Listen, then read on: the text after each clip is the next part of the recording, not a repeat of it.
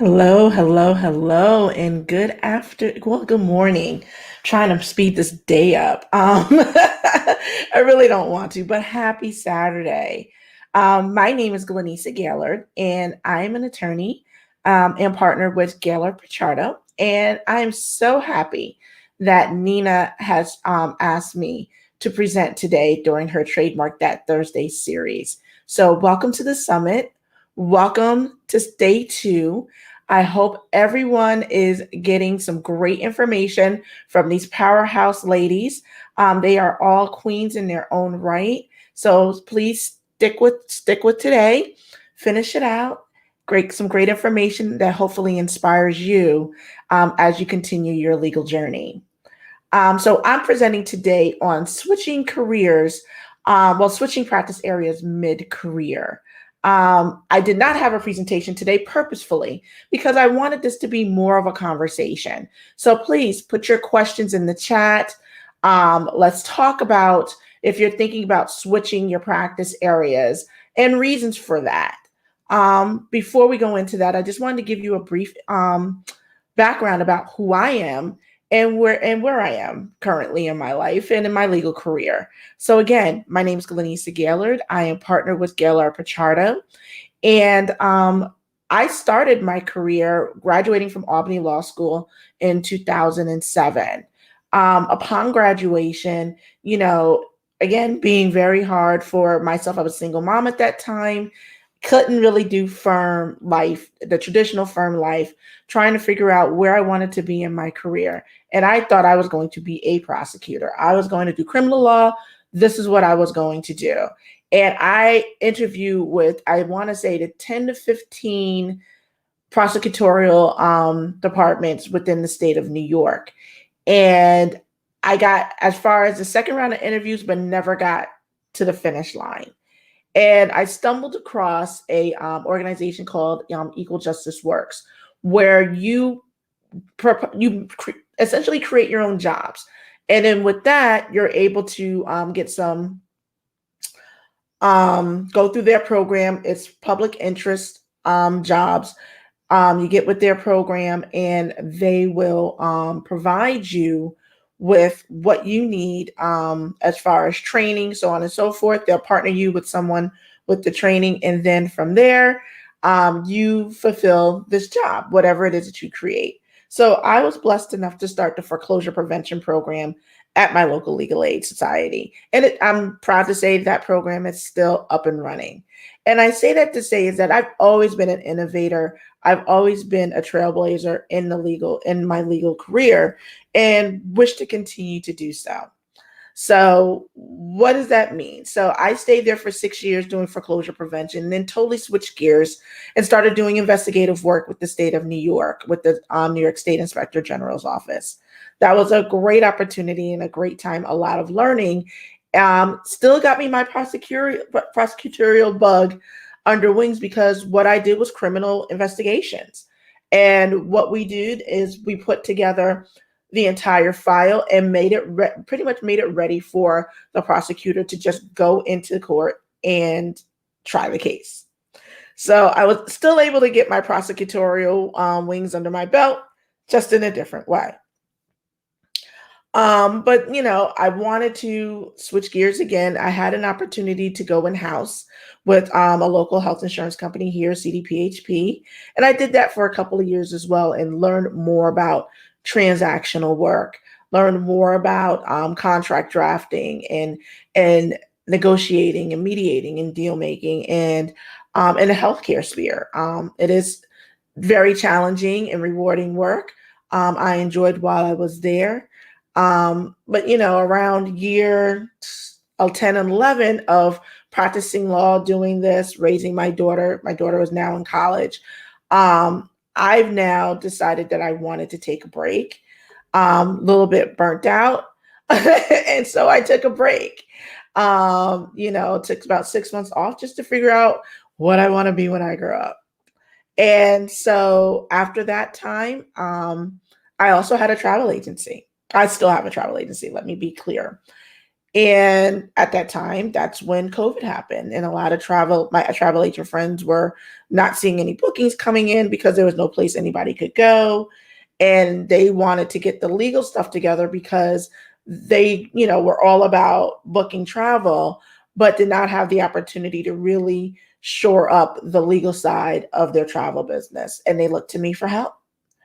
And from there, I did a couple of webinars, started taking on clients, and then Gellard Law Firm was born.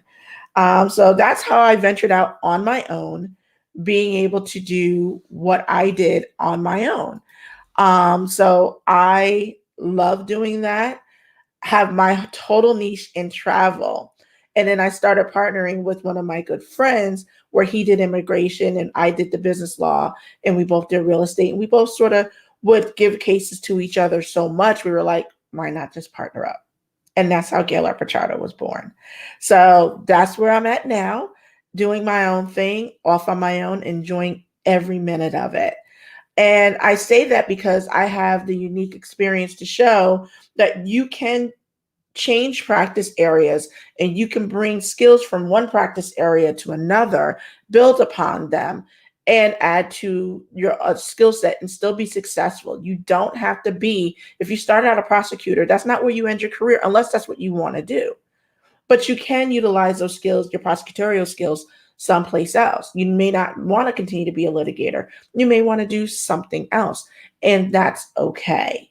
So I want to discuss today any questions you may have regarding switching careers, how hard, switching practice areas as you go through your career. Because think about it, if you started law school in your 20s, I started in my 30s, but if you started law school in your 20s, you're not retiring until 70 years old. So that's about 40, 50 years of practicing law. You can't tell me you're going to want to do the same thing. Some people might, but for most people, do the same thing and work in the same practice area for that long period of time. So there may be considerations of doing something different. And there may be considerations of not even practicing law, switching out of law, maybe doing business, COO work, CEO work, high level management, director level work, and utilizing your legal experience to help you do that work. There's so many possibilities with this degree. There's so many routes and avenues to take and still be successful. So let's talk a little bit about what challenges I had switching switching practice areas. And because I did switch careers, that's why I keep saying that. So my apologies. Some challenges that I had switching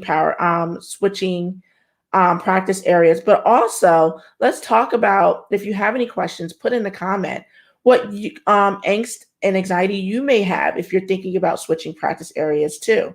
I want to hear from you, and that'll help others learn. So we have about another 30 minutes. I'm going to talk about some of the challenges that I had switching practice areas, but some of the triumphs as well, because both of those go hand in hand. What caused me to switch practice areas mainly was I am an eternal learner. I'm a forever learner. I love to learn, and I love to learn new things, and I love to get deep down into the weeds of it and bust it out, learn it, become great at it. But also, sometimes it's like, okay, I've come this far, I've gotten this far, I've learned everything I want to know. What next, right? And I also took advantage of different opportunities that came in front of me. When I switched from legal aid over to the New York State Inspector General's office, I knew I wanted to switch jobs, but I didn't know I wanted to switch practice areas. And the opportunity came to work with the New York State Inspector General's office just out of a whim. I put my resume out there. Somebody knew somebody who knew me, put my name in front of the hiring folks for that agency. And here you go. Right. And so I was like, great, let's learn. Let's get in here. Let's do this. And again, it was that prosecutorial side where I didn't have to fully litigate, but I did the investigation. I put the case together. I made sure all the witnesses were lined up. I've got, obtained statements from witnesses. So it was a great move But one of the things they don't tell you is, you know, being a seasoned attorney, moving practice areas, it is very, very hard to get the training that you want or need. So you have to be able to be willing to dig in and learn on your own, which we all went to law school, you know, a lot of us did. But it's tapping back into that skill set to say, okay, I don't have much training right now, but I need to get up to speed, and I need to get up to speed quickly, and I need to add value. So I need to take some time to learn. And that's what I did. So I was with the Inspector General for 4 years, and it was constant learning, constant changing. And because a lot of some of our cases came from the governor's office, you know, we may have our caseload and then we had to switch because the governor asked us to do something or investigate something. It happens. So again, the challenge that I had was having to dig in on my own, lean in on other people to figure out, to learn this area of law, to learn how to put together investigations in that way. But how did I utilize my past experience doing foreclosure and civil litigation into now doing criminal litigation? So litigation is very similar as far as building your case, as far as going back and interviewing people, preparing witnesses. So I was able to pull that skill set over to what I was doing at the Inspector General's office. That's how you build. So now I've moved from the inspector from doing civil litigation to criminal litigation. I have those two things under my belt now, those two experiences. So I used one to build on the other. So it's very important as you switch your practice areas to see what skills you have that you can bring over to that new practice area and build on it. Okay. Because again, you're always learning, you're always growing as an attorney, and things change. We've seen that in the past 4 years. Things just change, and you want to make sure that you are staying on top of the issues that affect your practice area. Excuse me. The next part is so that was my triumph, right? Being able to add another additional skills onto my skill set. The hard part was having to learn those skills on my own with very little guidance. So don't be afraid to ask questions. That's one of the tips I will say. Do not be afraid to ask questions. Your supervisor is there to help you learn and grow because they can only be successful if you're successful. So you have to have them lean into your success and be a stakeholder in your success. Some may not want to do that, but it's up to us as the attorney, as the employee, to be able to say, okay, you know, I understand you may not want to do that, but I need you to do that because we all can shine if we all are shining. So that is very important. Again, I switched totally again to pure transaction work out of litigation. Another way to build onto my skill set, right? Now I have civil litigation, I have criminal litigation, and now I have transactional work underneath my belt. But I'm still able to bring to that my negotiating skills because again, I've negotiated settlements. I've mediated between parties. I've done all of these things, and now I bring that over to my transactional experience, my transactional job as in-house, right? So again, identify your skill sets. Make sure that they're, you know, you build upon them as you bring them over to the new job. Some people have, you know, I've had some conversations with people who said, you know, how do I, this is not this, you know, it's a totally different practice area. I have very little experience. How do I make myself marketable to show, even though I don't have experience in that practice area, I can still do the work? Goes back to again, identify the skill set. What skill set are they looking for in that new role, right? What skill set that you have to meet that, to meet that criteria. Okay. If they're looking for somebody to critically think, Yes, as attorneys, that's what we do. We think critically all the time. We think critically with everything that we're doing. So now you've brought that over. So it may be a totally different role, but you're a critical thinker. How? You're taking complex cases and breaking them down and making sure that they are making sure that they're successful. You bring them to fruition, whatever that end may be, and that end may be a negotiated settlement. Does that make your client happy? Yes, it's a win. It may not be a large, settlement, a large amount. It may not be a win in court, but if it's a win for your client, it's a win for you. So transfer that over, right? Are they looking for someone who's detail oriented? Look at your experience. Do you have that skill? Right? Figure out what you can do and what you have in your experience and bring that over and transfer it. Same thing when you're in the interview. One of the things that made me successful when going to CDPHP, now I will say this, it wasn't my first time applying to CDPHP, right? But I knew that's where I wanted to be. I knew that's where I wanted to go. So I kept my eyes on the prize and I looked at what they were looking for and also tailored some of my experiences to get there, right? And so, look at your experience, really look at it and see how it's transferable. It may be you having to think out of the box a little bit, but that's okay because you have it there. And part of it is also understanding what you bring to the table. Because if there's something that you can't easily pinpoint, that you feel as though within that new job and in that role, that you're like, okay, I may not have this experience there. What else are you bringing? Right? What value add do you have in who you are, how you work, your work ethic that you can bring that makes you attractive to them, even though you may be missing this one piece? No person is a true fit for a job description. And I want to make that very clear. I find that we as women, especially women of color, we look at a job description and say, I need to check off all the boxes. That's not how a lot of other people apply for jobs. Talk to recruiters. They'll tell you. They're like, somebody will look at a job and they're like, oh, I have 70% of this and I can learn the other 30%. We don't have to check off all the boxes. We need to check off the important boxes. So those are two different things. What is important to this employer? What are they looking for?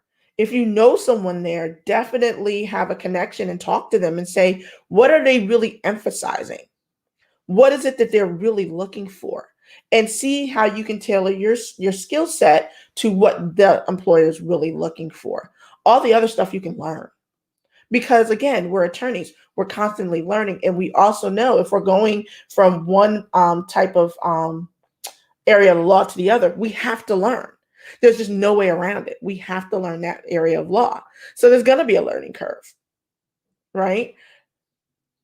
So make sure that you understand what's being asked of you and then tailor your experience to that. Was it fulfilling going from one practice area to another? Yes. And it was hard though. I will say that. I'm not saying it's easy. It's hard because, again, in my current business, I'm doing business law. Part of that includes trademarks, copyrights. I didn't do any trademarks or copyrights prior to that. I dabbled in it in my in-house counsel work because that was part, understanding our IP portfolio was part of my job, but actually going through the whole filing and what is needed, I didn't start that until I started my practice last year. I invested in myself. I took trainings. I joined Facebook groups. I've joined listservs, utilizing my what are they called? My associations. I'm part of the New York State Bar Association. I'm part of the American Bar Association, and going and being members of the sections and networking there, because networking is also key too. Being able to network and build and grow and to talk with people who are doing this work to help me grow, reading the different questions that come up on the listserv, understanding and asking follow-up questions if there's something that I don't understand, has all helped me become good at what I do. You know, I have a legal docketing software called Alt Legal that I use when filing trademarks. They had a summit last year. The immense amount of people that I have met and still networked with to this day through that conference was mind blowing. To the point when they said we're doing this conference again next year, I signed up immediately. Utilize your networks, utilize what's in front of you, and it may cost some to do that. These are all monetary investments in me learning this practice area so I can then add value and bring value to my clients to make my firm successful.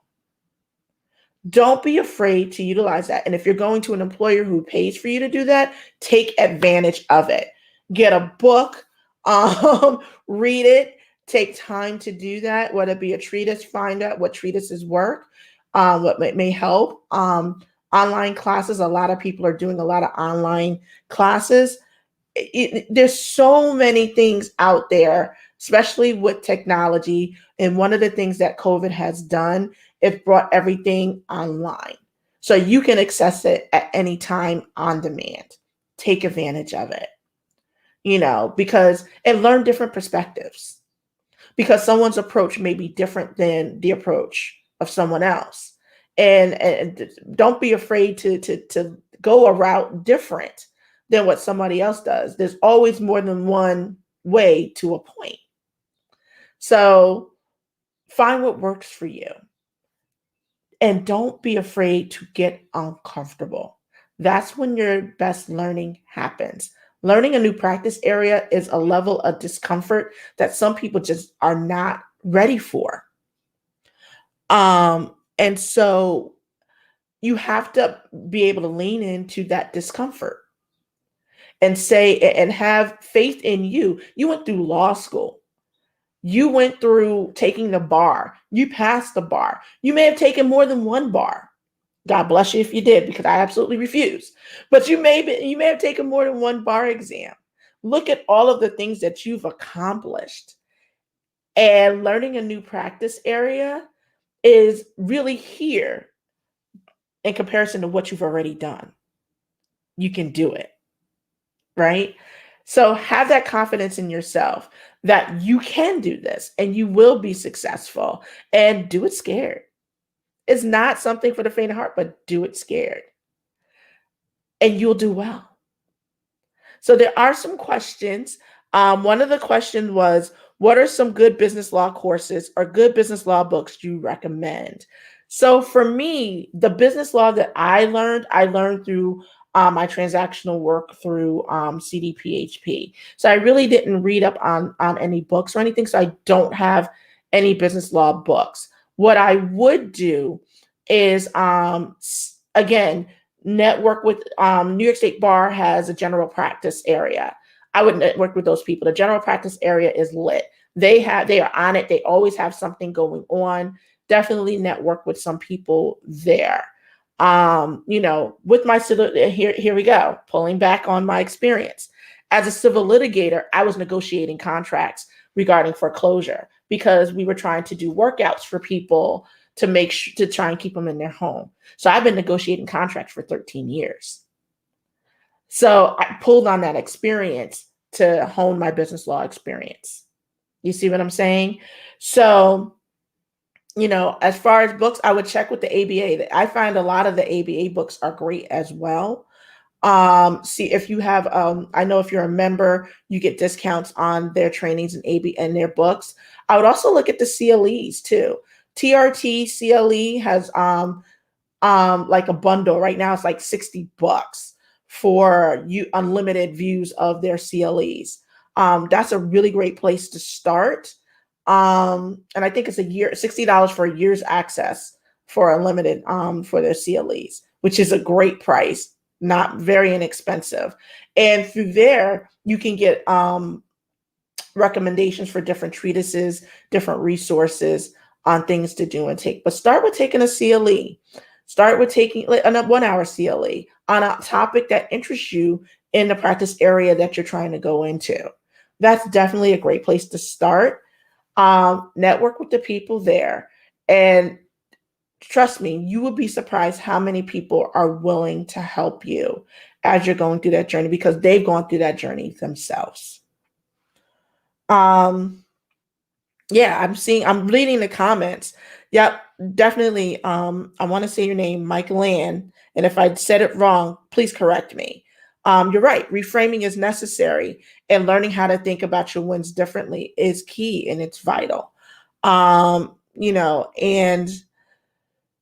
yes, Nina, yes, we did meet at Alt Legal, and networked since. Love her, love you, love her, love everything that you're doing, and putting yourself out there. Let me see. Oh, love you too. Um, so yeah, I'm just trying to say, any other questions out there? I want to be able to answer your questions. This is not just about me. This is about you as you are moving into and thinking about your career, because you may be at a point where you're like, I'm tired of doing this and I want to do something different. And now's the time to just ask and get those ideas flowing so we can say and give us an opportunity to encourage you that you can do it. So, oh, okay. So, Nina, let's talk about the firm shift solo to taking on a new partner. Yeah, this is, I'm still in the throes of taking on a new partner. So, I am one of those people who is not risk averse. I don't know if it's to my own detriment yet, but I'm not risk averse, which means that I will jump into a black hole with both feet and figure it out later. I do not advise that for everyone, but that's me.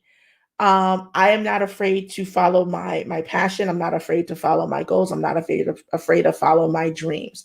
That does not mean I don't do it scared. More times I am petrified. I'm like, where is this going to end up? So when I started the Geller Law Firm, it was again through encouragement from other people who saw something in me that I wasn't seeing clearly. And the fact that it was very successful from inception because there was a niche that needed to be fulfilled. Um, and not recognize, but me not seeing the forest through the trees, but getting out there and trusting others who I trust to say, get out there. It was great. And then taking on a partner is scary too, because now I'm having someone else that someone else is a captain of as part of it's the co-captain of my ship, so to speak. So like I'm the pilot, they're the co-pilot, and our success relies on each other. And so that's scary. One of the things that I find, if you're going to go out on your own, whether it is a true solo or as a partnership, you need to make sure, if you're in a partnership, communication is key. And my partner is my friend. We're really good friends. And so we've had to have that conversation of, okay, when we're talking about business, we have to frame our conversations with each other this way. When we're talking personal, then we can continue to be the shady selves that we are. But if I need to speak to you about business, I need you to focus on the business and what needs to happen. Keeping the communication open, never, not being afraid to say, okay, we did this for whatever reason. Let's do that. For instance, we had a philosophical difference because we wanted to our vision is to build a virtual practice where we can be anywhere in the world and still practice law. That means we're meeting clients similarly to how we're meeting today through electronic means, virtually, especially with COVID. We did not want to meet someone face to face, and we received a client who insisted on meeting us face to face. I had the initial consult with the client, with the prospective client, and I said no. Because the practice area was with my partner and what he does, he was like, let me, yeah, let's meet, definitely. I went total back crap crazy. And so we had to talk it through. And it was a tough couple of days talking it through. But because we talked it through, we both were able to solidify and say, look, we need to make sure that we have each other's backs. And if you say no, then I need to have your back because you have your reasons, and we can talk about the reasons later. And having that conversation, I believe, strengthened our partnership because we weren't afraid to say how we felt in the moment, whether or not this client was a good fit for, whether or not they were a good fit for our firm, because I already told them that they couldn't. So it already feels as though they were trying to poke holes in our firm rules and how we wish to operate our firm. So we worked that through. Why did I choose to transition from a solo to a partnership?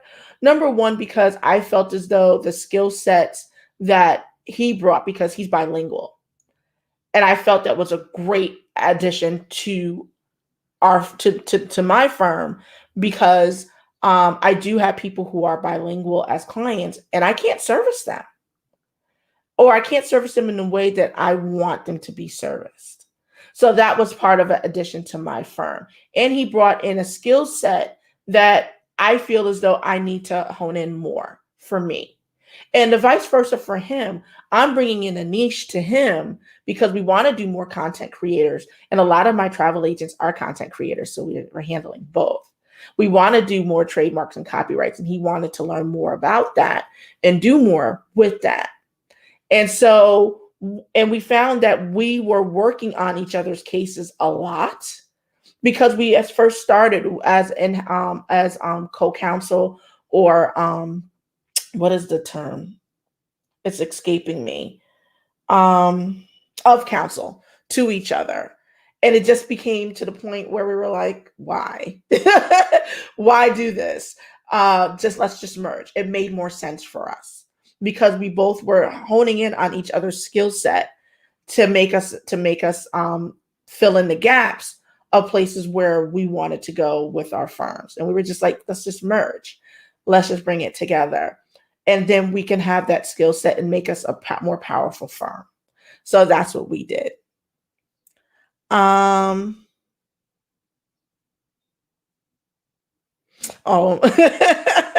let 2 feet. That's cute. I get it. Like I said, I do not recommend following how I do things, because again, I jump in first and figure out the mess later.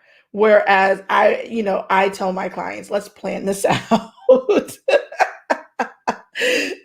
So you don't make a lot of the mistakes that I made. I've been very blessed and lucky that things have worked out the way that they've done. Like I said, the only planned shift in my career was to go to CDPHP. And to find out and what's funny is, when I went to CDPHP, I was like, great, this is what I want to do. This is good. This is my second time interviewing. I got the job. I'm excited, blah, blah, blah, blah, blah. It was not the right fit for me. It just wasn't. But all of the other ones where I just went into without thinking twice about it were great fits. And I just moved on because I wanted to learn more and wanted to do more. So it's just very funny. Like, one of the things I do say is that to not necessarily reject an opportunity because it's new. We are given opportunities every day to do something new and do something different. And I can say that I'm not afraid to look at an opportunity and say, that sounds interesting. Yeah, that sounds scary, but it sounds more interesting than scary. Why not try it? And that's how I started Geller Law Firm, right? So why not try it? See where it goes. If it fails, okay, I tried it. We'll try something different. But I think that's synonymous with life. You know, if life is monotonous every day, then I don't think you're living life well. Try something new.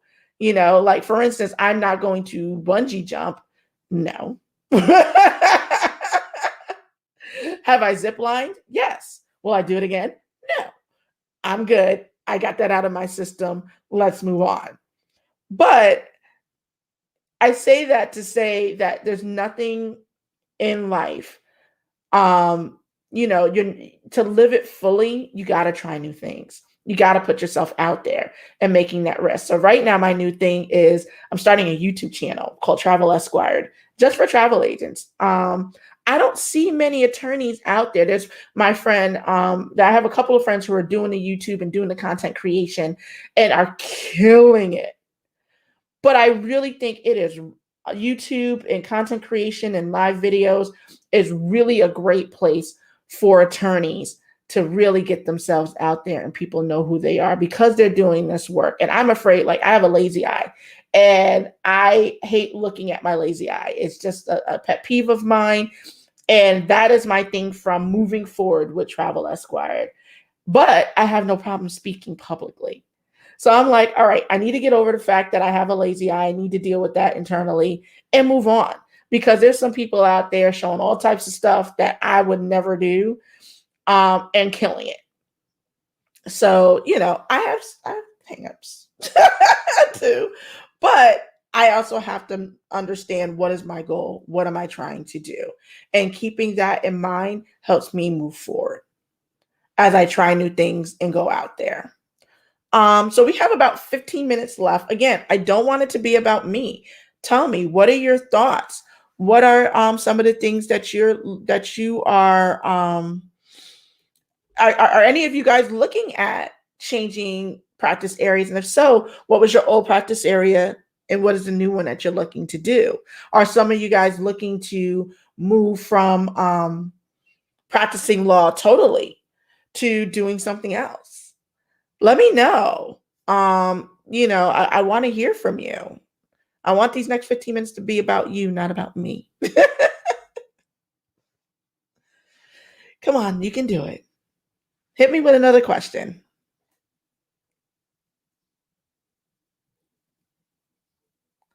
Ah, imposter syndrome. That's a good one. Um, huh. For me, and this is my thing, it's all about having confidence in who you are and what you bring to the table. I suffer from imposter syndrome when I do a lot of things too. And I have to have come to Jesus conversations with myself and say, Gigi, you know what? You know what to do. You know how to do this. You know, like for instance, I had a negotiation for a client that they were purchasing a property for their business, and there was some issues, and they wanted to do some further inspections, and the attorney for the seller was like, we're not doing anything else. And you know, anybody knows real estate is caveat emptor, let the buyer beware. And my client did not feel good about moving forward with the purchase because there were a lot of unanswered questions, and the questions that were answered weren't answered thoroughly. For instance, one of the, a question was very poignant. Give me the history of X, Y, and Z. Were there any repairs done? If so, was there anything that happened inside? If so, and was provided a receipt that said we fixed X. Didn't answer any of the questions, right? And so the question was, okay, do we move forward, understanding that when you're going to get the property, not fully understanding its condition, or do we say, okay, we're going to cut our losses and move on? My client chose the latter, and I was accused of not following the law. I was accused of not following generally accepted principles of how real estate transactions go. And I lit into that other attorney. But I lit into her professionally and with facts. And I said to her, these are the things that we asked for. These are the things this is what was supplied to us, which is grossly inefficient. These are the things that you wish to put on us and expect us to move forward. And our options were these, and we exercised them. So don't accuse me of these things because you weren't ready for us to exercise that remedy for us. Haven't heard from the attorney since, but I struggled with that because I was like, this attorney is an attorney I've known. I highly respect her, not so much now, but I highly respected her for the things that she was doing. And when she hit me with that and I responded in that way, I had to decide, do I respond strongly or meekly? She was getting a response, but the level of response that she received, for me having that conversation internally, was my own imposter syndrome, thinking that I don't have as much experience as she does. She knows more than I do. And then I had to sit back and say, no, I was hired by this client to do X, Y, and Z. I thoroughly and completely advised my clients, gave them the remedies. That was the remedy that they chose. And I'm going to stand behind it. Lo and behold, can I tell you that seller had now come back to my client to try and restart the contract again. And it's because I worked through my imposter syndrome and I stood in my truth and stood my ground. It's because it understood that person was not ready for us to move away because they had their own implicit biases, their own things going on. They did not expect my client to pull out. And that's what was being reacted to. Had nothing to do with me. It had to do with the fact that I'm pretty sure that there's things on their side that they didn't do correctly. And now they had to lash out and try to discredit me to do that. So a lot of it is leaning into you. Don't be afraid to ask for assurance from other peers. Say, hey, this is my issue. What do you think? What do you do? Because that helped me as well. I asked a couple of other people who I respect doing similar work, like, what do you think? Like, this is what come to me. But I'm like, my initial thing is X, and sometimes I wake up choosing violence. So I have to keep that in mind when somebody comes at me and my response is X. I need to make sure that, I'm being measured because I still want to be professional, but I also I'm not going to take you attacking my integrity. We're just not going to do that. So, and maybe there was something I wasn't seeing, but everybody was like, no, you're right, that like they're wrong and do what you need to do. How can you talk about switching and making shifts when you don't quite know what your passion is? So we're talking about figuring out what you want to be when you grow up. That question is what I struggle with because, there's still things I want to learn. There's still things I want to do. And I think I'm passionate about learning. I'm very passionate about learning and adding on to my skill set. But that's what trying things is. That's what trying and failing is, because a failure is it's not even a failure. It's learning. How do you know that X isn't working for you unless you tried X? How do you know Y isn't working for you unless you tried Y? You'll never know unless you try. Same thing. The one thing that's going to be constant is you're never going to get what you want unless you ask or you try or you go for it. That is the one certain thing. So if you don't take that moment to try and see what it takes to do X, then how do you know whether or not you can do it and whether or not that's your passion? If something interests you, like I said, take a CLE, network with someone who's doing that work. We as attorneys have absolutely no problems pontificating about ourselves. None. So if you say to somebody, tell me about your day, tell me what you like about your work, they will sit there and they will talk to you and you will not have to get a breath in because we like talking about ourselves. And give them the opportunity is to do that. because you can learn so much, and then ask questions. Definitely come with some questions. Definitely do some of your research beforehand. Don't just say, tell me about you and go. No, ask, what made you get into this line of area of practice? What excites you about this area of practice? What happened? What are the downsides of this area of practice? Because it's a downside to everything. I hate doing administrative work, but I got to do it. I hate doing books, but I got to do it because I got to pay myself because I got to put a roof over my head. So, those are the things, like, what excites you about it? What are the things that don't excite you about it? And how do you push through those things that don't excite you? Because I know me, I am like the 100% procrastinator if I have to do something that doesn't excite me. And that task may take 5 seconds, but it's going to take me 3 days to do that 5-second task because I don't like it. I don't want to do it, but I got to do it. So, but now here's a shiny new object. So yeah, that, definitely give go out there and see what's out there. Take a CLE, take a class.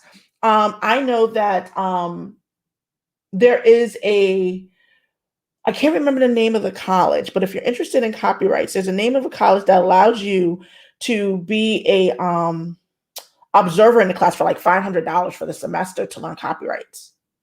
Do that. Invest in yourself. You know what I mean? Invest in who you have. So that's all I have. We have our time is up today. If you see my information here, GaylordLaw.com. My email is Glenisa@GaylordPichardo.com. The actual URL should be, and I should have caught this, I'm sorry, www.GaylordPichardo.com. And I'll put that in the comments on the chat. www.GaylordPichardo.com.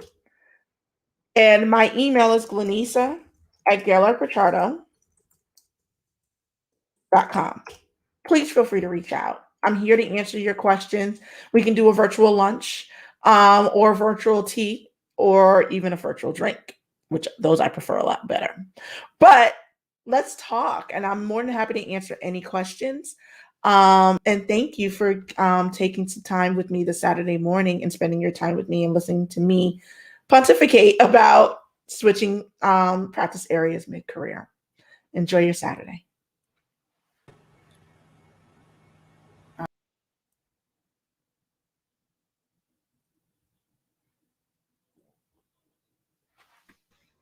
Awesome. Thank you so much, Glenisa, for taking the time and speaking with us.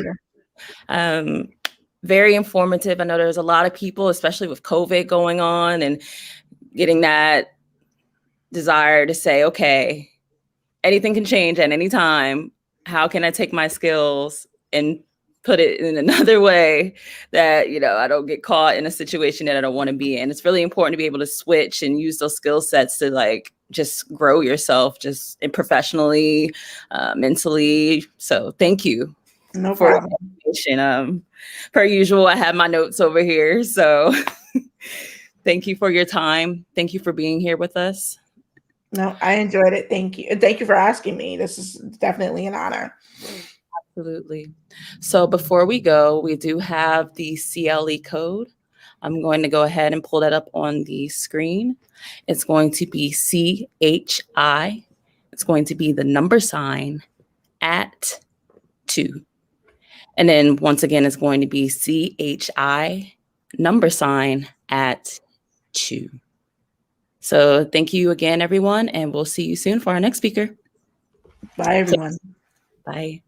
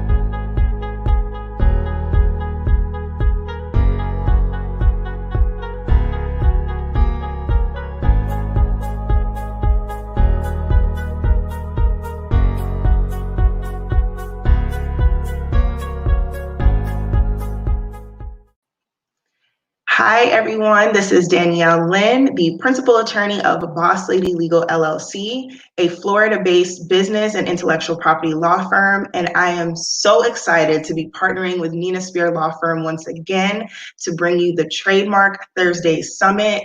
We are going to teach you everything that you need to know to get into business law and intellectual property. And I specifically will be talking to you about how to lay the proper business foundation. That is how to pick from the very, very basic, the proper business entity for you. There are so many to choose from, but not all of them fit your specific business goals. So make sure that you join me on May 1st at 10 a.m. Central Standard Time to learn how to pick the proper business structure for you.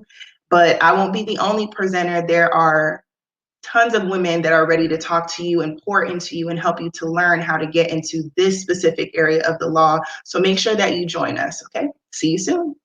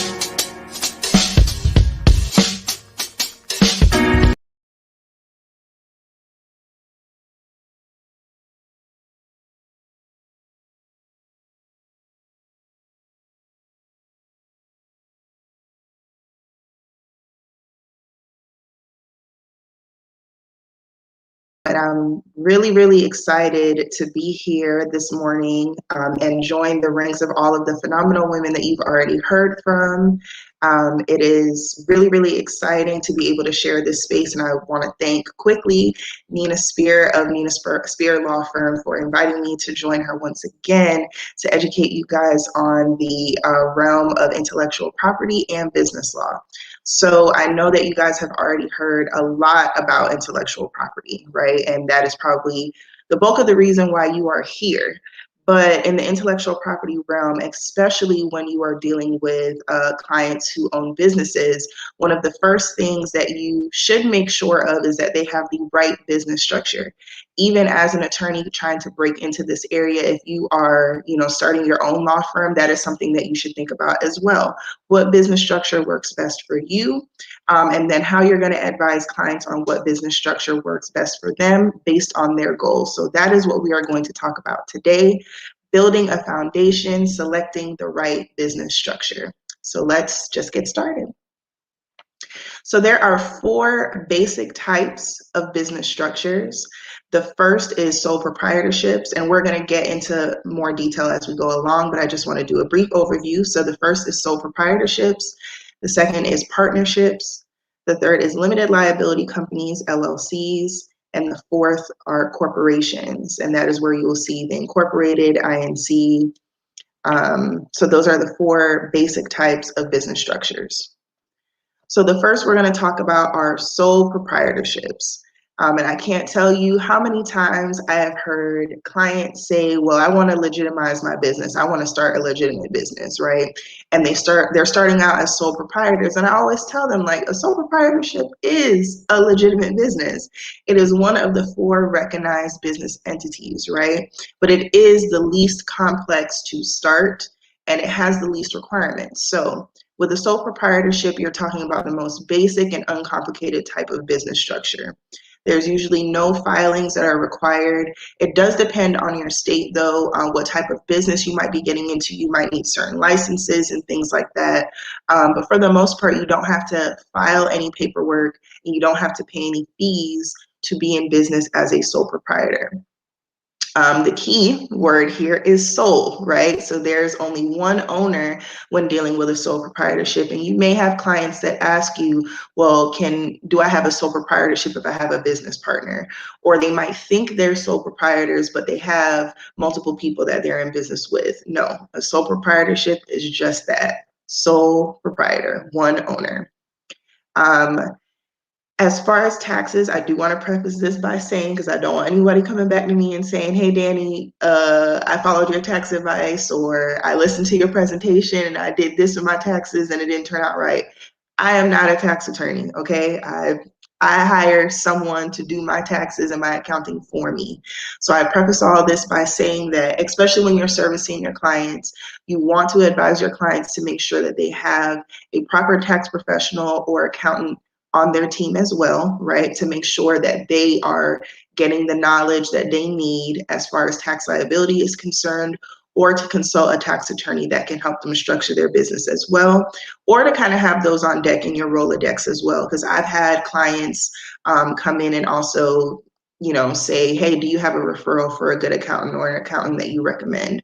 So it's always good to network in that way and have people there as well that you can refer to your clients. But as far as for tax purposes, sole proprietorships are not taxed separately from the owner. So any profits and losses do have to be reported on that owner's personal tax returns for the years that they are in business. And then the most important part from a legal standpoint, I think, to us is that there is complete personal liability with a sole proprietorship. That means if Ashley decides that she wants to start selling t-shirts, right? She gets a Cricut, she starts, putting whatever sayings or symbols that she wants to on shirts. She starts selling the shirts, and I don't know, maybe one of the ingredients in the shirt, or not ingredients, but like one of the things that the shirt is made of is like polyester, and someone has an allergic reaction to polyester and they bought the shirt from her and they want to sue her for medical bills and loss of consortium, I don't know, then Ashley is personally liable for any and all of the happenings, the legal happenings that occur within her business. So that means that her personal assets, her car, her house, any bank accounts that she has are now on the hook as well, and as well as any of the money that she gets, any of the profits that she makes from actually engaging in the business, right? So that is why we try to shy away from suggesting that our clients go the sole proprietorship route, because they're open to any and all liability. At the same time, though, in this day and age, especially with COVID, a lot of people have gone into side hustles, right? So a lot of people have started making shirts, soaps, candles are a big one as well that I've seen throughout the last year. They've kind of found the extra time to start a side hustle that may be their passion project, right?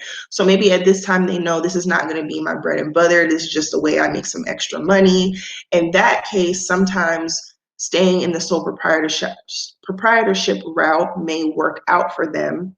But as their attorney, right, you do want to advise them at least, they get to pick what they're going to want, what they're going to do moving forward. But you do want to advise them that any and all happenings in the business, they become personally liable for if they remain a sole proprietorship. Okay?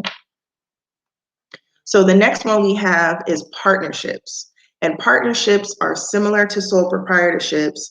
The only difference is, unlike a sole proprietorship, you have more than one owner of the business, right? So this is if Ashley decided that she wanted to start selling shirts with her friend Becky, right? Now they've created a partnership because there's more than one owner in the business.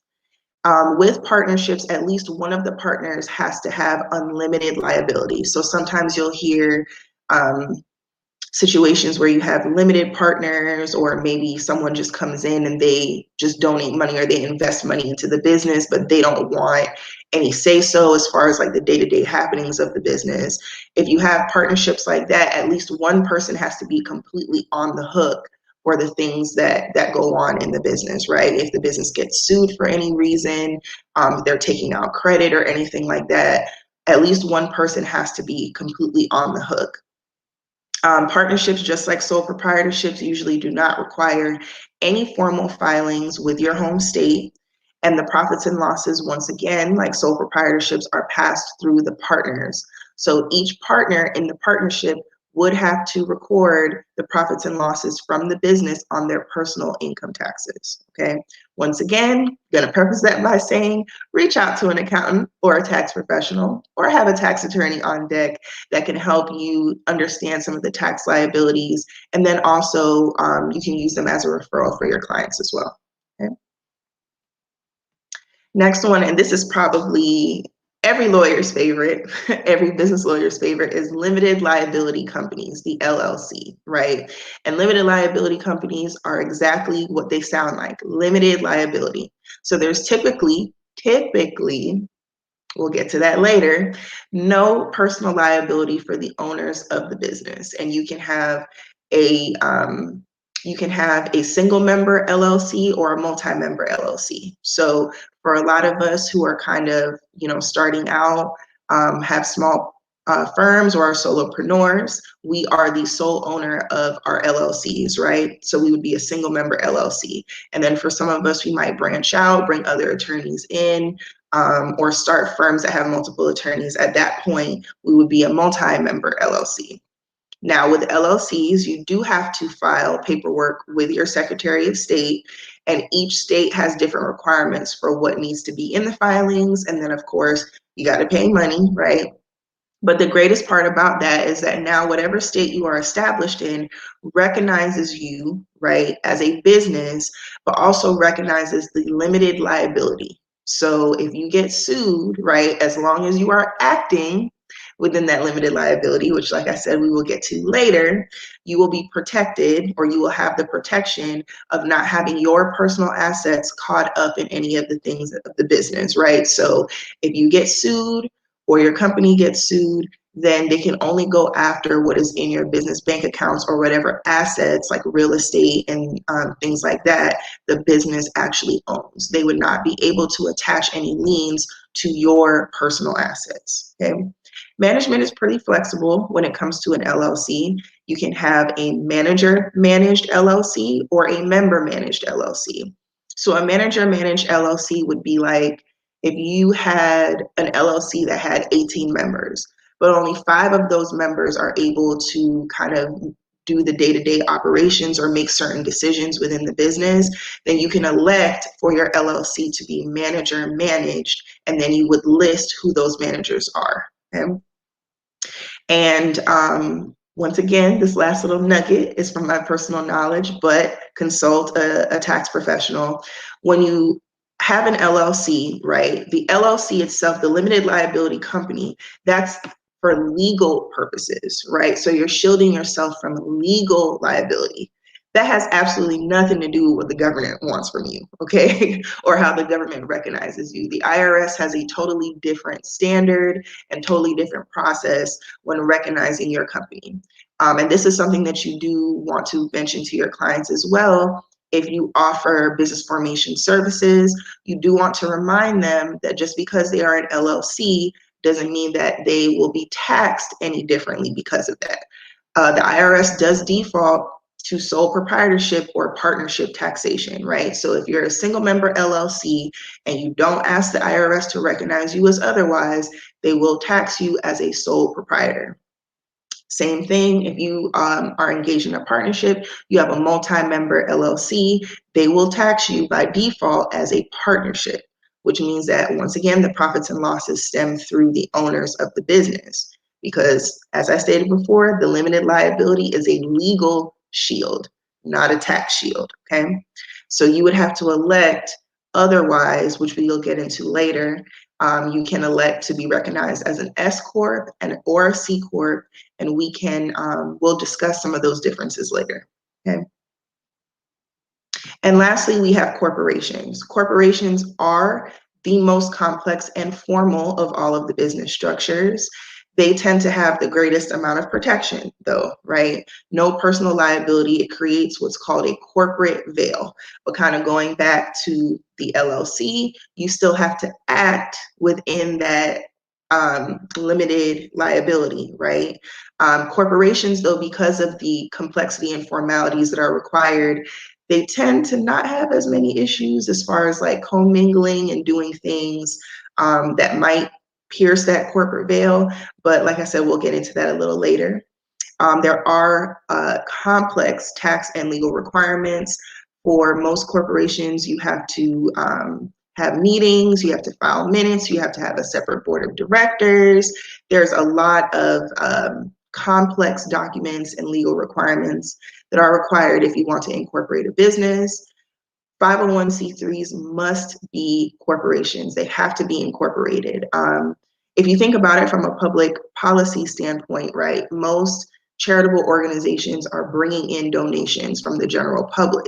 So there has to be some type of oversight, because I could go start a 501c3 and say, hey, you know, I'm collecting money for cancer research and I get $3,000 in a day, and I blow that $3,000 on, you know, a down payment for a new car or something. Well, that has nothing to do with cancer research.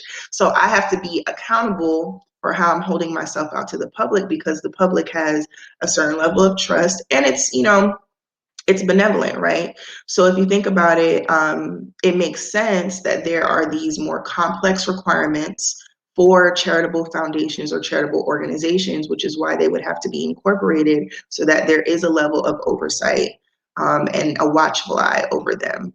I think most of the organizations that fall within that part of the tax code have to be incorporated. So that would also include some of your social fraternities and sororities, social clubs, and things like that do have to be incorporated. And then there is double taxation when it comes down to corporations. So the corporation will file its own taxes, right, and report profits and losses there. But then the owners or whoever owns parts of the corporation too, once they are paid out, they would have to report that as well on their personal income taxes. So these are some of the factors that you are going to want to consider, or you want your clients to consider when they're choosing the right business structure. Because depending on what their goals are, right, within their business, certain business structures might not be the best for them, or they may not want to go that route right at the onset. So for those of us especially that deal with entrepreneurs and small businesses, we all know that most of them are on a budget. Sometimes it's even hard to convince them to hire us, right? Because they are on such a tight budget. So we had to sell them on the importance of making sure that you have an attorney in your corner, a knowledgeable attorney that can kind of help you flesh out this entire process. But now, you know, you have to think about, if my role in their journey through business ownership is to advise them every step of the way, I have to consider what position they're in every step of the way. So that is something that you want to kind of counsel them on. And these are some of the factors that you want to think about as you're counseling them on choosing the right business structure for them. Taxation. So as I stated before, an LLC is default. Their default taxation is, if it's a single member LLC, a sole proprietorship. If it's a multi-member LLC, it's a partnership. Depending on the amount of income that comes in within the first year or so in the business, it might not profit them to elect a different type of tax structure, right? So say they want to go S Corp, which S Corp kind of gives you some of those tax incentives, right? Especially when you're pulling like 5 and 6 figures, and then you have employees that you're hiring. A S Corp, or electing to be taxed as an S Corp, definitely is an advantage. But for someone who might make, you know, $2,000 to $3,000 in the first year in their business, and they haven't even paid themselves, right? So a lot of small business owners or entrepreneurs decide that in the first couple of years, they might not take a paycheck, because everything that they make in their business, they want it to flow back through the business. They're thinking of, you know, systems, memberships, making sure that they can pay for their domain name, a website, even, you know, trademarking their business name, their logos, their slogans, copywriting, some of the works that they might be producing, all of that costs money. So to them, they might think, okay, well, I'm not going to take any money for myself from my business because my business has all of these things that we need to pay for. Let me just focus all of the money that I'm making into pouring into those parts of the business. At that point, yeah, an S corp might not necessarily fit their tax needs in those first few years, because with an S corp, one of the requirements is that you pay yourself a reasonable salary, right? And at that point, if your client knows, hey, I'm not going to be paying myself at all for the first year or two, then having an S corp might actually create more issues for them. But this is why it's important to be working with an accountant as well. Building a solid team when you are a business owner is so incredibly important, because each person comes with their own level of knowledge. So as an attorney, if you don't have, you know, a tax background, a lot of people go and get LLMs, but if you don't have an LLM in tax or something like that, then your advice only goes so far, right? At that point, yeah, you definitely want to funnel in a tax professional that can guide both you and your client on what the tax liabilities are for each of those business structures. And then, you know, with your LLC clients, whether or not they should elect a different type of taxation versus what the default taxation is, okay? So that's one thing to think about as you're talking to your clients about what business structure works for them. Liability and risk, that is extremely important. And that is where we are key, right? As lawyers, we went to law school, however long you went to law school, whatever experience you had in law school, we went to law school to issue spot. Every law school teaches you, or tries to teach you, how to issue spot. And part of that is looking at, you know, what liability, what loopholes are there that my client might fall through as they go through their entrepreneurship journey. That's what your role is, essentially, is to look for those pitfalls or those, you know, obstacles that might be in the way. And you can't necessarily prevent all of them, but you can assist your client on you know, how to not fall into those potholes. So liability and risk is really, really important. For most clients, you are probably going to suggest an LLC, just because the LLC gives that limited liability so that their personal assets are not caught up in what happens with the business, especially if they are going into business with other people. You will see as you go through this practice, people come in, they might be childhood friends. Oh yeah, you know, me and my friend, me and my homeboy, me and my homegirl, we're gonna open this business. And they think in the beginning like, oh, it's all good. This is my childhood, this is my homie. You know, this is my best friend. We go way, way back, like 4 flats on a Cadillac. Yeah, 4 flats on a Cadillac, flat, okay? And that's exactly what happens month 2, month 3, a year into business, they fall flat because now they can't agree on who does what, or you know, someone decides they're going to take out a PPP loan and they don't really need that PPP loan, and they don't tell the other partner, hey, I took this PPP loan out, and now the PPP loan is in the name of the business, and that just created liability for the business. Yeah, okay. So when you are advising your clients on the right business structure, you definitely want to think about liability and risk. And like I said, a lot of times our default is to advise our clients to go the LLC route. Management is another thing, right? So if you have clients that know that this is a business that I want to grow, right? I want to bring other people in.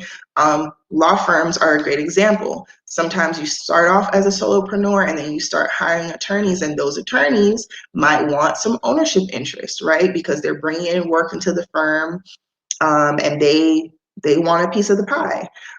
Or you might be dealing with someone that's going into the tech industry or something, and they develop they have the next best thing when it comes to an app, right?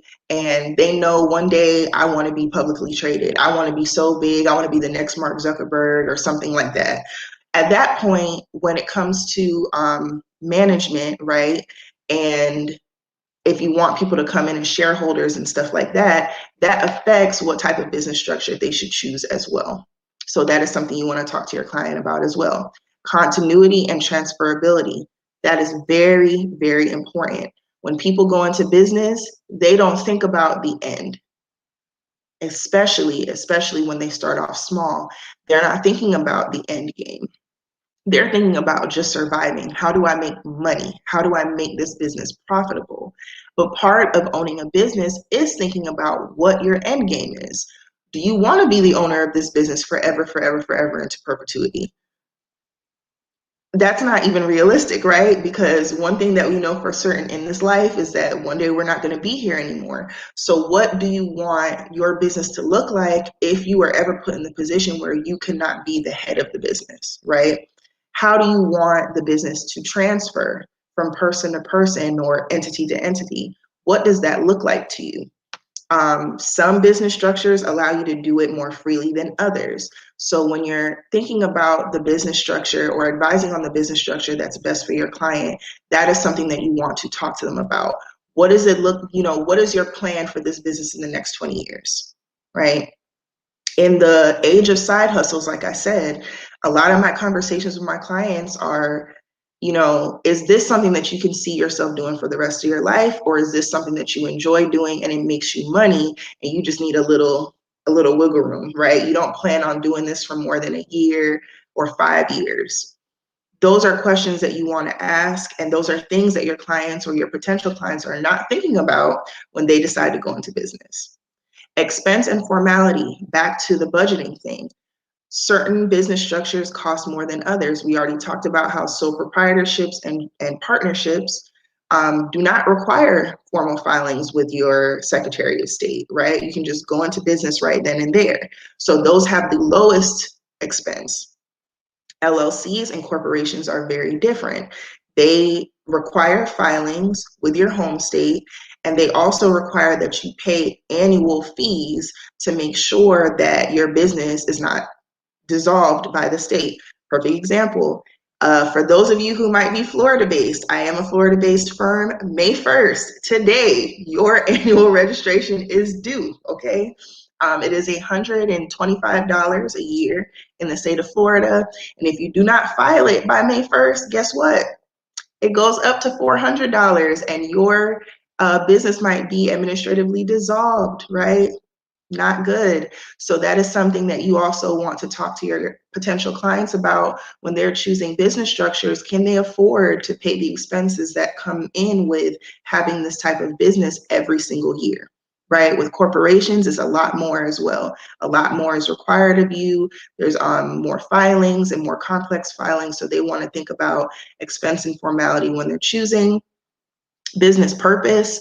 In a lot of states, if you're in certain facets of business, it requires more of you. So you might file your LLC as Beautiful Hair LLC, but it might require you to have, a business license if you're running a shop. And of course you have to have your license, your cosmetology licenses, or you should have your cosmetology licenses when you're doing people's hair. Those are all things that your clients also want to be thinking about when they're going into business too, the business purpose, and then what requirements go into that business purpose. And then lastly, regulation. This, I think, comes more so in mind when clients decide, oh, I want to be a corporation. And you are going to have a lot of clients that think like, oh, that INC behind my name makes me legit, right? Like, oh, I'm doing it. So many people believe like incorporation or a corporation being incorporated is it. Like, I done made it in business if I incorporate. Yeah, you decided that you wanted to incorporate, but do you understand the regulation that goes behind it? It doesn't make your business any better than anyone else's business. It actually makes it a little more complex to be in business now because there are so many requirements from you when you decide to incorporate. So those are things that you want to be ready to explain to your clients when you're picking the right business structure, which is why, like I said, we tend to favor the LLC, because while it has some formal filings to it, it gives you that limited personal liability without all of the things that come with running an incorporated entity. Okay. So these are some important compliance factors, specifically for LLCs and corporation clients, because we already know with sole proprietorships and partnerships, we don't have as much formality, right? Once again, annual filings and fees, making sure that your clients remember that if they go this route, they will be required to file papers and pay money every single year by the deadline. And I'm sure that you're going to have clients that forget, right? They don't put it on their calendar, or they call you and they're like, oh, I thought you were going to remind me.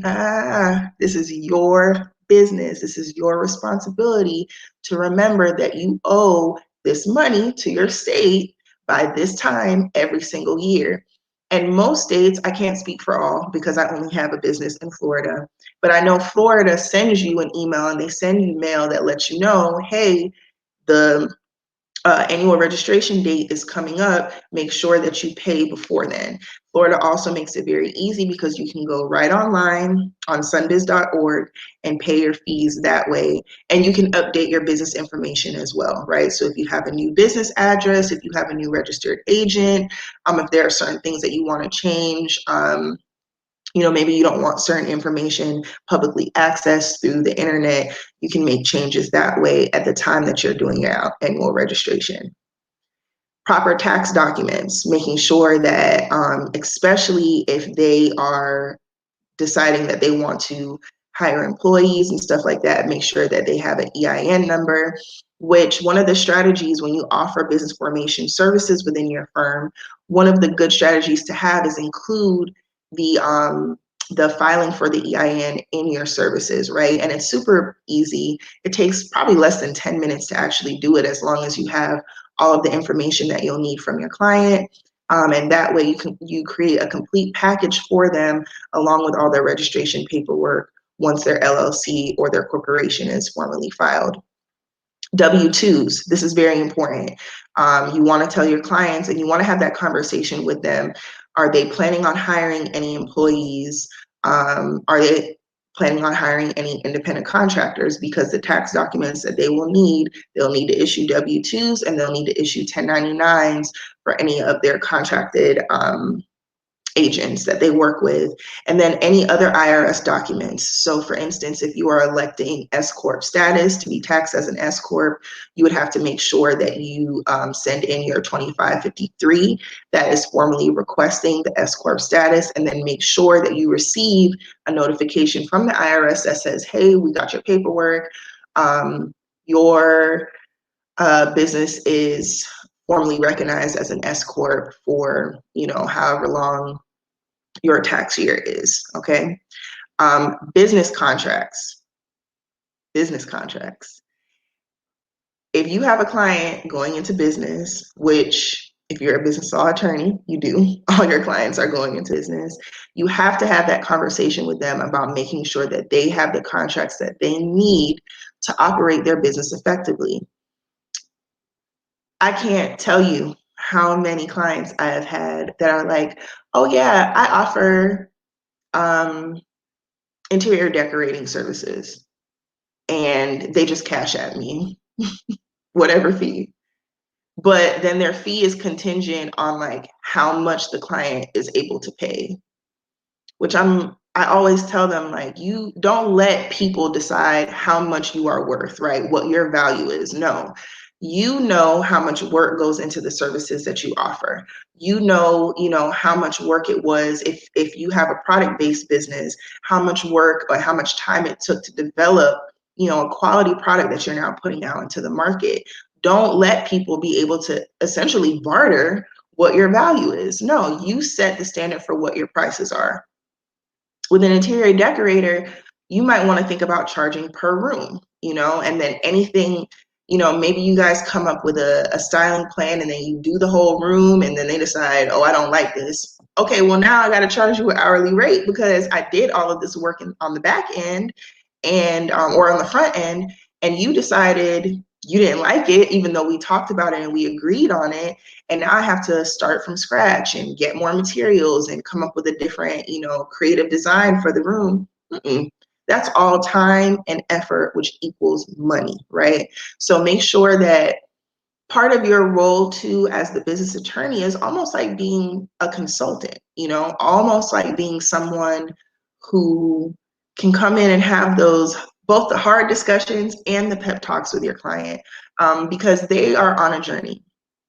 They're on a journey and they're going to make mistakes and they're going to have little hiccups as well.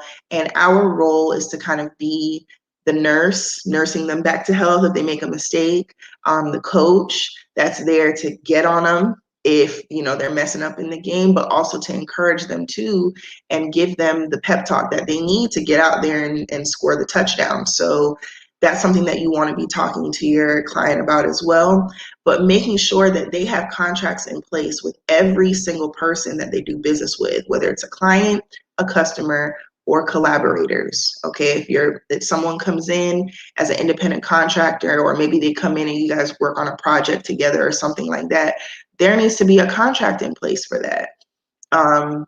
Depending on the type of business that they're doing, you might want to think about a non-disclosure, because this person is coming in and learning some detailed, sensitive information about how you run your business. You don't want them leaving with that information and then creating a competitor business.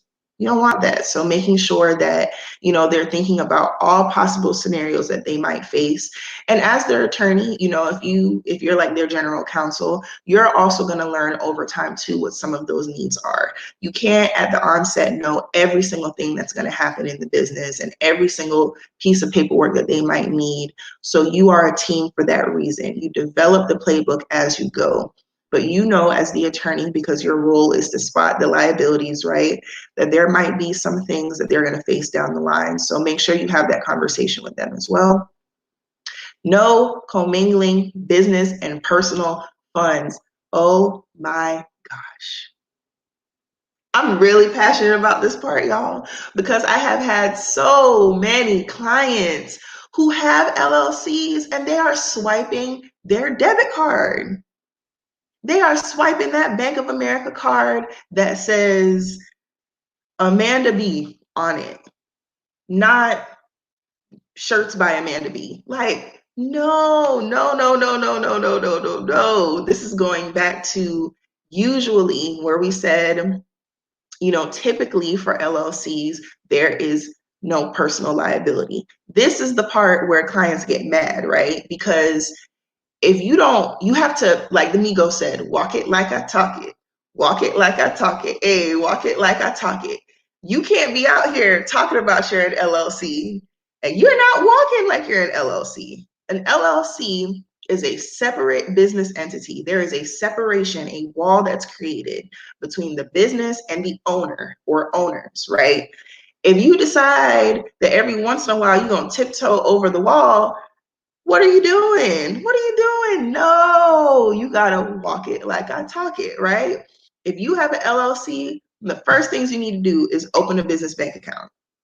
That's not to say that your clients can't use personal funds, right? Because we also know when we're dealing with small business clients or entrepreneurs, like 80%, I think statistically, 80% of the fees or the cost, the expenses that go into starting a business are bootstrapped, right? They come from the client's personal funds. So that's not to say that they can never use personal funds to pay for business expenses. But now that you have a formal business entity that is separate from you, that formality has to be shown. So you have to cut a check from Danielle Lynn Esquire, right? From that bank account, your personal bank account, cut a check to Boss Lady Legal LLC, right? There has to be a tracking, some type of paperwork that shows that the money is going from me as a person into the business. That way it becomes a business asset, it becomes business money, right? And it keeps that separation between me as the individual and Boss Lady Legal LLC, right? So you have to advise your clients, please, they need a business bank account. They've got to stop commingling funds. Everything needs to be able to be tracked on paper, okay? The other thing too, and I didn't put it here, is going back to the business contracts. they should not be signing in their personal capacity, right? You have an LLC or a corporation for a reason, because you don't want personal liability. So if contracts create liability between the parties to the contract, and you want to maintain, limited or no personal liability, why would you sign in your individual capacity on a document that is going to create liability? You don't want to do that. So you want to make sure that your client knows that when they are signing contracts for anything, I don't care if it's for a photo shoot, if they decide that they want to take brand photos or marketing photos for their business, they should sign that contract either as the business or, Danielle Lynn as principal attorney of Boss Lady Legal, something so that if God forbid they get sued, a judge can look at it and say, oh no, no. She made sure that she noted that she did this in her official capacity as an owner of this company, right? Or as a managing member of this company. So make sure that you're letting them know that they should no longer, once they have filed for an LLC or a corporation, they should no longer be signing in their individual capacity any contracts between anybody, okay? Because that can be used against them to pierce the corporate veil, and that is not what we want. And then I think probably the most important, arguably, I'm gonna say arguably, the most important contract that you want to talk to your client about is an operating agreement. Please, please, please sell them on having an operating agreement. An operating agreement is a contract between the owners of a company, the owner or owners of a company and the company. It tells everyone and puts everyone on notice that this is how the company is run, this is how money is distributed, this is who has what roles and responsibilities within the company, this is who can transfer those roles and responsibilities and how. This is how much voting power we have. This is who gets to, bind the business to contracts. This is how we dissolve the company. And when we dissolve the company, this is how we are going to allocate the assets, right, of the company, because everyone goes into business to make money. So if you came into a business and you invested money, capital gains and stuff like that, you want to know, hey, am I going to get my money back? That's what the operating agreement is for. Now, this is particularly important when you have situations where there's more than one owner. Like, this is another thing I'm really passionate about, because I've had situations, like I said, with friends, childhood friends, or family members who go into business and they think like, this is my family, this is my sis, this is my dog, like we've been rocking and rolling for years. And then something happens and they're like, I can't believe that they would do this without consulting me and and there's no operating agreement in place. Nothing. So now a judge gets to tell you how to run your business. The thing that you have poured your heart and your soul, blood, sweat, and tears into, someone else that has no interest, not an ownership interest, not, a real life interest. Like, not to say that the judge wouldn't care if your business thrived or not, but I mean, they're not personally invested, right, in your business. Now they come in and they get to decide who gets what, right? And you don't want that. So the operating agreement is extremely important for businesses that have multiple owners or multiple members. Any business is going to bring in shareholders, whether or not those are people who get to make day-to-day decisions or people who are just investing money, because that's another situation that you might see your clients in too, right? They come in and they're like, oh yeah, I'm good. This person just, made a $50,000 donation to start my business. Nah, player. Nah, no one is out here. I mean, some people do, right? Jesus, they believe in Jesus. But some people might stroke a $50,000 check just because out of the kindness of their heart, they want to see you do well. But most people that are putting in money, they're trying to see a return on their investment, right? And they might tell you in the beginning, hey, I'm just sowing a seed. I believe in you.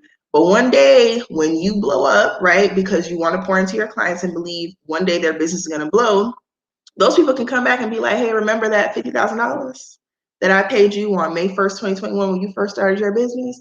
yeah, I'm gonna need some of that, you know, or I'm gonna need some ownership interest. I'm gonna need some shares in your company. I'm gonna need to be able to walk up in the board meeting and say something, you know, when y'all meet once a month. Nah. That is another important factor of an operating agreement, is that if you have people that all they say they want to do is invest money, here we go. This is what the contract said, and you signed it and you agreed to it, that the only thing you were doing in my business was sowing a seed. That's it. You didn't want ownership interest. You didn't want a stake in, you know, the business decisions or the business making or the decision making power of my business. You don't get to say or do anything, right? The operating agreement is so important, y'all. Like, so important. Even from, you know, like I said, in the age of COVID, we're thinking a lot more about longevity. We're thinking about our life, our mortality.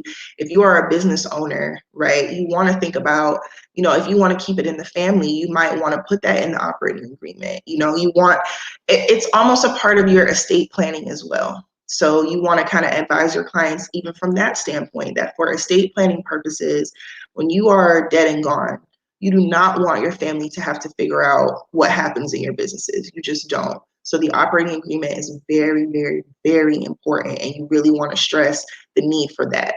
If it's just them in business, it's still important to have one, but if they're on a budget when they first start and they know for a fact they're not hiring any employees or they're not bringing any other, you know, partners into the business, it's not as important, but you definitely still want to make sure that they do it somewhere along the line. Okay. And so, guys, with that, I want to thank you for joining me this morning. I want to thank again Nina Spear of Nina Spear Law Firm for inviting me. This is my contact information. This is actually my digital business card. You can find me on Instagram at Boss Lady Legal. You can find me on Facebook. This is actually, it should say Boss Lady Legal LLC as well. It used to be under my name, but I separated that out. Or you can email me, Danielle at bosscitylegal.com. I am here to help, to be an asset to you as you start your journey as a business and intellectual property lawyer. With that, I don't know if we have any questions.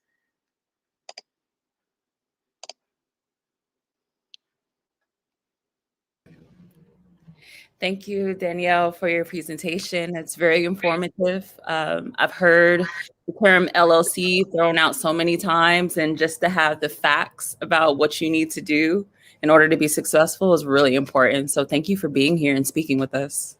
No, thank you. Thank you. Absolutely. So we do actually have a couple of questions for you. So I'll go ahead and pull those up. So the first question we have is there a time limit on a prospective business owner to utilize an LLC?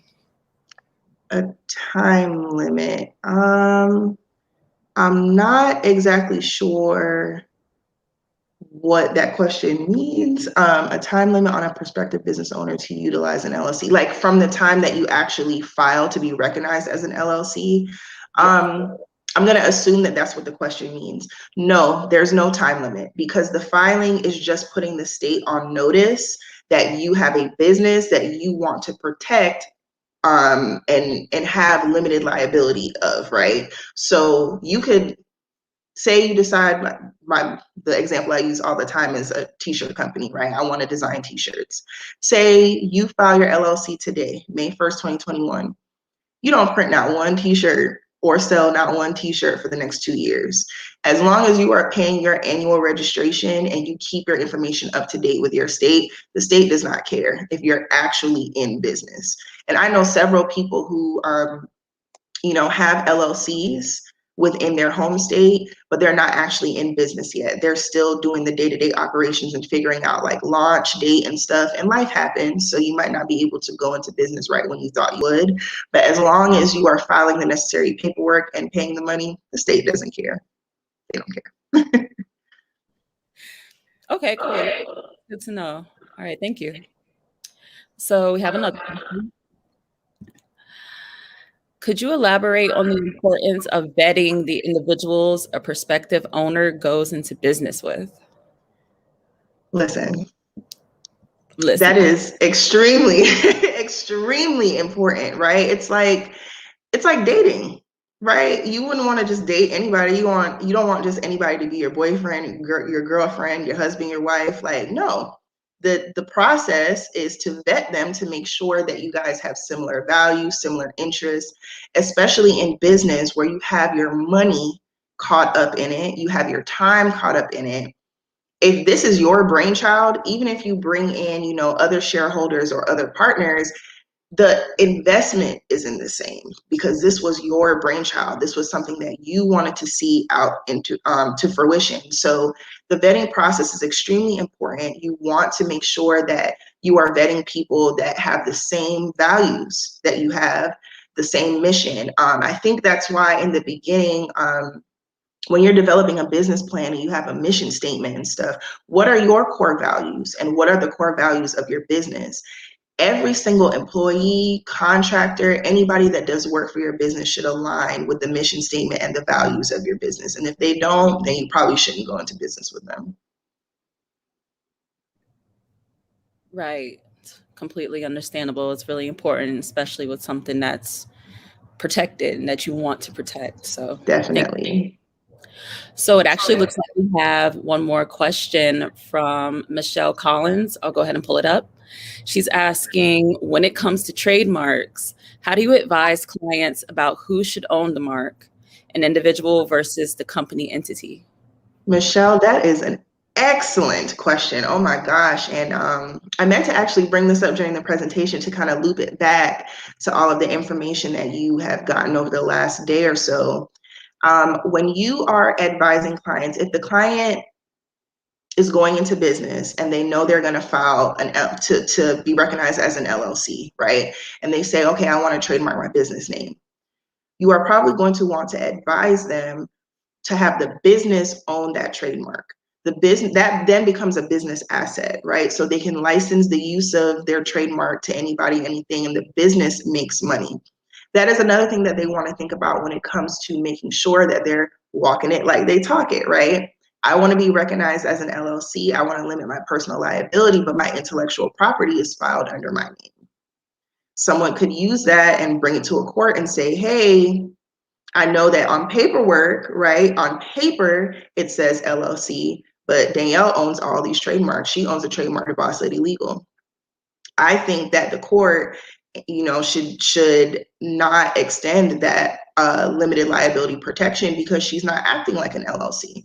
So that is something that you want to advise your clients on. And you probably want to suggest that if they have a formal business structure, like a LLC or a corporation, that all of the intellectual property that is the company's be under the company name and not any one owner of the business. But excellent question. Fantastic. Thank you, Danielle. Michelle, you have any feedback? Did that answer your question? And while we wait on her response, that looks like all of the time that we have today. Do you have anything else you'd like to say? Michelle says thank you. Oh, no, I don't have anything to add. Once again, I just want to thank Nina for inviting me. It is truly an honor to be among some amazing women and share this information. And you guys have my information. So if you need any resources along the way, please feel free to contact me. And enjoy the rest of the summit. Absolutely. So before we go, I have the CLE code for Danielle Lynn's presentation. The CLE code is VFI 109. And then one more time, that's going to be VFI 109. Once again, thank you, Danielle, for being here with us, and take care. Awesome. Thank you. Bye.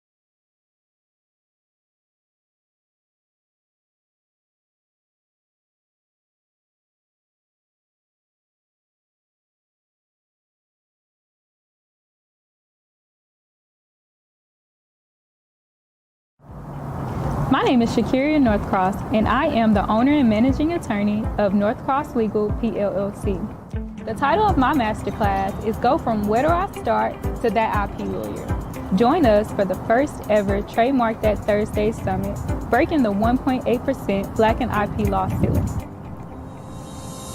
Let's plan your escape to ownership. See you there.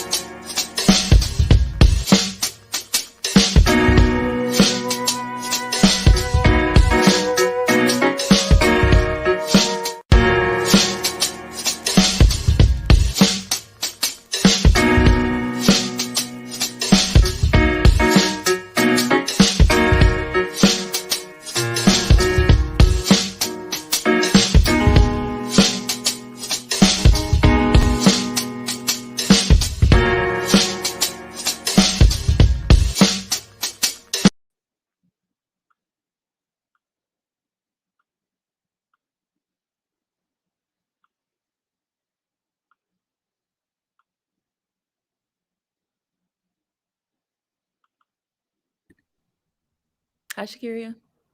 Hi. How are you this afternoon? Thank you for joining us. Thank you for having me. I'm excited to be doing well.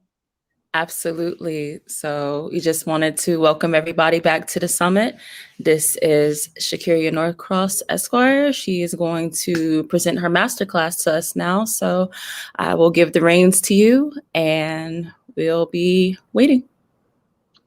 Got you. Right.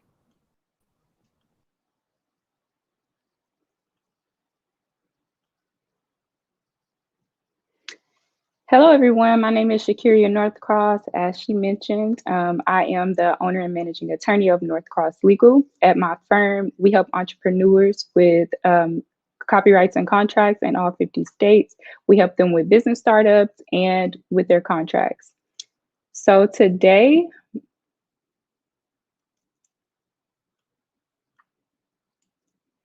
my masterclass title is Where Do I Go From Where Do I Start to That IP Lawyer?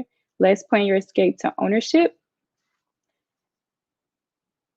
And I'll be speaking about organizing your ideas into a plan, building a solid foundation, and betting on your abilities. Interaction is welcome, so feel free to drop any of your questions in the comments.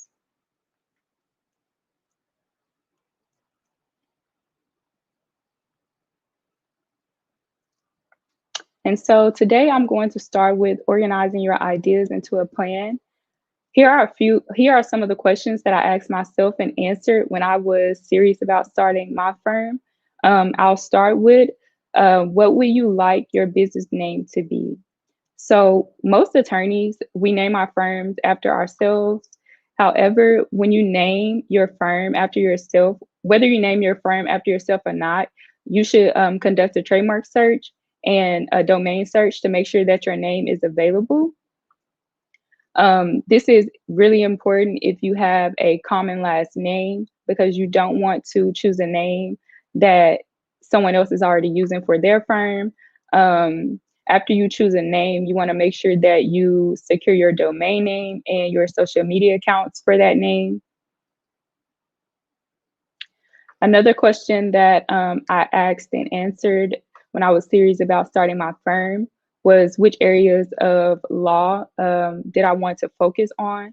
And so some of the areas in IP law that you can consider are trademarks, copyrights, patents, and then within those, each of those areas, you want to decide whether you want to help with registration, responding to office actions, renewals, monitoring, helping individuals draft cease and desist letters, and whether or not you want to assist with litigation if someone's intellectual property rights were infringed upon. The next question you should ask and answer is, what will your fees be for each of these services? So you want to go in knowing about how much you want to charge for each of your services. So you already have this outlined in your plan. Some of the things you can consider what you want to charge, how much you want to charge for are filing trademarks, filing copyrights, drafting the cease and desist letters, how much would you want to charge for assisting with trademark renewals and trademark monitoring, etc. Just create a list of all the services that you want to offer for your firm, and beside those services, list out the approximate amount of fees you would charge a client for assisting with those things. The next question I would say that you should ask yourself is, how much money will you need to save to help with your startup costs for your firm? So for yourself, you would need to consider like any of the necessary trademarks you may need. So if you want to trademark your firm's name, or if you want to trademark a slogan or tagline that you use for your firm, you want to make sure that you save enough to get those things trademarked. How much you would need to save for your LLC registration. Most people use LLC, so I'll just say that one as an example. If you decide that you want to use a corporation, or if you're entering a partnership, then you would consider the cost for registering one of those with your states. You would want to consider the cost of the supplies and materials that you would need to start your firm. So make a list of those things, and tally up the total cost for your supplies and materials. If you need a PO box or a virtual office address, you want to add those into your cost. If you're going to actually rent a building, then you want to consider those into your cost. You should consider your advertising. So that would include photos, your website, your business cards, things along the lines of that. Also, just try to keep your overhead low. So if you can find things that you could use for your firm that are free or inexpensive, such as a Google Voice number, or for some people, I use Pandoc to get signatures for like my contracts with my clients. So using things like that are free, and it helps to keep your overhead costs low. And then another question you should ask yourself is, when do you want to launch your firm?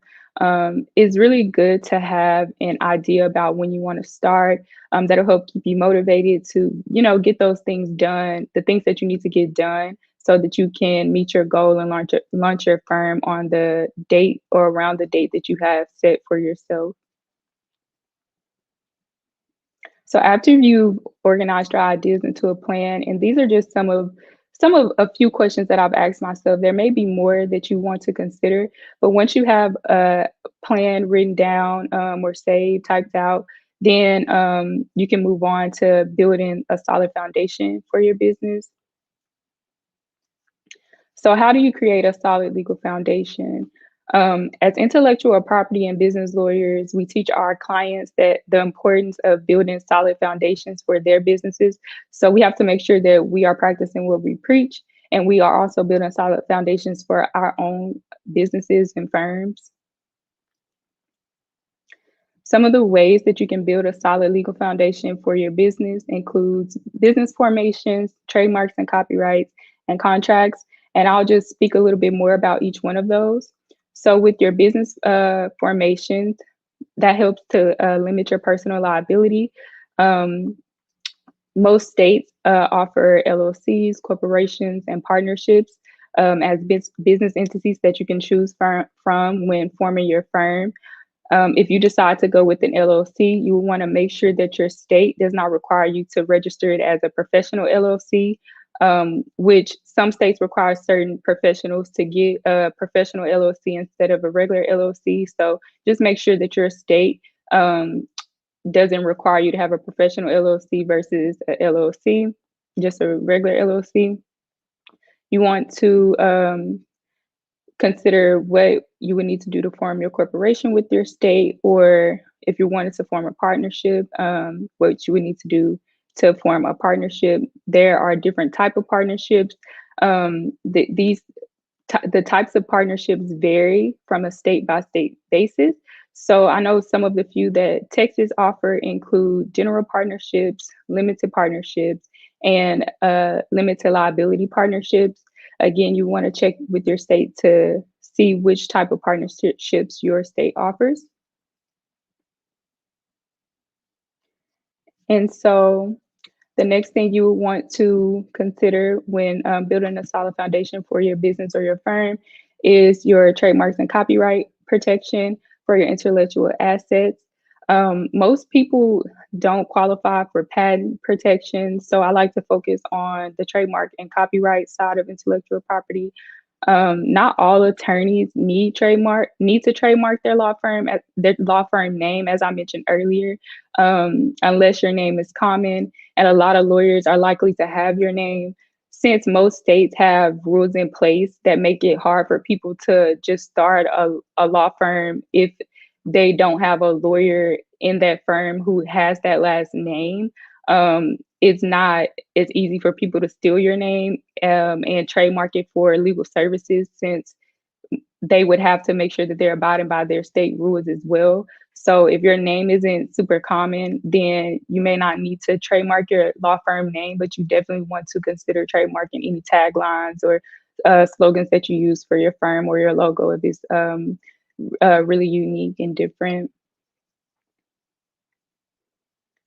You'd also want to consider copywriting any of your books or ebooks that you offer, any courses that you put together and create for your clients to protect those. And last but not least, you want to make sure that you have well-drafted contracts for your firm. Most attorneys for sure need attorney-client agreements that explain the services that you offer, the fees, what all is included into your services, how the contract would be terminated if something were to happen. Make sure you include your governing law, and then you want to always make sure that you have your client sign it. Don't be the attorney who just draft this contract, send it to your clients, and then you never get their signature on there. You want to make sure that they sign it. And if you're going to be using electric signatures, I also include a clause in my contracts that says that the client, that electric signatures are treated just like handwritten signatures, and make sure that the client sees that and they sign it and know that if they put any type of electric signature on there, that it will be treated like they signed it, hand signed it.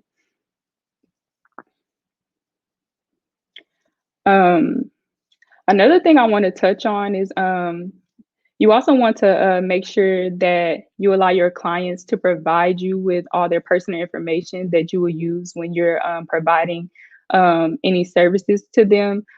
So use an information sheet to collect their information. Don't guess when it comes to your client's personal information, because you don't want to be forming the LLC or something and then there's a question on there that you didn't allow them to provide an answer to you for, or you didn't get that information, and then you just guess and put something on there, and then it turns out that their client didn't want that, and then it falls back on you because you didn't, get that information from them up front. So I don't like to guess about my clients' personal information. I like to allow my clients to make the decisions. And of course, with my guidance, if they have questions about anything, I like to answer those questions for them. But I like to let them know, hey, you get to decide how you want to set up your business, or you get to decide um, who you want to be in a part of your business, and just things like that. Don't guess. You get to decide who you want to manage your business. I don't want to be the one making that decision, and then it turns out that my client actually wanted it to be a different way. So make sure you always get that information from your clients up front, and don't guess what you think your client will want, because you don't want that to backfire on you.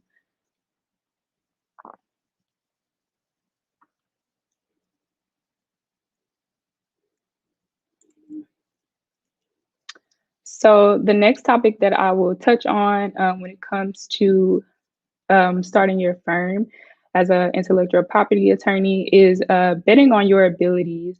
Know that you have what it takes. Um, when know Know that you have what it takes, and that you deserve to enjoy your career. A lot of times we spend so much time in school getting these degrees and getting our license, and we study hard for the bar to get where we want to be in life, and you just don't want to go through all of that, and then you finally get the degree, you finally get your license, and you don't even enjoy your career. That's something that I didn't want for myself. And when I first started out, I was just kind of taking opportunities that were presented to me instead of really going into an area of law that I was passionate about. And I wasn't truly enjoying my career. So I just want to encourage you to make sure that you go into an area of law that you're going to enjoy, because you deserve to enjoy your career, especially after, we've gone through so much to get to where we are. So pick areas that you will enjoy.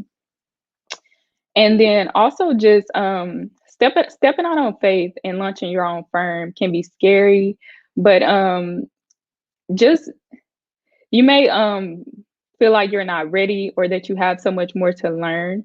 But another thing that helped me go ahead and step out on faith and launch my firm was that I realized that while I was working at another person's firm, I still did not have someone holding my hand throughout the entire process. I still had to basically teach myself how to do certain things. I still had to learn things as I was going. So it'll be the same way with your firm. Like you're not going to have someone holding your hand the entire way as an attorney anyway. So you might as well step out on faith and do something that you enjoy. Pick an area of law that you enjoy, and build your own firm doing what you love.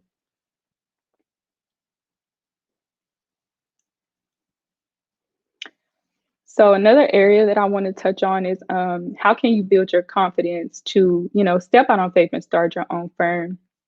Some of the things that I would say, especially if you're still a law student, is to use internships as a way to build your confidence. Try to get internships with law firms that focus on the areas of law that you are interested in.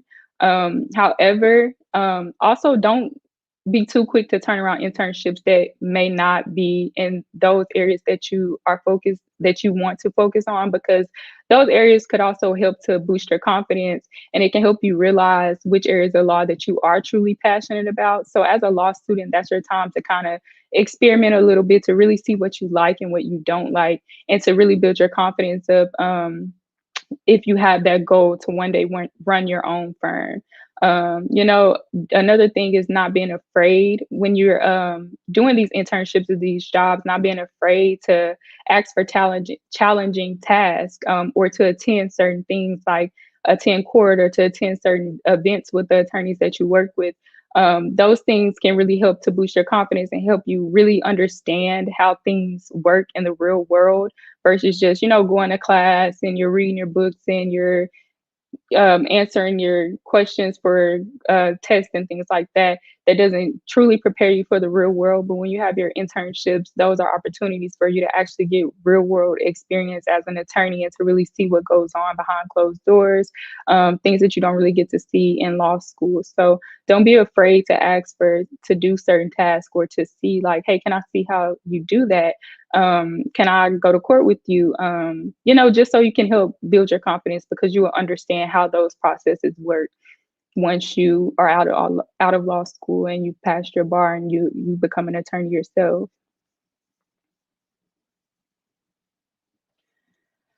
So another thing I would say while you're working at the law firms that you may work with as a law student is to also just, or even after law school, if you do decide to work for a law firm before you launch your own firm, to pay attention to how those firms operate. Pay attention to how the client intake works. Pay attention to how setting up client files work. Pay attention to how you organizing the client's file works by category.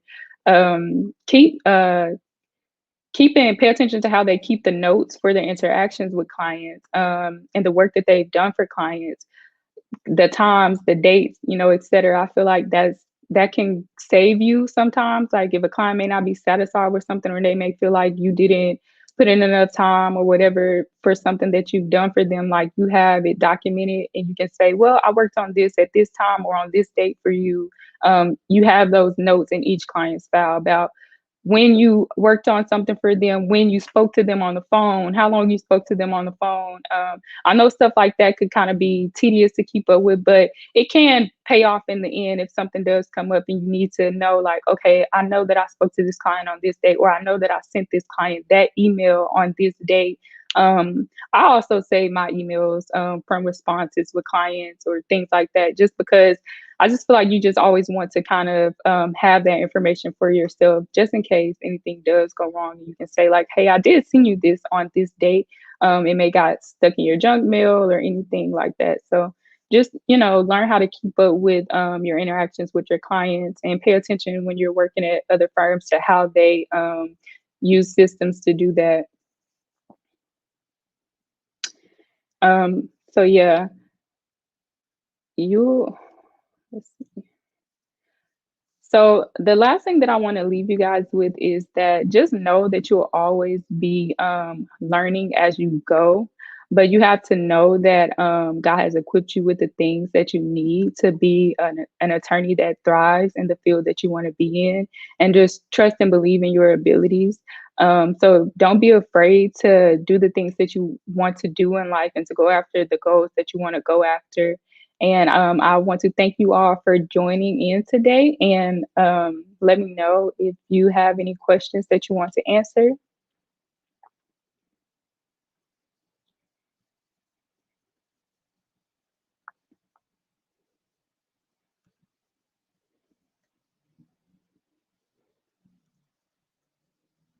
Right. Thank you, Shakaria, for your presentation. This is the one I was looking forward to. So thank you for sharing that information with us. Thank you. So to get us started, I do have a question.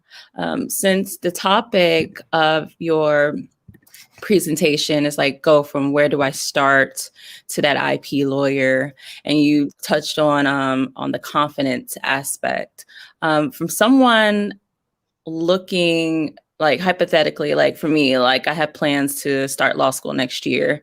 I want to just immerse myself in different areas of the law. Like we already know, like criminal law is like really interesting, but just getting into the field, I didn't realize that there were so many different areas. So for a moment, could you touch on the importance of just immersing yourself in different areas of the law? Yes. So I think that is important to kind of explore a little bit, especially while you're in law school, with different areas of the law and getting an understanding of what's really out there. And a lot of times, I'll even say for myself, before I started law school, I didn't know there were so many different areas either. Like I didn't know that I could just solely focus on intellectual property, and I didn't have to do anything else to make money, because they don't really teach you that in law school. They kind of pull you towards criminal law or, you know, family law. Some of the bigger areas of law they don't really touch on.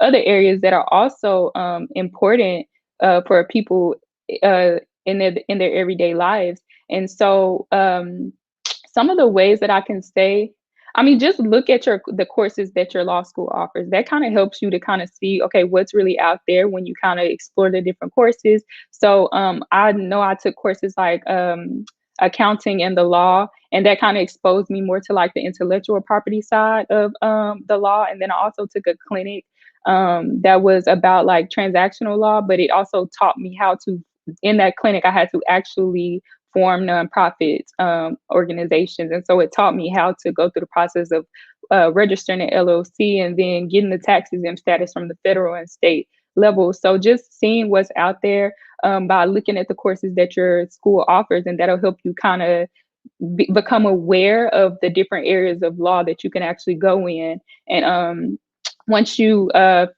aware of those areas, just doing your research on those areas, if something catches your attention, or seeking out any type of internships or any of your alumni from your school, if they're seeing if they are in those areas and if they're willing to, you know, offer you any information or help about how you can enter that area. I would say just do those things, especially while you're in law school, because when you're in law school, you're not as stressed about, okay, I don't have time to be trying to figure out what I want to do. I need to make money. So it's like when you're a law student, of course, I mean, we still have responsibilities as law students, but you have more time to kind of figure out what you want to do and explore a little bit more and figure out what you do and don't like. And you have more people are probably more willing to take you under their wings then, because you're still a law student, and they're probably more willing to help you, you know, explore the areas of law that you're interested in and learn about those areas and figure out what you want to do while you're still a law student. Okay, thank you for that. I appreciate You're you welcome. answering that question. So we actually have a question from the viewers.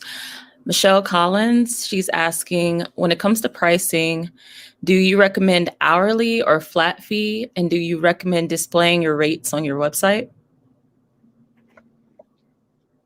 Okay, so if you're entering an area like intellectual property, then I would recommend doing our flat fee rates, because clients know what to expect up front.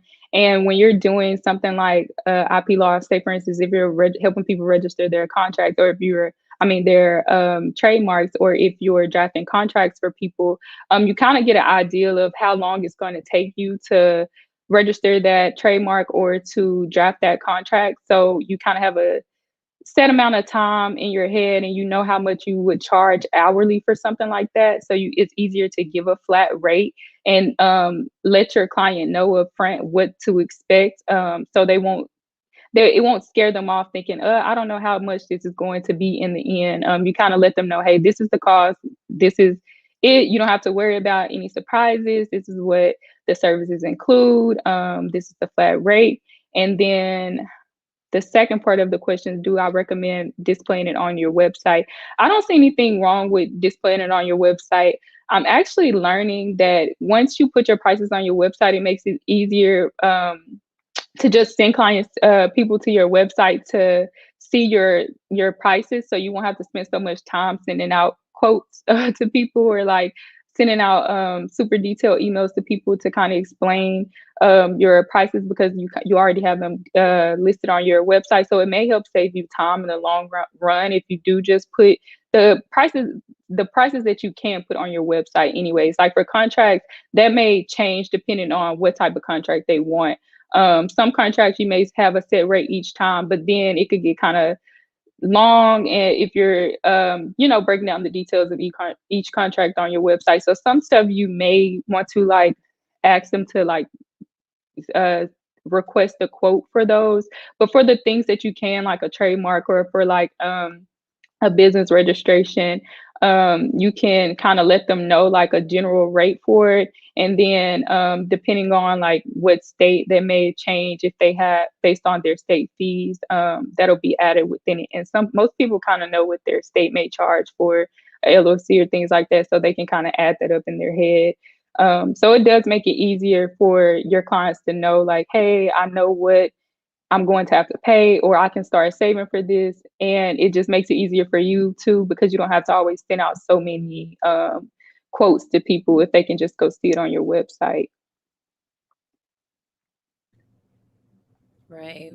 Thank you so much. Michelle, let us know if that answered your question. Shakiria, she's very thorough, so I'm sure that I'm sure that it was, but we just I'm like to long. hear feedback just to let us know that y'all are still out there with this. So thank you. So I do have another question for you. So as we all know, we're still technically in the middle of a pandemic. And my question for you is, during this time, are there any innovation strategies that you've developed during this time as far as with your firm? So since I actually started my firm during the pandemic, this is all I've known. I did work at a firm prior to a pandemic, but it was a totally different area of law. So I couldn't use exactly what they were doing for my firm. And their firm wasn't virtual, and my firm is completely virtual. So I I've always just how I've done my run how I run my firm is how I've always ran it, because I did start it during the pandemic. So for me, this is kind of what I know for my firm.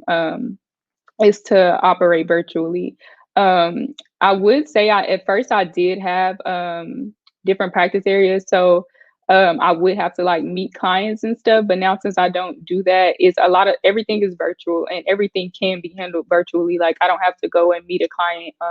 We can talk on the phone, or we can talk via Zoom, or FaceTime, whatever, to see each other. And I kind of like that better, because it frees up my time from not having to, go and meet so many people, and I can also have more meetings if I need to, because I don't have to worry about going from this place to that place to this place, or having to leave my office space to go and meet someone somewhere. And it also helps save it with expenses, because you don't have to actually you can have an office space in your home. You don't have to purchase a physical location for your office, or you don't have to worry about having to find a place to go meet clients. So I've always ran my firm the way that I run it now, since I did start it during the pandemic. Right. And if you can be successful during COVID, the sky's the limit, truly, truly. That's true. But thank you for that. So we do have another question.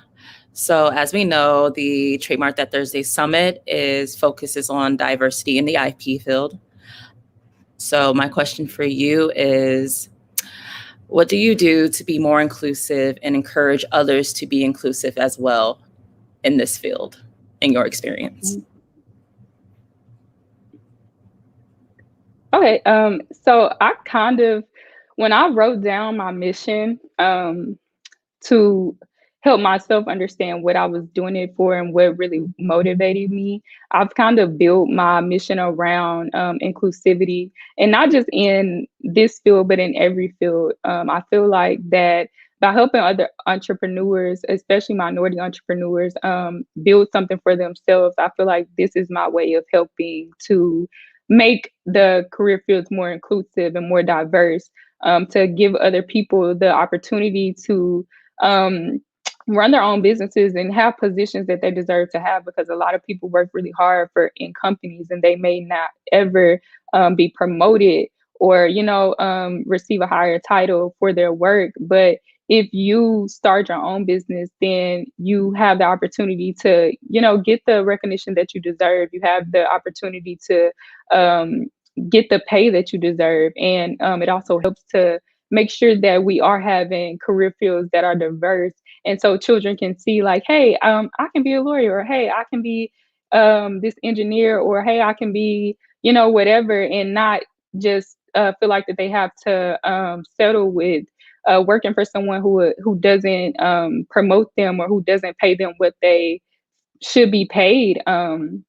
So um, I've built my mission around that. That's what motivates me to not just and be inclusive in this area of law, but to be inclusive in every career field. So I work with entrepreneurs from different career fields. So it makes me feel good when I help minority entrepreneur build their business. And to me, that's just another way to help diversify and be inclusive within our career fields that we have. So Thank you for that. Representation is definitely important. So we actually do have another question for you. So do you have any tips regarding feeling insecure about business and imposter syndrome? So I actually kind of made a video that touched on this not too long ago, because I know it can be, sometimes we enter something, and although we've worked hard to get there, and we have gained the degree, we've gotten our license as an attorney, we passed our bar, we still may not feel like we qualify. And I feel like a lot of that comes from just comparing yourself to other people, or comparing yourself to someone else's journey. So my advice would be to focus on your journey, and to know that everyone had to start somewhere. So the person that you may look up to, who may be, thriving right now in their business, they weren't always there. They started just like you, not knowing, what they know now. We all started with zero. So I feel like you have to remember that, and to also just not compare yourself to the people. Focus on your journey. Focus on the things that you need to learn. If you need to, one thing that helps me is I like to write out the priorities for myself, like my priority goals. So things that I may need to work on before I get to my next level. So before I get to a level to where I may be having so many trademark clients, I need to make sure that I can master how to do a consultation. Like if I can't perfect a consultation, then I may not even be ready to have so many different clients. So I try to look at those little things. So before I move on to be able to do this, I need to be able to perfect this first. I need to be able to perfect how to intake my clients properly. I need to be able to perfect how to organize my client files. It's like, you don't want to, and I'll just share something personal for myself. When I first started my firm, I prayed and I told God, Lord, don't let me go too quick. I don't want to get so many clients that I'm overwhelmed, and I'm still trying to figure out exactly how I want my firm to operate. I wanted to go at a pace that helped me to grasp the things that I needed to grasp, and to also be able to really assist my clients in a good way. Like, you don't want just to have people coming to you, and you're still trying to figure out how to handle things behind the scenes. So for me, I don't want to go too fast. I don't want to skip steps, because in the end, that doesn't really help you in the end. Like, you become overwhelmed. You don't really know what you're doing. So when you take the time to really learn each step and to perfect each phase, I feel like you become more confident, and you worry less about imposter syndrome, because like, hey, I perfected this step, so I can move on to this step, and then you perfect that step, and you can move on to the next step, and then you feel more confident about working with your clients, because you know what you're doing. So just focus on your journey. Focus on each step. Don't try to skip steps and overwhelm yourself, or try to do what someone else is doing, because we all have to go through our own process. So that was a long answer, but I hope it made sense. No, absolutely. No, it's the vulnerability for me. Like, no, honestly, honestly, it's the human, because it's like, it's so easy to get caught up, and just to realize at the end of the day, you are still human. And, sometimes you feel Yeah. like an imposter. So it's just like, you know, like you mentioned, like you have to have that confidence to know that you know what you're doing. So Right. no, in all honesty, thank you for that. You're welcome. So it looks like we actually have a follow-up question to that. So the question is, how do you deal with being the person that people rely on for IP needs? Is it scary? I don't feel like it's scary to me since it's something that I enjoy. I just make sure that I put in the time to know what I'm doing. If I if I feel confident about what I'm doing, about the information that I'm sharing, if I know that um, I know how to do this, so that doesn't make it scary to me. It's scary when I'm like, oh, I don't really know what I'm doing, but these people are relying on me, and I may mess up because I haven't, put in the time to perfect what I'm doing or to get an understanding about how I need to do this properly. Of course, there's always things you can still learn, and you can tweak things to make what you're doing better. But if you have a general understanding and you're not afraid to like ask questions or do the research to kind of grasp what you're doing before you actually do it, then I feel like you feel more confident about doing it, and it makes it less scary because you know, like, okay, I know how this is done. Now all I have to do is do it, and yeah.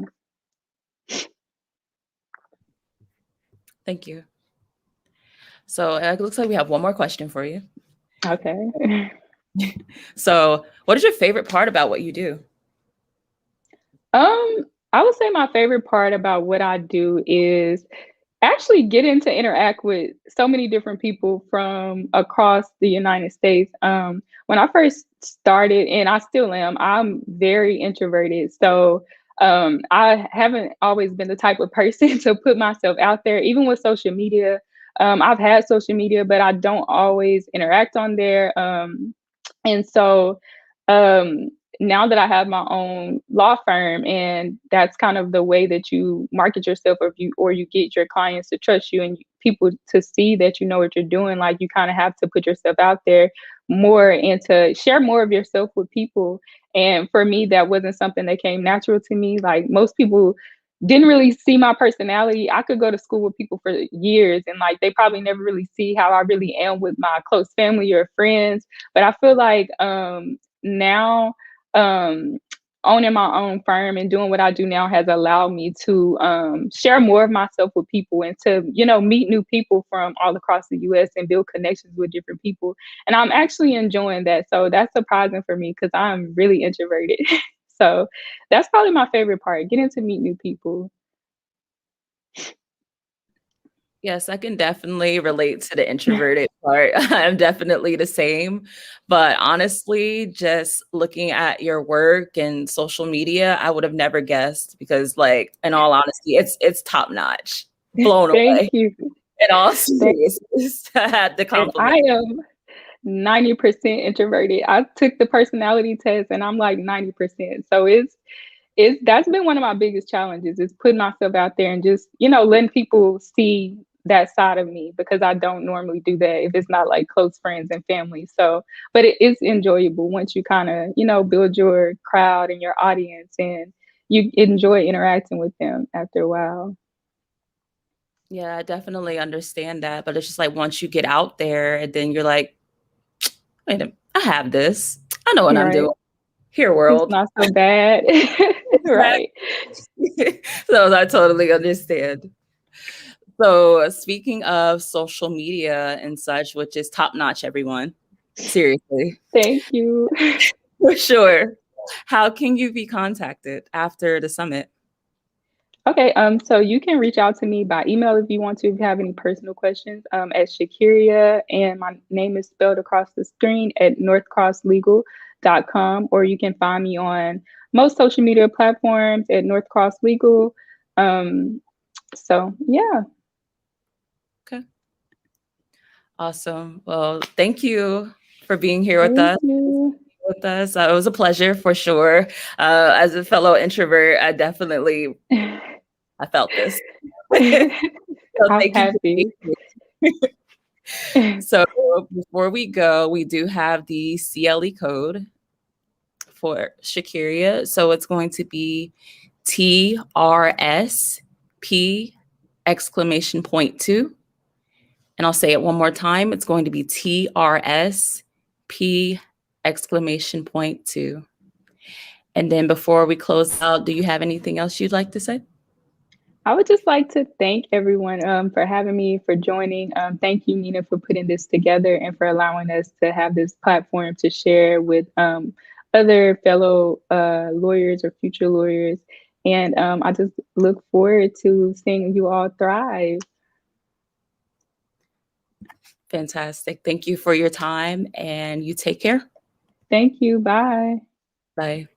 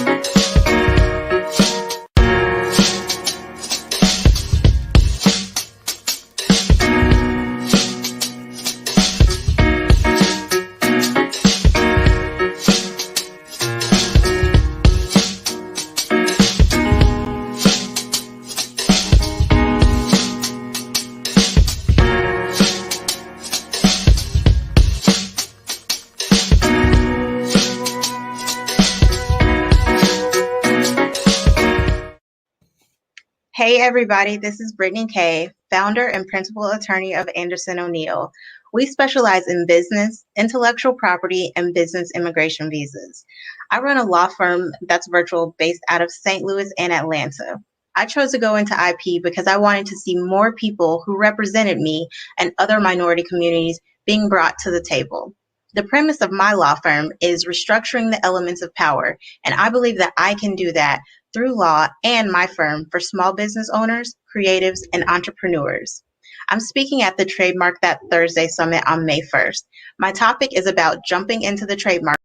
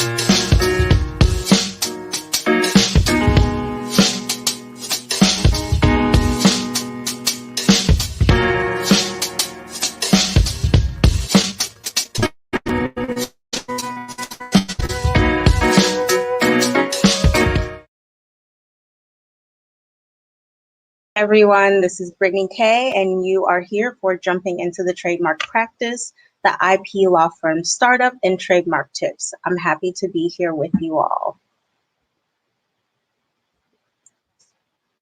As I stated before, my name is Brittany Kay, and I own Anderson O'Neill, where we specialize in all aspects of business, copyright law, as well as business immigration and intellectual property.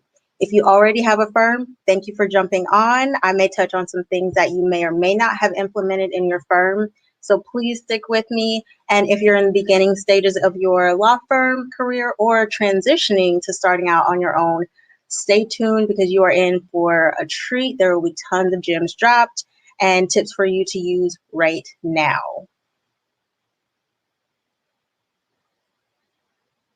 So, as we have emphasized in abundance on the summit, that there's a dearth of minorities in the legal profession. But more than that, there are so many more minorities and women who are not in the practice of IP. Hopefully, by sitting in on the summit and specializing in IP, you are able to change those numbers and put them on an upward trajectory.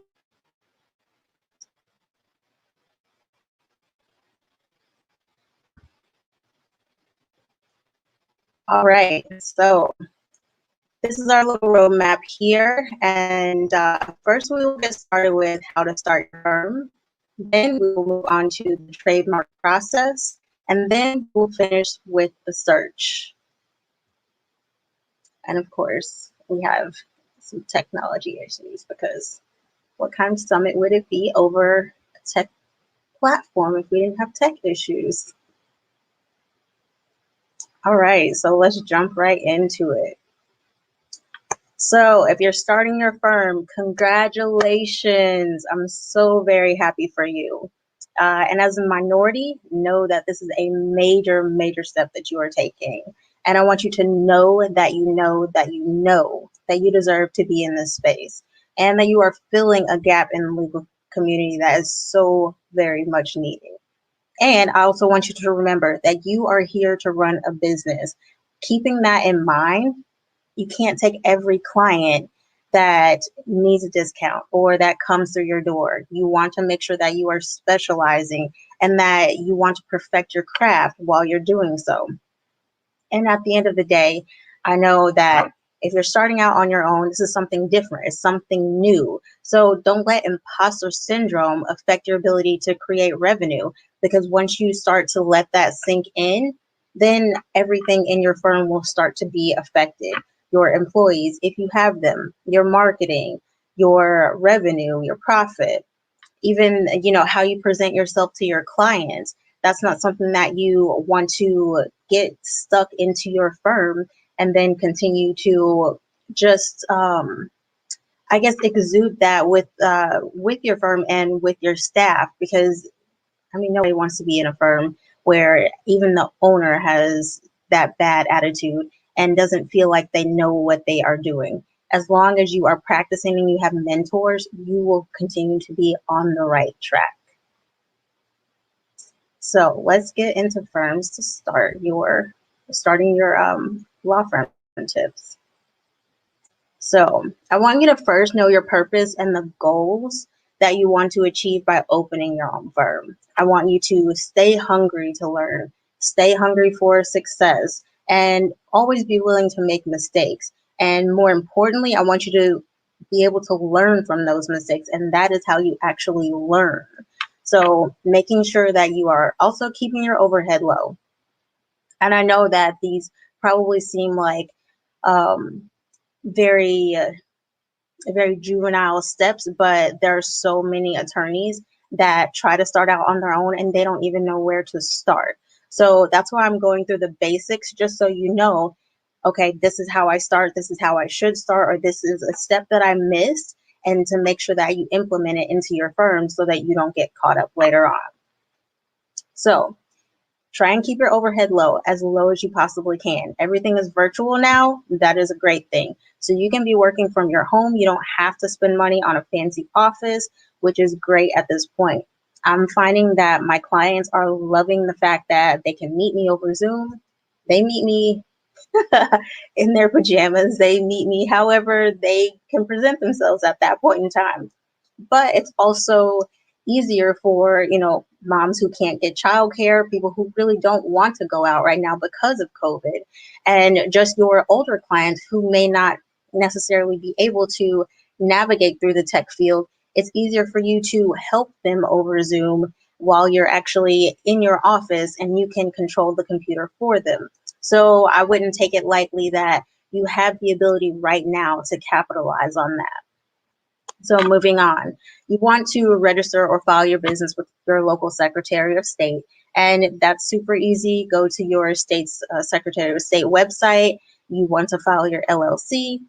In some states, you have to be a professional corporation. So I would definitely check your bar rules to make sure what type of entity that you need to file. You also want to file your EIN, and you do that with the IRS. That is a free service. You don't need to pay anybody for that. So often I hear people, ask, well, how much is it to file for my EIN? There is no cost. It's free. Now, in the beginning stages, you also want to decide if you want to file an S-Corp status with the IRS. If so, I'm hoping you have already met with your accountant at this point, and they can walk you through how to do that, what forms to file, and then you can get those sent off as soon as possible. Once you are officially filed and registered in your state, you can go open your business bank account. You need to make sure you have your operating account and your trust account. That is absolutely imperative because most, if not all, states require you to have a trust account. And not having a trust account and not keeping accurate books is something that can get you into hot water, get you suspended, or even lose your license to practice. So please, please, please make sure that you are keeping accurate records and that you have two separate bank accounts. Again, one for your operating account and one for your trust account. Get malpractice insurance. So I know that you may not think that you're going to need it, but it's better to get it and not need it than to need it and not have it. And at this point, when you're just starting out, I believe it's relatively cheap during your first couple of years. So just shop around. Your local bar should have either some deals or some malpractice insurance carriers that they either recommend or that they accept. So I would check those out just to be sure. And then set up a website. So going back to keeping your overhead low, you can most definitely set up your website. It doesn't necessarily need to be fancy to start off because that's just the bells and whistles that you are presenting to the client. Now, you can set up your own website. I believe like you can do something like Wix if you need to have a quick fix. I know some people don't necessarily like Wix because it's not as secure. However, if you need something to just put out there, you can possibly do that until you start rolling in more money, and then you can get a better website and then someone who can design it and make it all fancy. And then you need to set up your social media handles. So make sure that you have all of your social media handles the same so that clients don't have to scramble around to find you. They don't want to be looking for Anderson O'Neill as well as Brittany K. All of my social media handles are Brittany K _ ESQ. So you want to make sure you keep all of those uniform. And speaking about that, let's go into the professional emails. So I know everybody has Gmail or Hotmail or Yahoo, but those are not necessarily professional. So I want to make sure that you have a professional email. You can get G Suite or you can get Outlook, and they can convert your domain name to an actual email, and you can use that. You can price out whichever one is more in your budget, whether it's G Suite or Outlook, but just make sure that you have your firm name in your email. Narrow down your practice area. I know I mentioned this a little bit earlier about like niching down, and I believe we have one of our speakers who also spoke about niching down and making sure that you narrow down your practice area.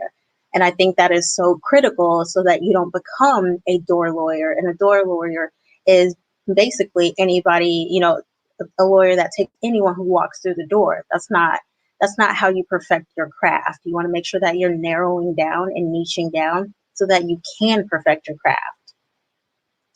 And last but not least, how are you going to get paid? You need to set up a payment portal. That is probably one of the most important ways or most important things that you need to do to help facilitate getting paid and starting to grow your business and your revenue. It also helps you collect money easier whenever you're dealing with clients via phone or over Zoom, so you don't necessarily have to wait on clients to bring money into your office or deposit checks. I don't advocate for one system over the other, but I know the payment system that I use is very, very easy to use, user friendly. And if you're not very tech savvy, the system that I use has, reps that are always available to help me whenever I need it. And I'm pretty sure all of the systems are like that because they're in business for you. They want to help you make money, and that is how they make money. So definitely set up your payment portal systems so that you make it easier so that you can send a client a bill as soon as possible, or you can set up your like your Calendly or your calendar in addition to having your clients pay your consult fee as soon as possible.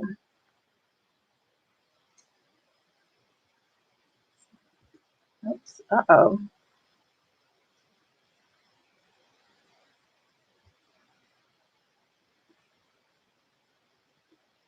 All right, here we go. So I still want you to continue in setting up your firm. I want you to think about looking into virtual business cards. I have found a couple of sites that offer free business cards, which is really, really great because it helps cut down on costs, like we were talking about before. But you should also get physical cards because, of course, the world will open up eventually. I don't know when, but eventually. And whenever you're setting your rates, I want you to do some market research. So what I did whenever I first started out is I basically asked folks. You will have some attorneys who say, well, you can't do that. You shouldn't be disclosing pricing, but how else will you know how to market yourself and how to price yourself out if you don't know what the market is charging? I know Robert Half, they send out an annual report of what the markets look like. So you can look for reports like those. And you can even ask some of your mentors, some of your friends, or just colleagues that you know in the fields that you want to practice in, what they're charging or what their average prices are. You may not get the response, or you may not get the response that you are thinking, but just make note of that and know that you can go up or down depending on you. There is no right or wrong price as to how you're pricing your fees. Just don't price yourself so low that you're competing the with the trademark mills. That's not what you're here for at all. Again, you're here to run a business. So I think in addition to having your operating and your trust accounts, one of the most critical things that you could do in your firm is to set up your client intake process. And I think it's so critical because whenever you have your client intake process, that's the beginning of how your clients will see you. That's the beginning of your interaction with the clients and how they will move through your firm. So figure out how you want them to move through the firm. Do you want to talk to them first? Do you want the receptionist to talk to them first? Do you not want to talk to them at all? Do you want them to just book you through a calendar system and then pay your fee and then be able to talk to you? Or do you want them to book you for a free 15-minute consult? Do you want them to have to fill out a client intake form? Think about all these things beforehand so you're not scrambling on the back end whenever it's time for you to actually get a client, and then you have to figure out, oh no, like what do I do here? Make sure you have that on the front end so that you can move smoothly through those processes. Now, you should at this point be ready to open your firm, and if not already open, so you need to create your firm announcement. Everybody has a book of business already. You have it right here. And all of the people you have in your phone book, utilize it. Use your friends, use your family, send out a note, send out, a DM, a post, whatever it is. Hey, this is Brittany K. I am starting my law firm. This is what I'm practicing. This is what I specialize in. Please let me know if I can be of assistance to you. Thank you. Have a good day. You also need to make sure that your announcement is in line with your bar rules. Some states say you cannot specify certain things in mailings and or emails. So just make sure that you are making those announcements in line with what your bar rules say. Again, I do not want you to let imposter syndrome affect your ability to generate revenue. I don't know. I can't say that enough, only because every lawyer started out somewhere. No one started out just knowing how to do everything, just knowing how to generate revenue, just knowing how to keep a book of business. That's not how it works. We all learned. We all had to learn from somewhere. We all had to start from the bottom, and that took time. It still takes time. It's still taking me time. And I'm pretty sure so many other women on the stage, they're still learning. This is a practice. That's why it's called a practice. It's not perfection. So again, imposter syndrome, let that go. You can do this. Start slow, keep it moving. Market, market, market. If you don't market, no one's going to know who you are and what you do. So you need to make sure that you are marketing. Whether your marketing is on Facebook, Instagram, my goodness, Pinterest, TikTok, whatever your medium of choice is, make sure that you are out there and make sure that people know who you are, make sure that they know what you're doing. And of course, last but not least, I want you to create a business plan. So I want you to build your business plan based on the end goal of the business that you want to create. So remember that you're a business owner and that you need to generate revenue. So measuring your success and continuing to track it is going to help keep you aligned with your business plan, and it's going to help you decide, do you need to move forward, or do you need to think about pivoting and switching gears to another practice area? Maybe not. Maybe IP is your jam. Maybe you need 10 clients a month and that's it. So making sure that you're tracking these revenue goals is what's going to help keep you in line. So keep your goals, especially your revenue goals, at top of mind. Now we move on to the trademark process. All right, so the first step is, of course, your consult. You're meeting with your client to get an understanding of what your search should entail. And after you meet with your client, you're going to be able to determine if they will need an application that is for a product or service that is currently in the stream of commerce, or an intent to use application. And you'll be able to identify the proper class or the proper classes that they need to be in. Now, you will perform your search, and whether that is on your own or through an application, a search application, you will then be ready to produce your search memo to the client with the findings. But what I want you to do is make sure that you're not overwhelming them, because if you have a client that's overwhelmed, then they may start to feel fear. And that's not what our job is. Our job is to solve the problems for them, not give them more problems. So, just remember, they don't understand trademark realm like you do. So you only need to give them what they need to know in the search memo. And you can help the client gather the correct specimens after that, once you all have decided to move forward. So I would suggest at this point that you look at a few applications in your classes just to help you see what's been accepted and rejected previously, so that whenever you are collecting the specimens or helping the client collect the specimens, you kind of have it in mind what the examining officers want to see, and what they don't want to see for that matter, so that you're not spending time just spinning your wheels. Well, maybe they want this or maybe they don't. You already have something in mind and you know. And the USPTO, they also have a webinar, I believe, on specimens, and I believe they do a deep dive into what specimens they will and they won't accept.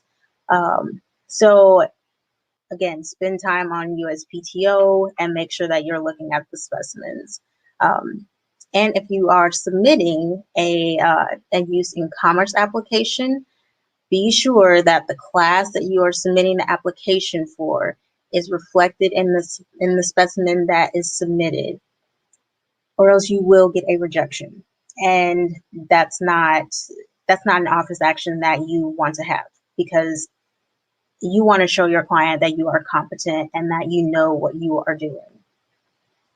If you are submitting a website as a specimen, please, please, please, please do not forget the new rule, which is to include the date and the URL in the specimen. You can do this by using the snip tool. That's relatively easy to use, or you can use the print screen tool to capture the entire screen and then just cut it down to what you can submit to the USPTO. And at that point, when the application is submitted, be sure you update the client so that they know, and let them know that there will be a bit of a wait to get their application sent over or seen by the examining attorney. So they're not, just calling your office or emailing your office, hey, what's going on with my application? I haven't heard anything. It's better to update them even if it's been, only 2 weeks, because it shows that the client that they are on top of mind, and that you are still keeping track of their application, that you still have their file in check, and that there's nothing happening. And it's better to just have an update than not have anything at all, especially during this COVID time, because it's taking a lot longer for the EAs to review applications. And I know even my clients, it's been about 5 months. And I just email them every couple weeks. Hey, I still don't have an update for you yet. I'll check back in a little while, and they appreciate that. So just knowing that they are thought of, and knowing that, someone in my office is making sure that they are staying on top of their file, makes them feel a lot better. So at that point, once the EA has looked at the application, and if there's no rejections by the EA, then your application will be sent for opposition. If there are no oppositions during that time, then your application is on its way to publication. Now, identification of goods and services. Your application must include a list of goods or services that the mark is used with. Now, when filling out the applications, especially as a newer attorney, please make sure that you are using the ID manual. This is what will help you whenever you are filling out your descriptions when filing. It is just imperative to know what the ID manual is and what the different classes are, just so you sound more competent whenever you're talking to your clients, but also so that whenever you are talking to your clients and they are in the console, that you can already be thinking about what classes their product and or services should go into, so you don't have to scramble on the back end.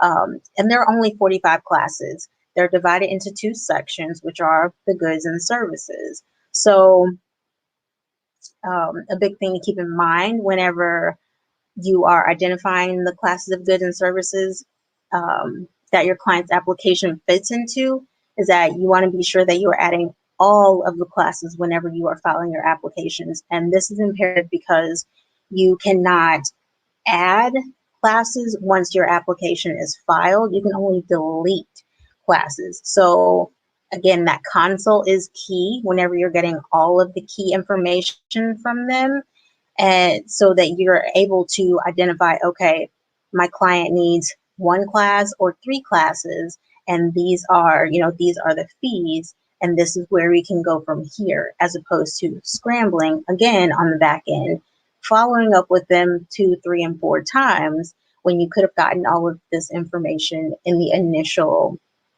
meeting whenever you were consulting with them.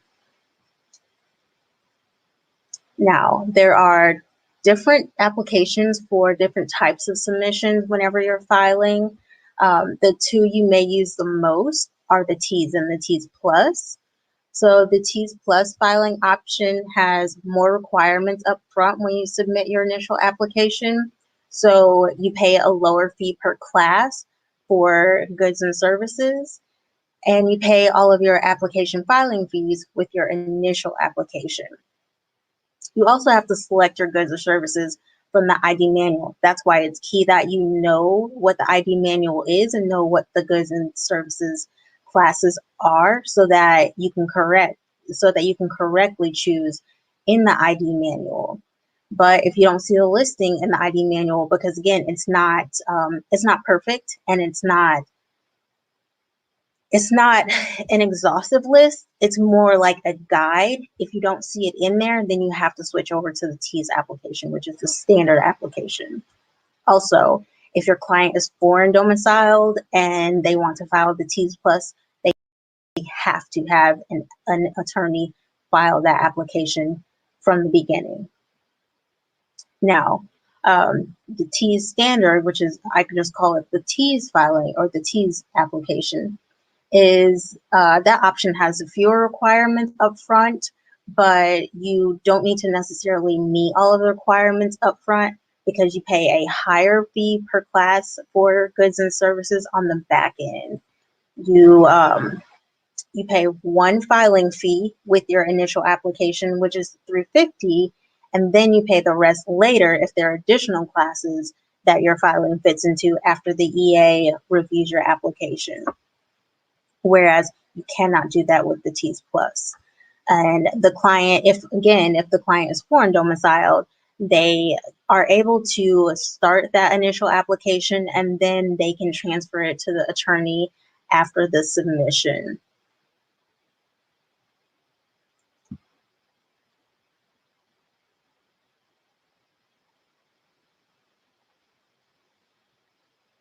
So I just wanted to give you a little update on the new fees that the USPTO has had effective January of this year. And I wanted to add that note because they were recently increased. So I want you to know these because it will impact your pricing and your pricing, your fees as an attorney as to what you offer for your clients. And your clients will most likely ask you, how much are the USPTO fees? How much does that cost? How much is it if I have 2 classes? Well, you know, if you have 2 classes, it's $700.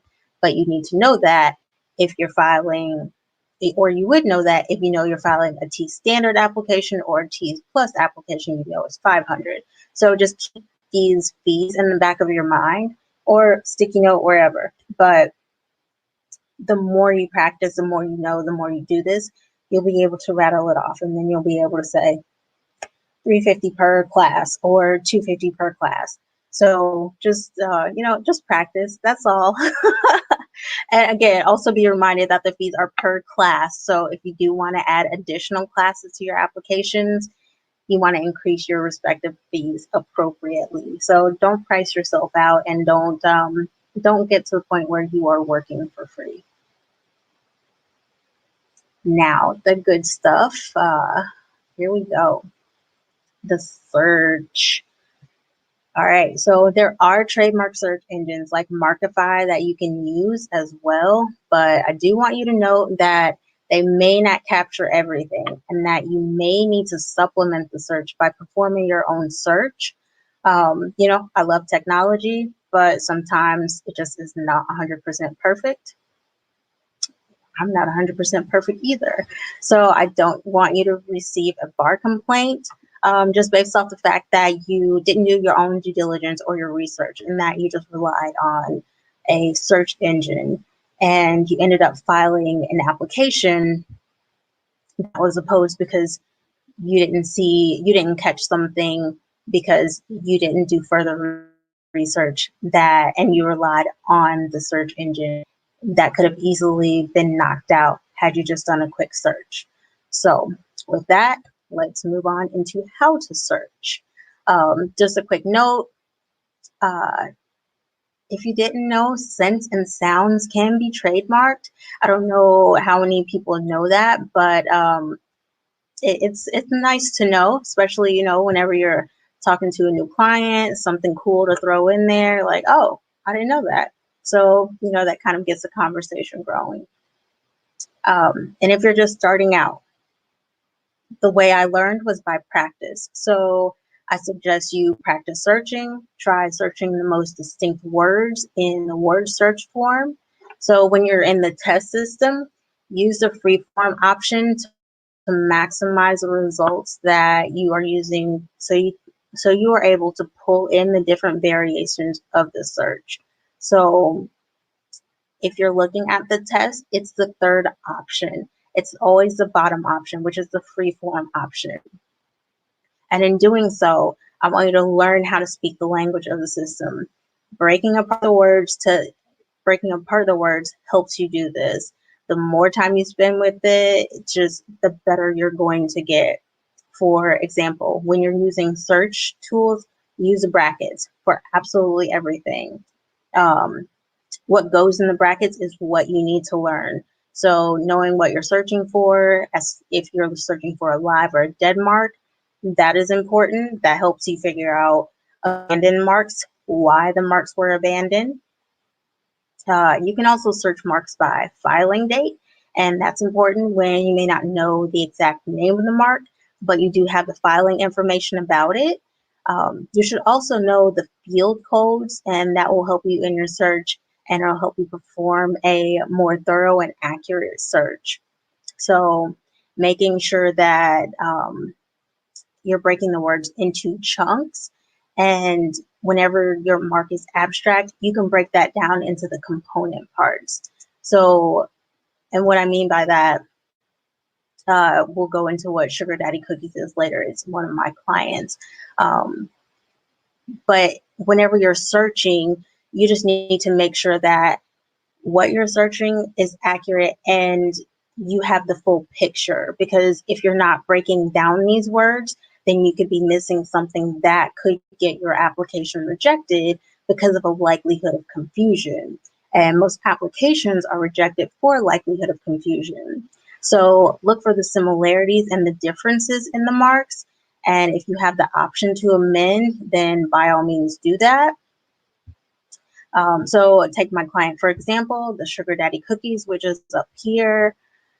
What you want to do is break apart these words in the most simple form. So what I have done previously is just instead of searching the word sugar, S-U-G-A-R, I'm going to search for sugar or shug in S-H-U-G-A, S-U-G-A, S-U-G-G-A, or any variation of the sort. The same with the daddy and the cookies, D-A-D-D-I, D-A-D-D-I-E, D-A-T-T-Y. So just keeping in mind that the D's and the T's sometimes are used interchangeably, and some of the words are not necessarily spelled out correctly as you would find them in the English language dictionary.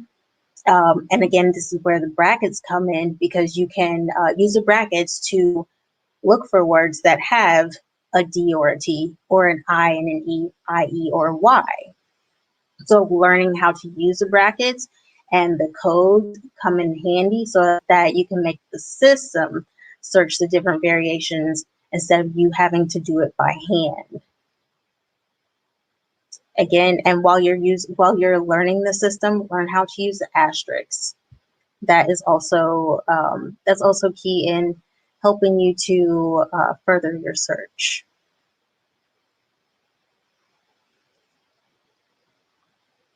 And I really just want you to know at the end of the day that the more you do, the better you will get. This is a learning process. IP is an art. There is more to just filing trademarks than just filing applications with the USPTO. Just learning the search is hard enough. I don't think that, most attorneys who don't practice IP know that there's, tools and tips and tricks that you can use to make the system work for you. If they just performed a regular search and, just a normal free-form word search, that would probably be, a malpractice lawsuit, because they were not competent enough to know that they should do a further search. So just know that you will learn the necessary skills to become a great IP attorney. It's not going to happen overnight. The more you do, the better you will get. Seek out an IP mentor. There are several out there. There are several women who are on this panel who probably are willing to be your mentors. I know Nina, God bless her. I don't know how she does it, but she has a mentoring group, if not groups. So she has tons of resources that can help point you in the right direction if you need that type of mentorship. But I really do suggest that is something you do. I also know that Nina also offers courses that may or may not offer the full training, but there are courses that you can deep dive on. So I suggest you taking that, or whatever portions are applicable to you whenever you're ready. And last but not least, don't discount your value to compete with filing mills. So we know there are filing mills out there, and that's not what we're here for.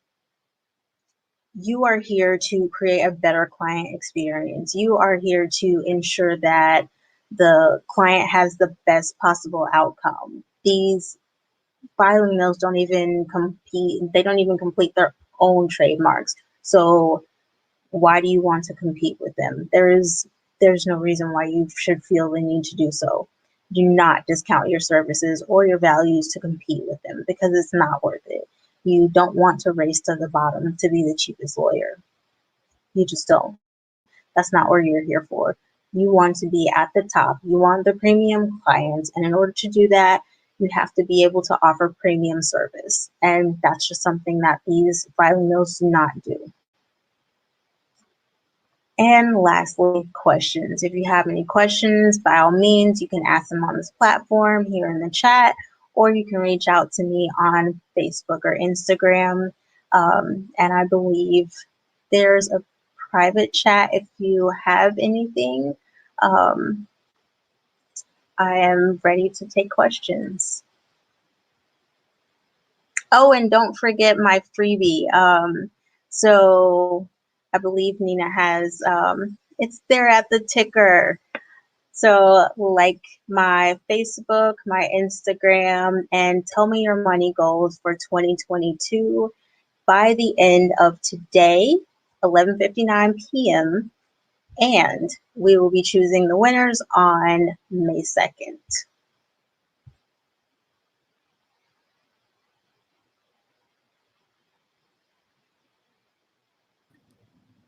Alrighty. Thank you so much, Brittany, for your time and teaching us how to start our law firm and the steps that we need to do as far as like trademarking. Like I am way, way in the back as far as getting to that point. But as per usual, I have my notes. So when I do get there, I know who to call or I know who to like and I know who to reach out on Facebook and Instagram. Nudge, nudge, wink, wink.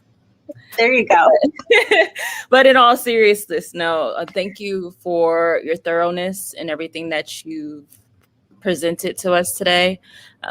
We really see like that you're really passionate and you're very like informed about what it is that you do. So we do want to like take the time and say thank you for being here. Thank you.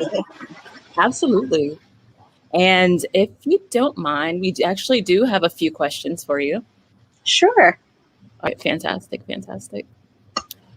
So one of the questions that came up was, as an IP attorney, I'm sure that you can answer this, is T's Plus a better option than T Standard? Ooh. So personally, I say no. Only because with T Standard, you can write your description of the, you can write your ID description in, whereas in T Plus, you cannot. You have to choose what is in the manual. You don't get to freeform it at all. So if you don't know what it is and you end up picking the wrong class, then you're kind of just stuck with that class and you've wasted attorney's fees and you've wasted a filing fee.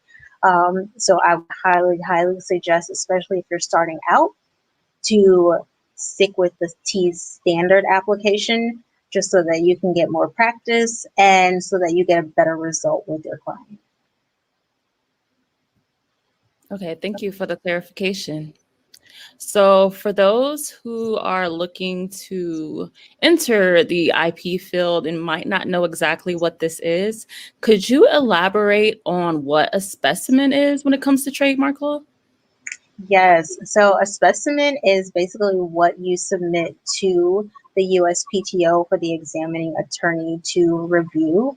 And that specimen could be a copy of your client's label, it could be a copy of your client's work, or their a book, a t-shirt with their design on it. It could, like I said, be a website that points to all of their products. Again, remember what I said, if it is on a website, make sure that you are capturing the website URL and the date. Otherwise, you will get a rejection. That is an improper specimen.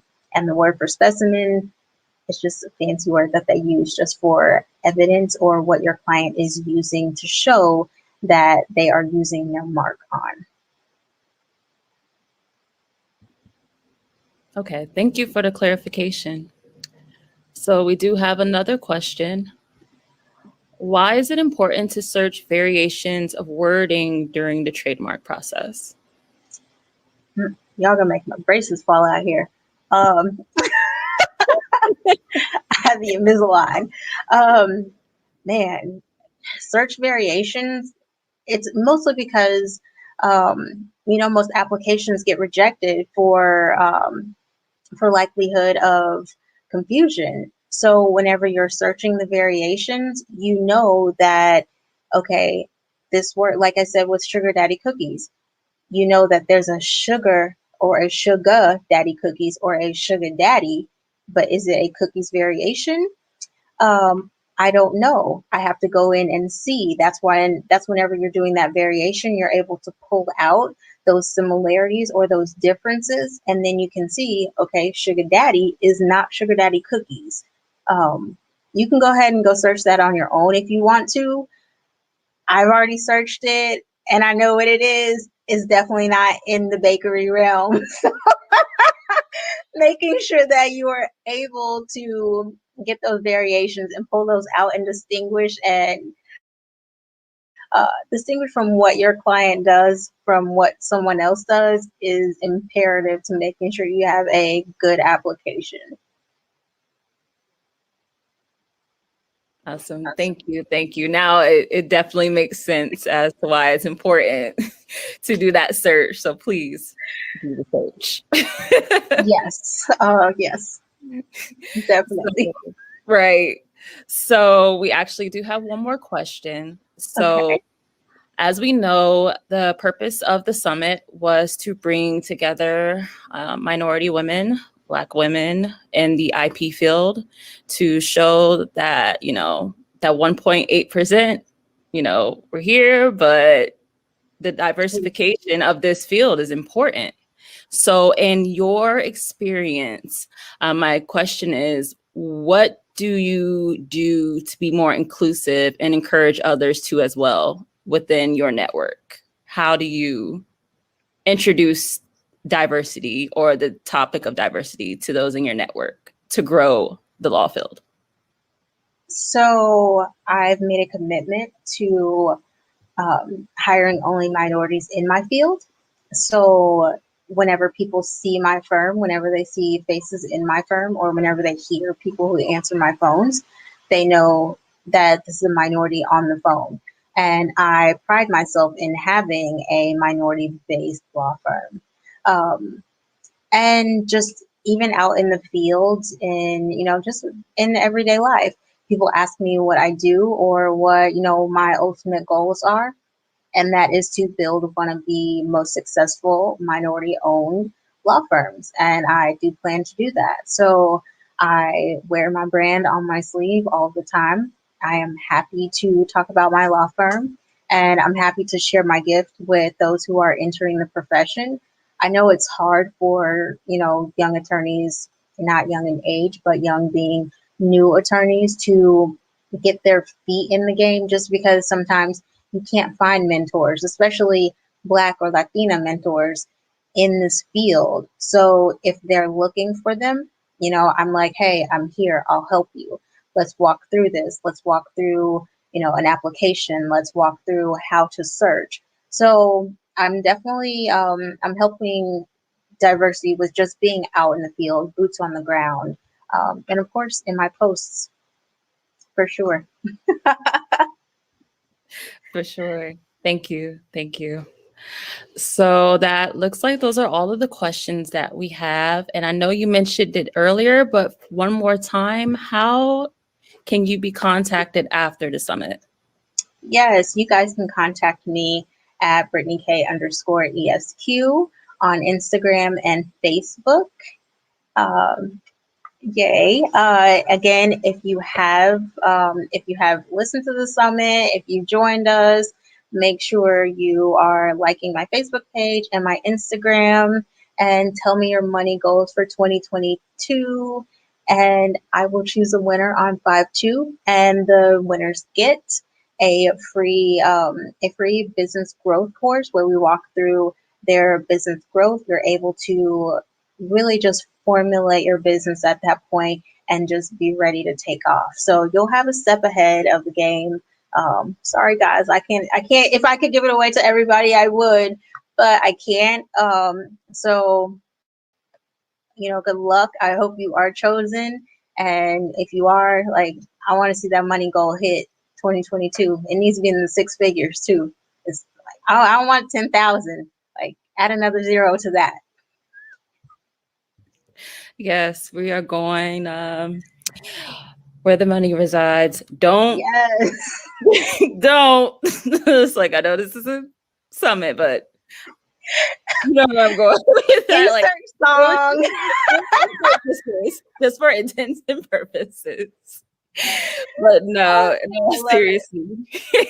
Thank you for your time, Brittany. It's been a pleasure being in there with this space with you and hearing you talk about your passion and what it is that you do. So once again, I just wanted to thank you. Thank you so much for having me. It was great. Absolutely. And then before we go, we do have the CLE code. I'm going to bring it up on the screen. So the CLE code for Brittany's topic is VEW D971. Once again, that's VEW D971. And once again, thank you for joining us. Stay tuned, and we will have our next speaker soon. So take care, everyone.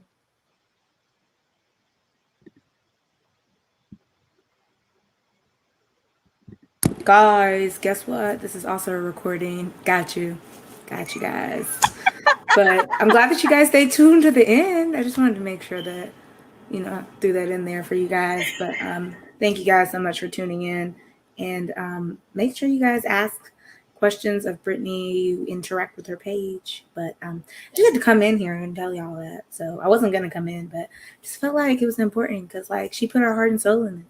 And I want y'all to ask as many questions as possible. That's why we left all this extra room for y'all to ask questions.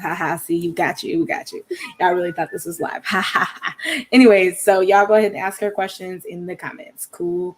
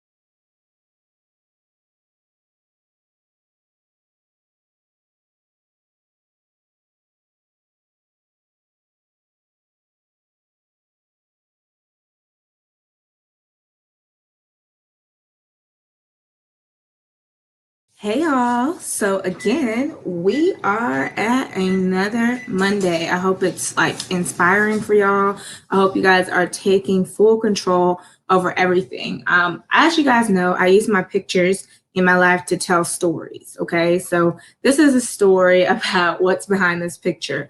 For a majority of it, you'll just see this picture. You won't really see me personally because I want you guys to take stock of a story that I have to tell. So of course there'll be information in the caption that you can always read, but I think I might switch to videos just because I like video engagement more. And I think that it gives me a little bit more storytelling with you all, and I get a chance to talk more so than just putting out pictures and having you guys like and share and subscribe, all that other stuff. So if you do like these videos, comment, let me know, put a like or something below to let me know if these are really helpful for you. So the story that I'm going to talk to you guys about today is about the time that I lost. So I actually ran for the National Black Law Students Association chair back in my 2L year of law school. So I was an ambitious pre-law co-director, and I had one vision, which was to bring everybody together and make us all united. That was actually the campaign slogan that I ran on. We are united. And it was really catchy, and I felt really, really good about it. And when I researched, and a lot of people ask me how I know a lot of stuff about nonprofits. So this is for you, future lawyer, aspiring to go run and be national BALSA chair, presidents, and all that. This is for you. So this time, this video, this picture is all about the time when I lost. So I ran for National Black Law Students Association chair back when I was a second-year law student. And these three people, I love them. They were actually very supportive. And we all posed together for this picture right after I lost, y'all. And it was one of those things where I was just like, oh my gosh, I lost something, right? So it would be like if someone told you you weren't going to win like that bid, or somebody told you that it was impossible for you to get into this thing. So somebody told me, right? A lot of people told me it was impossible for me to go from pre-law co-director, which was a regional position. If you're a law student, you understand what that means. If you're in BALSA, the local level is what you get in at your school. The regional level is actually a step above, and they actually have more requirements than the local level. So you get to go to conferences and things like that. And you get to go to conferences sometimes with the school paying the bill. Now, if you go to HBCU, sometimes they might not be able to fund it, you to be able to go travel. But I went to Alabama, and they were able to fund me going on a full campaign trail. So this is at the end of my campaign trail, guys. And I actually lost this campaign. But the lesson I got from it, right, was the fact that after I lost, right, before I even got into this actual thing, I actually got a chance to sit with the platinum sponsor of the entire event, right? So for the national event, I was invited to sit with the national partner, the one who thought that I was going to win the entire thing, right? Because we didn't know who was going to win the election until they announced it.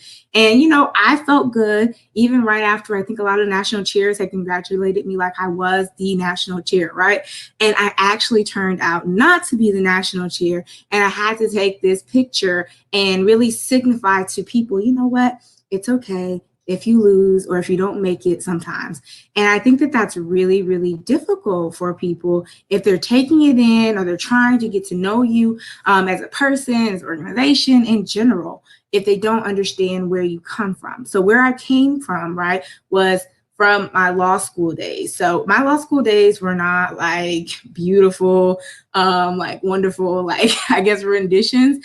I was just a regular law student, okay? So all these like cute, awesome photos that you see, like this is where I came from, y'all. So you sticking with me, you're gonna get to see all of this craziness, but this is where I came from, y'all. This is me, right? This is me back at Howard University, back when I was in I think it was 2010, and I had just graduated from high school, and I got this little someone to cut my shirt up and have me look cute and flat iron my hair. This is where I came from, right? To this girl you see right here in front of you. And I got to law school, and I was freaking blown away by the fact that it could be this cool. I never thought campaigning could be cool. But that's what I learned in, law school and in general. But what I learned from this entire experience was that I would gain a huge realm of mentors. And the reason why I know a lot about nonprofits is because in order for me to run for this position, one, I had to go become really proficient on the nonprofit code, especially as it relates to political contributions. A lot of people don't understand that you cannot accept political contributions of a 501c3 of any kind. Even if your nonprofit reaches certain notoriety, you still have to be very, very careful. And so I was answering questions left and right. I even, y'all will find this out if you guys go back to the meeting minutes or notes or whatever in the history of the year I ran.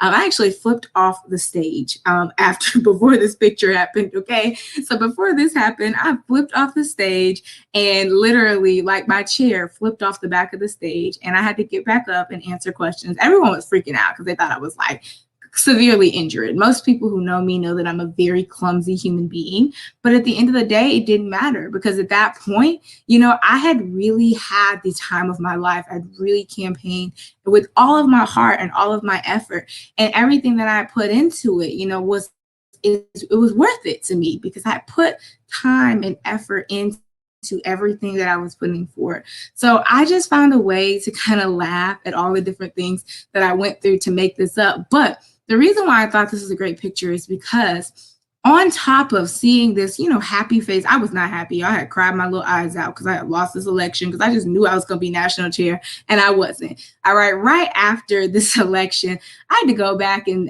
run a whole Black Law Student Association annual banquet. And we brought in like $13,000, right, for the school. Now, mind you, these donors really are used to donating to the University of Alabama School of Law for the Black Law Students Association scholarship banquet. So it's not as huge as it would be anybody else, but to me it was big because I was able to coordinate something that I don't think had ever been done before with the events that I'd done, and I had done it all from DC. So everything that you see right here, this person, I'm telling you, I'm campaigning. I went on a campaign trail and I was living in DC for like 5 months in my law school time. And I literally had the time of my life. And you can see it reflected on my face, but what you can't see reflected in this picture, right, is what I want to use to highlight is you can't see the pain. I was crying. I think there was some point in time I was dating and I was on the phone crying like, these people are so mean. They just don't believe in me. And there's going to be times in your law school path where people aren't going to believe in you and you're going to need a mentor, right? And this is my mentee. She helped me with my second the banquet that I had put on, and everybody else who put it together. I don't have all y'all's pictures in my computer right now, but I will one day. I will. But remember, y'all, I came from this girl. This is the girl I came from. The girl who didn't really know much, had people cutting up her shirt so she could be cool, to the girl you see right here. And the reason I'm telling you this is because at some point you're going to go to law school. You're right. You're going to go. I know you are. All right, because you're going to have read this book that I wrote, Dear Future Lawyer, and you're going to be inspired and you're going to go. So imagine that you go, right? Imagine that you decide, right, to join BALSA, which is the Black Law Students Association. If you're Black, even if you're not Black, you can still join. Y'all need to know this. But imagine you join and then you want to take your leadership to the next level, right? And so you go into regional. So I was a pre-law co-director when I joined regional, but there's even more positions, right? You can be a regional chair, a regional secretary, whatever. But as a second-year law student, I decided to take that responsibility one step further. And I decided that I was going to run, right, for a national position or national chair position. That position required, if I were to win, to have about $10,000 worth of trips to go on that were mandatory based off of the position requirements. And that was something that my school was willing to work on backing me on because of the type of campaign I had run and because of how I had sold the campaign that I was going to run. So as you guys can see in this book, this picture is in my Dear Future Lawyer book. But this is a moment where I lost, right? And you don't see loss in my face, do you? You see people and awesomeness. And those people that you see, some of them are still mentors to me to this day. So I'm telling you all this because after I lost my national chair campaign, because I wanted to be national chair of National Black Law Students Association, I gained mentors. And those mentors have actually still stayed with me to this day. And they've led me to more mentors. And those same mentors that I met have actually led me to speaking engagements and opportunities out of the wazoo. And it all started with trying to run for a position, right, that I was scared, right? I was scared the whole time. I was scared shitless, guys. I never campaigned for anything in my life. And it was cool, right? To go, and I went to different states. I went to Denver, Colorado, and ate elk and met people in the Midwest. I went to San Diego and met people and went to their conventions and learned about their organizations and like introduced myself. I really did campaign. And that's something that you might not get a chance to do, right, all the time. But I got a chance to do that in law school. And as you guys watch things pan out, as you guys continue to try to find out who you are as a person, I really want you guys to think about the fact that somebody, right, is listening. Somebody is wanting to see you lead something. And even though, y'all, I lost, okay, I did lose. I did become this lawyer you see now, right? And I never knew then that I would become the lawyer that you see right here in front of you. I never knew then, right, that I would be able to create something called Black Women Mean Business Virtual Summit. I never knew then that I would be able to be a part of a Black Women's Accelerator for the Black Upstart and be able to create something that I'm about to launch very soon for retail lines, okay? And I never thought that I would be able to one day teach people about trademarks and how to have those things. But all of those things that I never thought when I was at this very moment, right, when I lost and I had to nicely congratulate my opponent, I never thought that any of those other things were coming, okay? I didn't. I really didn't. I knew that better was coming, but I never imagined that was the better part, okay? So I say all that to say, guys, continue to believe in your dreams. And as my Dear Future Lawyer segment for today, don't ever give up. Don't ever give up. You don't have to, right? You don't have to give up. You choose. Every day, you make a choice. And if you choose to give up, you're going to regret it. You are going to regret it. And then you're going to ask yourself one major thing. And that is, how did I get here? Why am I here now? And I don't want you asking that question, right? I don't want you to ask that question longer than you have to, okay? So I say all that to say, I really do. I love you guys. And talking to you guys about that, even like without my video on, right? That was really inspiring for me because a lot of times, right, we always put our face up at the front. But I wanted to try to like make pictures come to life and connect you guys to my world in a way in which you can identify with what's going on in your world. And sometimes you just need to like focus, right? Because it's sometimes distracting. You see all my hand gestures and all that other stuff. But what you need to remember is that you can do anything. And even if you fail, right? Even if you're like, oh girl, right? Like Nina, little mini Nina, she failed, right? She did not get that position. Was it really failure? Was it failure? If after that, I gained these amazing people next to me as friends and mentors and people I can go to and talk to, it's not really failure, is it? So I love you guys. I want you guys to keep jumping through those hoops and inspiring the people that you're meant to inspire because you are going to change lives. And if you can just hold on just a little bit longer, I promise you something that you need is going to work out better than you could possibly imagine. So I'm gonna take this last second to do a quick clip. You guys know my favorite thing to do and show you guys is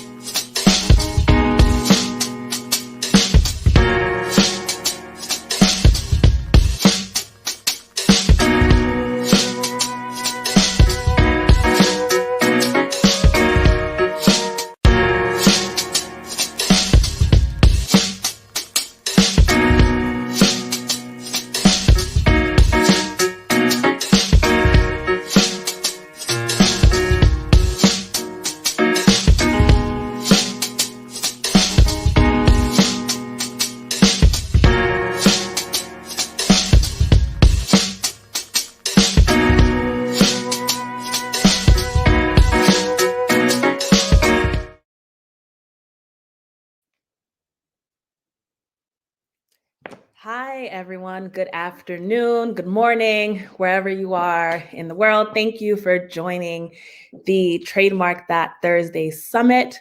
My name is Christine Duchatelier. I am a business and trademark attorney. I am the founder of Duchatelier Law, PLLC. We are an entrepreneurship, trademark business law firm based in New York, and I am the founder of the firm. I'm happy to be here presenting with everyone, and I thank you all for joining us today. So I ask that you bear with me. I don't know, for some reason, I've been having crazy headaches these past couple of days, but I will be here. I'm here to present, and I'm here to teach you all about Entrepreneurship Law 101, how to protect your client's entire brand. So we're going to talk about a holistic approach to protecting your client's brands. The first thing that you want to do when you have a client who has a brand, you want to make sure that they have the proper legal entity so that their personal assets are protected in the event of some sort of issue with the business. So there are numerous business entities. Typically with new entrepreneurs, I like to recommend the LLC model just because the requirements and the reporting requirements, the can't think of the word right now, but just the formalities that are required in a corporation, you don't necessarily need to have those in a limited liability company. So when you have the limited liability company, you want to make sure that all of the company's assets, so that includes intellectual property, are all in the limited liability company's name or the corporation, should you choose to go that route as well. When you have your clients that do decide to have an LLC or a corporation, you want to make sure that they are also given the tools and advice regarding how to maintain that limited liability protection. So we're talking about protecting brands. So you want to make sure that that brand is fully protected and you give them the tools and the steps. So one step you would give them is to open up a business bank account and to ensure that whenever they're spending any money in their business, whenever they are depositing money into the bank account from a client, that they are depositing that into their business bank account. You want to also make sure that if they are signing any contracts, they are signing contracts in the name of the business. So I'm not signing any contracts for my law firm as Christine Duchatelier. I am signing contracts for my business as Christine Duchatelier, member of Duchatelier Law PLLC. I am the authorized signatory for my company, and I am signing on behalf of my company, not on behalf of myself. So that is another way you want to advise your clients so that they're able to keep the two separate and their brands protected. Another thing you want to do is talk to your clients about the things that they own. Talk to them about things that they create. Are they writing books? Are they a clothing brand? Are they coaching? What are they doing? You talk to them about the services that they're trying to offer or the products that they are trying to sell. And that takes us into the second part in your holistic approach to brand protection for your clients. That would be protecting the intellectual property that your clients know they have, and sometimes the intellectual property that they do not know that they have. A lot of the times we have clients that don't realize that a lot of the things that they create can be protected and should be protected. So their websites, their logos, their content, their photos, videos that they are producing, blogs, podcast episodes, all of these things are things that can be protected with a copyright. You want to tell your clients in simple terms, because a lot of the times when we speak to clients and we throw these lawyer words at them, they are overwhelmed and I find that when you speak to clients about protecting copyrightable material, you tell them, do you want someone copying the book that you spent all your time writing? Do you want them to copy your ebook? If not, we need to register this. And you let them know that without the registration of the copyright, they cannot sue in federal court with regards to infringement. So you let the client know, hi client, I'll call the client Nina, just because this is Nina's event and I want to show some love to Nina. Hi Nina, so you have this amazing book. I'm really happy for you and the book. However, we need to talk about protecting the book and preventing other people from copying or reproducing your book without permission. So what we can do is we can file a copyright. And when we do file that copyright for your book, anyone who copies it, we can sue them in federal court. And we are entitled to two things that are very important, and those are statutory damages. And those are amounts that are set by Congress for you if you are successful in this lawsuit. And you are entitled to attorney's fees. So if you do win, then they have to pay me. So let's get this done. So that is one way that I would speak to a client and let them know. And like Nina's saying to me over there, they would have to steal some things. Yes, they steal.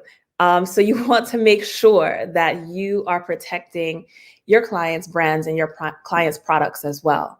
Another form of intellectual property that you want to protect are your clients' brand names, slogans, taglines, logos with a trademark. Trademarks are very, Nina's gonna have me crying this whole time. She said, don't be like B. Simone, y'all. And I'm trying to say that in my best Nina accent, but I hope I got it close. So you want to make sure that you protect your clients' brand names as well. So you protect those with trademark. Trademark identifies the source of a product or a service. So I'm drinking a Pellegrino bottle of water. So when you see Pellegrino, and they're not, we're not sponsored by them, but I'm drinking this bottle of water. And when I go to the store and I see this bottle, there's something that I'm expecting. This name is identifying the source of this mineral, natural, what does it say? Sparkling natural mineral water. So when I look at this, I know what quality water I'm getting. And maybe I might see a bottle of Dasani, for example, and say, I don't like that. And I know based on my experience that that's not something that I want to drink. So you want to make sure that when someone sees your brand name, they know this is what I'm getting. I'm getting this amazing product.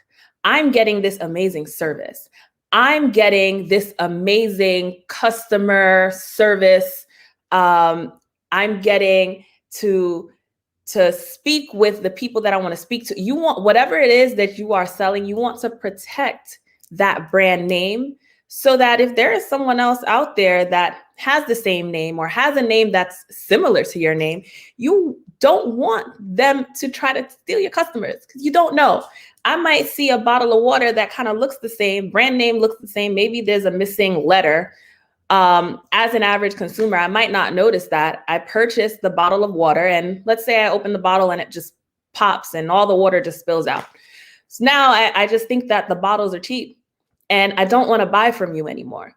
I want to go and try another brand. Now the first brand is losing money because I'm purchasing a product that I think is theirs when it's really not. So you want to kind of explain to your clients in kind of broken down terms so that they understand. An example I like to give is so a lot of my clients, they're in the beauty industry, hairstylists, nail techs. I like to tell them, so let's say someone else opens up a hair studio with your same brand name and they start booking reservations online, taking client appointments, taking deposits. And when you go to go get your hair done, there's nothing there. They just took your money and that's it. Someone might think that they're affiliated with you. And because they think that they're affiliated with you, they're telling their friends, don't book with Nina's hair studio because I booked with Nina's hair studio online and I booked my reservation and they took my money and they never called me. You don't want to be that in that situation as an entrepreneur. You don't want to be in a situation where someone is confusing your brand for somebody else's brand that might be a little shaky. So you want to make sure that you explain to your clients very plainly, very simply, that this is why they need you to help them secure that trademark and secure that brand name. The third thing when it comes to brand protection and business protection is ensuring that you have the proper contracts in place, okay? You need to make sure you have the proper contracts for your business in place. And those contracts will outline certain things like who owns what. If I create something as an employee of the business or as a contractor of the business, who owns it? If I am an employee of the business, can I share information about the business with other people?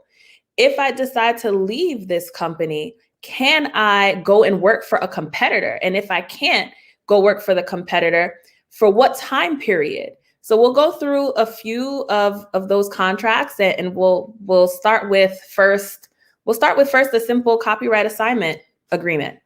So a copyright assignment agreement is a document, and it's usually short, a page, 2 pages, that essentially transfers copyright in something to you. So let's say you have a photographer that is taking photos for your business, and you want to make sure that you retain the rights to those photographs. Or it could even be you are hiring a photographer for an event to cover something for you. As we all know, copyright belongs to the person that created that work. So as a photographer, I have no contract with you, and I just start taking photos of your event. Whether or not you paid me, those are my photos, and I can essentially do whatever I want with those photos. And I can tell you what you can do with those photos because they belong to me. So you would want to have something in place that pretty much says, I'm hiring you to take these photos, and the photos, the rights to those photos are transferred to me. And that's pretty much it. You want it to be signed by both people, both parties, and that will protect you in that sense. If you want, you can negotiate maybe allowing them to use the content in their portfolio. Same thing with logos. They can maybe use the logo in a portfolio, but they can't use it in connection with, let's say, commercial advertising, things like that. Another contract you want to make sure that you have in place, especially when you're hiring contractors, is you want to make sure within that contract, it is clear that any logos and slogans and taglines that, or copywritten material that belongs to the company only. It doesn't belong to them. They have no rights to it. They can't use it without your permission. You want to make sure that that is clear in the contract. And also, you want to make sure that within that independent contractor agreement, you include work for hire language. And what that means is you say to the contractor that anything they are creating for you belongs to you, that they have no rights to it. Another contract that you want to consider speaking to your clients about is what's called an NDA, or non-disclosure agreement. And in an NDA, you let the other party know, the receiving party, as it's often called in NDAs, that they're going to be receiving certain information as part of a project or as part of their relationship with your company as an employee or whatever the situation is. You let them know that if they do receive this information, they are to keep it confidential. And you also include in there any remedies if that contract is breached. And you also include in there any you include in there a time period, sorry about that, a time frame where the agreement expires.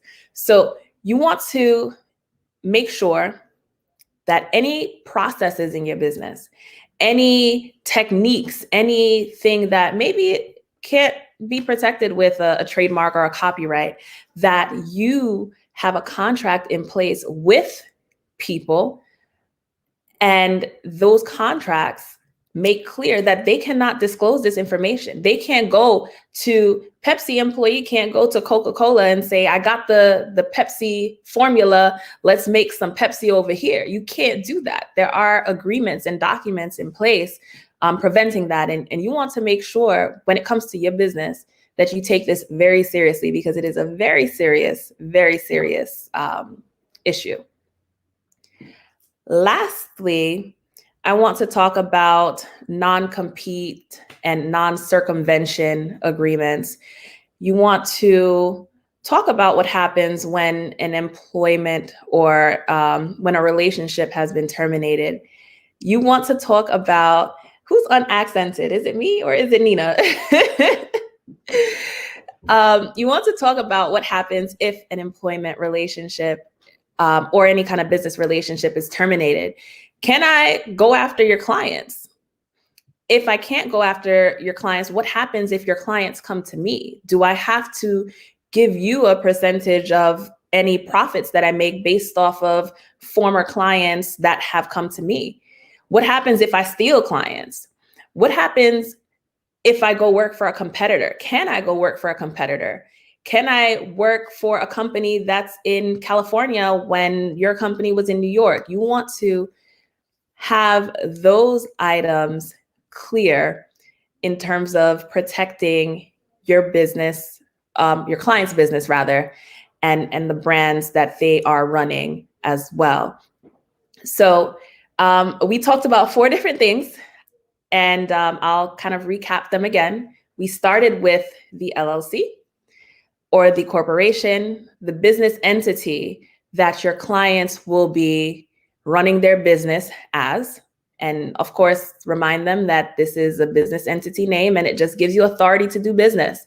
Protects your limited liability, protects your personal assets rather, sorry, I misspoke.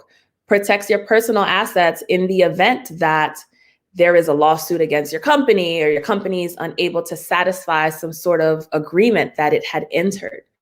You want to make sure you are counseling your clients about signing the contracts in the name of the business.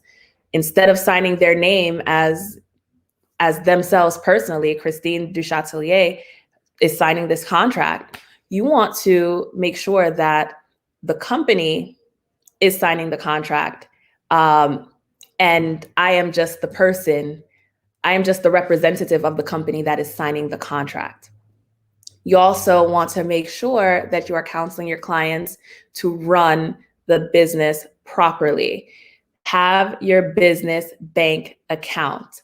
Have your expenses coming out of the business bank account. Have the money coming in from your clients go into your business bank account.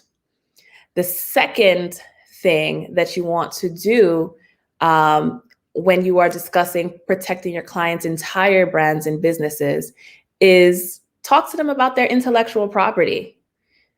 They don't know what they don't know. They don't know that them writing a blog post, that is something that can be protected with a copyright.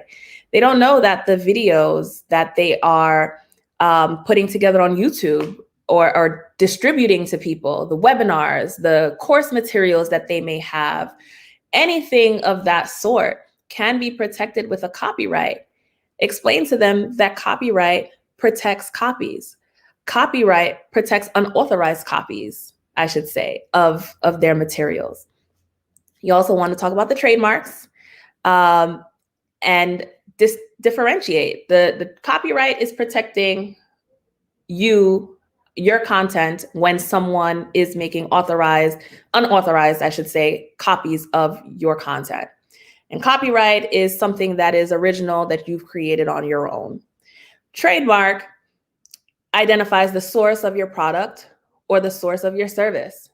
So you see Trademark that Thursdays, you already know that you're about to get a lot of information from a lot of people, and gems are going to be dropped, okay?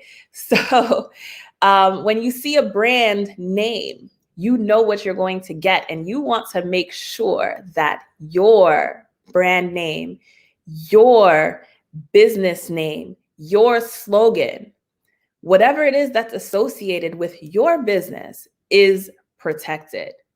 You don't want someone seeing something similar and associating your product, the hard work that you've put in to your business. You don't want them associating somebody else's little rinky-dink brand name with yours. So you want to make sure you protect it and you enforce that trademark. You let other people know that are using similar names or that are confusing your customers. You let them know they need to cease and desist. Stop. You cannot do this. And if you don't stop, I will sue you. It's really that we have to explain to the clients.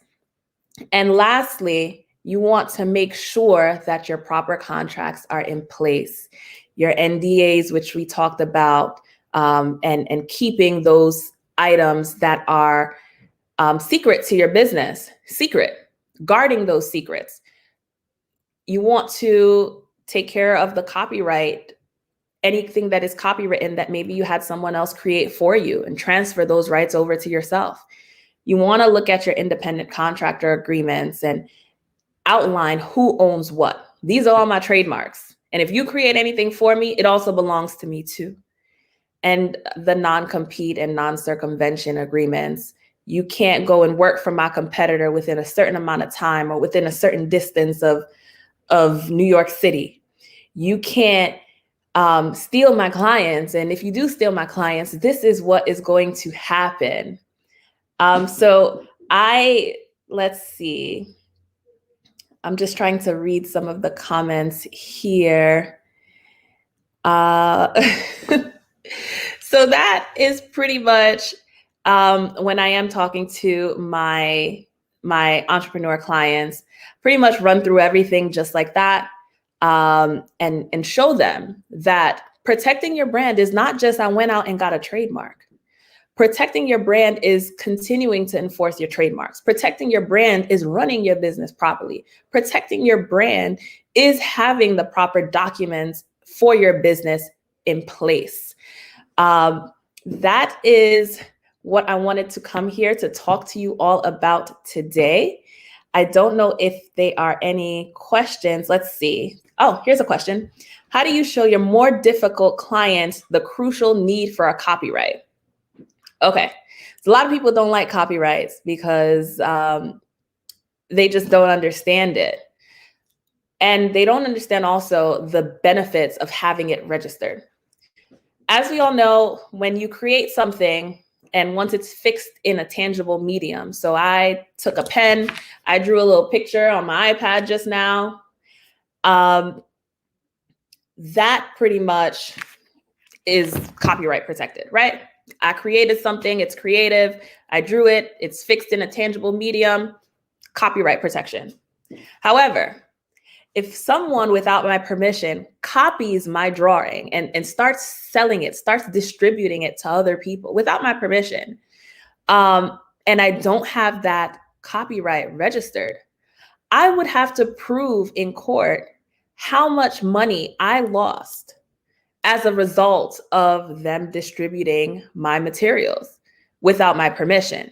However, if the copyright was registered prior to the infringement, then I don't necessarily have to prove that. There are what lawyers call statutory damages.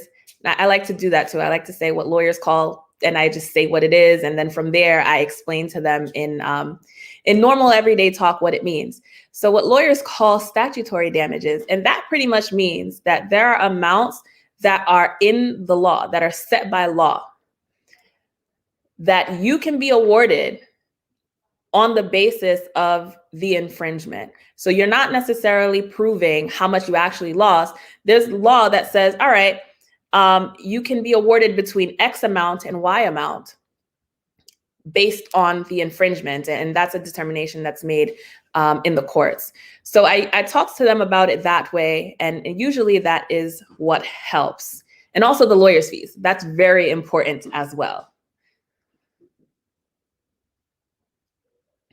Let's see.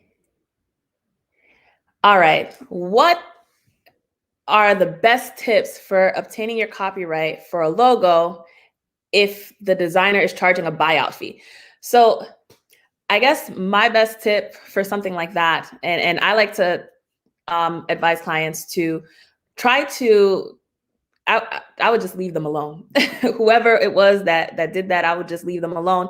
I would find somebody else. And right at the start of the relationship, I would say to them, listen, like, I want to make sure that I own the rights to the logo that you are creating for me. So I have a short agreement that I would like to have you sign. And once that is signed, we can proceed. And I will allow you to use it in your portfolio. But I just want to make sure that I fully own this logo. Because if you really think about it, when it comes to people like graphic designers and photographers, they really want to be able to promote the work so that they can get more work. So you tell them, listen, I'm not saying you can't do anything with these photos. I'm saying you can use these photos or this logo in your portfolio so that you can show your clients, hey, yeah, so this is some of the work that I've created. And that solves that problem. I don't see any other, unless they have some crazy other malicious reason. I just don't see any other reason for a logo designer or a photographer to want to retain rights to photos or videos or logos. All right. Another question. Do your clients call you more than just IP needs, such as business consulting or what they need to do to stay compliant with state law like a nonprofit? Yes. So sometimes you do get those consulting questions. And as attorneys that do what we do, we are all entrepreneurs, so we've been through it too. We've had the same questions. We've had the same issues. We've gone through the same things. And I try to connect with my audience on that level as well and say, I'm just like you. I'm a lawyer, but I am literally just like you. I wake up some days and I feel like, all right, this is too much. We have times where things go well. We have times where things don't go so well. We have times where we're able to close clients. We have times when we don't, and we have slow months. We have issues with photographers. We have issues with contractors, someone that we hire to do our social media. We have the same exact issues. So it is inevitable for sometimes during a conversation with a client for you to connect on those issues. As far as offering consulting as a service, that is not something that I do offer, but I do have conversation from entrepreneur to entrepreneur with regards to the things that we all experience. And also for the state law compliance with a nonprofit, typically I tell my clients to talk to accountants about like tax compliance questions. But there are, in New York at least, there are some things like the New York Charities Bureau that you need to register with and file paperwork with that generally I do notify clients about. Okay, so I got the New York LLC formation question now. So LLCs in New York, and New York is one of, I believe, 3 states that has this requirement. New York requires you to publish after you formed your LLC, or within 120 days of forming your LLC, in 2 newspapers in the county where you started or where your principal place of business is located. So my company, when I formed it, I was home-based. So when I initially filed my paperwork, I was based in Nassau County, and I had to publish in 2 newspapers in Nassau County for 6 weeks, notice that my LLC was formed. Essentially, you're just letting them know this is an LLC, this is the registered agent, and it has been formed for any business purpose. In New York, there are plenty of companies that offer these services to attorneys as well. If anyone on here is from New York and needs some assistance with that, there is a company that I do work with regards to the publishing, so that you're not chasing newspapers for the best price. They do these things a lot, and they're able to get a really, really great pricing from the newspapers, and you're able to kind of pass on those savings to your clients. So that's something that I can definitely assist with. If there's anyone out there that needs it, just shoot me a DM via the IG, Christine the Lawyer, and I'll send that information over. I believe I've shared that with some people before. So once you finish filing your LLC, also there's a cheap registered agent in New York too that I can help y'all out with as well. It's like $49 a year. So once you form your LLC, and in my process, when I am working with my New York LLCs, I file the LLC online. We have an online service, and literally 10 minutes later, you got your certified copy in your inbox. And while I'm waiting for the certified copy, I'm already putting together the ads so that they can run in the newspapers. And about 6 weeks later, about 2 months later, I start getting back the affidavits and filing the certificate of publication with the state. Once that is done, you're good. You don't need to, in New York, and that's a question that a lot of clients will ask you, you don't need to wait until your publication is done prior to running or starting your business. You can still run your business, but you will not be in good standing if you do not complete your publishing. So you have 120 days to complete it. That's 6 months. Publishing takes 6 weeks. So you have plenty of time to take care of your publishing in New York. Let's see. Why would someone charge $8,000 for copyright as a photographer to transfer the rights? And it's really simple. They just don't understand what it is that you're asking them to do. And I think it really does come down to that. I think it comes down to just it being a fundamental misunderstanding between the parties. Because I don't see why, as a photographer, I would care that someone else has rights to their photos that they paid me to take. Because all I would really want to use them for is for my portfolio. Maybe I'll post it on my website as in a tab that says professional portfolio. And it has various headshots from different clients I've taken professional headshots of, or maternity shoots or wedding, whatever it is. So I just don't understand it.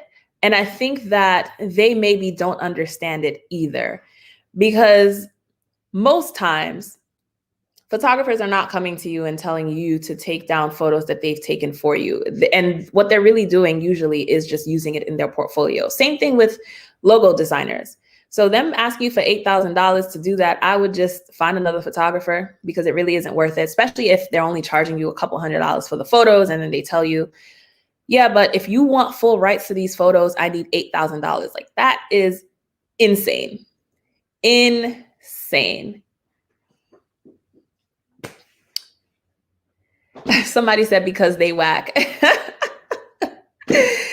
Yeah, I'm $8,000 is insane, especially if it is. I'm sure the photography services themselves and editing would have been less than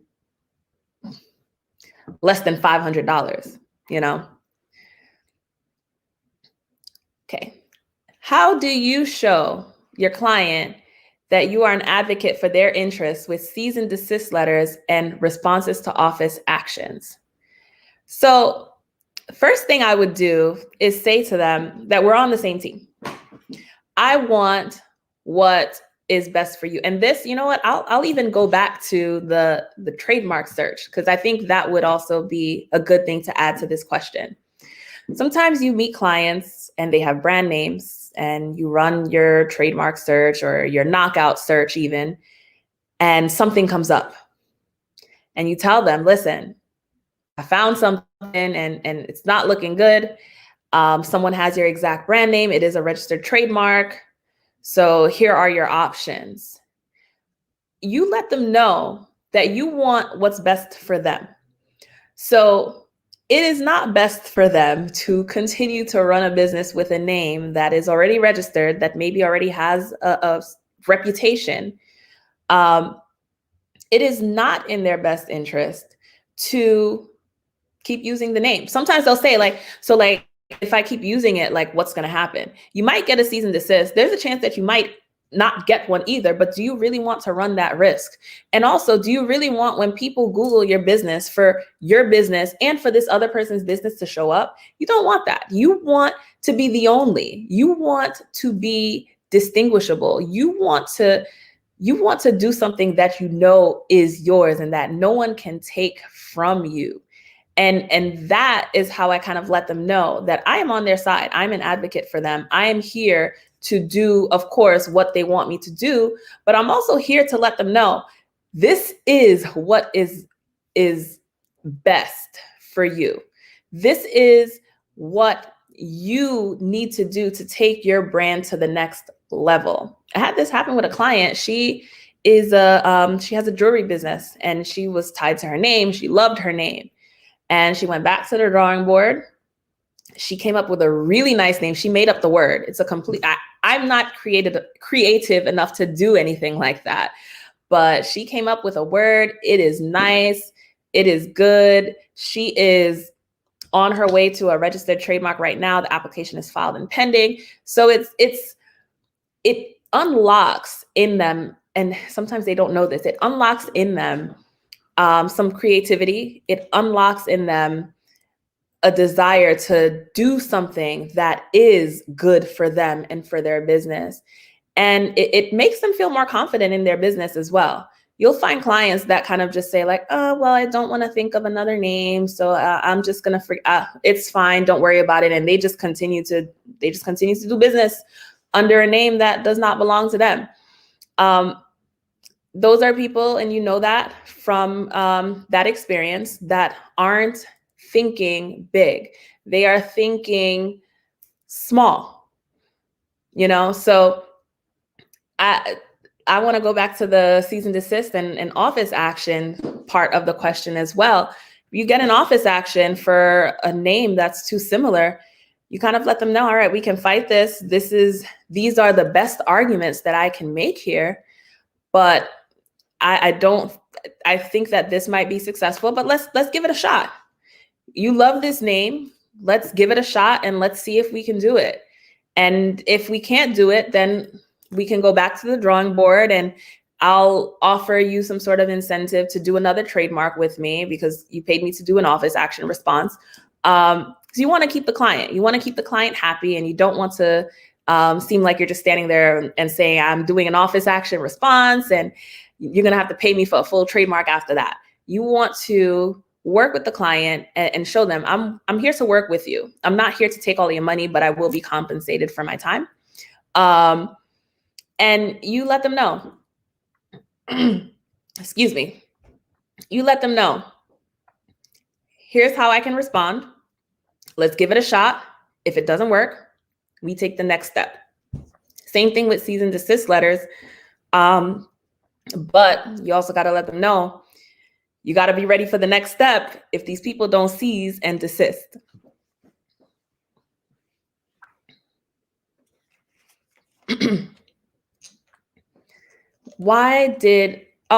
sorry, I'm looking at questions in two different places. I'll answer the one on the screen. If a client can't afford to register their logo as a trademark, would you recommend they register for a copyright instead? No, not necessarily, not for a logo. If it were me, I would definitely steer them more in the direction of a trademark, because what they are trying to protect is not necessarily someone copying the logo. They're trying to protect their brand. And when they are trying to protect their brand, you want to do that with a trademark. They want to make sure that that logo, in connection with their product or in connection with their service, is protected. So I would not tell them to get a copyright instead. Nina, I see a question in the, I was just about to answer that question. Why did I get into IP law? So I always knew that I wanted to, I'll even backtrack a little more. I knew I was going to go to law school. I just didn't know what I was going to do. And as I started working in general litigation, doing some personal injury and other things like that. I also started doing things for friends on the business side. And I realized that I really enjoyed it. And I enjoyed knowing that I, as a Black woman, was able to help Black men and Black women with their businesses. So I remember one of the first things that I did a name change on an LLC for someone who had a clothing company. And it just felt really good because he's like, yeah, I want to work with a Black lawyer and you're a Black woman too. So I think it's really great. So that's pretty much where that started. And why I got into IP. I just really, really enjoyed that experience. I continued to work with other people, and it turned into just me saying, I want to be the person who's working with people that look like me. I want to be that lawyer who's protecting Black businesses and Black brands and women and everyone. And no one knows that we're here. No one knows that there are Black IP lawyers. So Nina, you putting together this event with all of these beautiful Black queens that are like below me in the photos that are all in IP. I just think it's amazing. So thank you. And thank you, Shauna. Thank you, Nina. Thank you, everyone who was tuned in. Thank you for the opportunity. And I'm just really happy to be here. And I'm sorry, Shanna, I just have to give a quick, Shayna, I'm sorry. I just want to give a quick little story about Nina. We were in the same cohort as well. And she is the reason why I filed my first trademark. I was sitting there answering questions and doing all these things. And Nina called me one day and I was like, I think I want to file a trademark for Free Game Fridays, which is something that I do on Instagram.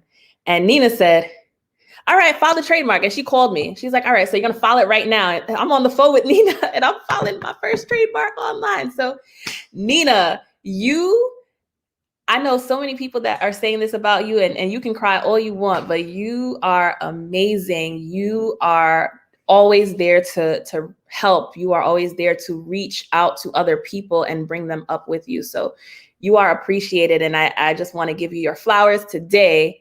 And somebody said, yes, she's a hell of an accountability partner. Yes, she is. She called up.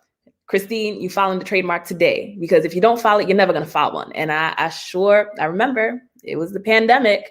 I was sitting right here at this table and I filed the Free Game Fridays application. And a couple of weeks later, I got my first trademark client on Instagram who found me on a hashtag. So Nina, you are like literally the absolute best. Thank you so much. Absolutely. I'm one for people giving their flowers. So please, I'm just here. Take your time, truly. But no, thank you so much, Christine, for being here and offering all this information and then answering those questions. I took a step back. I was like, she has the reins. I'll let her do her thing. So once again, thank you for being here. And we all appreciate your time and the effort and the consistency and what you've taught us all here today, for sure. Thank you so much, Shayna, for hosting this with Nina. I just think this is amazing. Amazing that we're all here and we're all able to show that we are here and show the people that are in school or maybe thinking about becoming lawyers or thinking about having their own law firm, that they can do it. They can all do it. I was here for Celicia yesterday. You know, she 5 months, 6 months, Celicia was hitting crazy goals. I just, during a pandemic, I had a great year last year too. And these women, a lot of them I know, and they are great accountability partners. They'll teach, they'll share any tips that they have. I just love it. We're changing the narrative as to what lawyers are, what Black lawyers are, what Black women lawyers are, and what Black women are in general. So that's amazing. Absolutely. It's the representation for me, for sure. So once again, thank you about it. Yeah. Thank you again for being here. And thank you for everyone. This is how I tell all my clients, I'm not a stuffy lawyer. I won't use big words, and I don't know what a lot of the big words mean. So Right. Yes, it's the realness for me as well. Yes, for sure. Yes. Absolutely. So before we go, we do have the CLE code for our attendees. So the CLE code is going to be BOO520. And then one more time, that's going to be BOO520. So once again, thank you again, Christine, for being here. And everyone stay tuned for our next speaker.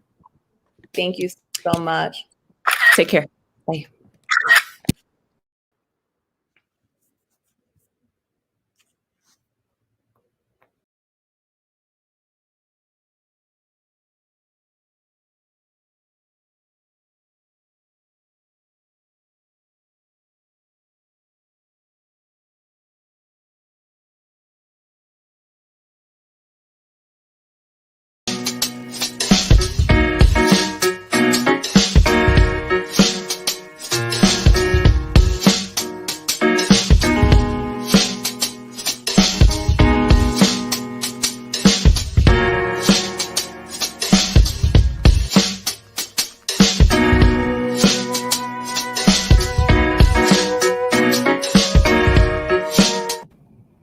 Hi, my name is Michael Ann McIntosh, and I am the founder and principal attorney at MMESQ Law.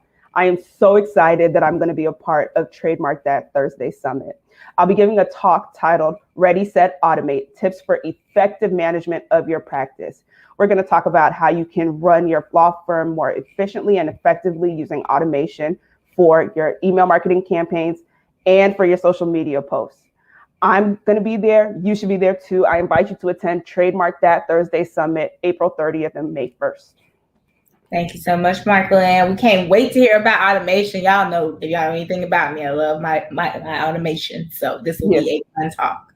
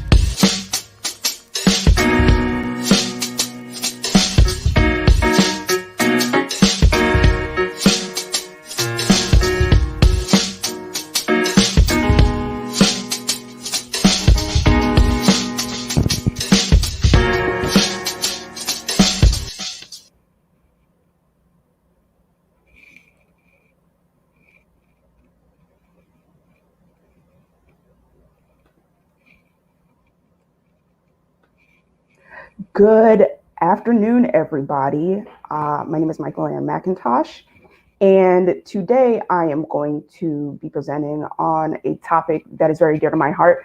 I've entitled this talk, Ready, Set, Automate, and Other Ways to Get Work Off Your Plate. So as you can see, this is me at a couple of different stages of my life. The first one is me at age 2. As you can tell, I have the business casual thing down already. You know, I got the communication part down. I know how to answer phones. I know how to, talk on them. At that age, I mean, I was 2 years old, but I'm a first generation American. My mother and my father are both from Jamaica. I think I was actually the first person in my extended family to live or to be born in America. So my parents had sort of started imposing their ideas of what it is I should be when I grow up. And I think for a very long time, up until college, I wanted to be a doctor. And then something changed when I got to college, and that was Chem 1. I could not pass Chem 1. Well, I got a C in Chem 1, but I was miserable. And I was like, I can't do this for 4 more years. We really have to figure out some other things. And then I interned at a local nonprofit law firm and decided, hey, not all lawyers are stuffy. They don't all wear suits all the time and make objections and all those things. Maybe this is something I'll explore. So I went to law school, and in my 2L spring year, I took a trade secret law course. The trade secret law course was taught by Professor Elizabeth Rowe, who's the director of intellectual property law at UF. She also taught patents and trademarks, and she really became a mentor to me. So if we're talking about how representation matters and the power of one, she was the only professor. She's a Black woman, but she was also an immigrant. She's from St. Lucia. So a lot of the information that she was teaching me, it was the first time that a topic really clicked for me in law school when I took trademarks and trade secrets and patent law. And also seeing Professor Rowe be that expert of intellectual property at our law school, it made me say, look, I want to be like her. But unfortunately, after law school, I was very much in the mindset of I need to work for somebody else. I can't do this on my own. But it was very hard for me to break into IP in South Florida. So I worked with Professor Rowe for a year as a legal research fellow. And after a year, no IP stuff was really shaking from me. So I was like, cool, I'm going to go into practice. So the second photo is the very first headshot that I took at the first firm that I worked at. I did insurance defense litigation for 5 years. That's what I was doing. And there were parts of it that I learned to love. There were things like CIF Pro that started to make sense to me. Torts started to make sense once I really started getting my hands in it and practicing it. But I was stressed out. I thought that the way that the traditional law firms work was very inefficient. I didn't think they were very good at delegating. They didn't empower you much to make decisions. You were really just kind of doing bits and pieces of the work and not really getting to see how it worked. So the very last photo is me now. I am the owner and principal attorney of Esquire Law. I work with creative and traditional entrepreneurs to help them legitimize their businesses and also to help them identify, protect, and monetize their intellectual property.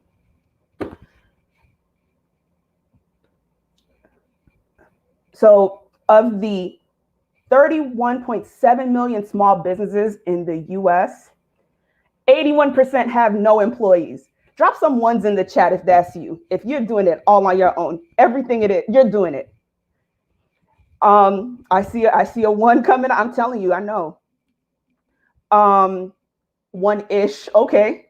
So the statistics are even more stark when you account for gender and race, with Black women being the most likely to continue to operate in a solo capacity as opposed to hiring people out.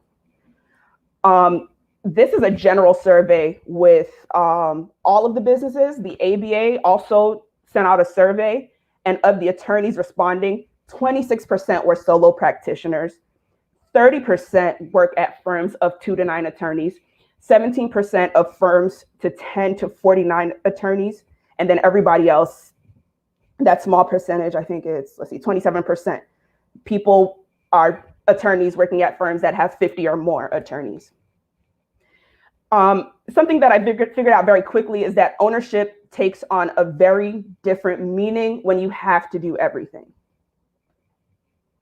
So this is a meme that's been going along on social media. It's like, as a small business owner, all of the things that you have to do. And I really felt like SpongeBob in the GIF on the right. I knew it wouldn't be sustainable to continue to have my own practice and grow it while handling every single aspect. I was like, Lord, I gotta wake up, then I gotta figure out invoicing, billing. I gotta handle my calendar, my schedule, and I have to do this actual work. When am I gonna have time for it? And this is when I started taking a deep dive into learning about time-saving methods like productivity and automation. So I really had to sit and think, like, what is the life I wanted to live? Did I want to be stuck in an office all of the time? Or did I want to create a lifestyle for myself where I could make things run on their own and still make money, but be able to take time away from work? So I know what life I chose. You got to tell me, you can tell me now or later which life you're going to choose. As I mentioned in the previous iterations of my legal career, I was in insurance defense litigation. From being at trial, I picked up a few tips and tricks that I try to use in all of my presentations. So, if you were ever in litigation, you tell them what you're going to tell them, and then you tell them what you told them. So this is what we're going to talk about today. We're going to talk about mindset, productivity. We're going to get in a little bit into systems and workflow, delegation, automation, and then I have a couple of action items for everyone. What you won't get during this presentation is an endorsement or a sponsorship. I am not sponsored by anybody. I mostly put this slide in here to let people know that if you are willing to sponsor me or endorse me, or you want me to try out your product and do product review, I'm absolutely open to it. But I'm going to be as candid as possible about what I use, and we're going to talk briefly about some other things that I've heard about, but I'm not sponsored, at least not yet. I have a growth mindset, not yet, but it's coming. Okay, the first thing we want to talk about is mindset. And mindset is your established set of attitudes. DAYNA spoke about this yesterday in the keynote. Thoughts become beliefs, and beliefs become actions. So when I started, there were several challenges that I had with my mindset, and I'd like to share them with you. So I launched my firm in January of 2021, so just about 4 months ago. What a lot of people don't know is that it took me maybe about 6 weeks to get all of the paperwork ducks in a row. And that was during a pandemic, which is great. So I got like the business tax receipt, the LLC. I got my bank accounts opened. I was like legit on paper. In September of 2020. September of 2020, I was legit on paper, but I didn't launch until January 2021. And that's because I was stuck in this mindset like, wow, can I really do this? Do I have what it takes? Another thing that I suffered from was new car syndrome, or what's sometimes called Baader-Meinhof. It's a phenomena or frequency illusion. So it occurs when you've just noticed something like a new car that you have crops up everywhere. So you like just got this brand new BMW and you're like, oh yeah, I got this. This is so cool. But it seems like everybody else has it. And I had that when it came to my firm.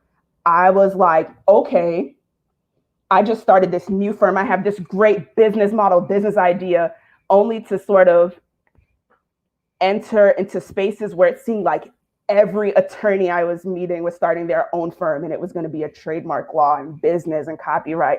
And I was like, wow, what's going to make me stand out if they're doing the same exact thing that I'm doing? And the last thing that the last mindset challenge, I guess, that I had was I don't have the polish of other attorneys. I'm a joker. And it was very hard for me to be like, okay, I'm going to need these people to take me seriously, but I'm a joker. We're going to talk about this in a second, but I just started reframing it. So I'm a joker, but I'm not a joke. I'm gonna still get you right. So that's something like an affirmation that I added into my affirmations to help me with my mindset. So there are two types of mindsets. You have people with a fixed mindset who are very discouraged by setbacks because a setback dents their belief in their ability. They tend to become uninterested in what they're doing if they can't accomplish it, and then they give up. People with a growth mindset view a setback as an opportunity to learn. They tend to try harder in an effort to overcome the problem. Now, if you have a fixed mindset, you're going to get stuck in one of two traps. One, you won't start, which is what happened with me. I was like, man, I have everything together, but I'm afraid to put myself out there. What if I fail? What if nobody comes to me? What if I make no money? What if I'm like out on the street? Number two, if you have a fixed mindset, you're going to start and then you're going to give up. So you'll put yourself out there, and when it's not going as quickly as your ego intended, you're just going to give up. You're going to say, wait, in 5 months, I saw so-and-so did this, and it's my 5-month mark, and I'm nowhere near this. So you really need to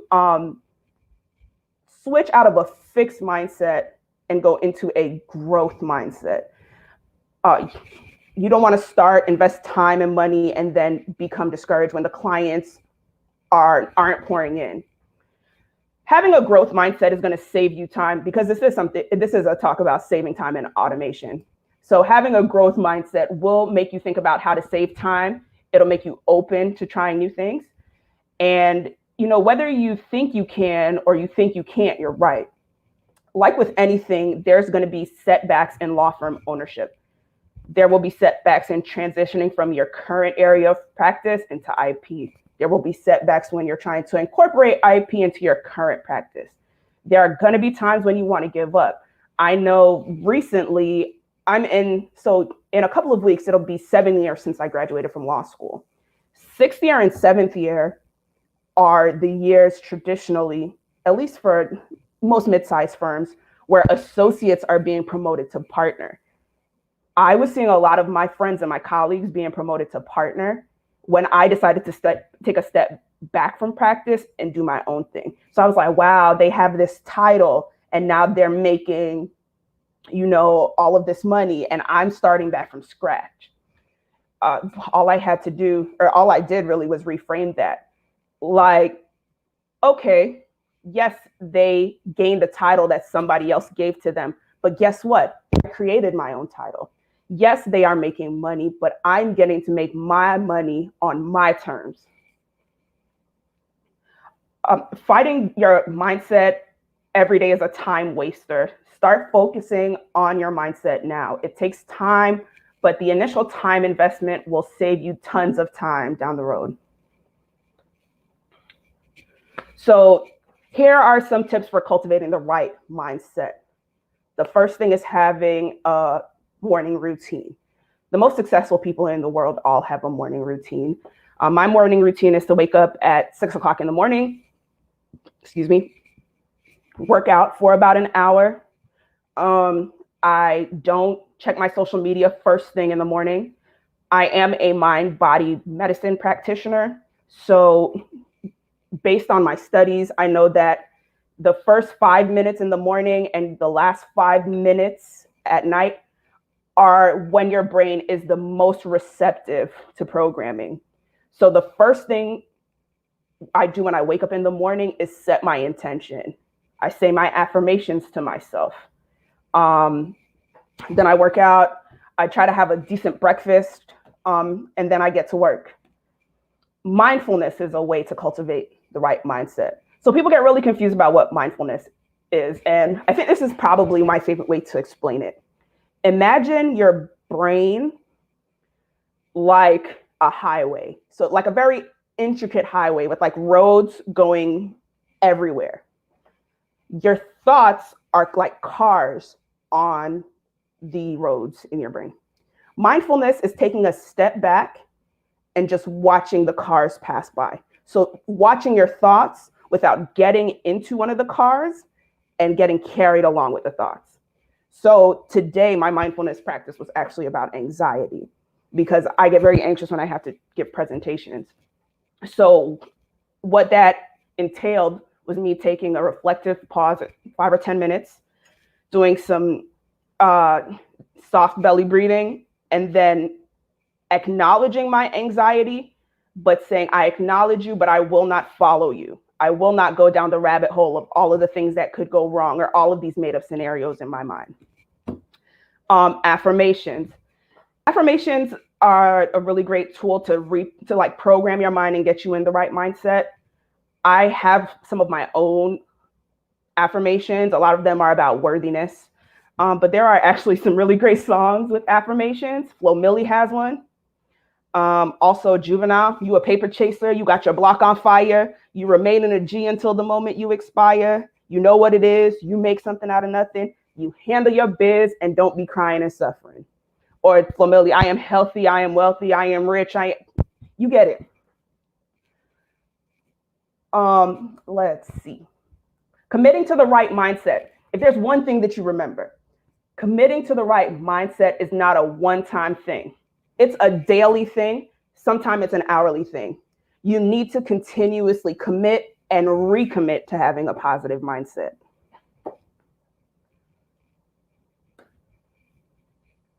Okay. Number 2, time savers, productivity. Productivity is the effectiveness of productive effort, especially in industry, as measured in terms of the rate of output per unit of input.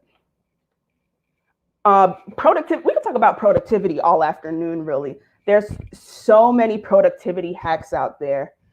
And on this front, I implore you to become a student of YouTube or Google University, but I'll talk about a couple of my favorite productivity hacks. Time blocking is one of my favorites. At the beginning of the week, I block out the times that I am going to work on the projects that I see or that I know that I have to work on during the week. Another thing that I time block is my emails. I only answer to emails at 9 o'clock, 12:30, and 4 p.m. And this is something that I communicate with my clients very early on to set that expectation so they know, hey, if you send me an email after 4 o'clock, it won't be until the next day that I answer it. Or if you send it after 9 o'clock in the morning, I'm not gonna get to it till 12:30. And very rarely, you start learning how many emergencies are really emergencies. A lot of my clients, well, all of them really have been very receptive to time blocking. And I haven't had a situation where somebody has complained about the fact that I haven't answered their email in like 2 minutes. Another tip is to keep a distraction list to stay focused. Sometimes you're working on something and you're like, wow, I need to pay this bill, or there's a social media post that I meant to read or something. When you're working on something, have a piece of paper next to you and write down every time you're distracted and what it was about. That way, when you're done with the task that you're working on right now, you can go back and go through your distraction list and say, okay, this is what I wanted to work on, this. So you really are working on one task at one time. Eliminate inefficient communication. So everybody knows about the meeting that could have been an email. Now we spent a whole hour of our day talking and we could have just sent an email and this could have been fixed. But I also want to talk about emails that could have been meetings. I can't tell you how many times a client wants to go back and forth with me in email. And I'm just like, hey, look, here's my calendar. Find some time on it. We can probably square this away in a 5-minute call. When you are working in groups, 85% of the time you spend is spent waiting on an answer to something that you asked to be able to complete the project. 85%. If you can eliminate some of that waiting time by being more efficient in your communication, you're going to open up a lot more free time for yourself.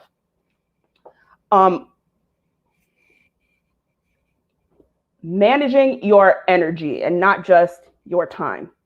I think this is probably one of the newer hacks that I am using And I kind of mix it in with getting better at saying no.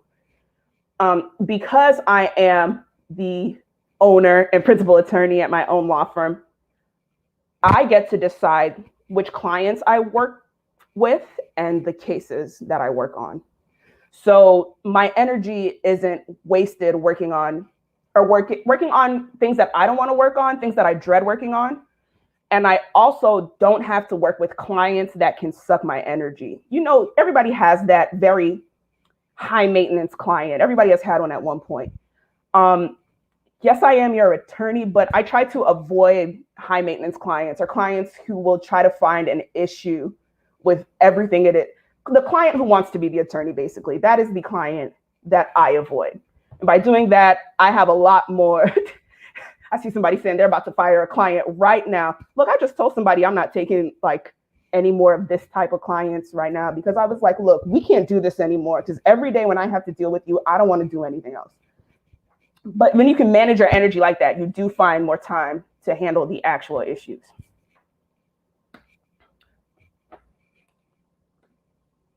All right, the next thing we're going to talk about is systems. So a system is a set of principles or procedures according to which something is done. It is an organized framework or method. Systems is a word that like freaks a lot of people out. But I think I have a way to make it very applicable or very easy to digest for you. How do you make a peanut butter and jelly sandwich? Just spend like maybe the next 10 seconds thinking about how you make a peanut butter and jelly sandwich. Okay. So let's say now you have like your way to make a peanut butter and jelly sandwich. I will tell you right now how I make mine. I get my special bread out. I get my Jiffy creamy peanut butter. I get grape jelly. I kind of like Welch's. I don't know. It's like a little bit more synthetic tasting than like the, you know, they have like the ones with the fruit bits in them. I don't like that. I just like the squeezed jelly. So I put peanut butter on one side of the bread, jelly on one side. I don't do like this double peanut butter, double jelly.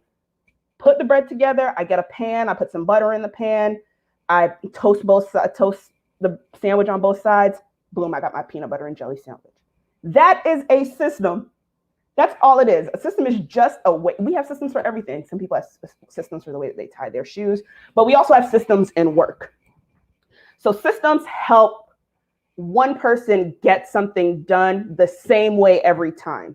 So you're increasing your efficiency because you know how you're supposed to do it, but you're also increasing your accuracy and you're eliminating mistakes because you're doing it the same way every time. So it helps you get it done. And then if we get to this place where we are growing our business, now you don't only have a system for you, you have a way for your new employees or contractors to do it that is up to the standard that you want to use.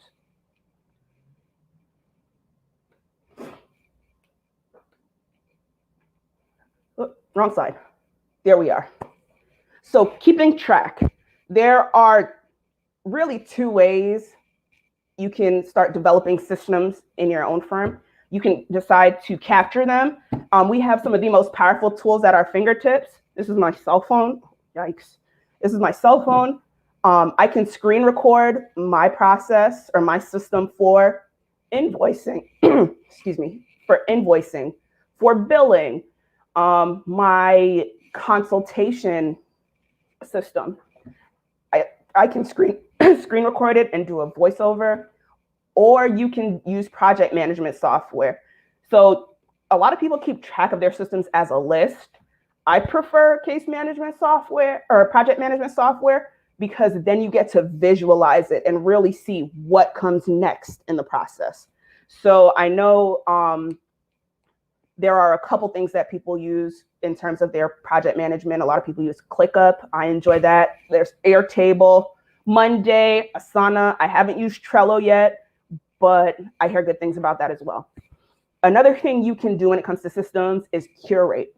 So curate is just a fancy word for steal. And I'm not saying like steal and pass it off as yours, but there are people who have, you don't need to reinvent the wheel. Maybe there is a special system that stands out or that is proprietary to your business and your clients really love that. But there are also some things that other attorneys or other people have figured out how to figured out a system for already. So instead of reinventing the wheel, you see it right there, copy paste. Take what their process is and implement it when it comes to your firm. Delegation. So to delegate means to entrust a task or responsibility to another person, typically one who is less senior than oneself. So if you're still with me right now, you are probably like, how dare Michael Ann? Why doesn't she mind her Black-owned business? She doesn't know what my cash flow looks like. How is she telling me I need to hire people? So I got to delegate. That's not what I'm talking about. So delegating, these are my delegation tips, first of all. I think I want to go to the second point first, and then we'll hit the other two. But you can be cost efficient in your delegating. There is a lot of free labor out there. There are college interns, law school interns. There are kids in high school who are hustling up, kids who know how to use TikTok and Instagram, who would love to develop a portfolio handling your social media or doing things like that for not so expensive. I'm not telling you to go hire. Don't be out there saying, Michael Ann told me to hire and I don't have enough. That's not what I'm saying. All I'm saying is that you can find somebody to help you share the load. Second tip, make sure you're actually delegating. I cannot stress this enough. Delegating means empowering someone else to do the work and giving them responsibility from the outcome or for the outcome. What usually happens when we say we're delegating is that we give somebody an assignment, but they're not responsible for the outcome and they're not responsible for the decision making. So they can do it to a point, and then when they get to a point where they are like uncomfortable or they don't know what to do next, they're coming back to you and they're like, hey, we could go this way or that way. I don't know which way to go. Which way do we go? And then of course you are just like, I can tell you how it goes. And you tell them. And now you're really the person doing the work. You are still a decision. You're just making decisions. You're not delegating because you still have to do the work. You still have to tell them or handhold them through every step. This is also where some of this layering comes into effect. So if you already have your system, the chances that your new employee or contractor is going to ask you, are going to keep returning to you to ask questions about decision making are a little bit lower because they will be a lot more confident in figuring out what it is they need to do next. And then the last delegation tip I have is leave your ego at the door. There are some people who are excellent at delegating, but then they begin to sabotage because they feel like when somebody else is doing the work, they're no longer important. So you have like this great, capable, confident employee or a contractor, and they're doing great. But now you're like, wow, nobody needs me anymore. What am I going to do? And then you start interfering. So leave your ego at the door. Once you have your system and you empower your employee or your contractor to do what it is you're delegating to them, leave it alone. And now we're talking a little bit about automation. Okay, so the automation is the creation and application of technologies, techniques, and processes to produce and deliver goods and services with minimal human intervention. Automation improves the efficiency, reliability, and/or speed of many tasks that were previously performed by humans. Automation is basically leveraging the power of technology. The benefits of automated operations are higher productivity, reliability, availability, increased performance, and reduced operating costs. Also, if we're talking about automation, once you develop your system and you write it out, or you put it on your project management software, a lot of the times you can go back and be like, wait, there's this step like between 2 and 3 that I'm doing manually every time. I probably could automate that. So a process can be chosen for automation if it's repetitive in nature, if it doesn't require logical thinking or human intervention for completion, if it's important for the process to have consistency across the business organization, and it also needs to be error-free. You don't want to create an automation and every time something automates, you're like, oh man, I have to edit this, fix that, do that. You really want something that can be, I see somebody talking about Zapier. Okay. It really needs to be error-free. So you're just not creating more work for yourself. These are people's most common fears about automation. The first thing is the cost. There are lots of software out there and they cost money. Especially as a newer business owner, you want to try to keep overhead low. Another fear is the time and resources to get started. So on top of the money, now you're going to have to figure out how to use this new software. It's going to take time. If you have employees or contractors that you work with, now you have to train them on it. And you're taking away from actual work time just to get them trained to be able to use whatever automation software you're using. And then the last automation fear, and what I think is the biggest, is job security. A lot of people are like, I don't want to automate myself out of a job. I do think that we need to be conscious of these fears and acknowledge them, but also to educate ourselves about them. There are lots of low-cost options for automation. I'm going to talk about some of them in a minute. The time and resources that you take to learn about your automation software, it's going to pay back at the back end when you don't have to be doing all these things you could have automated by hand. And job security, right now, there's a very big focus on automating tasks, but not roles. There are still going to be many things in many professions, especially the legal profession, that require human touch. I think there are lots of things about the legal profession that will probably become automated over time, but will not be a replacement for an actual attorney. So here are 4 areas of your business to automate. I've adapted this from Mike Michalowicz, who is a very great author. He's the author of Profit First, Fix This Next, and Clockwork. So there are basically 4 areas in your business, period. It's where you attract your customers, you convert your potential customer or your potential clients to paying clients, you deliver your services, and then you collect money for the services that you provided to your clients. So attract new potential clients, rather. So how do we do this? We do this with social media content, with newsletters, with speaking engagements. I think of, at least in how I run my business, I think about the attract portion as the informational aspects of my business, the branding of my business as well. So for social media content, a lot of information gathering is a part of that. So how do I automate my information gathering? Twitter is a great place to start. And not just being on Twitter, but creating Twitter lists. Everybody knows the Twitter algorithm and all these algorithms, they're starting to do crazy things. So I have a list of Trademark and other IP attorneys that I follow.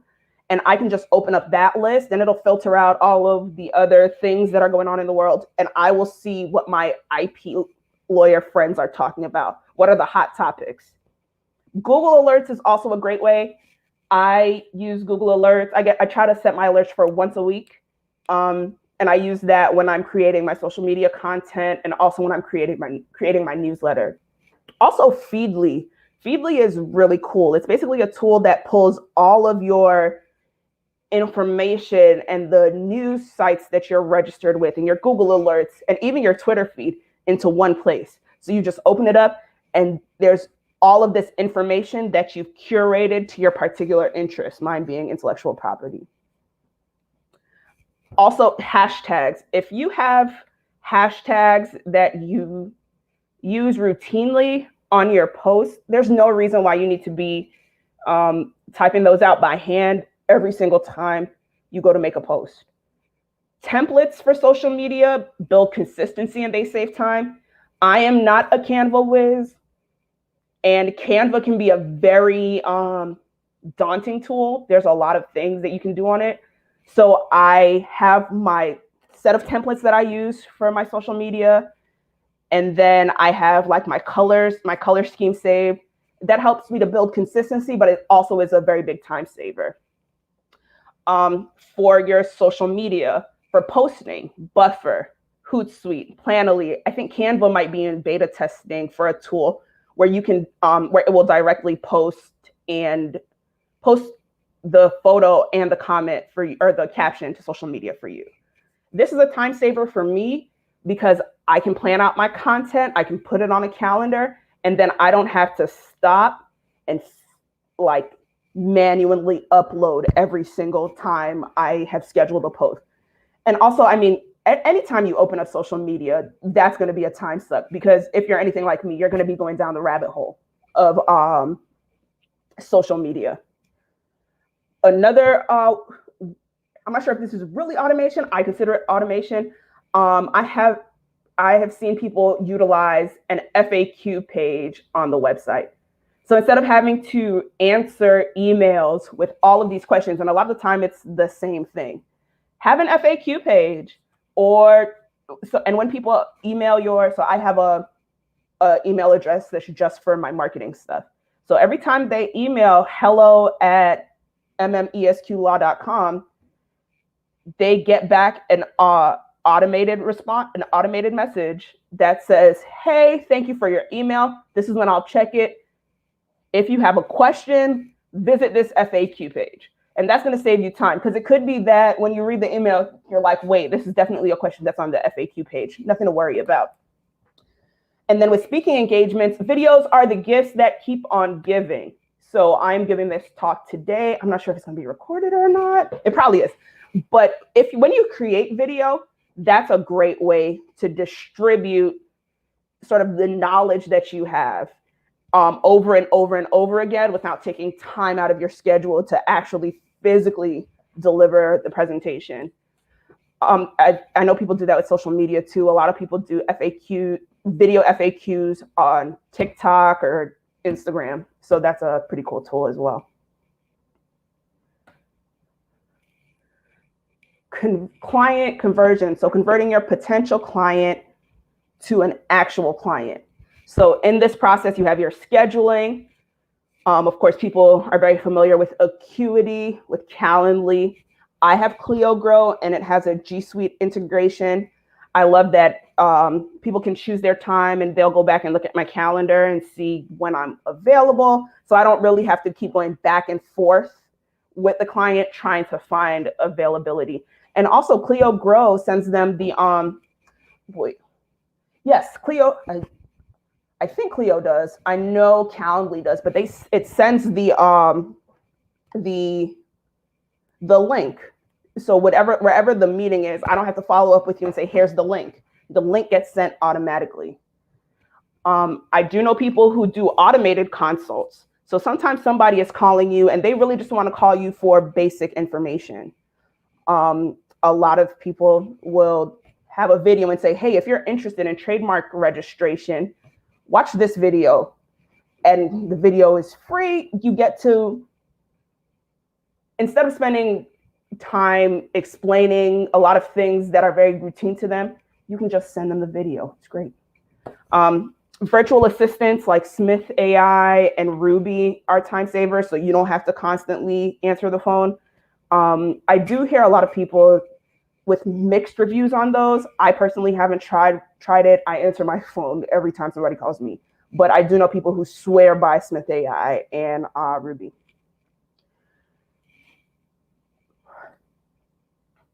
Okay, delivery. So this is when you do the actual work that you are. So you'll notice too, like a lot of being a lawyer, especially being a solo lawyer, some of it is doing the work, but there's a lot of other things that go into the process before you actually do the work. So we've attracted the client, we've converted them, now we're delivering the product. I cannot stress the importance of templates enough. I do a very particular kind of law, trademarks, business. So there are certain contracts that I have as templates. I have my trademark clearance report template. I have bylaws templates, articles of incorporations templates. Another tool that I've heard about recently is Text Expander. So it lets you instantly insert snippets of text from a repository of emails, boilerplate language, and other things. So you basically type in like a shortcut or a couple of words, and it populates a whole like paragraph or whatever it is you have. So I know if somebody is coming to me to trademark a geographical mark, there's going to be certain language in the report. Same thing if somebody has to disclaim a part of the mark, or if the mark includes the name or a photograph of a living person. So those are all things that you don't have to keep reproducing or typing out again. If you have it somewhere, you can use Text Expander or just copy and paste and insert it into what you have. Another tool are forms. So there are forms that my clients have to fill out. I have a trademark intake form, a copyright intake form, a business formation intake form, because I know that there's certain information that I am going to need at the end or throughout every process. So I just use a form instead of having to ask the client every single time. And that form goes out with my initial email or my engagement letter, the invoice, and then the registration form. While we're here, I will tell you the very first thing that I automated was an email. And it was my email once a client had signed with me. So I would tell them, thank you for choosing Esquire Law. I'm so excited to work with you and to learn more about your brand.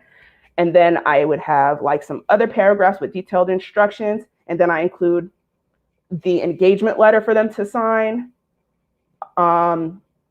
my invoice, a link for payment, email templates in Clio, girl, I'm telling you. And then I include the intake form. All right, collection. This is where the majority of my frustration has come. Like having to fill out an invoice and then I put the engagement letter back here because I do both of those together, the engagement letter, fee agreement, and my initial invoice or billing. Auto pay for installments will save your life. It'll change your life. And also it will send out payment reminders. So it'll be like, hey, we're billing you on this day. Stripe and Square are pretty good with that. Because I have Clio Grow, I use LawPay. I am kind of a fan, but I'm also looking for other options. Then I have templated invoices. So I know there's only a certain number of kinds of work that I do. And a lot of the work that I do is flat fee. So I have an invoice for my trademarks. I have a trademark registration, one for all the different kinds of copyright registration, one for my business formations. And then of course, hourly stuff is just sort of me entering in my billing and sending it off to whoever it goes to. Okay, so I'm gonna give you guys about 1 minute to answer these 3 questions. So just in your mind or on a piece of paper. Question 1, what task takes the most time away from you being able to do what you love to do in your business? Question number 2, what is one task in your business that you dread doing? And question number 3, what drives the cash flow of your business? I'm just going to give you maybe a little bit of time to think about it. I'm going to check the comments and see if you guys are dropping anything in the comments. Any questions about that? Maybe you answer it for real in the comments. I don't know.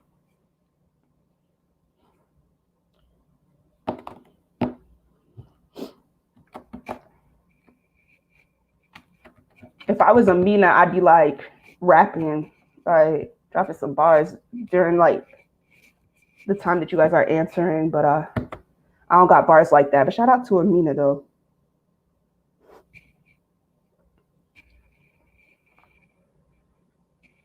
All right, boom. So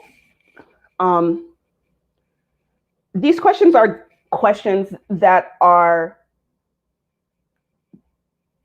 created to help you determine what you should automate and where you should automate first. So for question 3, what drives the cash flow of your business? What drives the cash flow of your business is probably going to be the very last thing that you're going to want to automate. So you're going to want to be very hands-on with that. You still want to be creating systems and training people to do whatever it is that drives the cash flow of your business, because the goal eventually is to be able to step away and still make money, to have somebody to be able to do it. That's the goal. It might not be next week, next month, next year, but we're thinking big. Question 2 was, what is one task in your business that you dread doing? And that's kind of like question 1, like what takes the time away from you being able to do what you want to do? Those are places where you're going to want to look to automate. So I see Nina here says emails and phone calls take the most time away. So maybe Nina will start sending us a lot of autoresponder emails or time blocking the emails. I can't tell you how much time it takes to stop what you're doing, answer an email, and come back to what you're doing and get back into the flow of doing what it was you were doing before. Okay, so I'm gonna put it together real fast for you. I'm gonna tell you about a particular way that I've been able to save time by using all of these steps. So social media is important for branding. And maybe about a year ago, in January, I think of 2020, I got rid of all of my social media. I was tired with it. I thought I wasn't going to do it anymore. This is before I knew I was going to start my own firm. So I got back on in October and I was like, okay, I'm going to have to start increasing my presence. I need to start posting things. I need to start familiarizing myself with the kinds of posts that attract attention on social media. How am I going to do that? So I decided to start working on Canva, start getting information, all of that. Very quickly, I was like, we have a lot to learn. Canva is like, it's such a powerful tool. And that's the same with like any sort of creative tools out there for your social media. But instead of saying I can't do it, I switched into a growth mindset. I basically said, I'm going to learn how to do it. A tip that somebody gave me was like, scroll down on your favorite influencer's Instagram, and you will see their first posts suck. They're terrible most of the time, but that didn't stop them from putting themselves out there. And over time, you start learning different tips and tricks. I think it was yesterday, I think Nina was like, I know I see Michael Ann out there with the dope social media content. And I was like, what? Me? With the dope social media content? What? So then we get into, let's see,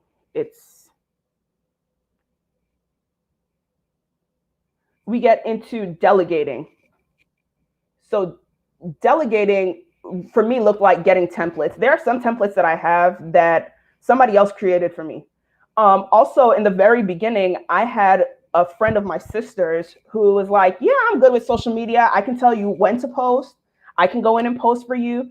Or I would just create something very basic and she would make it sing. She would add things and use the tool in a way that I didn't know how to use it. In terms of systems, we talked a little bit about Feedly. That's how I get all of my information for stuff that I post on social. A lot of people are very afraid to automate what they post on social because they're like, well, what if I miss something that comes up? It's okay. What you want to do is make sure you have most of your social media posts laid out for the month. And then if something comes up that's like very trendy, so last month, or was that earlier this month, it happened with the Satan shoe. You couldn't have seen that one coming. But I was like, okay, I have all my content already, but I do want to create a post real quick about this. And then automation. I am still trying out different software. I've tried Buffer, I've tried Preview. The next thing I'm probably going to try is Planoly. And productivity, tomorrow's a big day for me in terms of social media. I time block the first Sunday of every month to do social media. So tomorrow I'll get up, I'll grab coffee, and I kind of make it a cheat day too. So I don't worry about cooking. I might have like some wine or a drink of my choice, and I go through all of the big news that happened in the past month. I plan out what my content is going to be. And now, because I've changed my mindset, it's not, I have to do social media content tomorrow. It's more, I get to do my social media content tomorrow. And that's a privilege to me.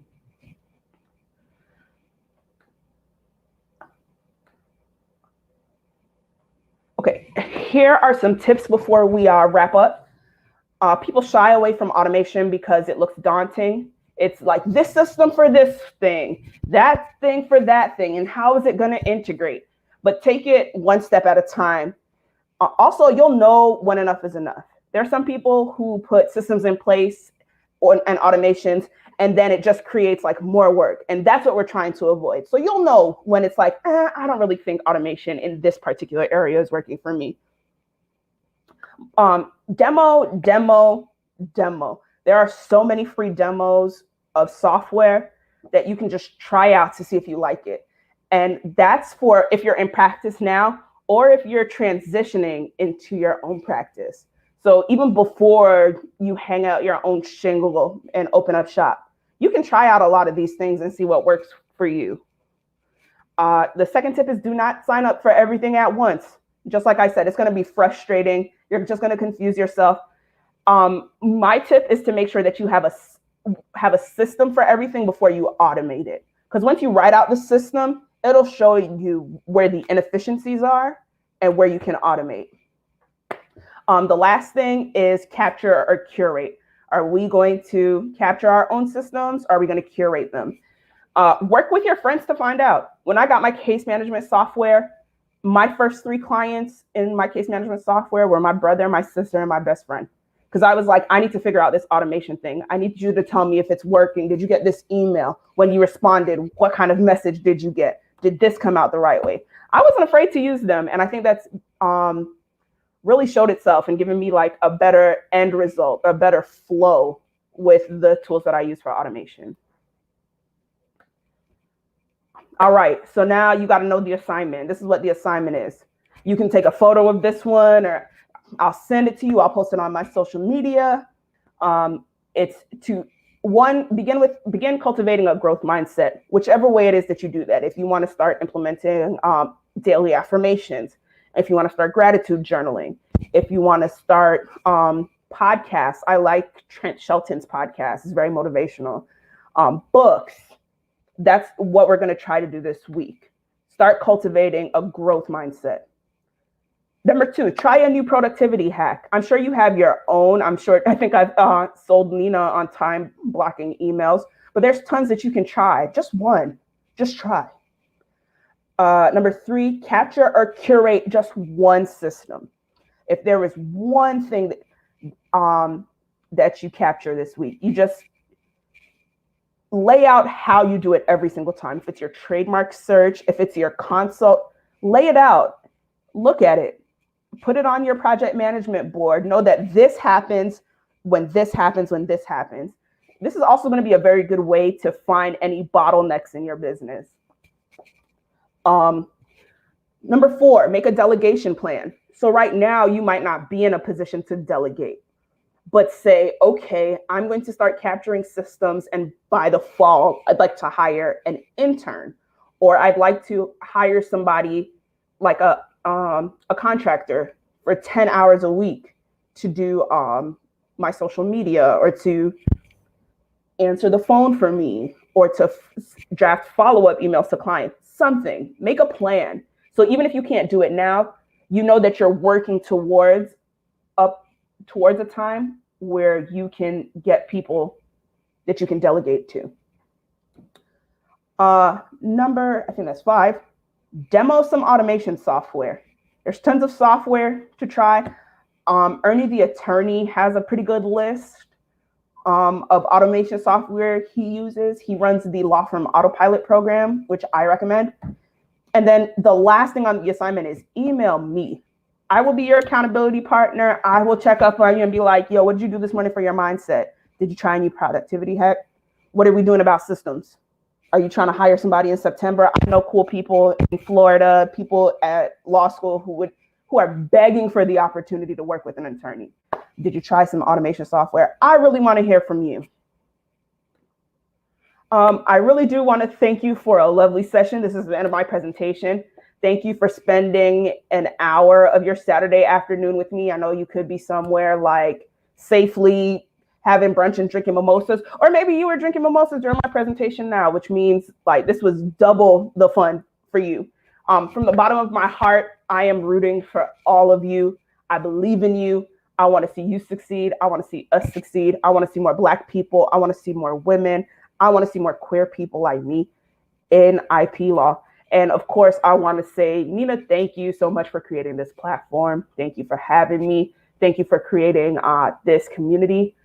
If you want to get in touch with me, my email address is there, michaelann@mmesqlaw.com. And on social media everywhere at mmesqlaw. You probably want to hit up my Instagram. I'm working on cultivating everything else. The Instagram has a really good vibe right now. Or if you want to just follow me, it's at michaelann_ESQ.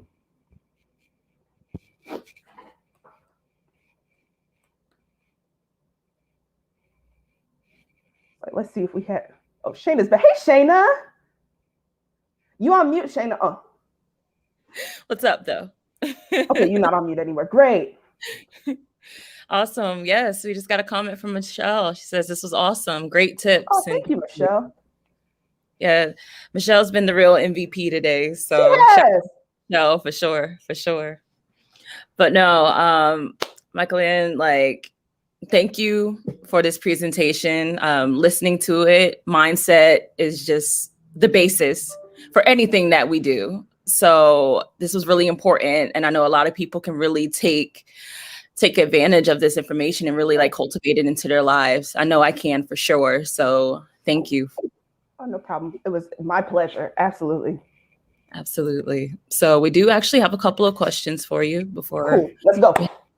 That. All right. So your first question is, how do you start waking up earlier again if the pandemic and depression kind of took you out? This is so I have no poker face. And as you were reading the question, I was like, wow, if you could tell me, that would be great too.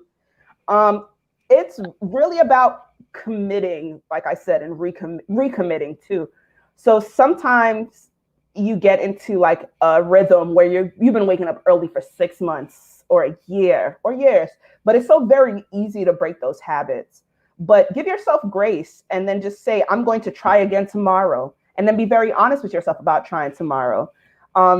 Depression is something I think that's very prevalent, and anxiety in the legal community. I don't think we talk about it enough. I think we are, I don't want to just group us all together, but we are very good at hiding our depression or self-medicating with alcohol, and for some attorneys, unfortunately, with heavier drugs than that. So I see a therapist, a black woman therapist who accepts my insurance, man. I pay out of pocket if I had to.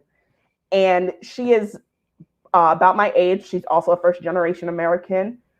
She just recently launched her own practice with her sister. So there's a lot of things. I thought it was very provident or divine that we were sort of going through the same things. And she was able to really give me a lot of very good counseling and therapy because of it. But definitely, if therapy is something that you're doing already, or it's just not, you want to figure out another way outside of therapy, just commit and recommit. Get an accountability partner. Start by waking up 15 minutes earlier than you did the day before. Also, a trick that we use in mind body medicine, I think I mentioned that the 5 minutes before you fall asleep is a good time to program your mind. So if you tell yourself in those 5 minutes before you really start falling asleep, I'm going to wake up at 6 a.m. I'm going to wake up at 6 a.m. I'm going to wake up at 6 a.m. I'm going to wake up at 6 a.m. You're going to wake up at 6 a.m. It's almost like when you set your alarm clock and then you wake up before your alarm clock. you're basically programming your mind to do the same thing. Another tip that I use for making sure I get out of bed once I wake up is the countdown from 5. So when I'm laying in my bed at 6 o'clock, I'm like, I don't want to get up. I'm tired, whatever. I count down from 5 to 1. And I know that when I get to 1, I'm getting up. So I give myself basically 5 minutes to have a pity party and to complain. And then at 1, I'm like, okay, let's go.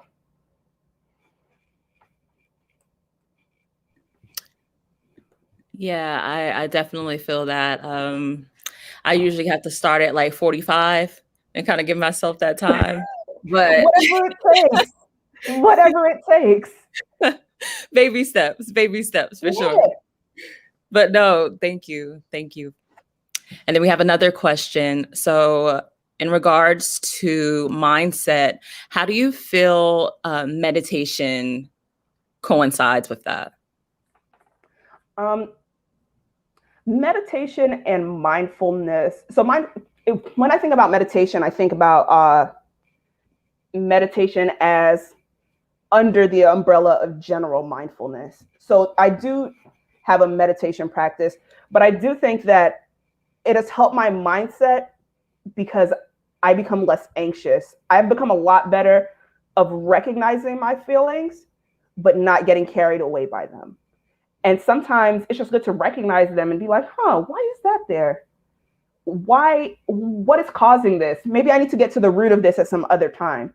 But it also has helped me to focus by acknowledging and saying, okay, I'm not going down that path with you. Instead of being stuck in that trap, mindfulness, meditation, some people do qigong, yoga, vinyasa. There's tons of things to do mindfully. People do mindful eating. I mean, that's about like what you're putting in your body to make sure that you're having a nutritious diet. But it really helps you to stay focused on what it is that you need to do now and know that you are not necessarily avoiding the feelings, but you're refusing to give them power over what it is you're trying to accomplish right now. Right. For sure. Like intention is key. Yeah. Actually in this field. So thank you. So we have another question. So the question is, how do you give better instructions to your employees to be better at delegating? It starts first with systems, I believe. Making sure that there are systems in place so your employee doesn't have to keep coming back to you to figure out how to complete a task. Having everything laid out for them. And there are things that they're still going to have questions on, but to make sure that there's a system in place and they're not trying to reinvent the wheel. I also believe that you do need to empower them to make those decisions. So sometimes if I'm working with like a contractor, if I've delegated something out to somebody, when they come back to me and they're like, hey, I have a question. Should I do this or this? Most of the time I tell them, I could see it either way. How about you? You flip it right back on them. Because if you answer them in that moment, they're going to keep coming back to you for those types of questions. And now you're just creating more work for yourself.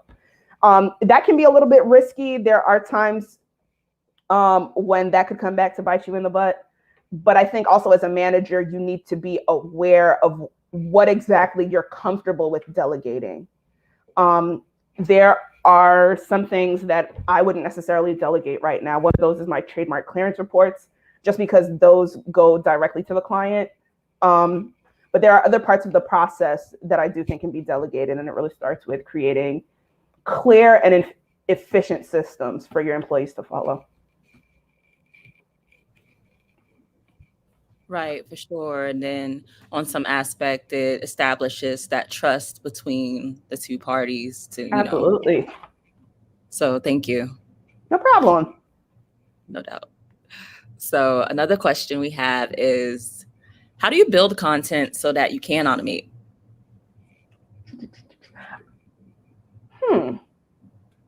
I'm not sure if I understand the question, but I'm going to try to answer it. And then somebody's going to tell me, that's not exactly what I was asking. Okay, so building content that I can automate. I think it all comes from understanding the kind of content that you're creating. So video, build out. Okay, so I think Nina clarified. Build out. So enough. How do you build out enough content? I just have my own schedule. So I know on Instagram, I'm trying to post 2 to 3 times a week. I think that's a very good flow for me. I'm not the kind of person who likes to necessarily bombard a news feed all the time. There are some people who do really well with that. That was just a little bit too taxing for me. You have to figure out what's going to work for you or what you like in your business. So I know I need between 10 and 12 pieces of content for the month. And then I just kind of make it flow. I do try to have an intention. So sometimes there's a particular service during the month that I'm trying to push. If I've looked at my KPIs or my cash flow from the last month and I'm like, hey, this particular service is doing well, but I think we could do better with this service. I look at what holidays are coming up, what days of the week. I think I did a Taco Tuesday post a couple of weeks ago that got a lot of good reception. I try to look at in-industry things that people might be interested in. So I have a few fashion clients. So when the Guess and Telfar bag thing came out, a lot of my clients were like, could this happen to me? Oh my God. So I knew that. And then I basically just go from there and kind of schedule the posts. It's about knowing what kind of schedule you're trying to post on. Videos, if we're talking, I see she had mentioned something about videos. Videos are really the gifts that keep on giving. And I don't think I use video enough. But from one video, you can create a blog post when you get the transcript, if you get a transcript. And then from the blog post, you can get 5 or 10 pieces of content if it was a decent length video. So that's another way I think to automate. So you're not recreating the wheel. You do a video of you just casually talking, informing your potential clients or your audience, and then sort of picking up from there, making them blog posts, and then picking from your blog posts and making them content that you can distribute either on Twitter or on Instagram or anywhere else, really. Okay, good. Thank you for that. I know that's important for people who want to build a brand. So thank you. So we'll give a little bit more grace time for anyone who has any last minute questions. But in the meanwhile, would you have anything else you'd like to say to the just email me. Guys, email me. Also, if you have ever doubted yourself, or if you're stuck in like this fixed mindset, I want you to do something. Lean into the camera because I got a secret to tell you. Just lean in. Are y'all leaning in? Y'all leaning in?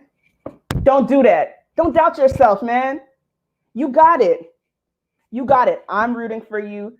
All the people out here who've been at the summit, I know they're rooting for you. You got it. I promise. Keep committing to having a positive mindset. I think the majority of business ownership is about mindset. The reason why people stay in business so long is because they have the right mindset. It might not work out for you today or tomorrow. It might not go the way you plan, but if you hang in there, I promise it gets better. I think I needed that, but thank you, Michael. And like, you are definitely a vibe for sure. Like, it's the energy and the passion that you put behind what it is that you're saying and the intention that we all can feel. So thank you for your time. Thank you for being here. And Nina, hi. Hey, we're at our midway point, guys. We actually have a break, but Michael Ann, I needed to get slapped upside the head right quick, so I just wanted to let you know that I also needed to lean in at that time, and I also received a slap because, you know, we all needed it. I'll shake you too. Look, thank you. I needed that. You got it. Because we don't listen. There's so much stuff inside of our heads, and again, like Shanna, I have my notes. I take notes when I know I need to get it again, and then the rest of it all I digest it because I can't take notes all the time, guys, and be great over here in the background. But when I can, I was like, oh, we had a break coming up. I can breathe. But Michael Ann, I really think that slap in the head was a good reminder. I'm glad that people were able to see that live. I feel like you should do it again when it's only you, so we can get the full effect. But we should do a different topic. Just one final clip. So that's all I'm going to ask from you is just one last motivational, because I feel like you have it in you, because that's just who you are as a person. So I'm going to highlight you and you're going to do it again, but it's only going to be you this time. Okay. All right. So very similar to what we were doing before. I got something else to tell you. Just lean in. Lean in. Come on. Lean in. It's a secret. Stop doubting yourself. When you go into, I don't know where y'all live at, but I live in Florida. Our grocery store is Publix. When I go to Publix and I go on the bread aisle, there's like 30,000 different kinds of bread. I could get Pepperidge Farm. I could get Sara Lee. I could get Publix brand bread. I could get sweet oatmeal bread. I could get multi-grain bread. I could get white bread, Wonder Bread. I'm Jamaican. Sometimes I like some hard dough bread. Guess what? All those people, they weren't like, dang, it's 30,000 different kinds of bread out there. What my little bread brand gonna do? So you don't do that either. There's lots of great attorneys, lots of great trademark attorneys. There's a ton of them that are at this summit, been at this summit, but guess what? They are not you.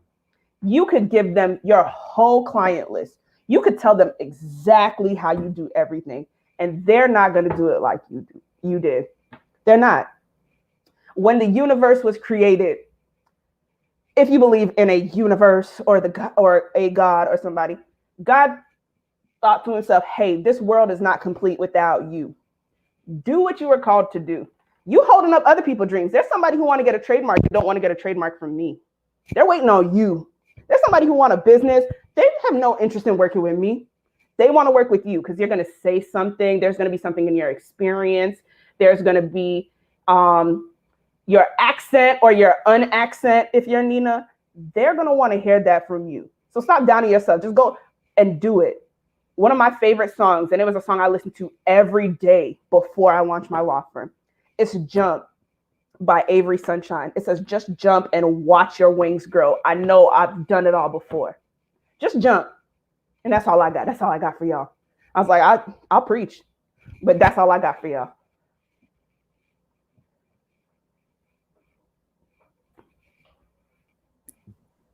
I mean, I'm down for a sermon, but I know we have a time constraint. So, I mean, I was actually thinking, whoever is here wants to turn on the live because we have all this lag time. We really could just talk for a second. So if you are here and you are still live, I just want to make this kind of a free for all type chat section. So don't feel pressured. But if you are here or if you're one of my speakers, I want you guys to kind of talk more live.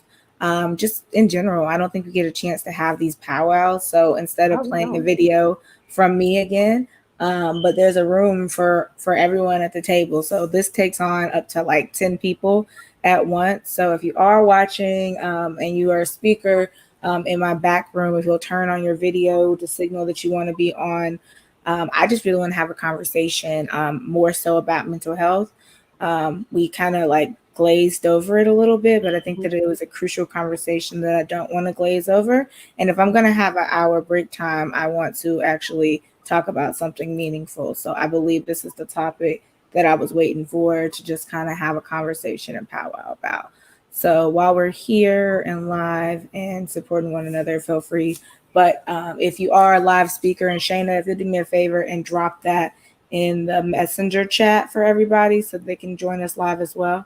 But this is just a chat. So we're just going to have an informal chat about mental health and kind of the mental health that we've all been struggling with, because this was not a good week. Okay. This was a rough, terrible, absolutely horrendous week for me, particularly. I'm not sure if everyone else had the same type of week I did, but it started off good. And then I started off and there was some triggering moment. And then I had to go book a therapy session the next day just to get here.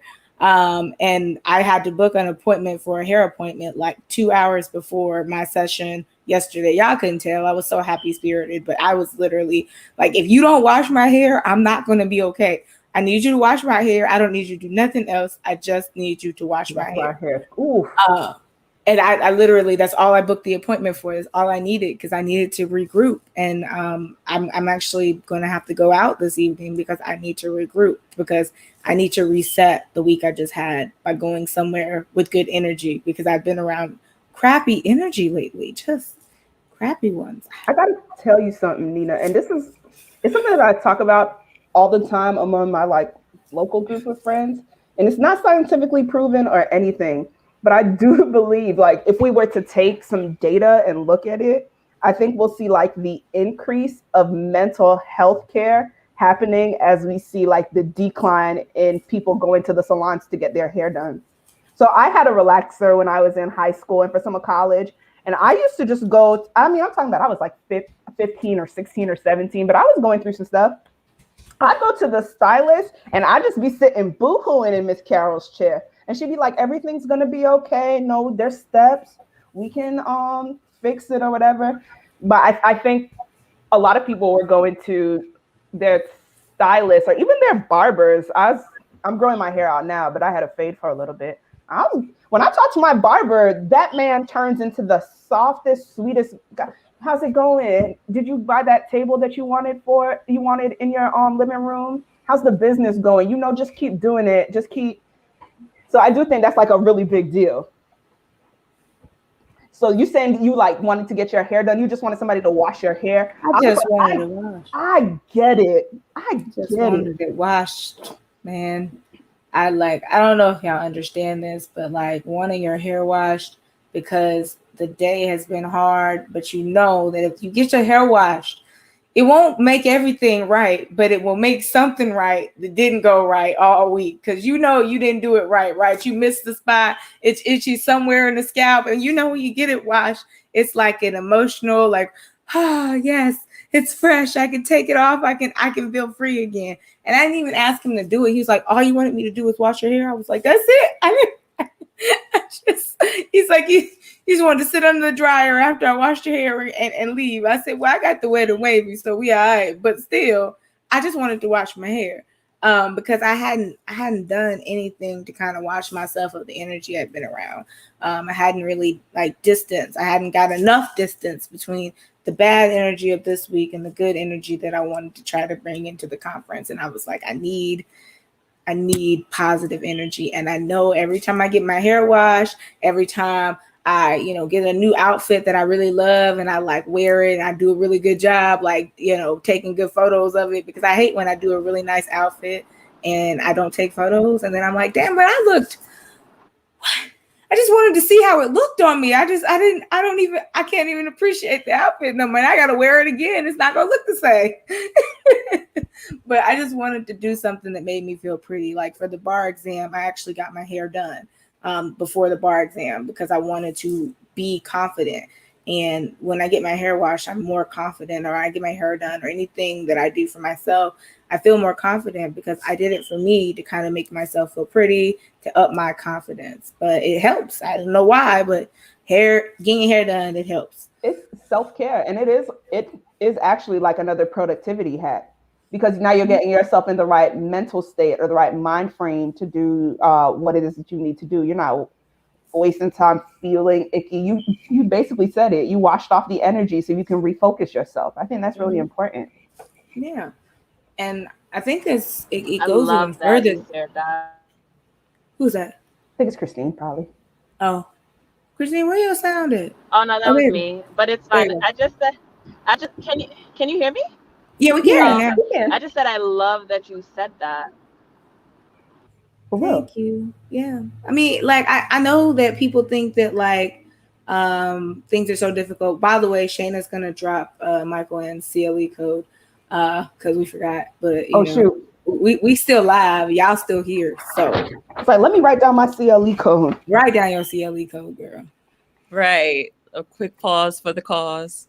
My bad. It's cool. It's cool. Mental health is important, but the CLE code is as well. So real quick, before we get back into it, the CLE code is going to be XYT2RET. I'll say it one more time. It's XYT2RET. Now we can get back to it. Yeah. Don't worry, y'all. I made these CLE codes up. You know, I have no memory of which one goes with which speaker. Literally. Oh my. Literally made them up one day, and I'm like, wait, which one? So I'm probably gonna have to go back and watch these again and find the CLE code.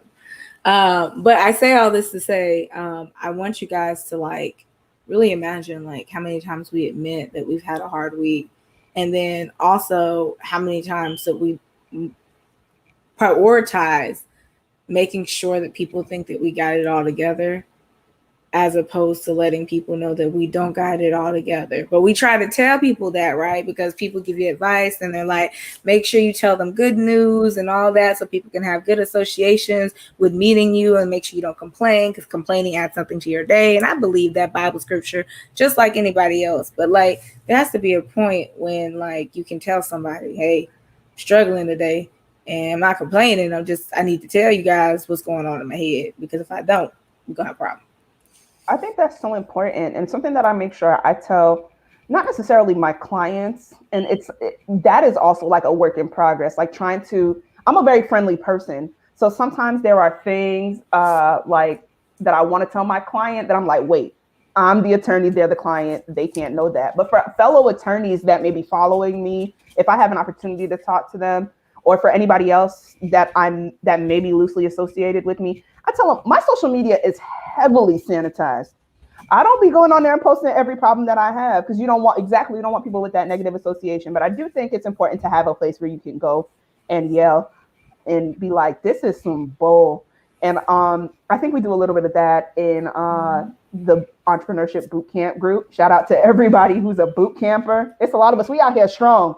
Gang, gang, Yes. gang, Gang, gang. Casino boot camp gang. Boot camp gang. Wait, that's another hashtag. Wait. Boot camp gang. Yeah. You better write these hashtags. Boot camp gang. We came out here strong. Boot camp gang. And then also having like people that you can go to. I do have like 2 groups. So sometimes it's good to vent to somebody who has known you for a very long time. None of my very close friends, like the friends that I've had since like grade school, are attorneys though. At least not the ones that I'm close with. But I do have a close friend who is an attorney, who is also the reason why I am in practice, like solo practice. She's had her firm for like 3 years. And last year I quit my job in March, literally 2 weeks before the pandemic started. And I thought I was going to take a break for 6 weeks and go back to work. I was like, everybody going to be at work. I'm going to travel. Maybe I'm going to go to Europe or whatever. And then the country shut down. I couldn't do none of that. Yes. So making the transition back to working, I was like, I've been off for way too long, and I want to build something that's sustainable for me. I want to live my life on my terms. It's going to take some time to build. I think I read something the other day that said the last thing a fruit tree does is bear fruit. There's a whole bunch of stuff that happens before the fruit grows.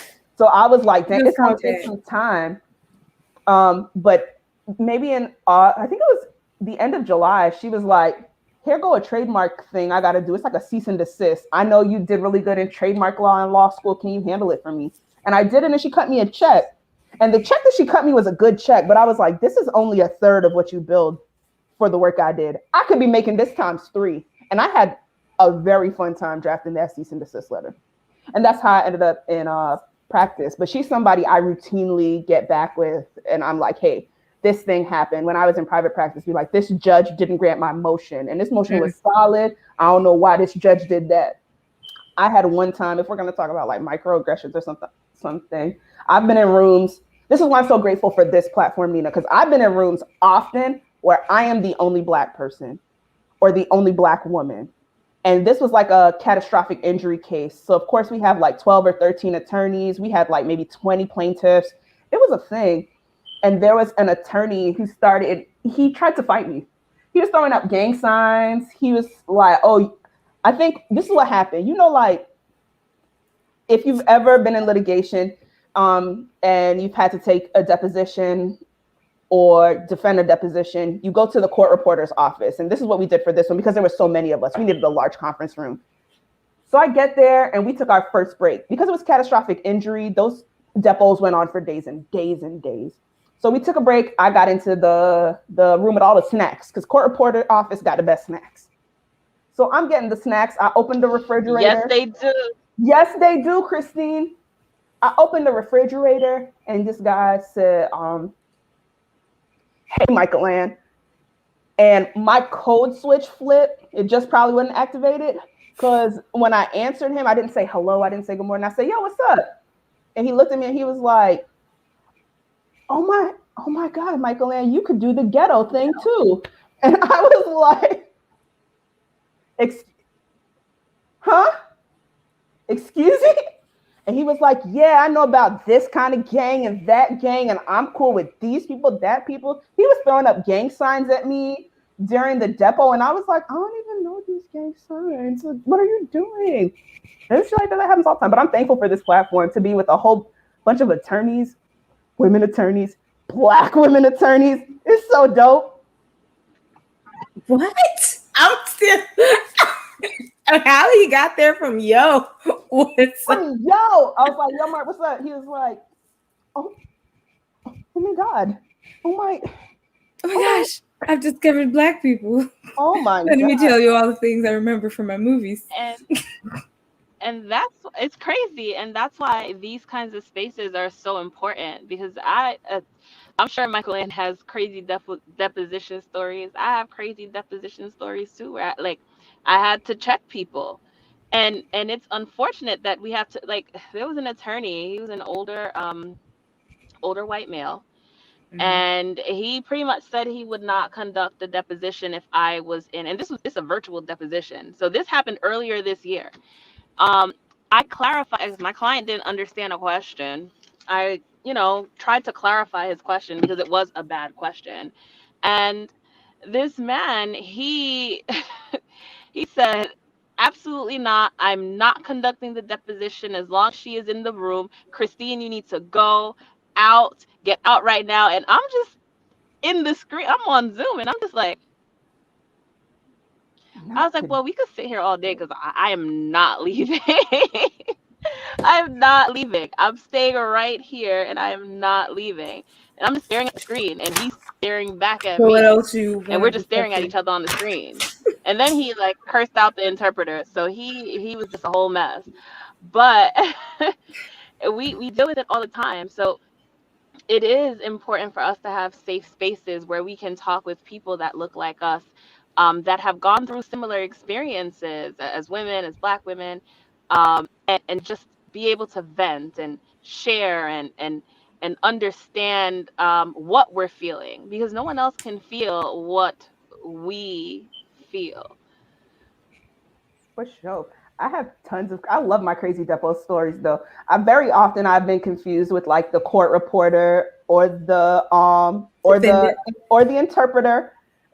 It's South Florida, so we have a lot of Black people who are also Latino, and we also have a big Haitian population. So there's a couple of cases where I've been mistaken for the interpreter. My favorite is when I'm the court reporter. I've come in, I got my files, my paperwork. You don't see no little thing where I could take the shorthand. And one time, this man is sitting there. He's sitting in front of me with his client, and he was like, "Wow, when is the other attorney gonna get there? And gonna get here?" And I was like, "I'm here." He was like, "I thought you were the court reporter." I was like, "Oh shit, I thought you were the court reporter. Dang, I didn't know the court reporter wasn't here yet." Sometimes I flip it right back on him. Are you kidding me? See my depo questions here. You see me with this binder. This stuff got the case number on it. That was a mind game right there. That's what that was. He knew what he was doing. Oh my God. I like that. I like it. He knew what he was doing. I thought you were the court reporter. Embarrass you in front of your client since you want to do all this. Right. I thought you aren't you the court reporter? Court too. I'm about to say usually the court reporter here first. So I was like, I've never had that situation where they ask me for ID in court. I know if I'm gonna go to federal court, they made me present my bar card. Yes. At federal court, I had that wonderful experience. But the crazy part is they didn't ask that of the Black male who went in front of me. They asked it of me. And I was a very newly licensed attorney, and I had to go in my phone where, again, phones weren't even allowed. He wouldn't let me go through the attorney line like normal people go. He stopped me, even though, because he didn't know me, he never met me before. I was like, that's not my fault. If I tell you I'm an attorney and you need me to prove that I'm an attorney, why else would I wear a suit like this? Like, why would I wear a suit to court? To sit here and pretend to be an attorney just so I can walk through these doors around you. And mind you, the guy was vouching for me. He was like, she's an attorney, bruh, let her in. And he was like, no, I need to see her ID. She's got to prove whatever. Everybody who walked in there, even including like celebrity defendants that walked in, were like, hey, like they knew me. And so this guy was just like, nah, not until you show me ID. And it was like, it was a black guy. It wasn't a white guy. And it was just one of those things that said, at the end of the day, no one really understands kind of what we go through on a regular basis in this career, in this mindset of being mistaken as people who they don't treat us like people, right? They treat us like objects to be played with in front of other people. Because a lot of times what I see happen to women is that they don't get called out right in private. We always get called out in public. Like I think I had hosted this bomb event, and everyone made it a point to tell me to pull my dress down. But mind you, I'm fine. Like, I'm tired. This event is 13. I've raised a lot of money for this event. My dress, I always wear Spanx and tights under all my stuff. And they just kept telling me that over and over again. I said, you know what? Let me know when you host an event. Bring in somebody from DC to Little Alabama. Make sure that an event is so well planned that one of the sponsors says this is the best event that's been planned in the many years that this event has been done. And then you can come talk to me about whether or not I need to pull my skirt down just a little bit. I got a big booty, and if you can't deal with it, I'm sorry, but it rides a little bit when I walk a little, okay? I try to sit down when I can, but if I had to walk, to run around, to do this, you ain't helped me. In fact, all of y'all quit, right? You quit when I was trying to do this. You left me alone to plan this event by myself. So I don't want to hear nothing about pull my skirt down. You didn't help me plan it. And that happens to women a lot. We get caught out in front of other people. Don't nobody pull us to the side and do it. They like, girl, your shirt down. Or, oh, this is not, you need, like, people are rude. They'll say it loud as, oh, this event, I could have done this better. And it always happens, women amongst women, a lot more so in this field than I have ever seen. Like, oh, because she should have done that. Nobody ever pulls you to the side, right? And just tells you. And you know what? And that's something interesting to kind of touch on as well, because I mean, this space, I absolutely love it. And Nina and everyone that has been involved in this, we're all very nice people. We're all, if we have something that can help each other, we'll help each other. If we can refer someone to another attorney within the attorneys that we know, we will do it. And we're not afraid. We don't lose anything from sharing that light with anyone else. But there are attorneys, and sometimes, unfortunately, Black women attorneys who are just not nice, who are just there to put you down. And it's happened to me where, and it's like, why would you even do this? Why can't you pull me to the side? Why can't you have a conversation with me one-on-one? Because now I'm going to have to embarrass you. But it shouldn't have to be that. Shouldn't have to be that. Should not have to be that. I have and I'll do it. And I'll do it so subtle that, because this is gonna be a little short story. She was trying me, and I went there to do something for an attorney in my office. I appeared on his case, and he asked me to do something. It wasn't a big deal. If I didn't get it, I really didn't care, because it wasn't that serious. He just was just trying to buy time for something. So the attorney got upset, and she was trying to call me out and yelling and screaming and doing all this stuff.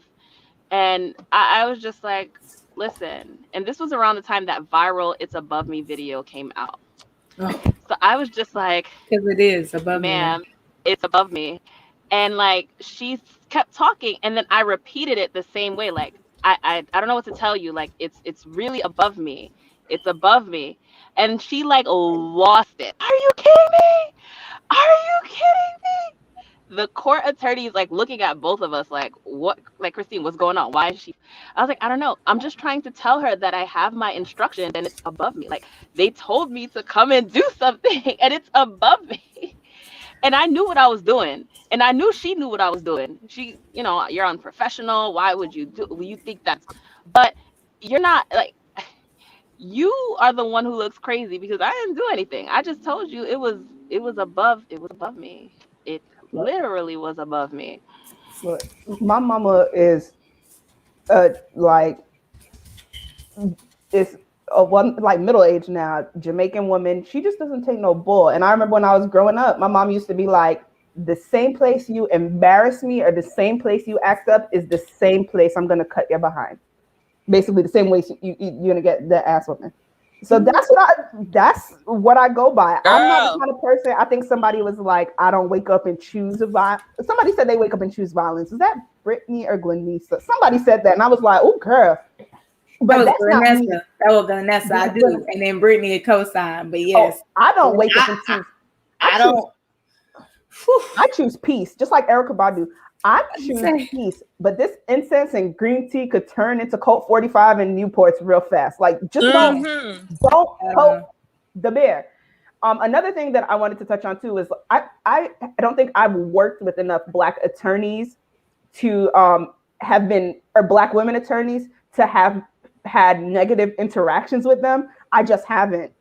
In my 7 years of practice, I think I've only worked with, well, I've never had another Black attorney work with me in any of the offices that I worked with. 7 years. I think the last firm I worked at, they had just brought in a black woman attorney, and she had come after me, and I left very shortly after. 7 years, never worked with a Black woman. But I will say that there are also generational differences between Black women attorneys.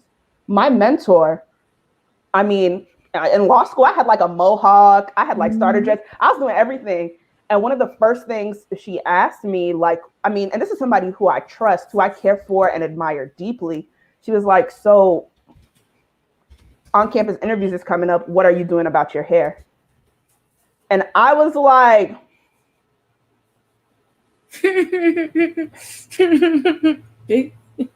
sorry. I almost let it slip. I almost let it slip. You're trying to be respectful too.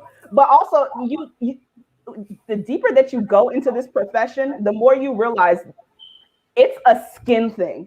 It don't matter how I dress. It don't matter what paperwork I'm carrying with me. It don't matter what my hair look like. There is always somebody who's going to be like, Black woman doesn't belong here. There's like, I'm trying to understand what I can do to help trigger in people's minds that I belong here. I mean, I'm here, so that should be like the first thing that you should acknowledge. I'm here. I'm not just going places I don't belong. I'm here. I earned the credentials. But once I really got to understand that, I've become very lax in my presentation. I'm usually on calls with my clients. I try to do a polo shirt. Usually, I went to University of Florida, so I have my my very cute gator hoodie.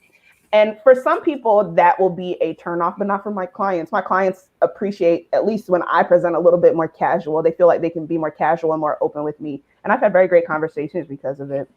Brittany said, don't make me throw this phone. You're right. Because I just need y'all to understand one thing about, and I had to do this. I had to do it recently. And somebody actually, I told them about the experience I had with this particular attorney.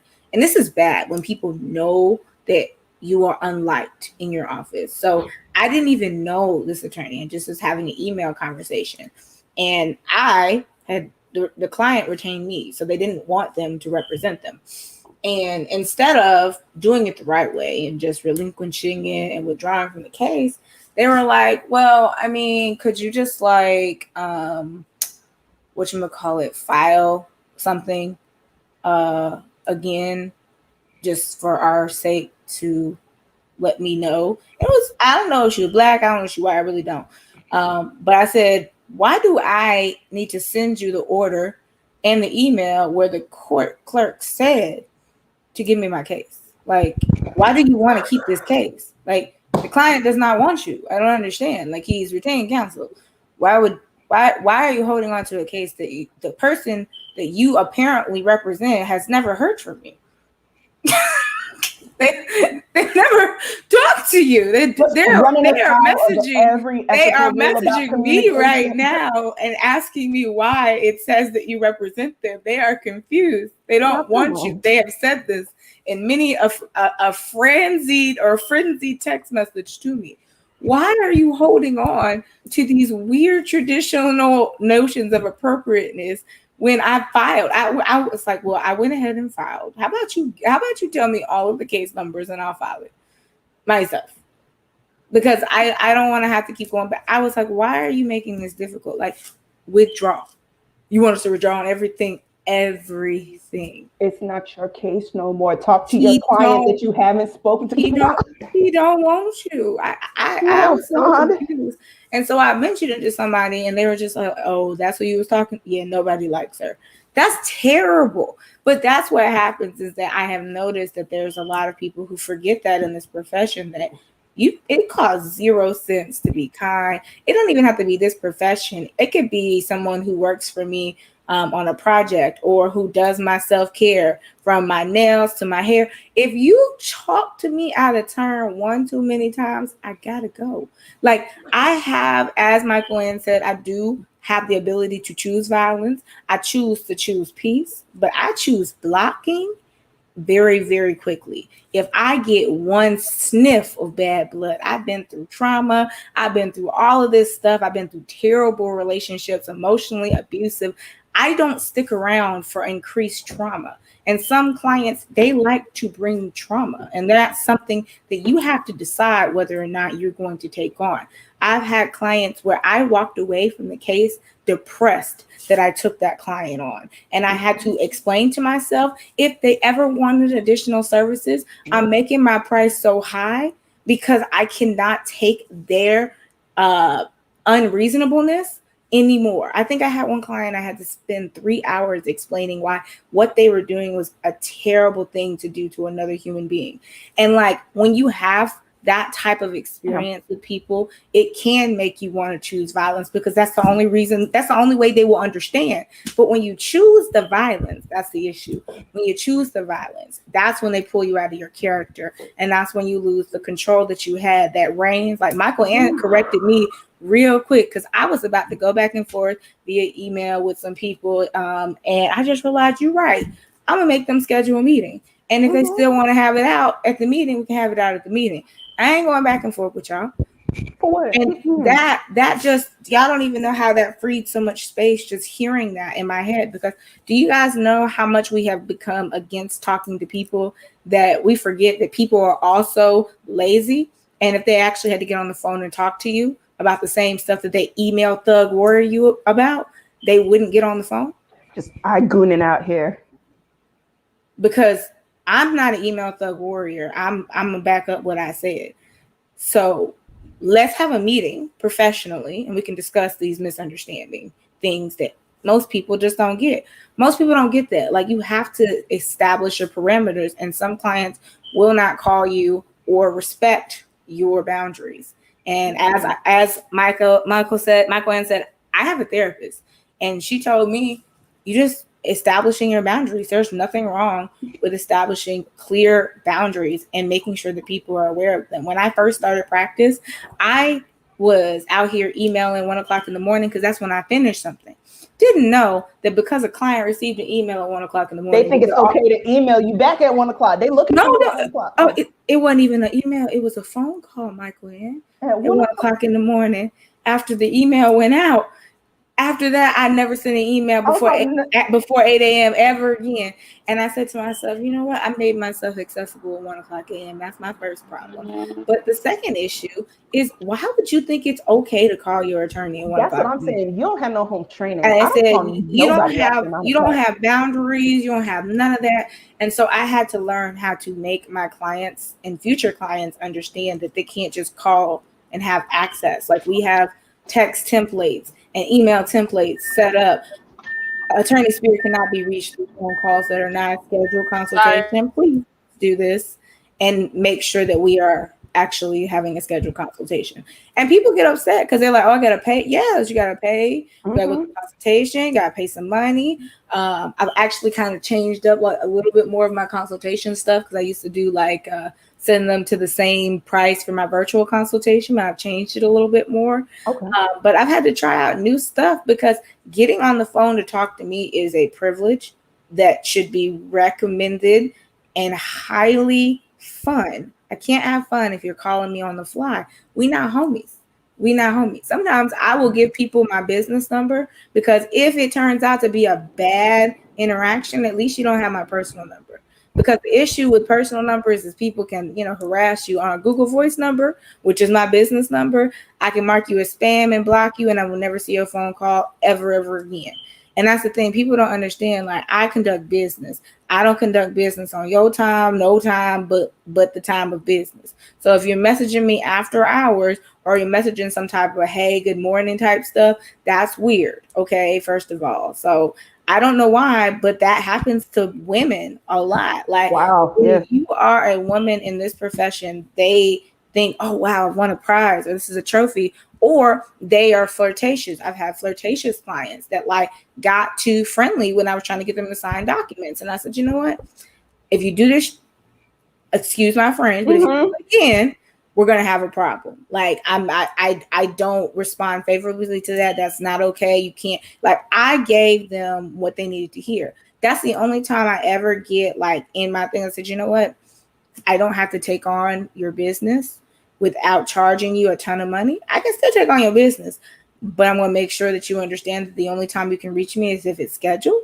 And if we do call you back to check in on you, it's going to be a very short, brief call. We're not going to get into nothing but business, because when you're nice to people and you take the time to get to know them, sometimes they perceive that to mean that you're interested in There's them. like friendship. No, that's not it. I really just want to make connections with my client, but usually make a different connection. What's that, Chrissy? And it's like, I just don't understand.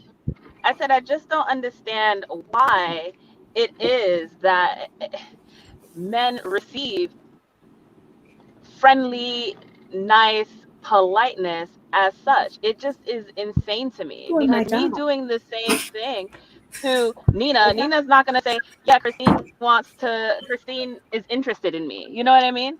This is something that I'm doing my job. do. That's why I love my female clients, because they understand I'm being a nice person. That's how I am in business. If you would like to see the ugly side of me, come at me any way but business, with anything but a check and a contract that's signed. Come at me any other type of way in my inbox. You will find out I am not a nice person when it comes to being incorrect in business. You have to understand how to separate the two. And you have to understand when you can have fun. When we're out at the club and we're talking, cool. When I'm on a business call with you or I'm having a business meeting with you, then you need to have a business type mindset. You need to have your stuff together. And I don't need to tell you that you need to come up with the documents or I don't need to. Why is that my job? My job is to make sure that I do the work that you asked me to do. And people forget in business. That's why you got to have clear conversations with people, because sometimes people think that like once they've hired you, you do everything for them, like the criminal case. No, like just the one thing that you hired me what for. is saying the fee agreement or the engagement letter? And I'm very specific. And then the billing afterwards. I don't know if you've had to explain this to clients, but most people buy my trademark package, so we don't have to worry about that. But I've had to explain to clients, you're getting billed every time you call me for an update, and there is no update. Like, I contact y'all 2 to 3 weeks at a time to give you an update. But if there's no update, I try not to waste none of this time. There's no point. Not for me. I don't have anything. But I've had that happen many a times where clients are just like, oh, you bill me every time yes. What do you can't call me. I will go back through my phone log, because I have everything on Google Voice, so it's on the computer, and check the timestamp and bill according to the 1 to 6 minute, all the way up to, I will bill it up to the second in minutia. In India, again, I'm Indian, half Indian, so I found out from this other Indian lady on a call that there is this lawyer in India who's very famous, and she bills, but when the phones start ringing, not. All right, sis. The phone. You know what? Nina, you doing it wrong, Nina. Y'all be You doing it calling. wrong, sis.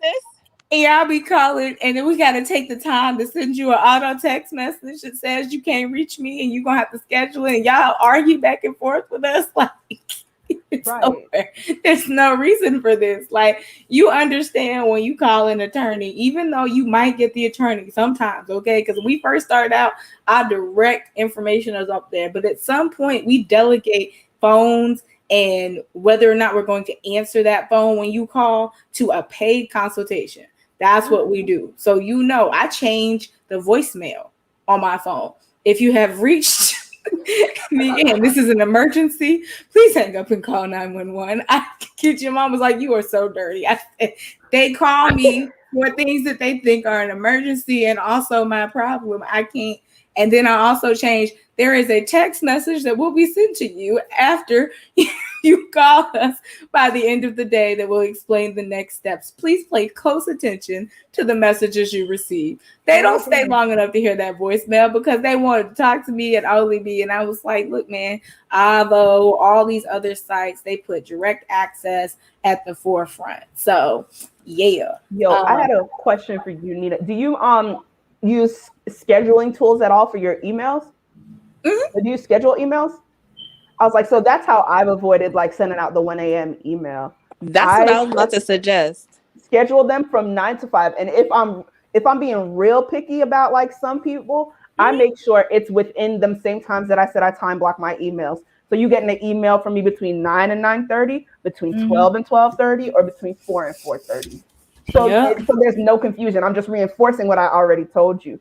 In very limited circumstances will I like text outside of that period. Sometimes there is a problem client who don't think I'm working too hard. I finished your work at 12 o'clock, but I'm not sending it to you till after 7. So you think I was working that late, but I finished it already. That's just me. Y'all just need to know. But my emails, I will draft before I go to sleep at 2 o'clock in the morning, and they will auto send at 8 o'clock, and I will be asleep, and they will really think that I'm going to respond to them at 8 a.m. That message was sent last night. Bed, not this morning when you saw it. That's when I sent it, so it will be in my time zone, and I will see the rest of the messages when I get up for the day to do the work that I was supposed to do that's time blocked for you. Because I don't want your messages at 8 a.m. because you're just going to, if you already had a message response back from me at 8 a.m. when I message you, you should have been messaged me. You've been waiting to message me for a while. You've been waiting on a message from me. No, it's not how this works. It's like, I can't, there's only so many things I could prioritize for you. If you didn't realize this was a priority, I can't help you. I had another question or something to bring up because we are talking about mental health. How do you guys filter out the other things that people post, or like how are you able to maintain your own sanity when a lot of the things that other people or other Black women attorneys who are in this field post, and you're sort of comparing yourself where you're like, hey, that person is making that milestone and I'm not there yet. How do you handle that? Because I know that's something that I deal with pretty often when I'm looking at like what I made in a week. Some people are like, so-and-so made 5 figures in a week. And I'm like, huh? Or sometimes somebody will have like a bomb post. And then I feel so bad because these are people that I'm genuinely rooting for. And then I'm like, girl, are you really rooting for them? Why are you jealous of them? I'm gonna be honest. I'm gonna be honest. I told this to a group of women. Y'all know I love y'all. I follow all of y'all. But if I ever start feeling like that, I mute y'all. I can't do it. It's not good for my mental health. At the end of the day, I gotta stop comparing, and I can't do it if I see you on my timeline every day. So for my own mental health, I have to stop. That I've been doing the same thing with couples and all they post. And I love y'all, but it's not good for my mental health because I'm going to seek and desire what you have, and there's no point. I want to focus on me, and the only way I know how to focus on me is to make the focus have to be on me instead of looking at other people's lives and everybody else's stuff. Like, only seek out the things that are supposed to make me better, like those mindset mentor like accounts and all those things that are supposed to speak life into me, as opposed to looking at somebody else doing better than me and sitting up here like, hey, I must be a failure. You're not, but you believe that because you tell yourself that because everybody else in life believes that, success happens in a day. Yeah. So me, if I ever catch myself feeling that way, I just take a step back and try to reconfigure my thoughts. So if I see someone hit a milestone and they made all this money, instead of, because I used to be that person who would be like, well, why is this person doing this? Or why does this person have that? And why can't I have it too? And I had to really understand that everything happens in time. Everything happens when you are ready. There are things that are out there for me that maybe I'm just not ready for. And I'm okay with that. So I clap. I am excited for people. You post that you got, 100,000 followers on Instagram. Congratulations. I'm not, or you made your first like $1 million and you're only 23, whatever it is that you are sharing on social media. So it's proud of like, you. I applaud it. And I just try not to have that negative feeling towards it, because I feel by doing that, I am blocking things for myself. And I just pray for like guidance and for God to make sure that I am on the right path and that I am doing what I need him to do. And whenever that happens and I do that and I ask him for that, I just see things that like, men that aren't supposed to be, they just start falling off. They just start disappearing. And it's like, all right, God, like I heard you. Thank you so much. Thank you so much. Thank you. I really appreciate it. But that's literally how I do that, because I can't have those kinds of feelings. I don't want to bring that kind of energy to myself, because I want, for whenever my time comes, I want for people to be happy for me too. Yeah. That's for real. That was beautiful. Well, y'all, we filled up this time slot, but don't worry. We're going to talk about one more topic before the end, after Jessica's talk. And Jessica, you're welcome to stay after and talk about this with us too. But we're going to talk about people not sharing information in the field. Yes. We'll get into it. So that will be after tea conversation. But first, we're going to hear from Jessie B. So I'm going to get everything queued up for her. But yeah, we're going to talk about not sharing information and why that doesn't make you a better leader. It just makes you a better hider, not necessarily better than anybody else. You just hit it. Doesn't mean I can't find it. I will find it. And when I do find it, then I can be better than you. So like you did nothing but delay me, but you didn't deny me. So we'll talk about that leading up to the next. Yes, we'll talk about that leading up to the next and final talk. But Jessie B is ready. She looked fabulous as always. Look at her. Just y'all can't see it, but I can. She looked great. She looked great. I follow Jessie on Twitter. I'm so excited. Look, every time she come on a camera, I'll just be like, dang, I need to get that outfit in my wardrobe, the makeup artist, all of that. So I'm gonna go ahead and queue up everybody's stuff. But I'm trying to get y'all pre-hyped. We got 2 more speakers. That's it, y'all. We almost done. We almost done. Finito.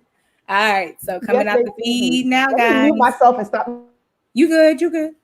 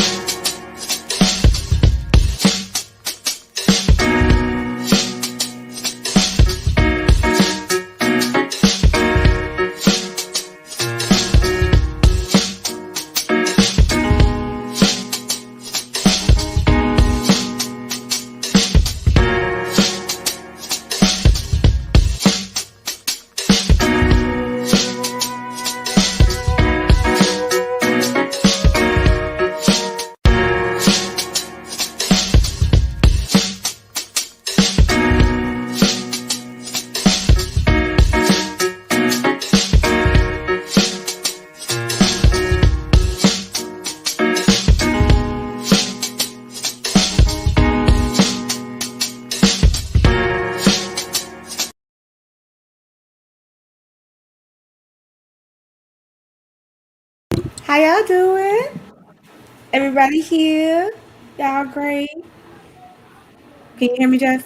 I can hear you. What's up? Cool beans. All right, guys. So we are close to the end, as y'all know. We out here working, doing the hard work in the background. But y'all haven't seen me for most of the conference. I've been letting Shayna take over and talk to most of the speakers, and she's been doing a phenomenal job. We again have a presenter that is just going to present from the dome, from the heart. Every time I hear Jessica speak, y'all, it's just a commanding, awesome, wonderful thing. We actually did an event together for copyrights that people still go back and say is helpful. So making sure that you guys understand and make sure you're understanding how intellectual property can be that first step for your client is about to start right about now. So Jessica, take it away. What's up, everybody? My name is Jessica. I go by Jessie normally, but you can, it's fine. It's Jessie B all over the web. Hope you guys are having an amazing Saturday, or if you're watching it later, hope you're having an amazing day. So I really wanted to talk about how trademarks can be the first step in your client's journey, because I think oftentimes when you are an IP or business attorney, we may think of trademarks as the destination when really it's the first stop for many of our clients. So what I'm really speaking to is creating a long-term and beneficial relationship with your client. So one of the misnomers or mistakes that I made early on is thinking that, you don't want to have the mindset, first off, is that when you are bringing in clients, it is a relationship. Okay, it's a relationship. It's not, oh, I'm going to come in, do this one trademark. Now, the conundrum to this is the client often doesn't know, right, that it's a relationship. You have to educate the client that it is a relationship, and you have to do that in several different ways. So I'm going to kind of go through the different ways that you can educate your clients about how to work with you, what you provide, and how they can go about doing it. And then we're going to talk about some of the takeaways and pitfalls that may come about when you're building that relationship and training your client how to treat you. And then lastly, we're going to really discuss how you monetize that client's IP, right? How do you go from, them coming with you for a registered trademark, for them staying with you and spending thousands of dollars and having a long-term relationship with them. So if you have any questions while I'm talking, feel free to put them in the chat and I will do my best to answer them. But again, our focus is to really talk about, in all honesty, the customer service side of being a trademark and business attorney. So I'm a trademark and business attorney. It means I serve my clients not just in trademarks, IP, copyright, but I also do contract reviews, negotiation, drafting. I do TTAB litigations, and I do entity formation and strategic planning for my clients, as well as serving as the general counsel. We like to think of ourselves as a one-stop shop. I put that out there because some of you may not be, a one-stop shop. Maybe you are focused primarily on IP. So please take, these different suggestions that I make, and you can adjust it to your firm. But I do know that many IP attorneys also do practice business law in some kind of capacity. And so these principles can be applicable to you as well. Okay, so, all right, so starting out, sorry guys, I got my notes over here. I wanted to be more personal. I understand that having a presentation can be, really distracting or helpful, but what I want to do is I want to connect. Okay. And I felt like the best way to connect and really bring in my point was to be able to talk to you guys directly. So that's why we don't have any slides or anything like that, because I really just wanted to talk to you very candidly about how I deal with my clients and create that long-term relationship. So the first thing you have to think about is that when your client comes to you for a trademark registration, because we know that trademarks are a hot button item, okay? On a Clubhouse, Instagram, Facebook, Twitter, people are tweet about the different aspects of intellectual property, specifically trademarks. This is a huge item, I believe, because there has just been a lack of information, a lack of access to information. Too many business owners, specifically small business owners, specifically business owners of color, okay, who just haven't had the ability or the capacity to learn about this information. And so they're really hungry. They're super, super hungry to learn about what trademarks are and how they can utilize in your business. So the first thing you want to do is when someone comes to you and they're like, I really want to have a trademark and I really want to do this.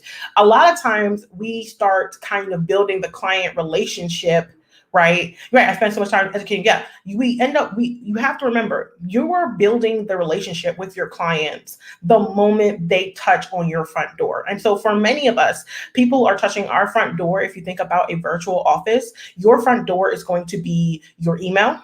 Okay, your direct messages, that is your front door. Now, I understand as attorneys, we often feel like, people are just trying to take information out of us, and that is 100% true. But you have to think of it as when they go into your DMs, it's like they're going to your reception area. And you have to think, what kind of experience do you want them to have in your reception area? And so this may require you to take a little bit of extra effort. Oftentimes we start kind of smoozing the client when they've booked a consultation, when in fact, the first step for your client when they're talking about trademarks is when they get to your virtual doorstep. So that means that when they're DMing you, you don't always just shoot off a link to book a consultation. Sometimes you make conversation, because think about when someone walks into an office, you say, hey, how are you doing? Can we help you with something today? Oh, the weather is kind of crazy outside. You make conversation with the client, okay? That is the beginning of the client journey. It's not about selling the client at that point. It's about providing an experience for them that is different. Examples of that would be, say you have a client, they come in through your direct message, your virtual front door, and they say they want a trademark. There's going to be 3 types of questions they're going to ask during that journey. Number 1, they're going to ask how much it costs. Number 2, they're going to ask if they need it or they know they need it and they want it. Number 3, they're going to inquire if you can help them to do it.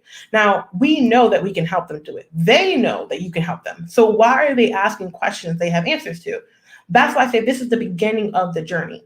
The client is looking for a relationship. They're looking for someone to pay attention to them, for someone to notice them. Now, of course, there will be people who will just try to take information from you, but we don't know the difference between all those people. We treat everyone the same, just like if I came into your building and your receptionist would greet me, just like when we walk into a store and they be treating people different and you be feeling some type of way, it's the same with your firm. Okay, so that's the first thing I want to really, really, really go home. Trademark is a huge hot button item today, but oftentimes it is only the beginning of the client's journey. It is what's bringing them to your virtual doorstep. Okay, so that means first impressions matter. Okay, part of making the client have a long-term relationship with you is that you can convey to them that you are the type of partner that they are looking for, or that the person that they didn't even know they needed. So what do I mean by that? First impressions matter. One of the things that I've noticed, right, is that oftentimes we're getting automated messages. We're not doing personalized messages. So in my firm, what we started doing is, we send automated messages and things like that. But a lot of the first message that we send to any client has their name in the message. And you would be surprised how much more clients we converted to actually booking a consult by just saying their name in the messaging. Right? It's first impressions, guys. The moment they get to your virtual doorstep, first impression, that potential client becomes a real client, because now they're like, oh, this attorney cares. We leave voice messages for our potential clients. We say, we know you're looking for a trademark. We know that you're looking for this. Did you have any questions? This is Attorney Bull. I would love to speak to you more about it. First impressions matter. It sets the tone oftentimes for the client about whether or not they're even going to want to book or go with you. And this is not sales. Felicia talked about sales, like she gonna get you to sales. I am talking about client relation and customer service when you have trademark clients coming through your door. It's not just about educating them. It's about informing them that this is a safe space for them to learn about this and that they are going to be able to get and go to the goals that they need. Okay, the first impressions matter. One of the languages that I have learned that works best is that you want to inform the client that you are looking to partner with them. One of the misconceptions, so we talked about that we're having an increase, right? You're having an increase of small business owners who want to do trademarks. So with that increase, you also have a huge education gap. You have a huge education gap. So the conundrum a lot of times with entrepreneurs and small business owners is that a lot of us are DIYers, right? They're DIYers. So they're not always looking for someone to educate them. Like sometimes they come with information, sometimes they don't. Going to the angle of educating can be helpful, right? But you really want to push forth the part that you're going to partner with them. When you say you're going to partner with someone, that means you're going to help them build and create what they're looking to do. It's about connecting with them in that way. When we do that, we're going to see that our clients are going to work with us long term. It also plants the seeds from the beginning that this is not something that's just like they're just trying to take my money and they're just going to do the trademark and go, right? They're going to say, oh, this person is trying to make a what? Relationship with me. This firm is trying to have a relationship with me. And so when they get on that phone for that first call, they're not going to be hemming and hawing because they already know that you're looking to partner with them. You're looking to have a relationship with them. So I want to go over the different types of clients that are going to kind of come through your firm when it comes to trademarks. Okay. So you have a couple of different types of clients who are at a couple different kind of levels. One kind of client that's going to come in is going to be a new client. A new business client. New business clients to me are going to be people who are in their first 1 to 5 years. They may have experienced great success or they're just getting started. Either way, they're in their first 1 to 5 years. These clients are often going to be, it may be the first time they're working with you or working with an attorney, period. Okay. That's very, very important. So this is important because if they're going to come to you because they're getting this hot button item, right? Trademarks, they're coming to you because they were on Clubhouse or they're on Instagram Live or they're on Twitter and LLC Twitter is like dragging them, or they see something in the news about Cardi B or Lizzo or, whatever comes across their line, right? Whatever gets them to the door. So they're coming to you and they've decided to book a consult and they're talking to you. So these are the type of clients that they understand the importance of trademarks. The thing you have to understand is that most clients are not going to want and completely admit that they have a gap in knowledge. They're not going to understand completely everything. Even if they do, they're going to have a gap in knowledge, and that's okay because that's not their expertise. I think oftentimes a mistake that's made, right? A mistake that we make is that we try to educate the client to fill in all those gaps. You don't need to do that. You don't need to do that. You don't need to fill in all the gaps for the client, okay? What you need to do is you have to talk to the client and identify what their actual problem is, and then show how not only you can solve it, but how trademarks can enhance the dream and business that the brand they're trying to build, okay? So that's one type of client. Another type of client is going to be a client who's just going for information. This type of client could be a client that is a veteran or a beginner, or they could be, in their first 10 years. It doesn't really matter. This type of client is a lot of times is just trying to reconfirm information that they already have. And this type of client, honestly, is a great client. The reason being is because they already understand the value of trademarks. The mistake that we often make with these type of clients is that we find that they're trying to compete with us, or we may feel that they're not open or willing to work with us, when in fact, they're coming with a lot of knowledge. The key in the first step to those clients is making them understand how intellectual property spreads across every aspect of their business. It's not just about getting the trademark to do the brand. It's about what are your IP, rights and authorities within your contract? How will you plan to have the IP owned? Do you think about maybe creating a separate entity just for the purpose of your trademark in anticipation of licensing it to another entity, right? So these type of clients, you don't have to go through the threshold of educating them. It's more about showing how they can utilize trademarks and expand their knowledge that they already have, and do it in a way that you partner with them to do so. And that creates a long-term relationship. Clients like those are great clients because they already understand the importance of trademarks. And so when you discuss these types of options with them, they quickly begin to understand that they are the beginning of their journey and that they are just starting to really just chip away at all the potential that is locked into trademarks. It's not just about having, the 9 to 12 months journey with an attorney to do trademark. It's also about walking through their business as a whole to see how they can continue to use IP in every aspect of their business. And that is often sometimes missed because these clients can come off very showy. Maybe they are trying to act like they know more than you. It doesn't matter. It's not about trying to out-educate them. At that point, you have to switch and shift into a strategist and let them know, like, all this education that you have, this is all the stuff that we can do with it. And these clients are great because once they become partners with you, they're not going to go back and forth with you. Now they're going to understand that you're an expert and that you can partner with them long term. Okay, so that's that kind of client. Okay, so now I want to be clear, guys. Like, of course, human beings are multifaceted. Okay, so it's impossible for me to come up with every scenario for every client.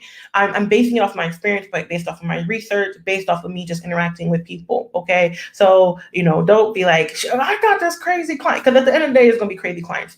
I'm completely focusing on legitimate potential clients. Okay, so let me go ahead and take a step back and like define that. A legitimate potential client. So a legitimate potential client, there are 3 factors that you can look at to find out if someone is a legitimate potential client. Number 1, is the person interacting with you to get more information about what it takes to work with you? Okay, examples of that would be, how much does it cost? Now, often, right, people will be like, how much does it cost? The fact is that it's still considered a legitimate potential client, right, until they blatantly say no. Okay, so if it's not a no, it's a yes. It's not a no, it's a yes. Now, I'm not saying you have to hunt the client down, but they are considered a legitimate potential client because they are in the market to buy.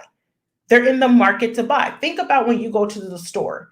When you walk through that Target, when I walk through Target and I walk through that door, I am a legitimate potential client.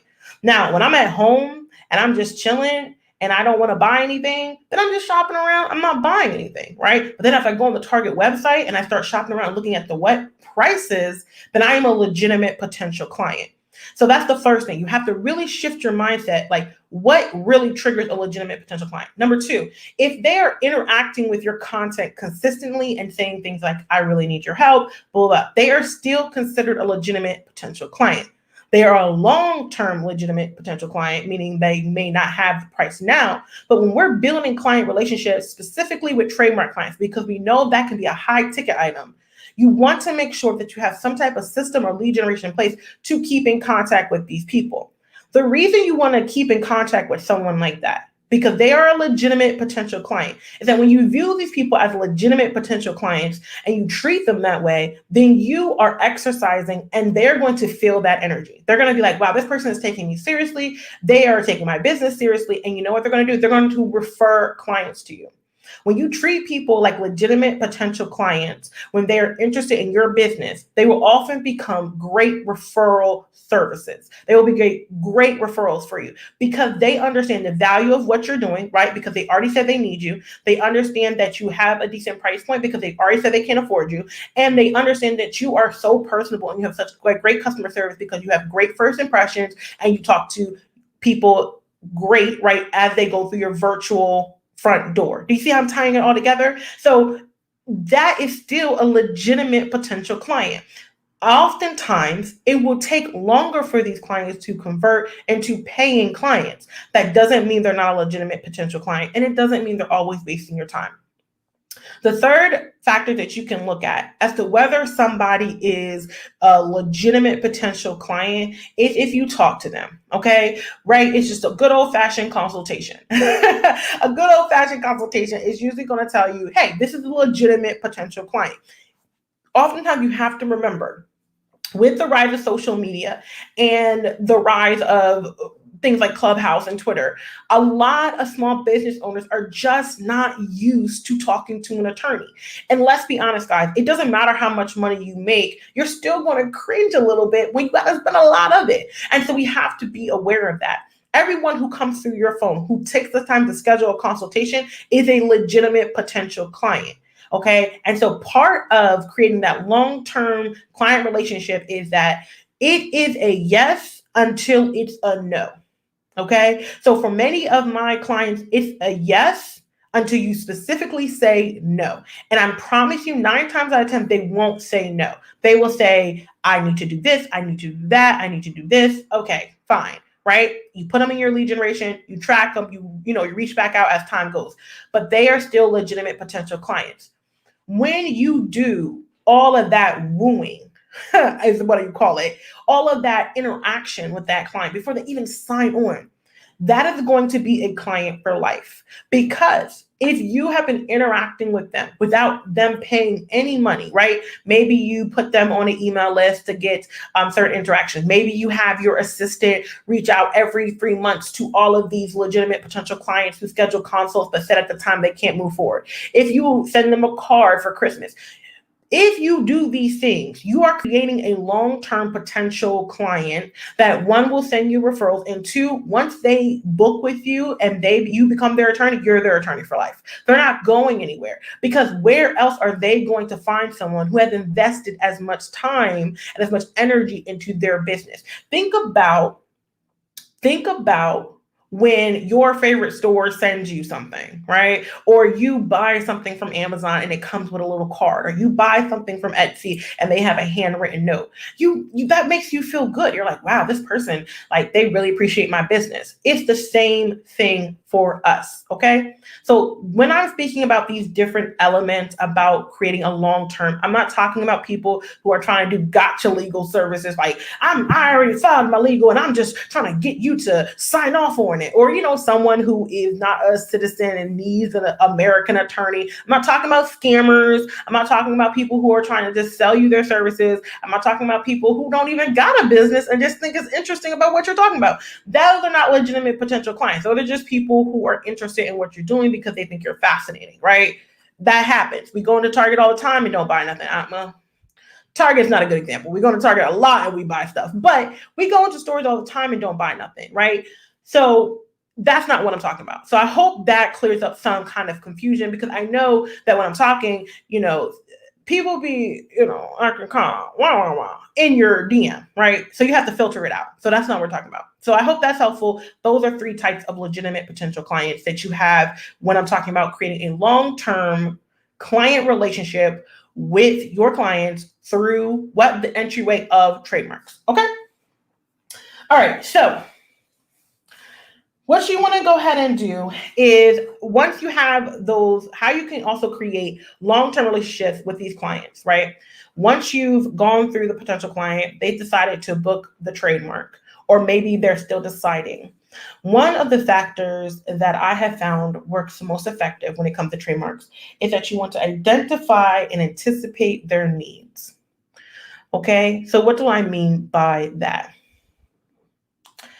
When a client comes to you and they say they want to trademark something, 9 times out of 10, they're going to maybe have an idea of what they want to trademark, but the truth is they need guidance. Okay, they're going to need guidance. And so it's really your job to be able to anticipate their needs by being able to ask them pointed questions about their brand and business.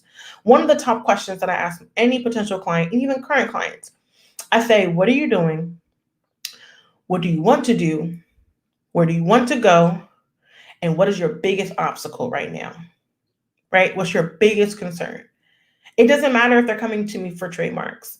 I want to know what their biggest obstacle is, because when we're thinking about trademarks, you have to think about brand planning. Okay? You want to think about brand planning.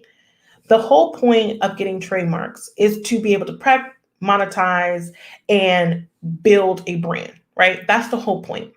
And so if you don't understand your client's brand, if you don't understand where they're trying to go, if you don't understand where they've been, I think, in my opinion, you're going to have a difficult time creating a long-term relationship with them. Now, you're not going to have a difficult time filing their trademark, because filing a trademark is a technical legal process. But if you want to have a long-term relationship with them, let them share their heart. I want to do this, this, and this, and this, and this. I want to do apparel. I want to do this. I want to do that, right? And then when they share it with you, you say, well, what's your timelines for that? What are your timelines that you're looking at? So for example, a client comes to you. You have booked them. They've decided that they want to do a trademark, and you say to them, okay, no problem. what are you looking to do? And they say, right now we're selling clothes. And you're like, all right, great. So we're going to file a trademark for clothes. And that's the end of it, right? If you're not trying to create a long-term relationship with your client, then that's the end of the conversation. You know what class they need. You know what they're trying to sell. You find out when they're selling it. If they sold it, is it intent to use, not intent to use. It's very formal. But if you're looking to create a long-term relationship with that client, then there are more questions that you have to ask. So one of the questions you would ask is, okay, that's so fantastic. What else are you planning to sell? Anything else? And they might say, oh, we were thinking about mugs. We were thinking about shoes. Okay, were you thinking about making those mugs? Were you thinking about making those shoes? Yeah, we were thinking about making, we want to do a course. And now they're sharing with you all the things that they want to do. Now, the way you can differentiate, right, whether or not they're still kind of dreaming or if these things are happening, is you say, okay, well, what's your timeline for these mugs, right? What's your timeline for making these shoes? Actually, we already talked to a manufacturer and it should be done in the next 6 months.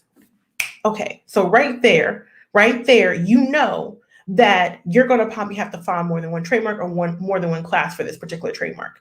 And the client may not disclose this, right? They may not disclose this in their form. Which brings me to my next point. You got to talk to the client. If you want to build a long-term relationship with your clients, you have to talk to them, right? You have to talk to them. I apologize for this, son, y'all. You have to talk to your client, all right? Now, email is great. Okay? But you need to talk to them. Now, I'm talking about clients who have signed on, okay? So when I say client, I mean they have signed on the dotted line. Okay, they have signed on the dotted line. They have paid some type of money. Maybe they paid for their trademark already. Maybe they paid for their payment plan. But they are a client of your firm. You have to talk to them at some point because when they're first getting on, their mindset is just to get the trademark and get out. A lot of them are not looking for a long-term relationship because they don't understand the benefit of it, or they've never had a long-term relationship with an attorney. So you must understand you have to talk to the client. All right, I do have a question here, so I'm going to address that really quickly.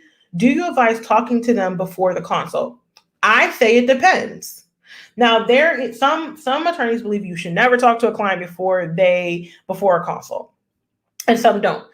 That is the whole point of creating a long-term relationship with your clients. There is an exception to every rule, and you have to read the room, okay? So oftentimes what's going to happen is if I have a potential client and I want to talk to them, then I won't maybe call them, but I might leave them a voice memo in their DM. Right? So you have the flexibility of them hearing your voice without the burden of a phone call. And I have found those are just as effective, if not more effective.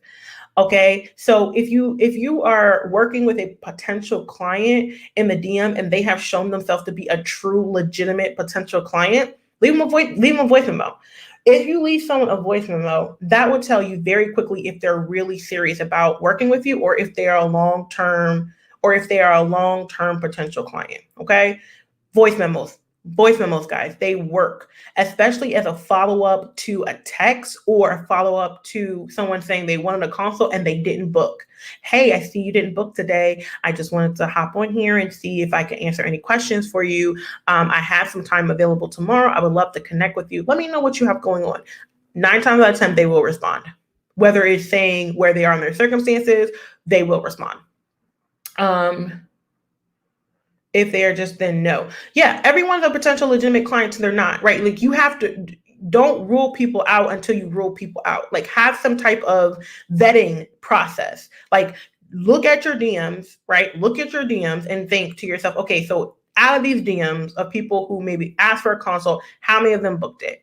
Okay, what kind of questions were they asking? What kind of business does it look like they have? Does it look like they're even on Instagram, right? Look at these different factors and then create a vetting process for you can know if someone is on the spectrum of legitimate potential clients, how high or low they are.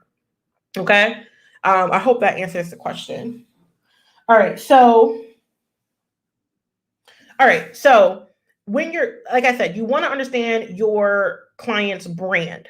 Okay, because if not, then what you're going to have is a one-off service, right? You're going to do the trademark and then it's just going to be done. And then, office access is going to come and maybe they'll talk about it. But if you're talking to them about their brand, especially early on, you're going to be able to build that relationship. So what I started doing within my trademarks, right? I am a solo at this juncture, and I run a boutique firm. So what I specialize or what I focus on is giving my clients a more of a one-on-one experience. That doesn't mean I'm on the phone with them constantly. It doesn't mean I'm always talking to them, but I make sure that I talk to my clients. So the way my process works now is that when they get onboarded, right, we send them out their information, then they have another conference or conversation with me before we even do the search. The reason I do that is because I want to, one, do a business audit of their business. I want to make sure I understand who I'm working for. What you will find is that sometimes you'll have clients that'll come to you for a trademark and they don't have an LLC. That is something you can do for them. They'll come to you for a trademark and they don't own their logo. That is something you can do for them. They'll come to you for a trademark and the brand that they're creating, they have another brand that they actually already sell, and that's the one that actually needs to be trademarked. And you can do that for them. What you're doing is you're training your clients to talk to you. You're training your clients to talk to you, because if they are used to talking to you, they will continue to talk to you and have a relationship with you. So you have to show them that you are available to be talked to. In the world that we live in today, most attorneys are not going to get on the phone with their clients. They're just not. Okay. I understand, there's like a risk of that, but if you are a boutique, if you are a small law firm, one of the greatest assets you have is the fact that you can get on the phone with your client. You would be amazed what a 15-minute call will do for your client. Okay. I have a client right now where we do monthly check-ins. And when I say she has stuck with my firm because of these monthly check-ins, every time we get on the call, there's something else that she needs that she didn't even think about, or now she knows to even book a call. She'll just book and say, I don't know what I need, but I know that you're going to hit my blind spot. I know you're going to show me what I'm missing because I have built that rapport with her. So now I don't have to hunt her down. I don't have to worry about her going anywhere because she already has built a relationship with me where she understands that we have a relationship. She understands that she has a blind spot, which leads me to my next point, which is show them something they can't find on YouTube. You can create long-term relationships with your clients by creating strategies based off of what they're trying to do, where they're trying to go, and what they're trying to build. Okay. So remember, I asked those questions at the beginning. I ask my clients, I say to them, hey, what are you looking to do? Where are you looking to go? And what's your biggest concern? And then I tie that into trademarks. So an example of that would be someone comes for you for trademarks. You do the brand business audit with them. And at the end of it, they're like, I just want to do this trademark because I don't want somebody to steal my stuff. Okay. I mean, that's the common thing. Like, I don't want somebody to steal my stuff. So then you're like, okay, yeah, I understand that. Like, we can definitely help you with that. We're going to try to work with that. I'm curious though, what do your independent contractor agreements say about intellectual property?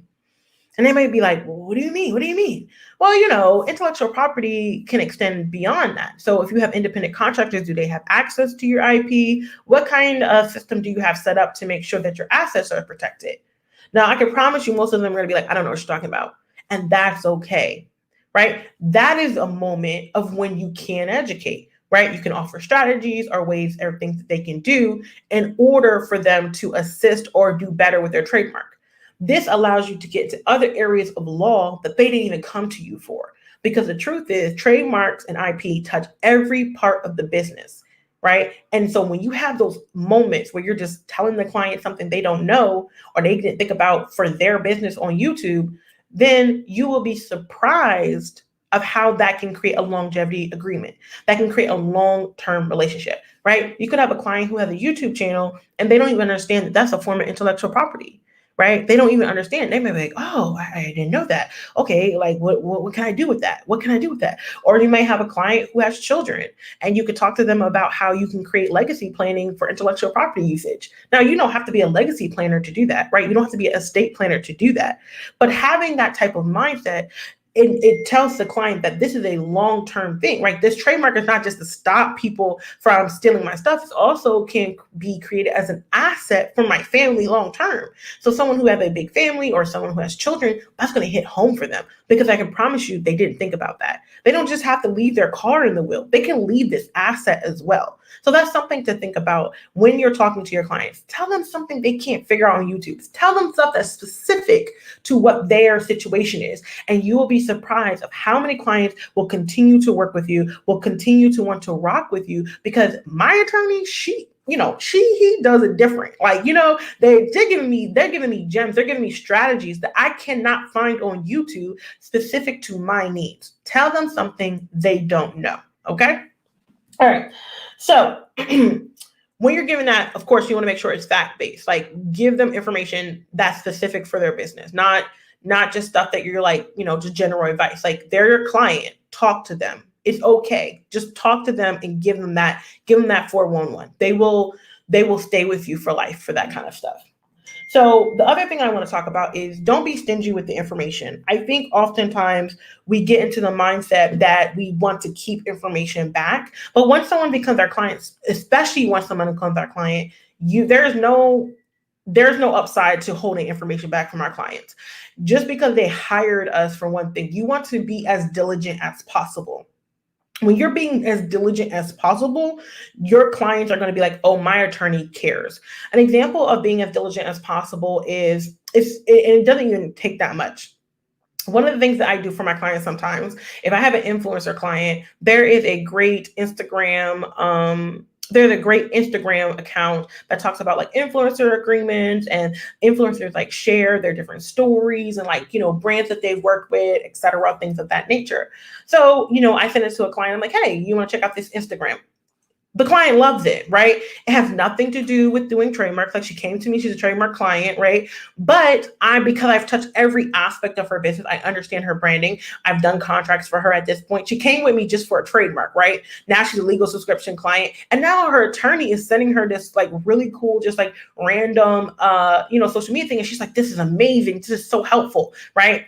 It's such a simple thing, but it distinguishes you and it creates that long-term relationship, because the truth of the matter is they can't get that at Zoom. You see what I'm saying? They're not going to get that at a big firm, but they can get that with you. And that's how you create a long-term relationship with your client, just from coming in with trademarks. Does that make sense? I'm saying does that make sense, but like, yeah, that's how you do it. Okay. All right. So some common pitfalls that I see when you're creating long-term relationships. Number one is not talking about the money. Okay. You got to talk about the money. Do not do surprise billing.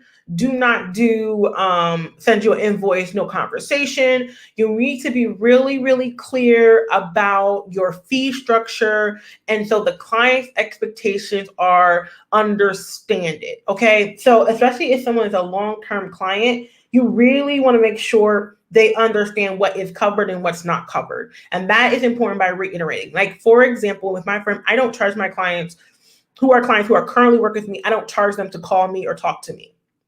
Okay. If you want to talk to me, you can get on my calendar. You can talk to me. The reason I've created that is because I want to create an open dialogue with my clients, that they always feel like they can get in contact with their law firm, that they can always come with issues or concerns. 9 times out of 10, those calls are going to result with me getting more business from them, right? They're going to pay me for more business or things that they have arisen in their business, or we're going to come up with a plan to do more business within the next month or so. So, they're kind of like money-making calls, okay? So that's the first thing that really eases a lot of my clients' anxiety, because they're not getting charged, 0.6 per minute to be on the phone. So if they don't feel like they have to get charged for calling me, then they don't. Now, I know some of you are going to be like, well, what about clients who abuse that and da-da-da? The truth of the matter is most clients are not going to abuse it, okay? They're not. Most clients, especially if you have a very tight calendar, like my clients can only book on Tuesdays, Thursdays, and Fridays.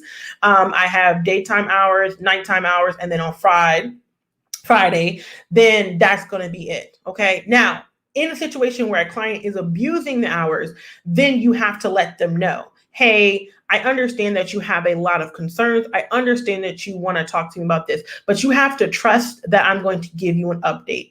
At this point in your case, we're going to limit our interactions to maybe once every 2 weeks or when the next update happens. I will contact you. Okay. Now I've only had to do this with one client and it wasn't a problem. It really wasn't a problem. The client was very like, oh, okay, I understand, da, da, da. Now, if they're the client who doesn't understand that, this might be a bad client.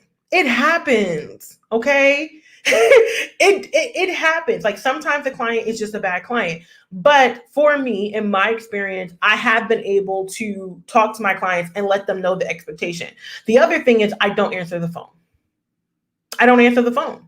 All right. I don't answer the phone. If they call me and they're not, and they don't, schedule on the calendar, I don't answer. Like if I have time, I may, but I train my clients. I say, hey, you have to book on the calendar. Now, the way you do this and still maintain a relationship is number one, you tell them when you book on the calendar, that means you have my undivided attention.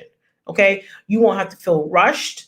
I will be able to completely focus on you. Number two, it ensures that I will have no interruptions, right? No one else is going to be calling me. No one else is going to try to get to me. Number three, it's going to allow me to prepare for what you have going on. So when my clients come, I put my link to my calendar. I have a separate calendar just for my clients, 15-minute calls, and I put the link in their client portal. And I say, hey, if you ever need anything, hop on my calendar. I have never had this system abused. I have never had the system abused. Number one, it's impossible, right? It's basically impossible for my clients to continue to keep abusing the system. Number two, when I have a client who wants a lot of information and they want a lot of things, then I'm just very, very clear about how to go about doing that. So part of the way I do that is once they do the call, I send them a recap. Okay, so whatever we discuss, we send them a recap. If I think there's a resource that can help them, I send them the resource. Okay, so if there are two types of calls, there's one that's just like, I'm frantic and I don't know what's going on and I don't understand. If someone calls you and they're frantic about their case and they don't know what's going on, then you should evaluate your system if that keeps happening. That means there may be a block within your system where you think you're communicating with your clients, but you're not. Okay. Sometimes we blame our clients saying that they're just being frazzled. But the truth is, right, there is no such thing as over communicating with your clients. There's no such thing. There's no such thing. So if you are constantly getting feedback of like clients trying to get at you, that means your communication may not be great. And when I say communication, you don't have to do nothing crazy. Okay, especially for your trademark clients, you really want to get them early on in the process because they're so involved. And so once the trademark goes to the USPTO, you're kind of like in a standstill waiting for the EA. And so if you wait to try to build a relationship after you've already filed it, what you're going to find is that the client is going to be unwilling a lot of times to really engage with you until their trademark has been either been approved, which we know could take a while, or it's in front of the EA. They're not going to talk about nothing else. So when they come through your door that first month, that's when you have to lock them in a relationship. You create the phases and projects for them so that they know that the trademark is not our only project. Our trademark is not our only relationship. We are creating long-term relationships. So when you're early on, that's why it's important to talk to them early on in the system so they know that this is not like a project. Right? A trademark is not a project. It's not a product that you just get and then you walk away. We're not like a store where you just pick something up and you never come back. That is not what your firm is. Your firm is a consistent and continual relationship. Okay. So when you create the calendar, you create boundaries for yourself, you create boundaries for your clients. Yes, I have clients. Sometimes I have client meetings all day long on Tuesday, but that's okay because I know on Tuesdays is client day. Okay. I have meetings on Friday, but I only have meetings for 4 hours. I only open my calendar for 4 hours. I open my calendar for about 5 or 6 on Thursday. So create the calendar that works for you, but don't allow your clients just to call you. Don't allow them just to be texting you if you feel uncomfortable with them texting you. You really want to create a system that allows you to have boundaries while allowing them to feel as if they have unlimited access. That's the whole point. Unlimited access to you creates a strong relationship. No one wants to feel like they're being gatekeeped, right? No one likes to feel that. If you have an assistant, that's fine, right? If you have an assistant and you have another attorney who can take those calls and help, that's fine. The key is clients don't like feeling like they got to jump through a million hoops to talk to somebody. They don't like that feeling. They don't like that feeling. You don't like that feeling. Think about it, right? So that is going to create a long-term relationship with a client because they're going to be like, oh, I know I can get her on the phone. I know I can talk to such and such, and that's going to create a lot of trust in that person. And so they're going to start sharing with you what's going on. Okay. So you want to train your clients how to talk to you. You have to train your clients how to interact with you. Yes, you will have some clients who are more difficult than others. You have some clients you'll have to fire. That's a whole nother conversation, right? We are assuming that we don't have to fire these clients. We're assuming that we have, a decent relationship with our clients and we're able to move forward. Okay. So let's talk about other IP or intellectual property needs that you can have in relation to your trademark. So trademarks are a avenue we know of intellectual property. Oftentimes, most businesses, I tell most of my business owners, I say, if they come with me for one trademark, I say, on average, most businesses have about 1 to 2 trademarks. I usually go through their business and I figure out how many trademarks I think they have based off of how they're advertising. Okay. So how do you do this? Is like a great upsell, actually, tip. So if a client comes to you and they have a website and they come to you and they say, I want to trademark, say they want to trademark blue. I say, okay. So once they've completed their form, I go look at all their social media. I go look at everything. And then when they get on their brand and business audit, which they have to do before they can even start their search in order for me to understand their business and brand long-term and build a relationship with them, I say, hey, I talk to them, I see, I have them share their heart. And then I say, okay, did I answer all your questions? Did you have any other concerns you want to go over? And then, they'll be like, no, I'm good. All right, fantastic. Now let's talk about my stuff. And I say, hey, I looked at your website and I noticed that you actually advertise blue chew and blue tip and blue this and blue green. And then you have green over here. So you actually have about 6 or 7 trademarks. And then I just start walking it through. What you're training your client to do is, number one, you're showing them something they didn't know. Number 2, you're helping them recognize the different avenues of intellectual property within their business, which is amazing, right? You're showing them something they didn't know. You're showing them something how to evaluate their own business assets. And number 3, you're showing that there are different avenues in which they can protect their brand and which they may, like they came to you for 1 trademark, now they're coming for you for 3. Do you understand? So it's not, you should not assume that your clients understand, even if they have a complete understanding of the trademark, they may not understand that the trademark they're searching for or the trademark they're going after is not even the one that they actually need, right? Because when you go on their website, it's a completely different mark. And you're like, this is the mark you're using the most. This is the one that everyone recognizes. Why aren't we doing this? And then they're going to be like, oh, that's so true. Let me do that one too. Oh, they might say, oh, I don't have the budget. No problem. Let's put you on a payment plan, right? So there's a way to create a long-term relationship. One of the things that I like to do with my trademark clients is I say, that's not a problem. For phase 1, right, we're going to do this trademark. We're going to do these contracts. Well, if we get that done, phase 2, in about a month or 2 from now, we're going to do this. We're going to do that. Phase 3, we're going to do this. We're going to do that. We're going to do this. The reason I do that is because I'm building into my clients that, baby girl, when we file this first trademark, that's not the end of the journey. Like, we're just getting started, because I said phase 1 and I mapped out 3 phases, right? I mapped out 3 things, because you can't just share information that's going to be different than what they have. You have to offer a solution. So don't just say, oh, you have all these trademarks, that's crazy. No, you say, I looked at everything that you had and this is the plan and strategy I have. And then you get their feedback and then you partner with them to do what you guys said.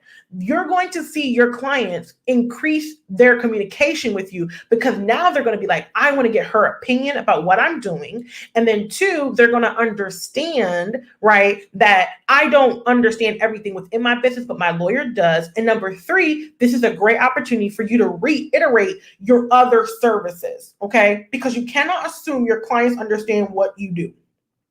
You cannot assume that. It doesn't matter how many times you say it. You have to give them examples. You have to keep reiterating. I have trademark clients now where I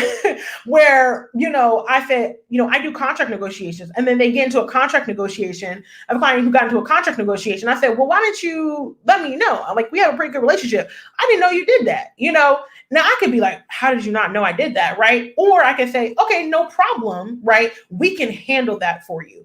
Boom.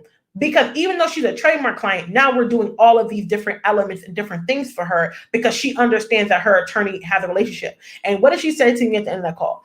I just, I'm just not used to having an attorney. I'm just not used to having someone like you on my team. I'm just not used to having this type of partner. And that is okay. It's our job to train our clients to understand that we are partners in their business. Right? We are not a one-off project. We are not a trademark and go. We are long-term partners that can create equity, assets, and monetization opportunities within their business. Okay? All right. So a couple of tips while you're doing this client retention. Number one, create low pressure circumstances, right? So don't pressure your clients to pay crazy, right? What you want to do is you want to communicate with them about their timelines. You want to be clear and upfront about the prices, and then you want to create realistic timelines for that payment.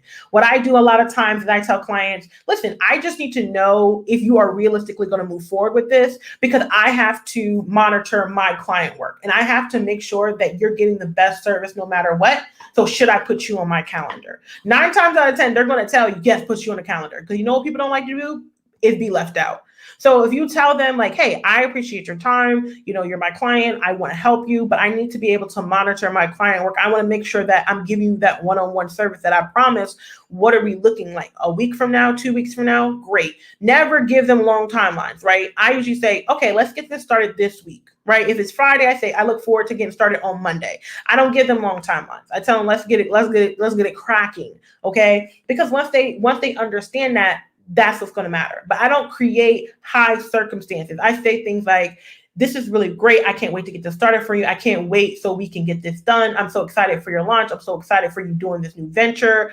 This is going to be so fantastic, and I create that type of language to create low circumstances and low stakes, right? So the client's not feeling pressure to like pay, but they're excited about the opportunity of partnering with me to help them push for their dream and help them push for their brand and business.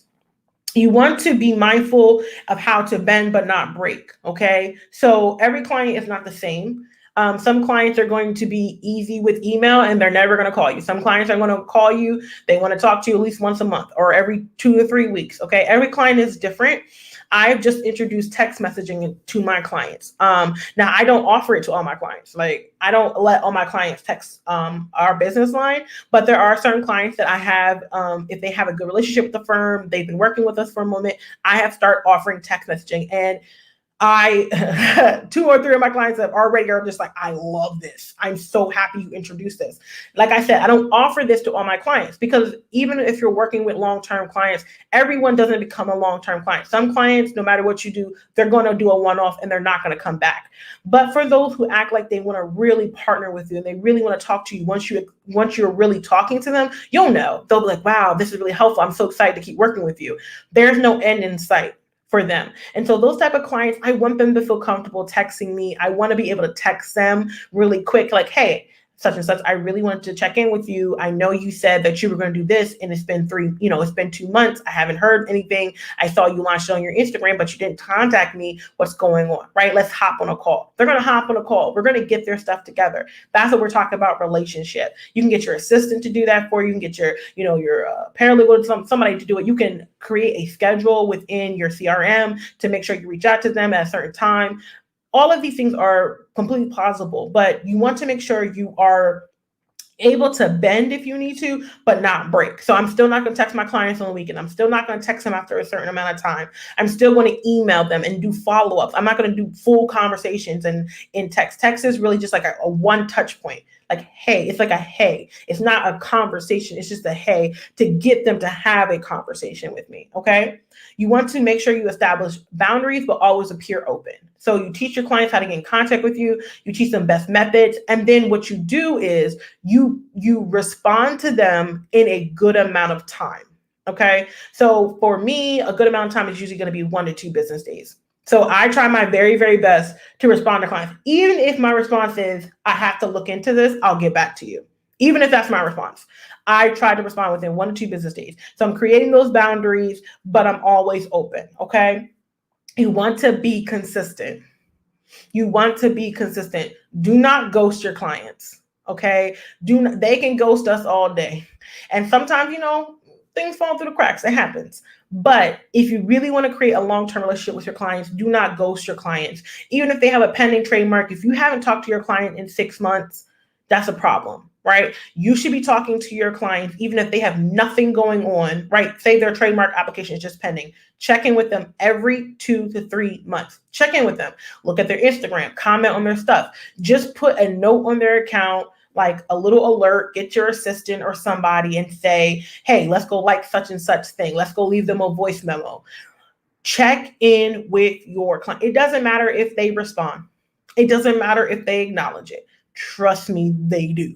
Okay, you got to keep yourself engaged. It's a long process for trademarks. It's a long process to do it. And there's usually a lot of opportunity to work with the client if you stay engaged. Get them to tell you what's going on. And the best way to do that is to keep up with them. Okay, it's really, you can get like any assistant or even an intern to do that for you. It's really not that hard.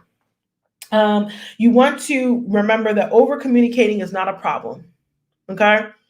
Sending an update to your client about their trademark application every month is not a problem. They're not going to care. They're not going to care. If you say to them, hey, still pending from the examining attorney, we haven't had any updates. There haven't been any changes, significant changes in laws at this time. I just want to let you know that I'm always here if you need anything. Boom. It doesn't matter if there's no changes. I heard from my attorney. It feels bad when they haven't heard from you in months. It feels bad, even if you set the expectation. But if your goal is to create long-term relationships with your clients, this is a great way to push that client from trademark to more, especially if they didn't buy more or were uninterested in doing more service with you at the time of the trademark, because they may be just testing you out to see if they want to work with you long term. But if you keep showing up, they're going to work with you because they're a business, which means you have more things that can help their business and help them. So think about text, email, video chat. Like we just do video chat. We Zoom with our clients now. We do all these different things to give them options to connect with us. The last thing I want to say is when you're working and you're thinking about creating client relationships, be really innovative. These are people. These are people. And at the end of the day, yes, we are business to business doing work, but remember that they're people. If your client tells you they're pregnant and they're having a baby, put it on your calendar. If they say they're buying a house, put it on your calendar. If they say they're opening up their first, physical store, put it on their calendar. Send them a gift. Send them a congratulations. Create a certificate for them. These are the types of things that not only are great advertising tools for you because they may potentially repost it. They may potentially say, my lawyer is the best, but they also will send referrals your way because they love the way they're being treated. And lastly, you are going to create a long-term relationship. Lawyers have that's so cute, milestone cookies, yes. Lawyers have a really bad reputation. And one of the top complaints, guys, for most clients is that they don't hear from their lawyer enough. Now, most lawyers will be like, clients have unrealistic expectations. Perhaps they do. But do you want to complain about unrealistic expectations, or do you want to create realistic expectations and have long-term clients? It's really about what your priorities are. And if you implement some of these strategies that I'm talking about, you will be able to convert those one-off trademark clients into full-fledged long-term clients. Because a lot of times trademarks are going to be our top service, which means if they have the money for trademarks, they most likely have the money for other services as well. And it's our due diligence as lawyers to give them the best and highest priority of service. We are doing them a disservice by not letting them know that they should have a long-term relationship with us. So I hope that was helpful. I know it wasn't your normal, presentation, but I want you guys to really think about what does it look like when someone shows up on my doorstep, and how do I make sure that anybody in my house feels like they are in great hospitality and they are having a good time.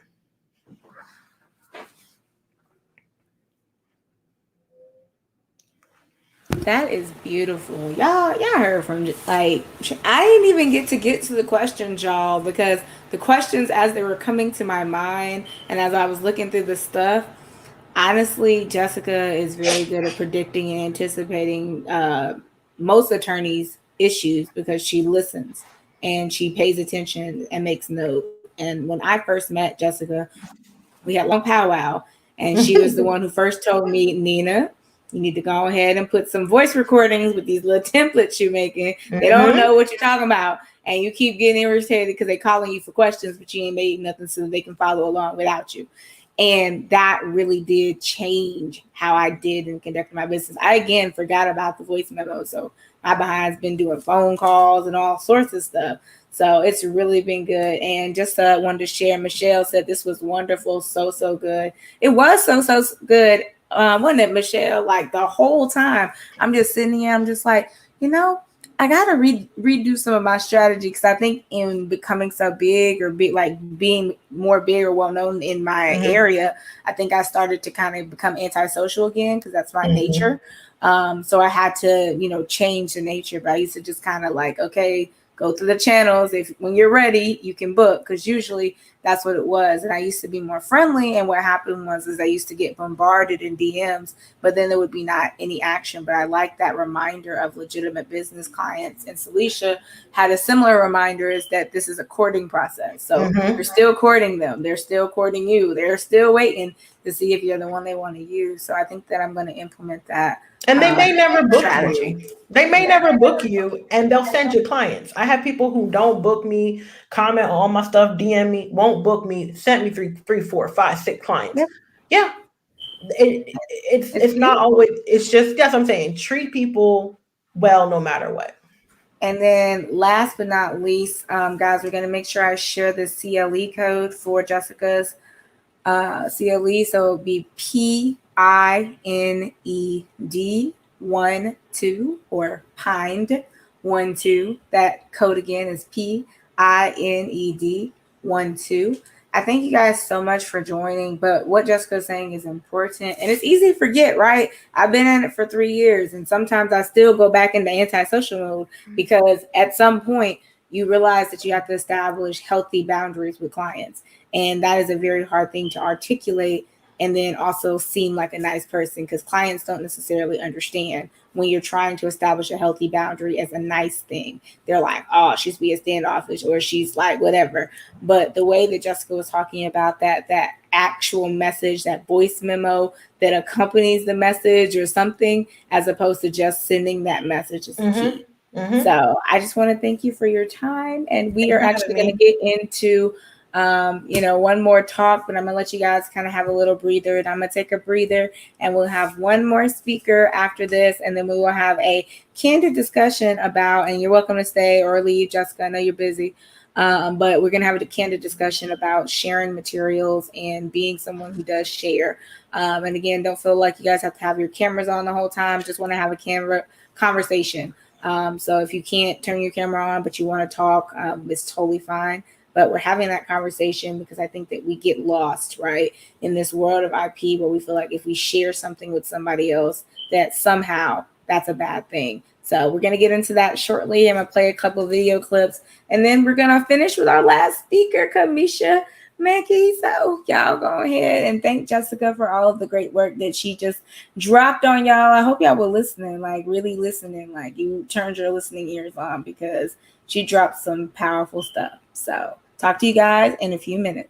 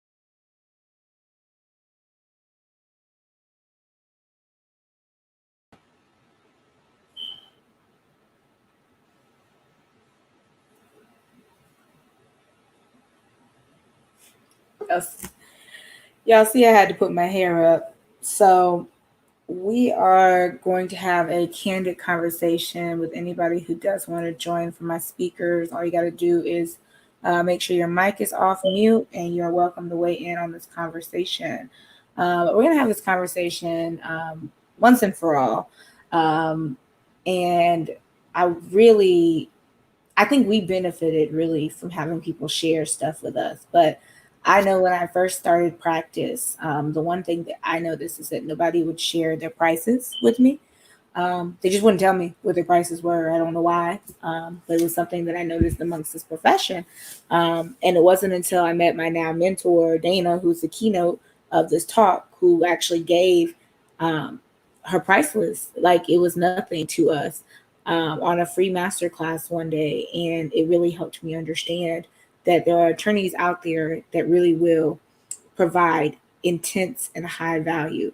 And so I went to a master class and I was hooked. That's how Jessica and a lot of us from the boot camp gang met. But a lot of us met because we were in the same master class and we watched this video where DAYNA is explaining how to market our firm. And if you implemented everything that she stated on that video, you would have been a much better marketer for your firm. In fact, there were things that she told me on that video that really helped me grow my firm. And I see Patricia. It was great to see so many ladies with their own practice. Oh, thanks, Patricia. Yes, you got one more lady. She's coming up in an hour, so don't leave us just yet. She's one that you don't want to miss. I love KAMISHA. But yeah, I noticed that people wouldn't share their prices with me. I'd ask them, oh, just charge whatever you think is right. And they just really wouldn't like tell me. So when I was trying to price myself comparatively in the industry, I didn't know. Like, I just didn't know what the fair price was. So when I was quoting like business contracts and LLCs, I was saying all sorts of crazy prices, y'all, because I really didn't know what people were charging in the industry. And when I went to talk to a lot of people, they were like, I mean, you can charge what you want. I mean, you're a lawyer. But they didn't explain to me what was a reasonable expectation for a client and what's normal amongst lawyers to charge for a particular task in business. And that really made me frustrated because I didn't know how to price it. And so I was pricing too low. Sometimes I was pricing too high. And sometimes I wasn't even pricing at all. And I was doing stuff for people and not actually getting any reward, like answering calls or messages or responding with quick answers. Because, I mean, I thought that's what you're supposed to do to make a good impression on your client. I didn't know that, like, if you answer everything that they ask you, then they might never come back for a consultation. And it might just be that they think they can call you all the time for free information. And they might be offended if you then come back and be like, okay, now you got to pay me. But I have noticed that I had to learn how to start saying that, like, consultations matter, information matters, and priceless matter. So I just want to have a brief kind of conversation, dialogue about it. And really kind of get into it. I didn't know, Jessica, if you wanted to weigh in at all, but have you ever had an issue with people sharing resources with you when you started this field? Before our class, before DAYNA, has there ever been an instance where you're like, well, I wanted to get information to learn more about it? And I know we talked about resources sharing at the beginning, like how you go about finding your resources, but a lot of people weren't sharing until I joined like solo practitioner listservs. And that's when I first got the experience of getting information given to me. But before that, I didn't really get like forms, templates, startup, intake forms. Had no idea how to do those. I mean, yeah, I think in our field, a lot of things are behind a paywall. It is really hard if you are a new attorney, not even a new attorney, if you are new to a field, because you can be practicing, like I did criminal before, but I was entering into a new field. It can be very difficult to navigate trying to find kind of like the needles in the haystack who are willing to share and who are willing to create an environment that is safe to share. There's only a few groups that I've been in where I felt like, oh, this person is like, this group is helpful, or they're willing to share resources, even if they're paid or unpaid. Because the thing is, like, it's not even that you're always trying to get free resources. Sometimes you're just like, point me in the direction I can go. I did find that was a lot. But I took those lessons and I was like, I won't do the same.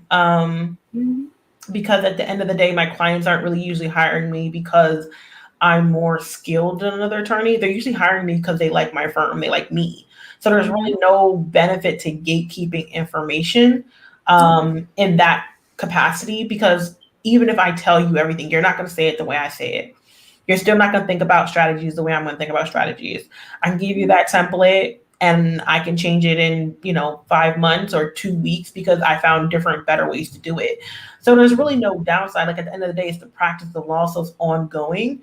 And honestly, anything that should be provided should be considered like a stepping stone, because we should always be creating content specifically for our clients. Like, we shouldn't be just copying and pasting everything. Like, that's my motto. So I did find it was a lot of gatekeeping, but I think part of it is just, I think it's a culture thing. I think it's just other people had a hard time gatekeeping. The legal field is set up with the ideal that you will go to a big firm. It's not set up that you will be a solo practitioner or you'll be a new solo practitioner. And they strongly discourage young lawyers from being solos or even starting small firms. And I think that the way the system is created is very intentional.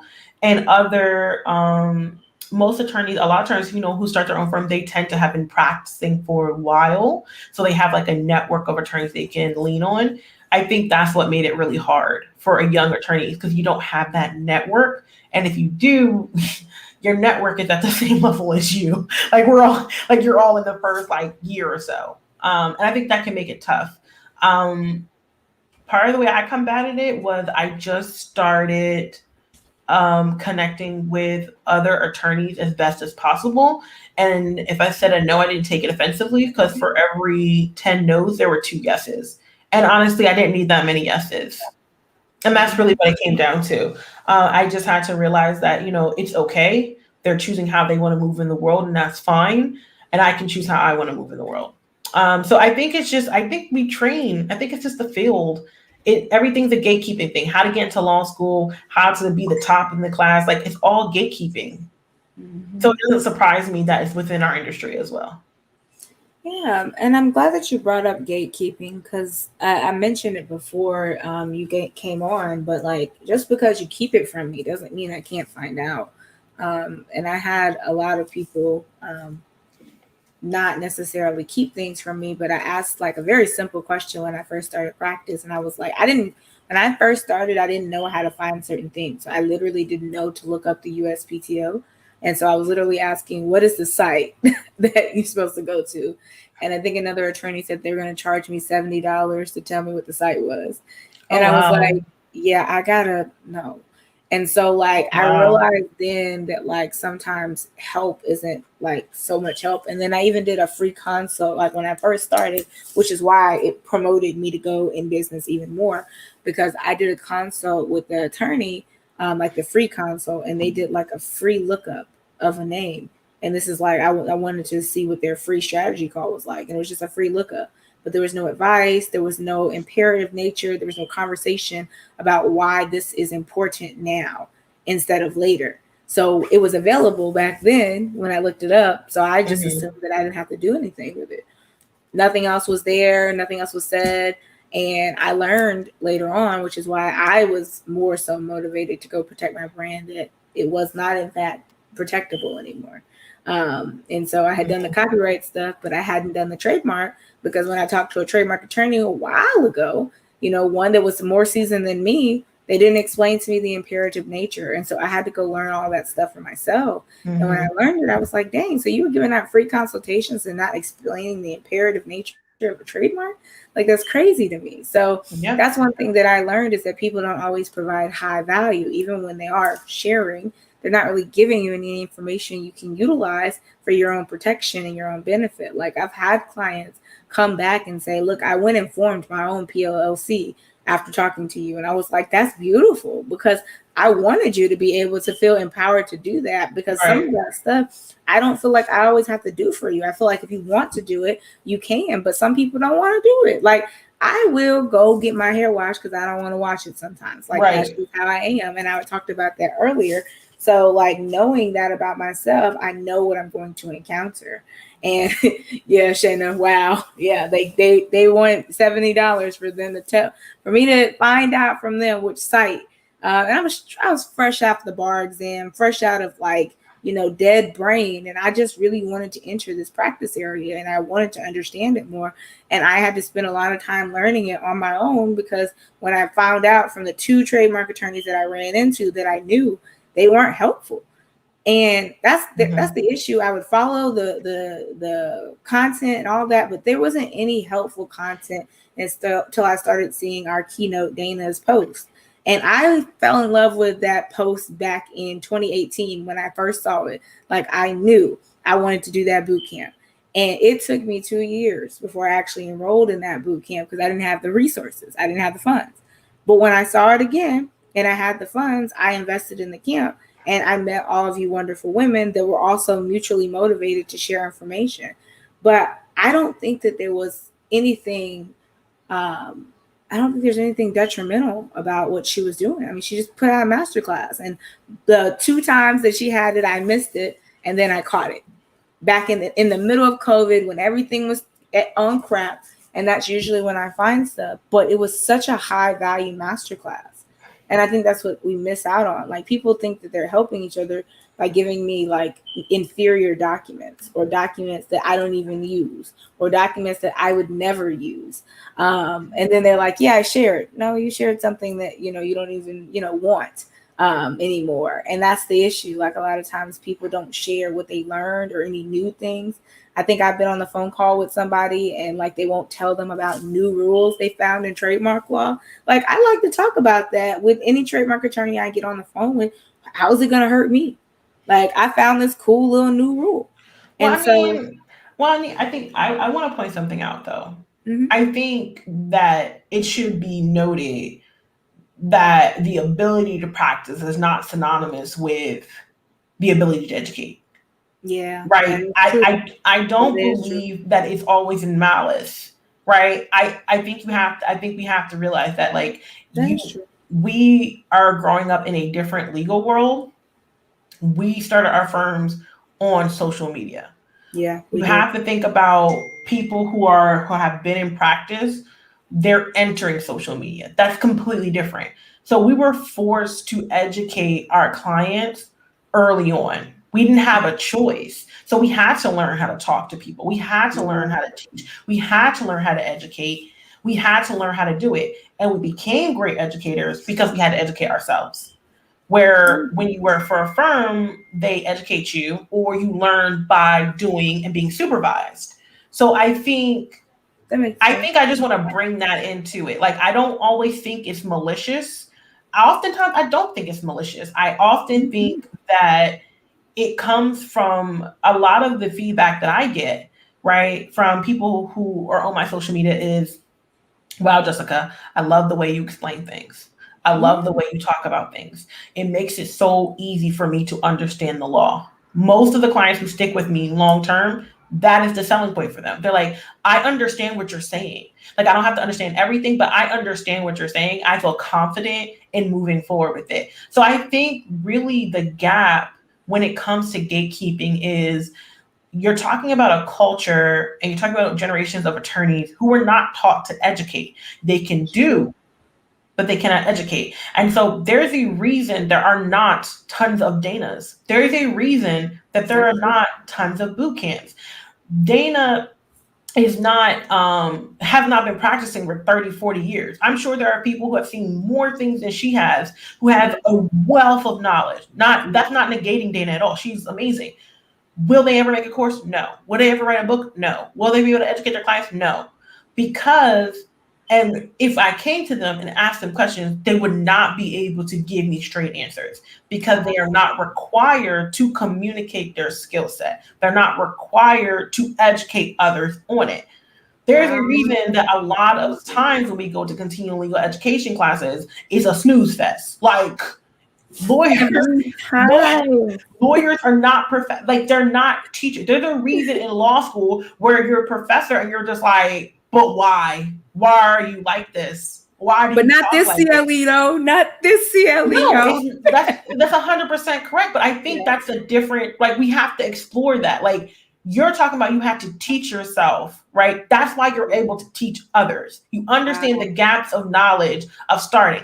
You have to also assume that there is an assumption of knowledge for most attorneys. They're going to assume that you have a certain level of information that they don't have to disclose. I think they talk about it a lot in law school. You have to start at the beginning. You don't start at, if you're walking into the house, you don't start at, okay, you start walking. You start at, you turn your head and look. That's the first step, right? But most attorneys are going to start, you're in the building, right? Because there's an assumption, because they weren't taught by like school. They were taught by practice. Like they're in a firm or someone walks them through it or they worked under somebody. So they don't know how to teach you because that's not how they were taught. So yeah, they're going to get in a consultation and give you useless, pointless information. And they're going to think they helped you. But that's because they think you're in the building and you're trying to figure out how to get to the door. You're like, where's the door at? So that's a good the point. Difference. Yeah, I just want to bring that up because point. I think that's a huge difference. Because I think that my frustration does come in a lot where people are assuming that when I ask a question, like I already know the answer and I'm just trying to check their understanding. When in fact, I really am trying to understand more about it. And like for me, I'm very like learning oriented. So I always like to understand processes better. Like when you and I talk sometimes, I think it was very early on in our career, like just that simple tweak of fixing my template to make it more accessible to my client. I never even thought, like it just didn't dawn on me because it's like I put the instructions in the email, I write it out, and she's like, none of that works. They're not going to read it. Just make a voice memo, put it with them. They'll listen to the voice memo and they can listen to it over and over again because writing gets confusing. And I didn't think like that. But the thing of the matter is, like, I think that's where I kind of got frustrated because I don't think that many people take the time to have that conversation with one another. I don't think people actually take the time to bond and have that connection so that we can have that conversation. I think a lot of times, and I think that was mentioned in one of the talks, like sometimes people just call because they need help, not just to check on you, not to have a conversation with you, not in general. And that is what rubs people the wrong way when they're getting on the phone and they're talking to you and every time you need help. And I tend to think that way sometimes, like when I call one of my mentors, like, okay, is this the time when they tell me to go, go figure it out for myself? Is this the time I get on their nerves? But it usually doesn't happen. But I will say that is like a common concern as you're an attorney in the field. And there's people who are much older than you who've done this longer, and you want to make sure that you're doing it correctly. And it's like a gut check, if you will. And I think it's hard sometimes to communicate that to people who feel like you got to learn it by practice. I think that's what I more so experience is that you got to learn it by practice. Yeah, I could learn it by practice, but there's also the idea that maybe that you have experienced this too. And maybe you have a pointer that can help me make a less mistake than you made in practice. And I think that's where my common frustration comes up. I would counter with that though, because I think the mindset is that you're not bringing value to the relationship, and that's just not true. I think again, the Facebook did not exist like 10 years ago, right? It's new technology, so I think that there is a mutually beneficial relationship in working with older attorneys, right? Like I have met older attorneys and they have great knowledge and they're helpful, but I can also help them by showing how I interact with clients on social media, right? How I interact with building my brand and building what I'm doing. Like that's helpful. Showing them client interactions. Do you think that forces you to be in like a box? I sometimes feel like as a young person, that's the only leadership roles I'm given by older attorneys. I don't get a chance to I don't do the think things so. I like. So I don't think so. I think it's about how I decide to approach it. Like, I think it's how I decide to approach it. I think that it's the easiest way because that is the huge gap of information for most older attorneys. The other thing is, right, with the rise of something like COVID, the knowledge or desire to create long-term client relationships virtually has increased substantially, right? Substantially. Like that is a skill set. The ability to be like, people have trained their clients to come in. They've trained their clients to like have like this huge staff in these big buildings, and there's nothing wrong with that. It's fantastic. But when COVID hit, you know, their business probably took a huge hit because they did not know how to translate that information. They didn't know how to contact or communicate with their clients virtually. You know, you got attorneys who don't even know how to use Zoom. And I'm not coming at any of them. Like, that's not the problem. What I'm saying is there is always a skill set. I think the other thing is for young attorneys is like the beautiful thing about being a young attorney is that you understand up and coming changes in laws. And when things are changing, we're all on the same level, right? So cannabis law is like a law that is just developing. If you want to be an expert, you want to find things that no one else is talking about. So for me, one of the things that I love talking about is licensing your course. No one's talking about that, right? But we have tons and tons of course creators. So how does the course creator talk about their intellectual property? And how can you create strategies for people like that? So if I'm talking to an older attorney, yeah, they may know copyright law, they might know licensing law, but I know how to create a plan, right, for my clients to be paid long-term for their courses. And there is no books about that. Yep. So I think it's about it. I think you have to have the mindset that just because someone has been practicing long, I can't control how long I've been practicing. But I am a very innovative thinker. I'm very creative. And from what I do know, a lot of times when I'm coming to other attorneys, I'm not talking about the law. I'm talking about strategy. Yeah. I want you to know, I want you to talk to me about strategy because I can't read that in a book. Yeah. So I think that you can do it. I think that there is a lot for young attorneys to offer. Can I control what people put me in a box to do? That's not my problem. Yeah. You know, I can't control that. Do you resist being pushed into that I'm gonna get everybody hip on social media type thing, or do you like tell them you want to do something else? I don't really have that issue. I don't really have that issue. I've never had a mentor. I don't have a mentor to this day. I don't have a mentor to this day. I've never had a mentor. I've never had anyone coach me or anything like that. Like, I took Dana's course, of course, but like, no, I've never had a mentor. I had never had a coach. So I don't know nothing about that life. Most of the time, if I'm interacting with someone, it's just a collegial relationship. It's like, I admire you, you admire me. These are the things I'm hoping to do. Do you have any feedback to my innovation? Do you have any feedback? Do you have any resources in which you could point me in the direction? I normally do not ask for people to send me something if I don't have a personal relationship with them. I got you. I like that. Do you have any feedback? I usually ask for feedback. I usually ask for feedback. I consider myself extremely intelligent. And so most of the time I'm not asking for knowledge. I'm asking for, I actually prefer to research things on my own anyway. I learn better that way. It doesn't bother me. So normally what I will do is create scenarios, and then I will provide and ask them, based off the scenarios and facts I have provided, do you have any feedback on my thoughts? Is there something that I missed that you think would be important or relevant to what I'm discussing? What are some liability litigation issues that perhaps I did not think of? And that is going to level the playing field, because now you're coming to me as a colleague, you're presenting a problem and presentation in which I can, you know, go, and you're not going to feel like I'm trying to suck the life out of you because I've already tried to come up with these solutions. And what I started to find when I took that approach is that if they can't give me a resource, they will send me somewhere that can, right? So that's how I learned about different blogs. That's how I learned about different books. That's how I found my licensing book that I have now. Like, that's how I found more resources.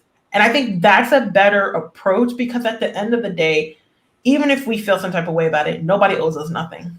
They don't owe us nothing. They don't have to give us their time. And yes, it's great if they do, but at the end of the day, they don't. So approach it like a colleague. We're colleagues. We're all people in law. Let's talk about this problem. Let me see if I missed something. And they will respond to that, because that's how law firms are set up.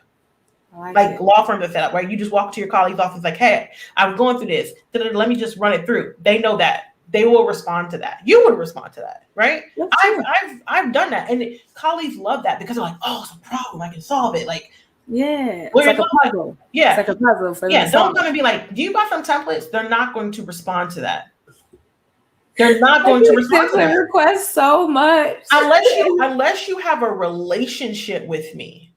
Why would I just be sending you my templates? It's my copyright material. Why would I just send? You're a stranger. I sell these on the internet for hundreds and hundreds of dollars. I give this to my clients for thousands of dollars. Why would I just give it to you? I don't owe you anything. I don't know you. I'm saying from the other side. Like, I know you, right? But I'm just saying from the other side. You have to think about it that way. Like, I did work 20 years to create this. Why should I just give this to you? Yeah. Because you were born 20 years after me? No. No, that's right. But if you come to me and you say, hey, I'm writing an entertainment contract. These are the elements and things that I've created in it. These are the things. My concern is that I'm missing something in this particular part of the contract, right? Maybe it's the termination. Maybe it's the royalties. I was hoping that you can give me some feedback in your practice, how you utilize royalties or how you utilize termination. They're going to provide you. And 9 times out of 10, they're like, you know what? I got an example for you. Let me send you something. Yeah. So I made that when I first started, I was just asking general questions, and then I got to more specific questions. And I found I did get that positive response a lot more often when I said, hey, this is the issue I'm encountering. I've never encountered this type of case before, but this is what I think should happen. Let me know what you think. Yeah, and they're going to respond to that. I saw there was more of a willingness to help. And I think I even saw it recently, more so in a criminal context, where like they helped me in the courtroom because it was just like, yeah. I help you. I'm not going to let you fall on your face because of XYZ. So I think that's more of what I was missing in the IP field. I don't necessarily get it as much. I haven't gotten it besides my boot campers and folks like that in our groups that I found outside in the outside world. Sometimes I find that people ask me for things, but I don't feel like I can make that same ask of them, if that makes any sense. Like, I'm very hopeful, but I always wonder, like, if that same ask, if I had a question or they were in that field, like, I don't know enough about them, and I don't know if there's a better vetting process, like, before I send something to them so that I can, like, make a true connection. Because what happens is, I think I send a template and then I forget, right, that we interacted so long ago. And there's not a chance for me to like make a referral, to build a connection with that person. And so you're sending stuff to people that you don't have a relationship with? Not templates or anything like that, but like my what you call it, the thing I send clients or something that I advertise that I would be happy to send. That isn't like something paid. It's just there. You just have to know how to navigate my links. But I just send them a link to something that they can go and look at like everybody else. But yeah, I don't know. I think it depends on what you're trying to accomplish. Like, if you're gonna feel kind of weird sending someone something that might not send you something back, then you shouldn't send it. Like, if you're looking for a reciprocation, it might not work out that way. I don't know if I necessarily want something back. I just want to build a more of a connection, if that makes sense. I don't know how to like pivot that conversation to maybe like, who are you, so I can like help you in the future if I think of your name. Like, I like when I send stuff to people and I like knowing that their email is now saved in our system. How do I help you? These are other attorneys, right? Yeah, like my whole system for my business is referrals. So like, they'll mention somebody in California and I'm going to think of Wood and his wife's firm, like in Los Angeles. It's where my brain is going to go anytime someone needs an IP lawyer in a certain area. And so I'm trying to figure out if there's a better method, or be like, fill out this, like, how we do the mailer or the free downloads. Like, if I make it more so like that, would that be a better way? I don't know. I can't figure out a way to make a deeper connection with the people that you help, or you do that type of connection with, if that makes sense. If they're attorneys and you help them one time, like, they come back later, but then you don't remember who they are or anything like that. So it's just kind of, I don't know. So the issue is not the referral. The issue sounds like you don't have a management system. You don't have a management system. You need a management system. You need like Airtable or Trello. I don't have one of those. How can you use Trello to do that? Crumble? Crumble? Okay, this seems like a separate conversation. Yes, we gonna have this training offline. I didn't know you could do all this. Look. It sounds like you're not Yeah. tracking. It sounds like you just like you can track your leads. You should be tracking your referrals. So that's what I would do. I would track the referrals. Like if you're creating a directory, you can create boards and lists, and then you can monitor it and like have the people that you sent the information to when you sent it. You can follow up with the leads to see if they got it. I mean, when I get referrals, I tell the person like, hey, they did reach out. Thanks so much for the referral. And I put a notation. Like I don't track them as good as like you're doing you're doing a lot. I'm not doing all that. But if you're going to do it, you have to create some type of directory, and then you have to, if you want to maintain a relationship, you have to find some way to track them. And then you have to figure out a contact point in which you can talk with them. So is it their business anniversary? Is it their birthday? Is it the first time we met? Is it a high season from them? Is it a holiday? Create a contact point at least every 6 months in which to connect with those persons if you want to create long-term relationships. So whatever that could be for your firm, you can do that. If it's Christmas and then it's like happy summer, right? If it's tax people, CPAs, then you would, hit them at the beginning of the tax season or the end of the tax season and then right before tax season, right? So I think it just sounds like you need to create a better system. I like that. I never thought to do that particular thing because my brain goes to like 18 different projects at one time and I can never figure out how to organize that one project. But it comes like, and I don't write it down.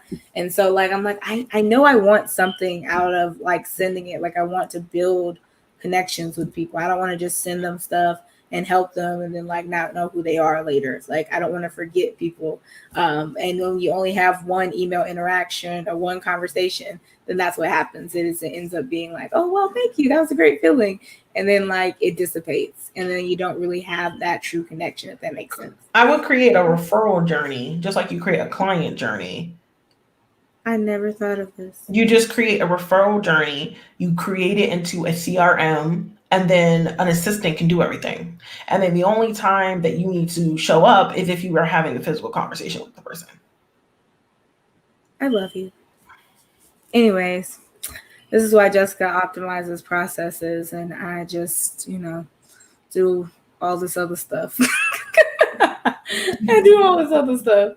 But I like that. But yeah, that's really what I've been kind of thinking about. What's been going through my head is understanding why people share and why they don't share and how we can become more connection oriented, if you will, when we're in this. So how do we become more connection oriented? I mean, based off of the fact that most attorneys don't know how to educate.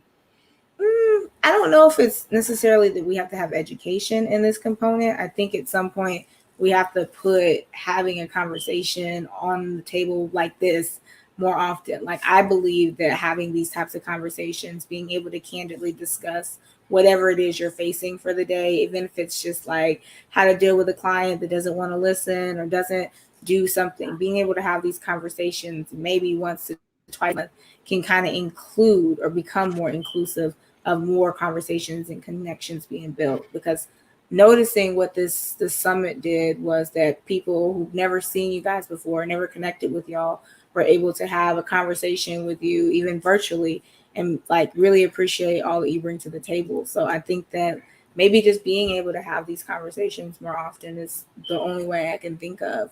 But I was trying to think if there's another way, like when people reach out and say, I really like this talk, I really like this, and like what could be a good pivot point to building a connection besides let's keep in touch and hoping that we stay in touch without becoming like a nuisance to someone. Especially, I think after one talk I've had, and I think the person signed up for the event, but they said that I never asked to be emailed. And I was like, well, you signed up for, okay.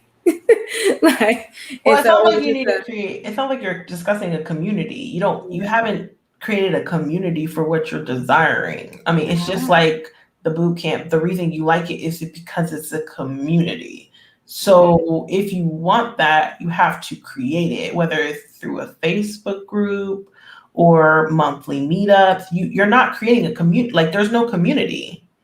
Why would I be doing that? There's no community. There's nowhere for me to go to connect. Like if you want to do that, you have to create a destination point. You're asking for people to travel and you're not giving them anywhere to go.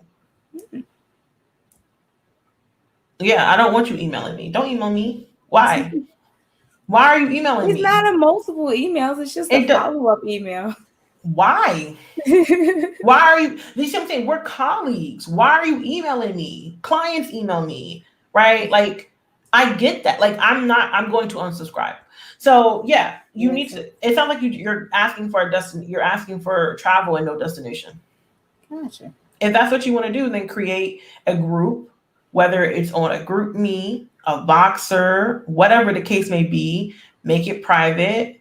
Have some type of process to where people have a similar event or thing that bonds them, such as like the entrepreneur boot camp. Like everyone went through the boot camp, everyone went through this. Or they can subscribe to the membership model and say like they're going to be an active participant, and then create weekly or monthly meetups, whether it be through Zoom, whether it be through Facebook group chats, whether so what you're saying is we need to trademark that Thursday Summit meetup or a group after the summit.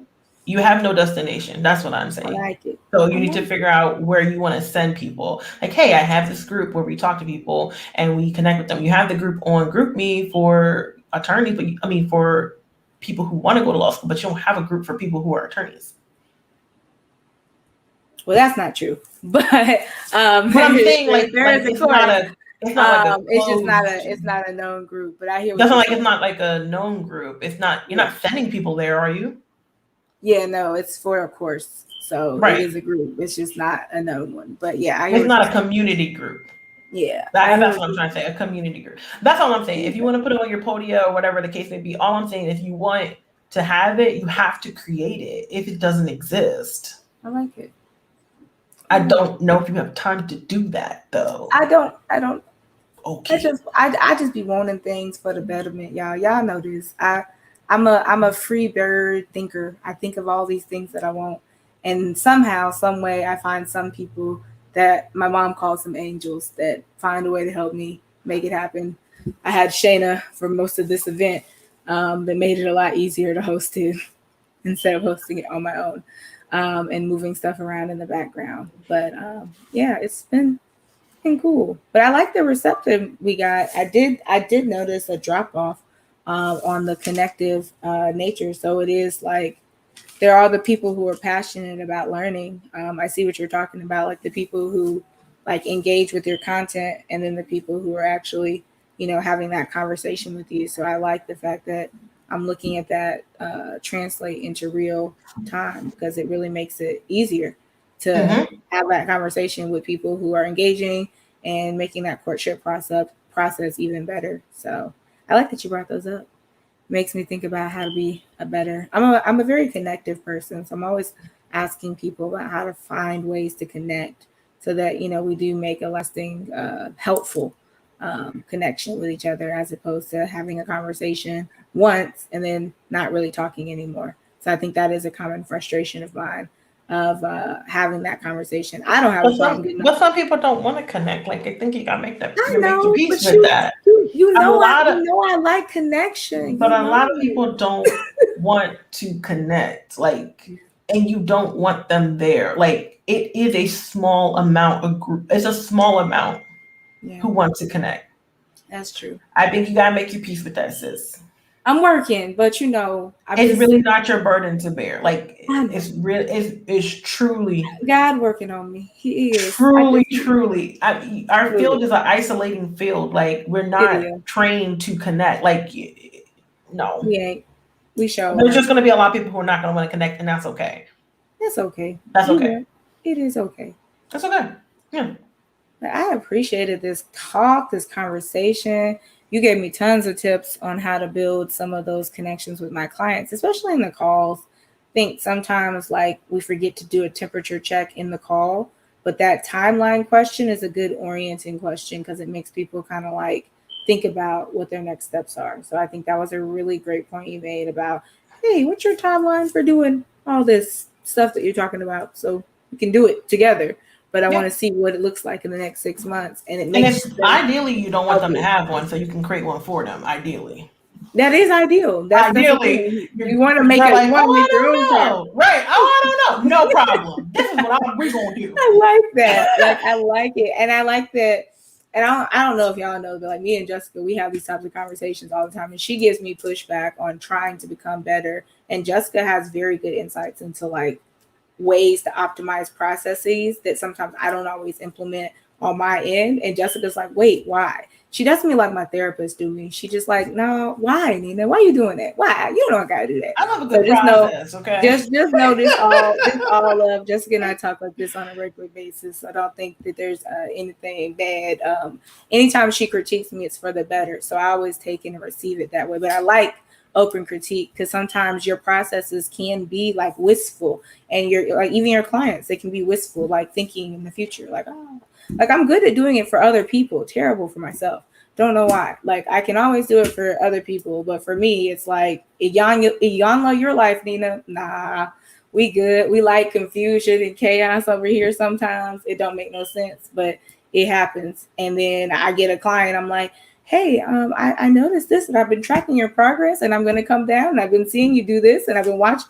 Like, wait, you've been doing all that? I was like, yeah, I just been watching you watching your brand grow. That's what I'm supposed to do. You done paid me, so I got to do the work. So I think it's like, I'm not getting paid for fixing my own life, so I don't do it. But whenever I can help someone else, it changes. Like, you guys ever notice that you fix everybody else's stuff but your own stuff? Happens to me all the time. But it's Jessica, I know it don't happen to you because Jessica got her stuff, y'all. She be getting her timelines together. Me, on the other hand, we struggle sometimes, but that's just ambition and desires and big lofty dreams. Don't ever let anybody tell you can't have them, but also make sure that you tell yourself how you're going to do them. And that timeline Jessica was talking about is big. Like, understanding your timeline is key.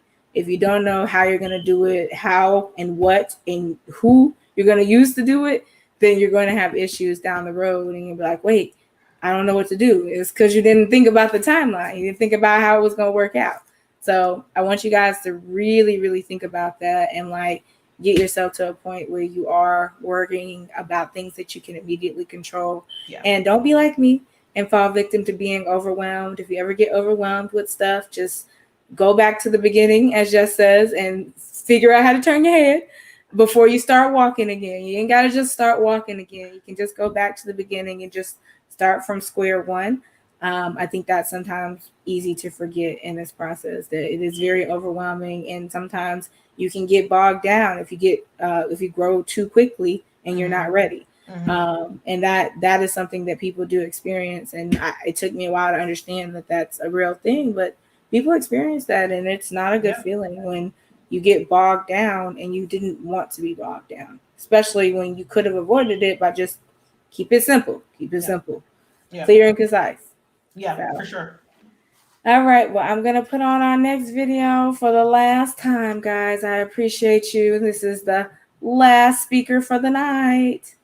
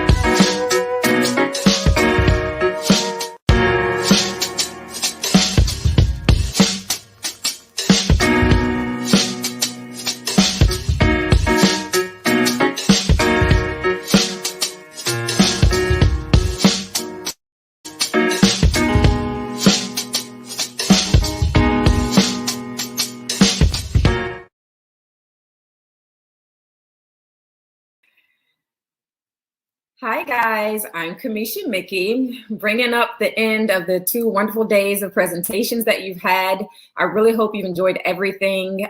It was wonderful information for me, even though I've been practicing and been doing this for a few years.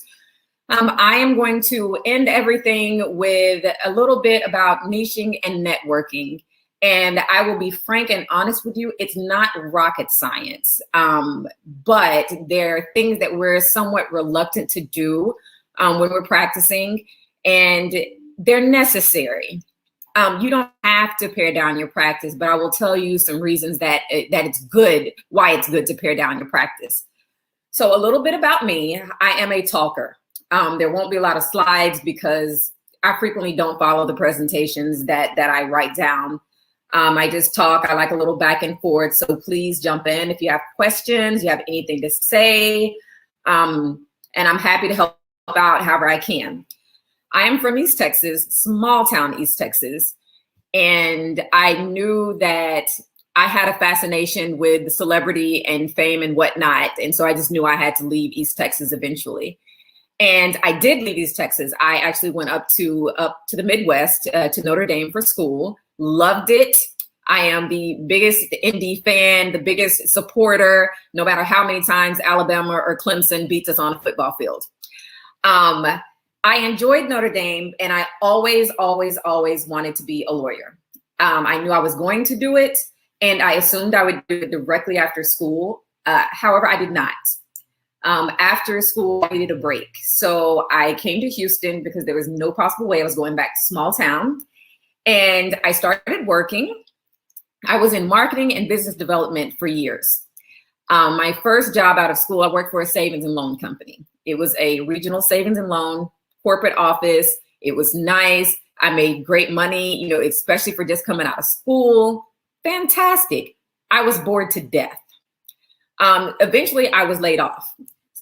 It was, you know, at the time, I was like, oh my God, what am I going to do? But that ended up being a good thing for me. Because being laid off kind of was the catalyst to where I am today. I started working for the radio station after I was laid off. I worked for them developing websites, taking pictures at concerts and events and things like that. And it was a blast. I loved it. However, I did not make savings and loan money doing, you know, running around with the radio station and, you know, doing concerts and whatnot. So eventually my dad was like, you're going to get a real job, because in their eyes, they did not see that as a real job. And so I worked for some record labels here in Houston as well. I worked for Swisher House at one point. I worked for Rec Shop Records. And then some of my friends were in A&R at like the Def Jams and those record labels. And so I would help out. And I still really wanted to be involved in that world, but I really didn't know how, considering my experience was the radio station. That was it. So I started working for different companies, and I eventually landed at a DNA testing company. And no joke, but the DNA testing company, yes, I worked for the company that came up with the slogan, "Who's your daddy?" And it was great. We were actually doing testing for, you know, the Maury Povich show and the court shows at the time. And we wanted to get those tests into stores, which they are in stores now. And I do take some credit for that because I was on the team that started that. But what helped me finally start my law career, I would say, is that during that time, that the crime labs, the Houston Police Department crime lab and some of the others across the country, they were getting in trouble for not testing kits, not testing appropriately, and people were going to jail that should not have been in jail. And so at that time, they were looking for DNA testing companies to give proposals for taking over that testing. Our lab won. We started testing, and the very first test that we did, it freed a kid. And I call him a kid. He was 26 years old at that time, but he had been locked up since he was 17. He'd not done anything. So now I'm going to go be a lawyer right now. This is God telling me I need to do this. So I leave the DNA testing company. I start working for a law firm. I worked for, actually was a global law firm. I'm working in marketing, business development. It's awesome. I'm applying to law schools. I get into law school. In my mind, I'm going to be just the greatest criminal defense attorney or the best divorce attorney ever in life. So I go through school still thinking, this is what I'm going to do. This is amazing. And I graduate and I started working I stayed at the firm for a year. They wanted me to stay. They were like, oh, we can train you. And of course, why not? That's great money working big firm. But I always knew there was no possible way I was working big firm. I did not like the extreme amount of hours, the busy work, never really touching, anything substantive for years. So I worked for a friend of mine that had a law firm for a year. And then I went out on my own with two friends of mine. We had a partnership and it was great. It was a partnership. We had that for 6 years. It was a general practice. Like I was doing business law, employment law, family law, like landlord, tenant, kind of the thing, whatever came in, whatever interested me at the time. I was like, this is great, but everything was kind of word of mouth. We never had to advertise, but we would still get business and it would sustain us. And so I wasn't forced to really do any of the networking that I told, I had worked with other attorneys to help them do. Never really did any of the marketing, exercises that I'd helped other attorneys at other firms do to grow their business. It just wasn't necessary, so I didn't do it. And really, once you're having to do, the marketing and also do the work, it's kind of hard. I mean, just real talk, it's difficult. So I understand that. I didn't until I had to do them both, but I came to understand it. So eventually, after the 6 years with the partners, everyone decided like, I just want to do this or I just want to do that. So we're like, we'll separate. We're still great friends. We still share an office and whatnot. But that's when I decided, you know what? I'm not going to do everything anymore. I was always afraid to just pick a couple of things to practice. It's a scary thing to me because I am one of, if not the most high-strung, laid-back person ever. And to me, to say that I was just going to do one thing, that made me kind of like freak out. I was like, no, I'm not going to do it. So what I came to realize, some things that I've learned is like, okay, what do I like? Because if I can figure out exactly what I like, as far as law, then I can do, help start narrowing it down and do that. Well, I quickly realized criminal law was not for me. I was wrong. I can't take a loss in criminal law. I had a few criminal law cases. As a matter of fact, one of my very, very first case ever was criminal law. It was like a child abuse case and we're working it. There was a lot of things that had gone wrong. And just say that the person was up for a life sentence and we got it knocked down after trial and in front of a jury to like 15 years. It took forever for me to get over that. So I realized quickly, like, you know what, you take these losses too personally. You're almost in a depression after this. You can't do this. I did a few smaller cases and I won those, but it was not enough to make me go back and say, you know what, I'm going to be a criminal lawyer. Nope, not for me. I tried divorce. I'm okay with family law, but I don't like the people. And people are unreasonable when it comes to kids. So I decided I didn't want to do that either. So I know I want to do transactional work. So what transactional work am I familiar with that I can kind of take off with, and build a practice from? So some things that make me happy, which probably make a lot of people happy, not just me. I love makeup, fashion. I love to travel, music, I like experiences. And of course, I love football. Football is like one of my favorite things ever. Always has been since I was a small child. And at one point I thought I wanted to be a sports agent. And I was like, I don't like babysitting those kids. I have friends that are sports agents and it's just not that enjoyable. It's a lot of busy work as well. So I'm a lawyer. What is my law degree and my marketing degree going to get me together? So after doing this evaluation of what I like to do in the law and just general things that I like, okay, what did I learn? From having this fear to pare down my practice, I learned quickly that I had to get over this fear because it wasn't going to kill me to pare down a practice. Niching down does not mean that you can only be stuck doing one thing. That in my mind, that's what I thought. If I say I'm only going to do transactional, this, I'm only going to do trademarks. Now I can only do trademarks. It's the only thing I'll ever be able to do. Nobody will come to me for any other work. And then I'm going to get bored and then I'm not going to make any money. Because I mean, frankly, we all do this to make money. So then I'm like, okay, so then even if I get past that, how am I going to select what I'm going to do if it's not this one thing? And what if it doesn't work? What if I pick something kind of like I did criminal law and it doesn't work and then I make no money because I need money now? Like it's really hard, especially when you go out on your own, if you have not built up a client base as of yet. And we all get in the habit of kind of taking what we can to make money, to sustain us. I mean, it's kind of difficult to say, I'm just going to do that one thing when you have no clients, no network, nothing in that area. So how do we get over this? First of all, timing, organic development, and making it personal. I took the things I liked from both areas, the things I liked in marketing, the things I liked in the law, and just things I liked in general. Sports was always the common denominator. I like sports. What am I going to do with sports? I don't want to be an agent, but I'd always practice business law. With my business law, I always did contracts.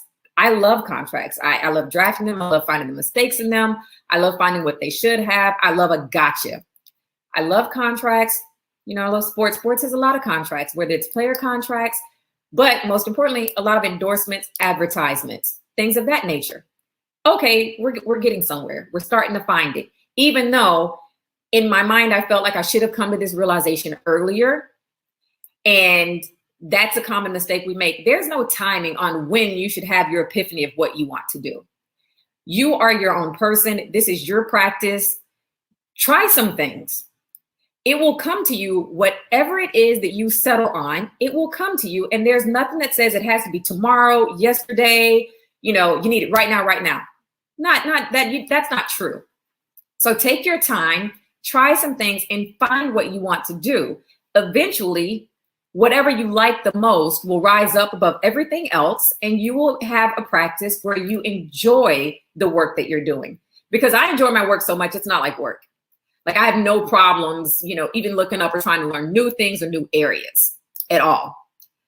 And once you find this area, you need to be visible. You need to be out in the marketplace. You need to blog about it, write about it, speak about it. Make people know that you're the authority on whatever it is. It is not going to happen overnight. You'll need time to develop whatever it is you want to speak about. For instance, right now with athletes, with NCAA, they're changing some rules that are very important to the clientele, that I have and that I focus on. And also with the change in rules, with them being able to make money off of their name, imaging, rights and whatnot. Also, there's this newfangled NFTs and, with Bitcoin and crypto technology and all those things. I, in particular, am not enamored with NFTs. However, the client base that I have and the clientele that I focus on, they're all over it. They love it. So what have I spent time doing? Learning all about NFTs, trying to figure out where I can, contribute an article, who can I partner up with, what can we do? Are there any speaking engagements that I can possibly jump in on, or any panels? Because that's what my client base is into right now. And I want to be the person to provide that service and information to them. It's not for everybody. Maybe that is something you totally don't want to do, and that's fine. But when you find what that is that you want to do, then go find a way to make everybody know that that's your area. That's what you want to do. Then you want to optimize your internet presence. Probably 90%, 95% of clients in any type of tech space, intellectual property, I feel is like a more tech type space. they're on the computers looking for people. Nobody, they'll do word of mouth. I still get a high rate of clients from word of mouth. But I also, because I'm trying to do everything intellectual property, so I'm on the internet more, I'm on, my social media and whatnot more, people are looking for me through social media. They're looking for their IP attorney to be tech savvy, to be, ready for the next hottest thing on the internet. So that's what I focus on, trying to make sure that my Twitter is going, my Instagram is up to date, I'm sending out posts, on a regular basis. And I do fall short. I admit that I fall short because I still have a problem just handing over all of my things to someone else. But we're working on that. And I have somebody that's helping now. So I am, and LinkedIn is important. LinkedIn is not going to be my foray to actual athletes or celebrities. That's not their form. That's not the thing. However, I have been introduced to different agents and different executives that are in my space through LinkedIn. So it's just, you got to find who you're targeting with which platform and cater to them. And then you want to tell everybody. Once you've selected what you're going to do, tell everybody that's what you do. It doesn't matter if they need you right then. They might not. They may never need you, but it doesn't mean that they're not going to hear from someone else who may need you. And honestly, I found just being a lawyer in general, people come to me for everything. It could be something wild, something I don't even practice. My mom is the greatest purveyor of this. She loves to send everybody, oh, my baby's a lawyer, call her. Mom, that's not what I do. But she doesn't care. And they don't either. But when they call me, I don't do that. I actually do. And I ramble off what I do and tell them, but I have a referral for you. Let me get you their contact information. And that's going to be a great tip for networking, which will be the next thing we talk about. But yeah, tell everybody what you do. It's not going to hurt, but the more people that you can make know, hey, that person, I heard this before, bring you to the top of mind, the more it's going to help build your practice. And people will say, every time that thing is mentioned, oh, I know such and such that does that. And with intellectual property and trademark law, it's federal. So it's not like you only need to make this known in a small circle or just in your state or, just in your city, because you can practice this with clients from anywhere in the United States. So, I mean, use your alumni networks and use old jobs, friends that from there, and let them know this is what I do now. So if they hear people that need to do that, they call you. And last thing, when you're trying to pare down your practice, like I said, I was always scared that if I pared down, I could only do the one thing. Just know you can refine it and change it later. There's nothing saying that, you can't pivot, switch, change up to something else, because I've done it probably 3 times now.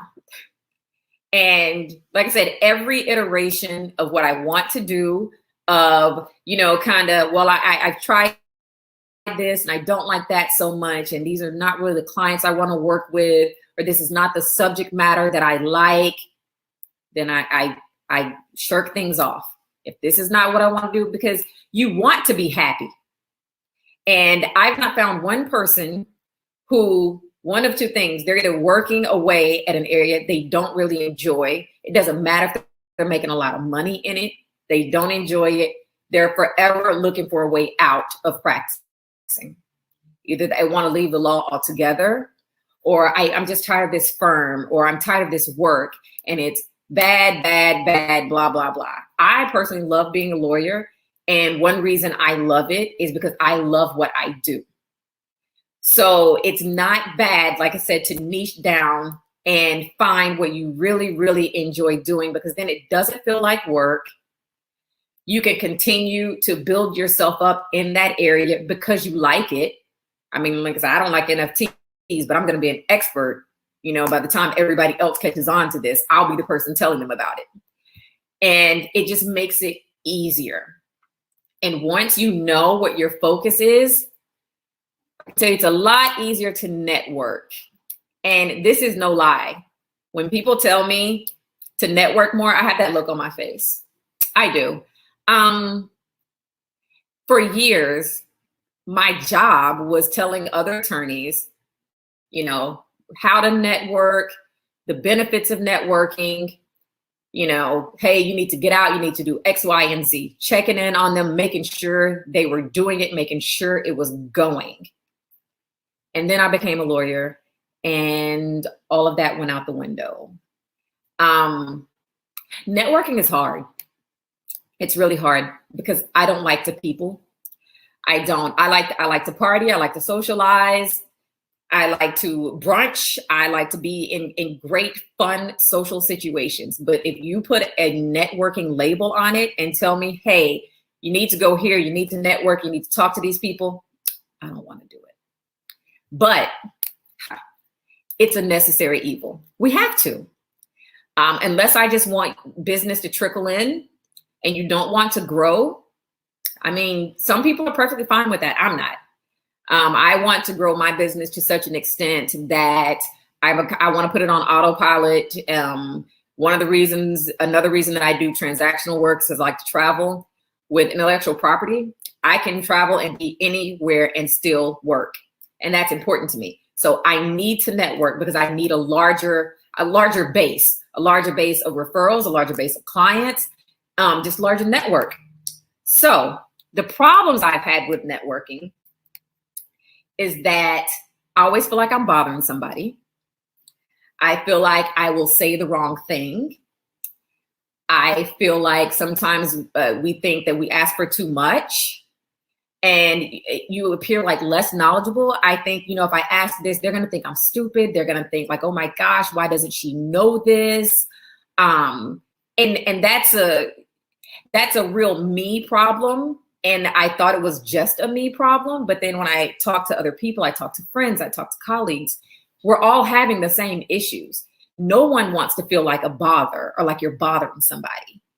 No one wants to feel like, ugh, like I just called this person and they sounded really busy. They don't really want to help me. They were just saying that, or I called them and they've not called me back, or I sent them an email. And now, like, if I see them again, I'm embarrassed. And I don't know why. It's not like I did something wrong. Like this person may have offered to mentor me or, you know, told somebody, hey, tell her, give me a call. I can help. And so that's something that we have to get over and realize if they said they'll help, take advantage of their help. If they end up not helping, that's not your fault. That's not a you problem. It's not something to be embarrassed about or angry or upset about. It's just you go to the next one. Because I think each networking opportunity, I think it brings something different. And you don't have to take advantage of one opportunity for everything you need or everything you need to know. I think over time, and imposter syndrome. I mean, that's a lot. I would not ask questions because I don't want anybody to think, is she really trying to practice? Is she really a lawyer? Because she should know this or she should have done this. And then to like look down upon me for something. So I don't want to look too simple in front of the people that I seek help from. But I have gotten over this. I am in a much better place.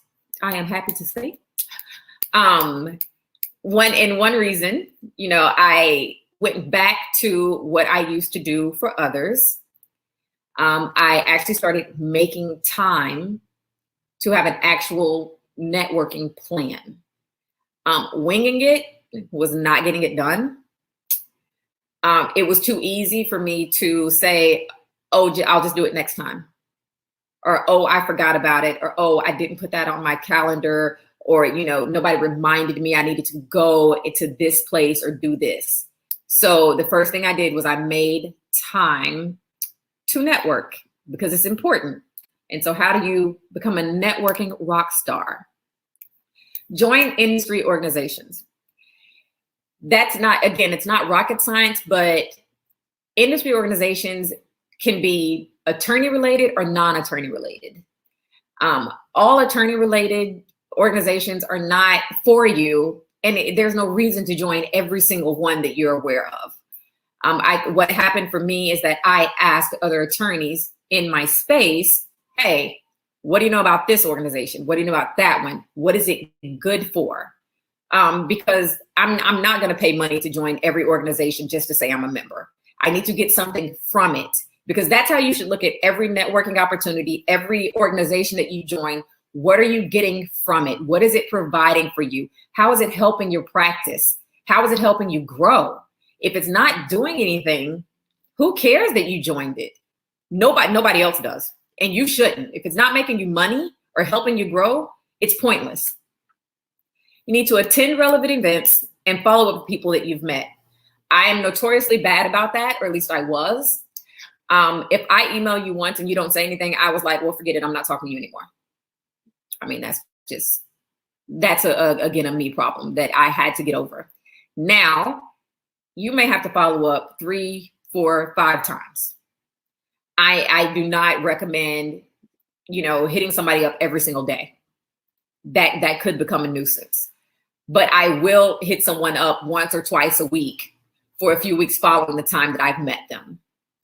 And that's because, maybe they're, really bogged down with something at the time. Maybe they thought they replied to you and didn't. I like to at least give them enough opportunities to say something back, whether that's, hey, I don't have time right now, or can we pick this up at this time, or just, it's not something I'm interested in right now. I can tell you someone else that can help you, or I don't know something about that. But at least give people enough time to respond to you, because you never know what's going on with them. You don't know what they're working on. They may legit just be super busy at that time, but still want to help you. And what's relevant? Yeah, that depends on you and your practice focus. Relevant events for me may not be relevant events for you. If I'm working with, musicians, entertainers, athletes, I frequent a lot of parties. And it looks like a glamorous thing to do, but it can get tiring. But that's kind of where I find the people that I need to talk to. If I'm working with, with a DJ, I kind of need to, I'll go watch them, do their thing every now and again, or talk to their management. And they are at, these late night events sometimes. But if you're practicing, Silicon Valley, I only focus on these tech companies. Yeah, the parties are not going to be the relevant event for you. So you find out where the people you need to interact with, where are they? How do you become a part? How can you get in that space? That's what you want. And when you get in that space, don't make it all about you. Yes, you want people to know what you do. Yes, you want them to know that you're competent. Yes, you want them to know that you want to help them and you can help them. But I make a hit list. If I'm trying to get in a certain space, it's because I know a certain person is going to be there, or a certain type of person is going to be there. So I try to look up little information that I can. So I target those people once I get there. I want to target them. I want to mention something that they've done that either I'm interested in, something I've also researched, something I've worked with, so we can form this connection. I want them to know, like, hey, I'm super interested. I've read about you, and this is why I really want to work with you. Not because I want to work with you, I like your artist, and I think it'll make us both a lot of money. No, nobody's interested in that. But if you show it, because frankly, you're not the only attorney that wants to work with them. That's just real talk. But yeah, there are probably a lot of attorneys that want to work with them. They may even have an attorney already. I've worked with people who have already had legal counsel, and that's fine. I'm not trying to take any business from anybody. However, if things don't go well with them, you can always call me. I can try to help out how I can. Or if there's something smaller that person can't work on for you, hey, I would be happy to have a shot. I would be happy to try to work on that as well. So that's the finding the common ground with your target audience, like when you're going out, but also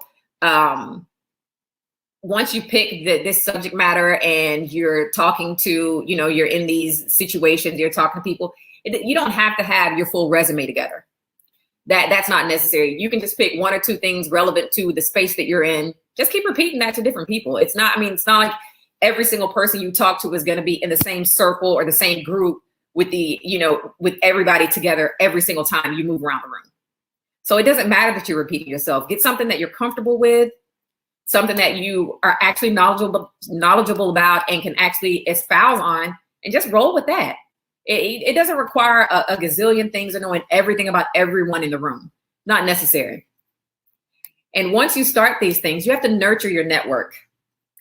I've seen often, even once someone helps you out or someone, seems that they're open to building this relationship with you, don't just hit up that person when you need some help. It's a pet peeve of mine, so I try my best not to do it to anyone else, but try to remain in contact. And no, you don't have to talk to them every week or what have you, but every month, or every couple of months, just kind of send a little, hey, how are you doing? Not that you want anything, you're not needing assistance, you're not needing help, you're genuinely just interested, hey, how are you doing? Maybe we can get together soon, or maybe we can have a phone call or something soon. People like that you're interested in them, not just what they can give you. Because those interactions and those relationships are what get you business. People hire who they like. I've always known that from day one, from like the first time I started working for law firms, that's been drilled into us. Even the large law firms that have the huge clients that spend all the money with them, people hire who they like.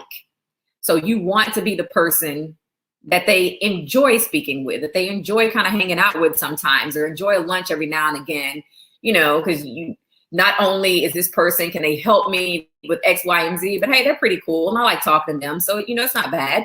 Get together. That will get you business. I know some people don't think it will, but it will. And email is your friend. I positively abhor calling people. I will not cold call. I just can't stand it. Because again, that's earth shattering to me if I call you and you either rush me off the phone or don't pick up, because God forbid I'll leave a message and you never call me back. And I'm just like, no. So email is my best friend. I love to send out emails, people that I've just met, I will email them the next day, sometimes the same evening. And I put the onus on them to just let me know when it's convenient for you, for a lunch, a coffee, a phone call, a chat, whatever. But I let, you reiterate, I want to help, or, we met here. This is what I'm trying to do. Either, this is what we discussed that night, or you tell them who gave you their name and let them know, I would love to do this. Please let me know, when it's convenient for you to do this, because now it's like, I'm not trying to bother you. And if you're interested, hit me back. We'll just, get it popping. We're going to start this relationship. If they, like I said, they may be busy, so you follow up and it may result in nothing, but probably 8 out of 10 times, I've always gotten a response. I've always been able to meet up again with that person and build a relationship. So, it works. It's just kind of nerve-wracking at first, or at least it was for me, and that I don't like to bother people. I don't like to call them. I don't like for them to seem like they're blowing me off, because then I take everything personal and I'm like, forget that person. I don't want to talk to them ever again. And you won't have a network if that's the attitude you go forth with. So I have quickly changed myself to make that work. And everything is a potential networking event. I will tell you, I am the world's greatest ear hustler. I can sit in a restaurant, I gotta be having brunch, drinks, whatever. And I seem like I'm just the person that hears everybody in their head. I'm listening to everything going on. If someone mentions something remotely related to something I know something about, or some work that I know I can do, I'm going to the restroom to walk by their table. And then on the way back, I'm gonna stop and talk to them. People don't mind that, especially if drinks are involved. You stop, tell them, oh, by the way, I just heard on the way to the restroom, yada, yada, yada. That's actually worked. And I used to be scared to do that, but it worked for someone else. And so I picked it up and I tried it and it works for me. Don't, intrude on private conversations, every time you're out somewhere. But if it's just a generic, especially with sports, people are talking sports all the time. And it's pretty easy to locate people who are involved in the sports world. That's whether they work for a team, they work for an athlete in some capacity or what have you. But and at parties, yeah, people are very, just say free with information at parties. And so I listen and I see what's going on. And I always try to find, do I know anybody that knows that person? So I'll go around the room to my friends like, hey, do you know that person? And you know, and I try to have someone introduce me now. So everywhere you go can be a potential networking opportunity, depending on, you know, like, hey, what's the crowd here? And you never know who you're eating with. I mean, you never know all the people that are in a restaurant. So you got, you know, restaurants, you got the mall. I mean, and I'm an online shopper, so really I'm not in the mall that often, but yeah, I'll go to the Galleria to get things from time to time. Never know who you might see. I've picked up clients there too. And so just be on the lookout for different opportunities for you to make a connection with someone. And maybe you don't just say, hey, here's my card, I'm a lawyer, let me help you out. That's not it. Maybe you're just talking about some shoes that you both see. And somebody's like, oh, hey, what do you do? Oh, I'm a lawyer. You know, here's my card. They're going to ask what you practice, what you do. And again, that person, I guarantee you, I don't care what you told them that you practice. If they don't have an on-call lawyer already, the next time anything happens that requires a lawyer, they're going to call you. Hey, I was having this problem. I met you here, yada, yada, yada. And it goes from there. So take advantage of those opportunities whenever you can. Let's see. And my favorite tip for networking is get a networking buddy. I refuse to go to a networking event alone. And it's because I feel like a fish out of water if I don't know anyone else at the event. And so you kind of just stand around waiting to catch that other person, some other person in a corner by themselves. You're like, okay, let me sneak over and I can talk to that person because they're alone as well. Now, in a regular situation, I'll go to restaurants by myself. I mean, I'll go to any event. I'll go to concerts. I'll go to sporting events. I'll go anywhere alone and I'll talk to anyone around me. But again, if you slap a networking label on it, no, not the same thing. So you get a networking buddy. No one else knows if you and that person already knew each other or if y'all do the same thing. Sometimes it's non-attorney friends that I have to take with me. However, you can talk to that person, kind of break the ice. The two of you can go meet other people in a group, kind of takes the pressure off. You can go talk to an individual that you see, kind of, you know, because they're probably feeling like you would be if you were alone, and talk to them. But a networking buddy takes the pressure off every single time. It seems like you're more free to speak to people. You don't feel as jittery. You don't feel like everyone's looking at you. So it's just a little bit easier to kind of strike off and have conversations and tell people what you do and kind of try to, you know, collect cards so you can, you know, try to touch base with those people later. I'm not a serial card collector. Just because I just don't feel that everyone, you know, I want to build my networks, but I know I have a limited amount of time since I have to do the work and the marketing and whatnot. And there are some things that are just so far from you. It's great to exchange cards, you know, if you want to keep them, fine, you know, but it's probably not as beneficial. Like I have a lot of referrals from, since I used to do family law and I used to do estate planning.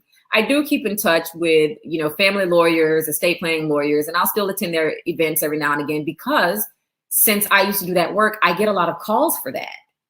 And so since I get a lot of calls for that, of course, I want someone to refer them to because those same people now refer intellectual property and business clients to me. Now, I don't get as many criminal law calls at all. I think my time in that area was just too short. So it really doesn't make sense, you know, for me to build a huge list of criminal law attorneys. I have criminal law attorneys that I refer things to, awesome attorneys, excellent friends, but I'm not going to criminal law events to network or, you know, try to build, you know, a referral source from them.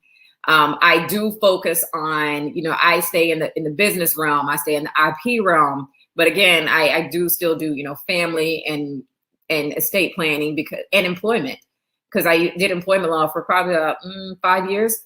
So I stay in those things because people are just naturally going to continue to call me for those things because that's what I used to do. And they've turned out to be excellent referral sources. When you refer good clients to attorneys, they are always more than happy and looking for ways to repay the favor. So that's like an excellent way to build your attorney referral network. Now, like I said, telling everybody what you do, that's a great way to build just your people network in general.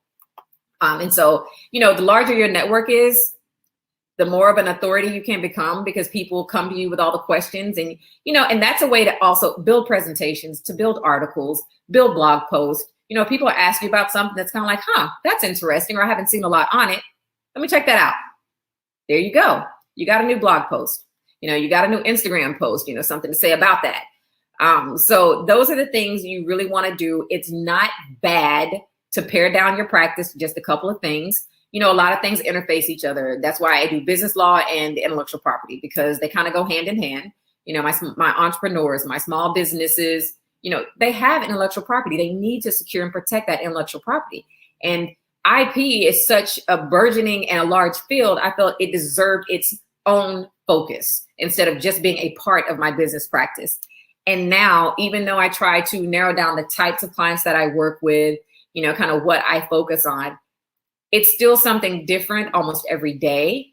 It's enough to keep me, I don't get bored with my practice.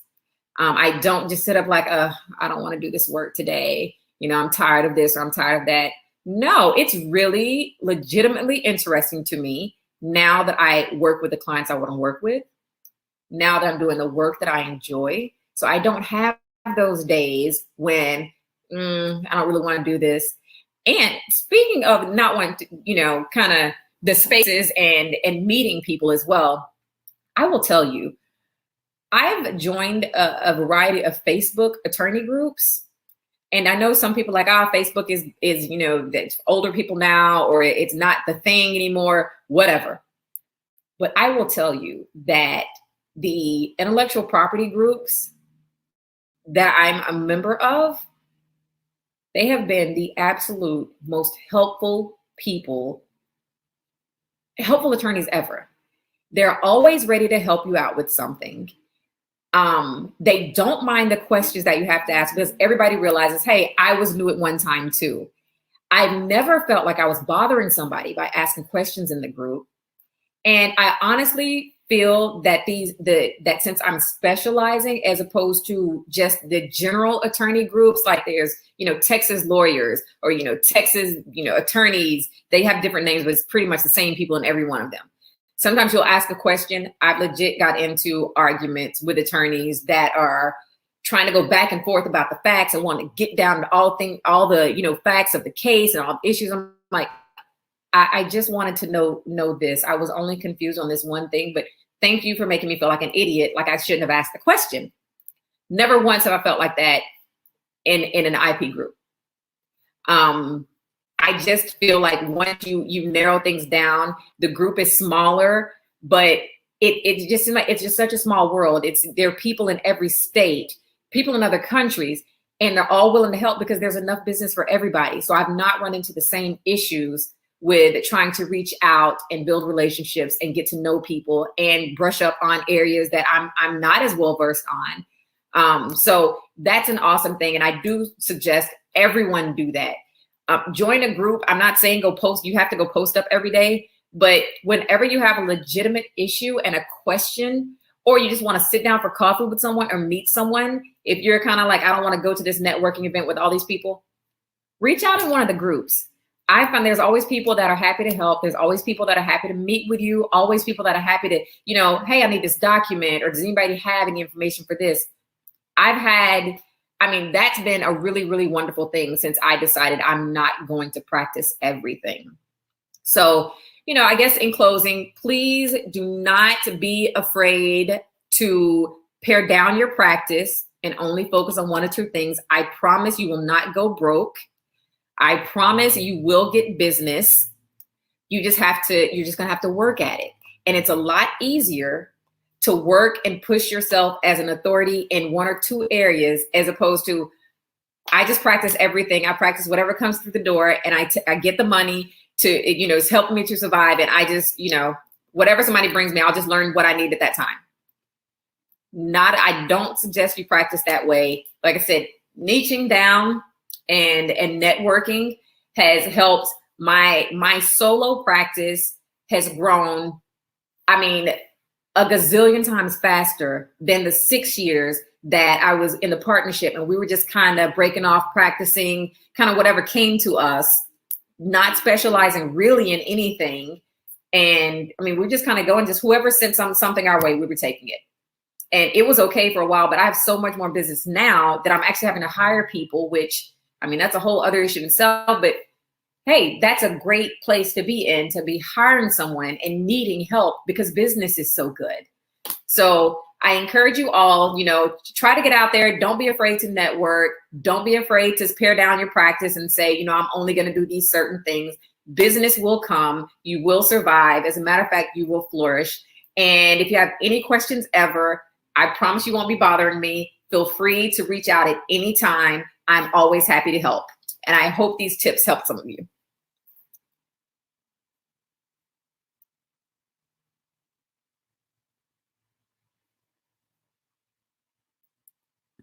Awesome. Thank you so much, Kamisha. This was really informative. I know for me, networking is huge, and I'm sure for the other attendees here, networking is a really, really important aspect of just being successful in entrepreneurship and such. So thank you for your time and the gems that you just dropped for all of us. Really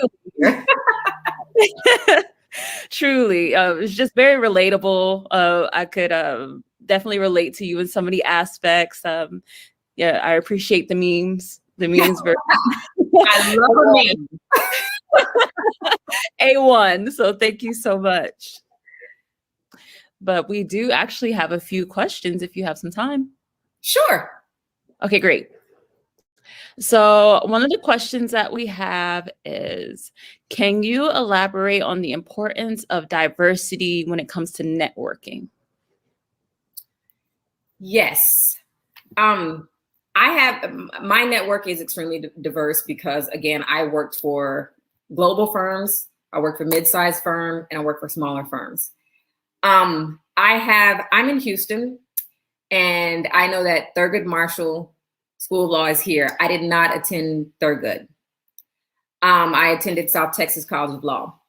But for anyone coming to Houston, I will tell you, I have integrated or attempted to integrate myself in the Thurgood Marshall network and alumni.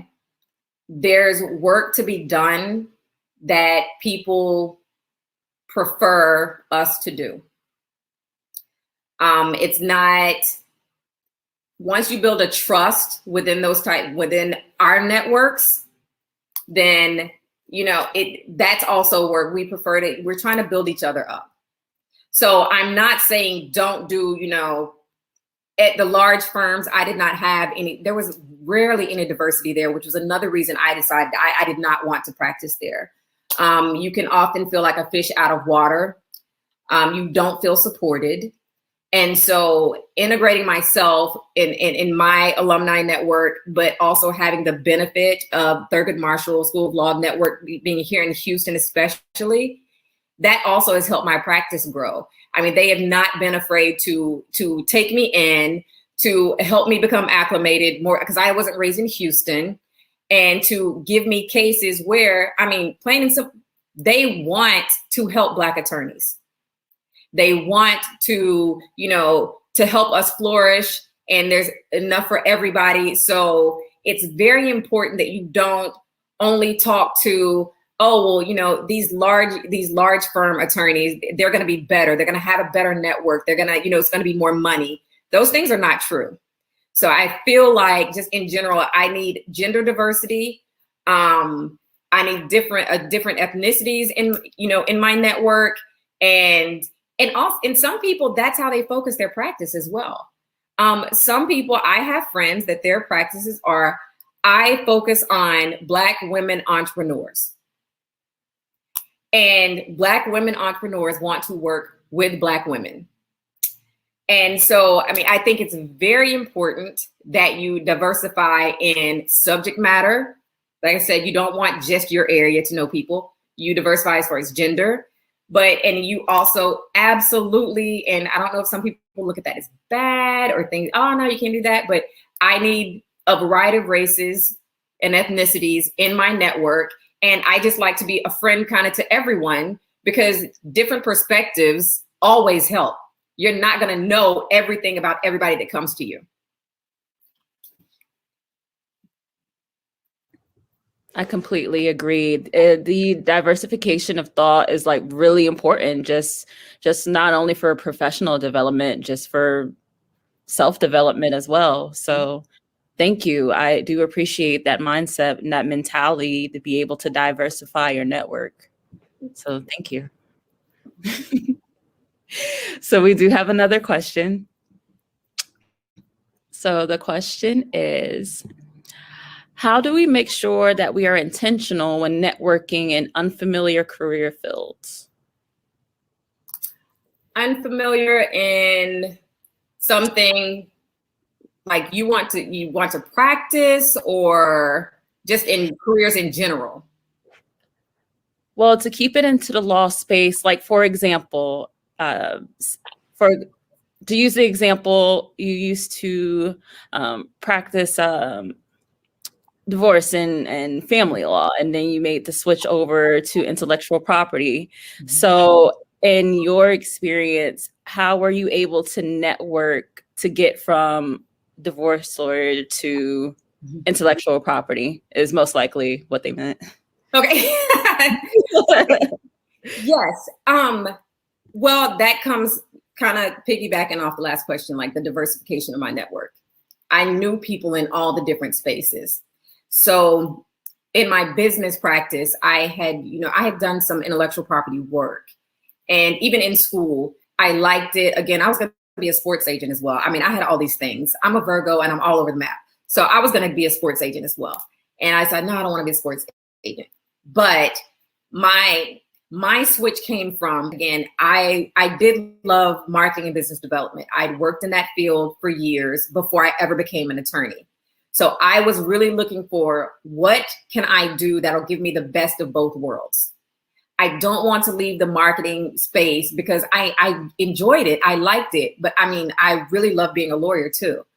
And so for the transactional field, intellectual property, I work with endorsements, sponsorships, and branding, and that heavily involved in marketing. So I would say, whenever you're going to make a switch, again, look at what you enjoy doing, because I guarantee you probably already know someone that kind of in that space or in a related space. And it's easier when you have friends that can help make an introduction to someone that's already, either needing that service or working in that space. If you're going to something completely new, it's still doable. If you decide, hey, that looks interesting, let me try that.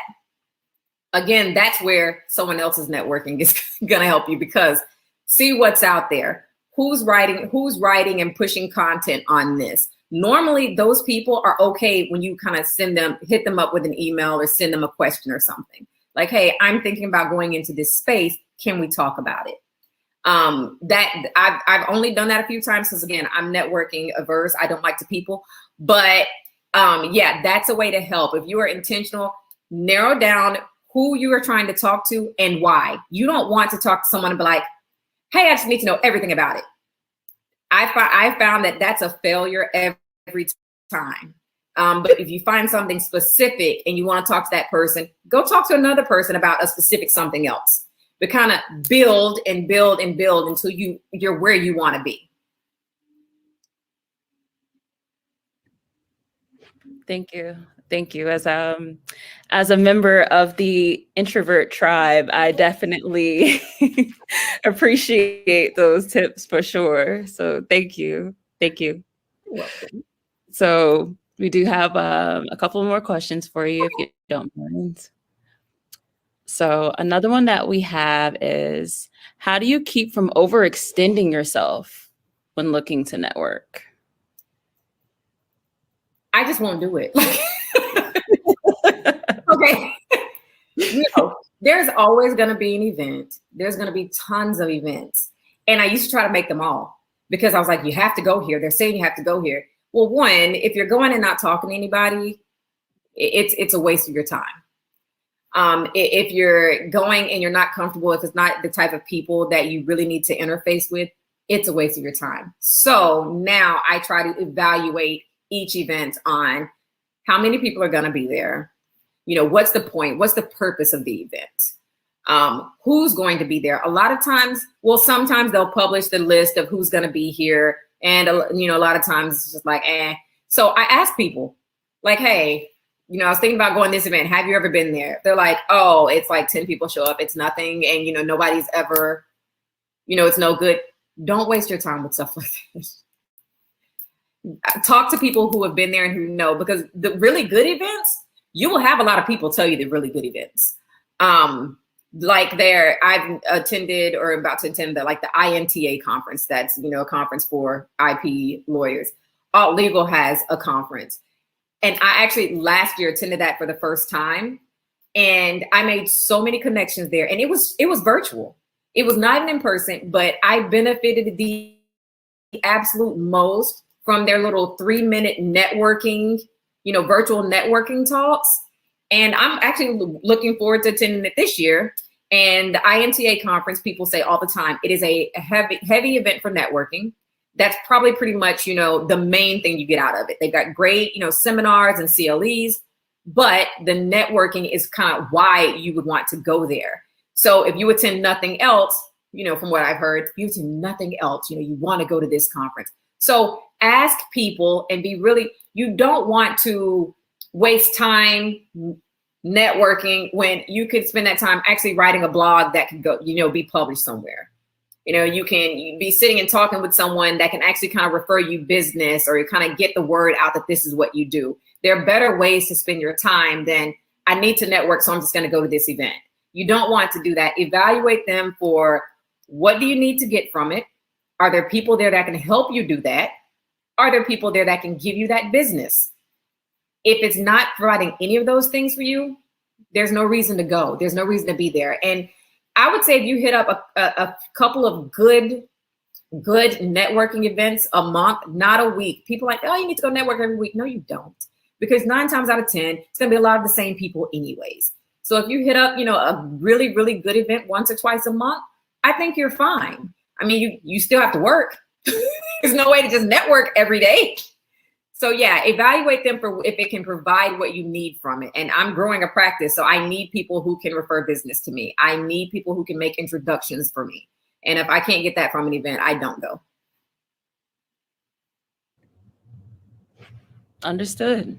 Thank you. Thank you for that clarification. It's important to be intentional when networking and really setting yourself up. So thank you. We do have one more question. So this is jumping back earlier into your presentation. We believe that you mentioned something called NFTs. Yes. Could you tell us what those are? Yes. NFTs are non-fungible tokens.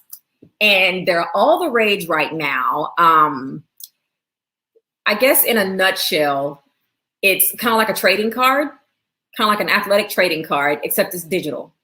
So in the sports world, the NBA and Mark Cuban kind of started this little thing where, so there's a LeBron James dunk.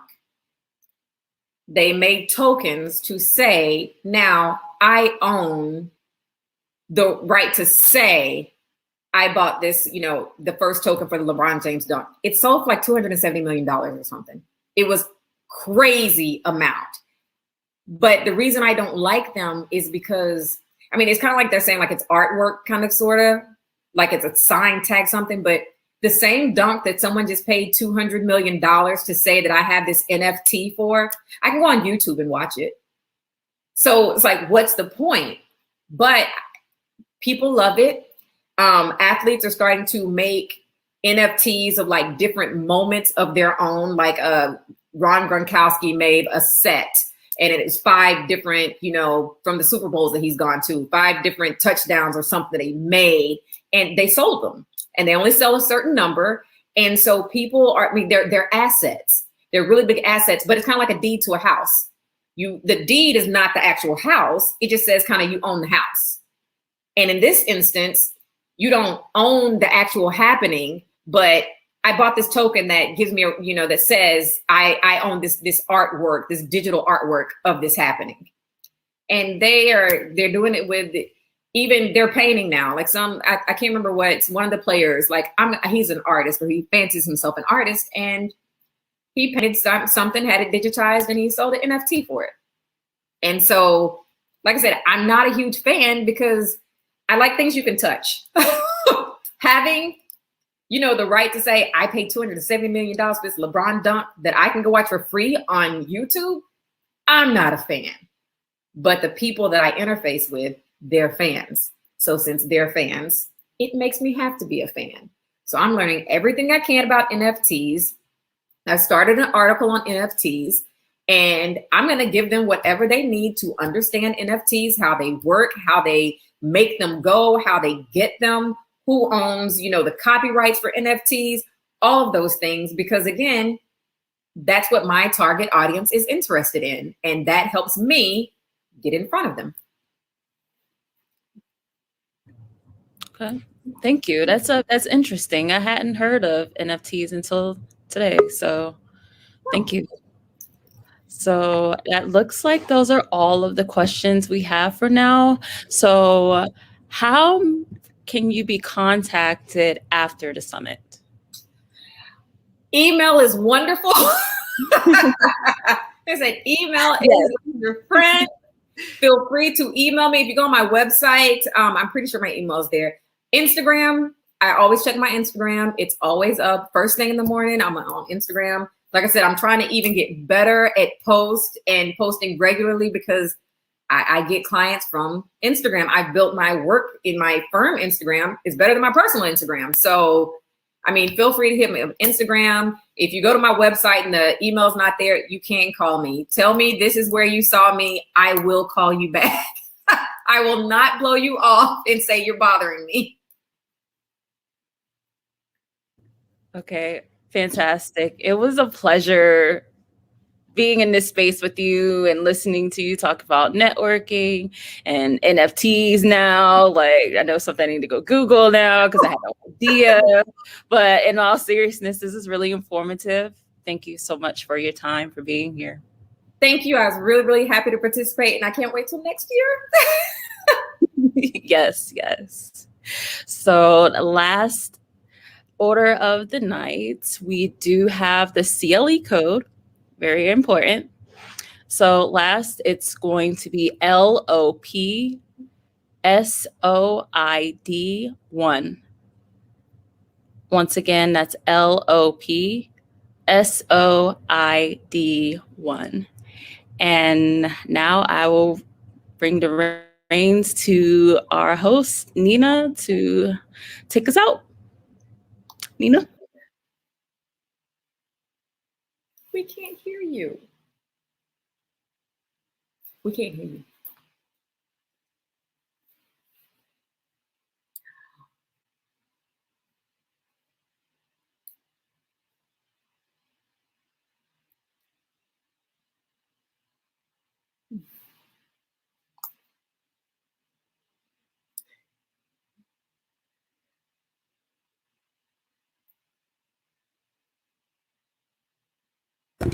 Sorry, guys. Y'all could not hear a word I was saying. But we're going to start over. So 13 women, they got together for this whole thing. And like, they are right here below us on the screen. But like, we all got together.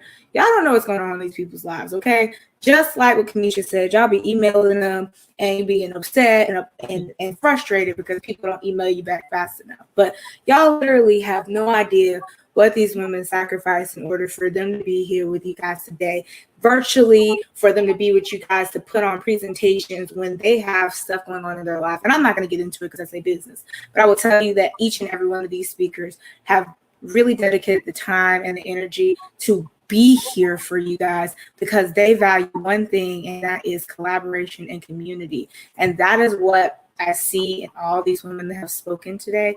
And I can think of no better person to hear from as one of my last speakers, as one of the people who I networked with at a freaking alt legal conference Kid you not, she still looks as fabulous as she did when I met her at the Alt Legal Conference in this random new streaming platform that they put us on. I don't even remember. I know it starts with a B, but they put us on this thing and they told us to go network. And we set up our own networking calls and everything, and it was cool. But she looked fabulous then and now. And I just want to tell you guys, like, these women are some of the most phenomenal, talented people I have ever met. There will be more phenomenal, talented women that I could not highlight here today, but I can tell you this, there is not one woman that I have heard from today that made this more about them than they did about helping you get into this field and not be afraid. It's an all-female, all-minority woman lineup in the IP field, because I don't let anybody who's not a minority IP lawyer speak. Why? Because there's enough people who are speaking that are non-minority, that are the leaders in the field. So if you're not minority, you can't come. Now, men, you were welcome. I didn't get my men speakers in this time, but we're going to work on it for next year. But I will tell you this. If you came here thinking that you might be a trademark lawyer, I hope you left here thinking you gonna be a trademark lawyer. And if you didn't connect with one of these speakers afterwards, you missed the point. The whole point of putting all of their contact information at the bottom of the ticker for every single video was so that you can contact them. So I want you guys to do that. And this is awesome. And of course, if you're listening to this, that means that you made it through the whole recorded session. Yes, it's recorded. It looked real though, didn't it? It did. But we're at the end of this whole summit and we still managed to make it look real, flawless, seamless. You didn't even know she wasn't here. All right. So we love you guys. I hope that you guys really appreciate Kamisha. And we're going to go ahead and end your broadcast. But before we sign out, I want you guys to put in the chat what your favorite now speaker name was. Okay. I want it in the chat by the end. You guys have until the video goes off. All right. All right. Bye, guys. Bye, Kamisha.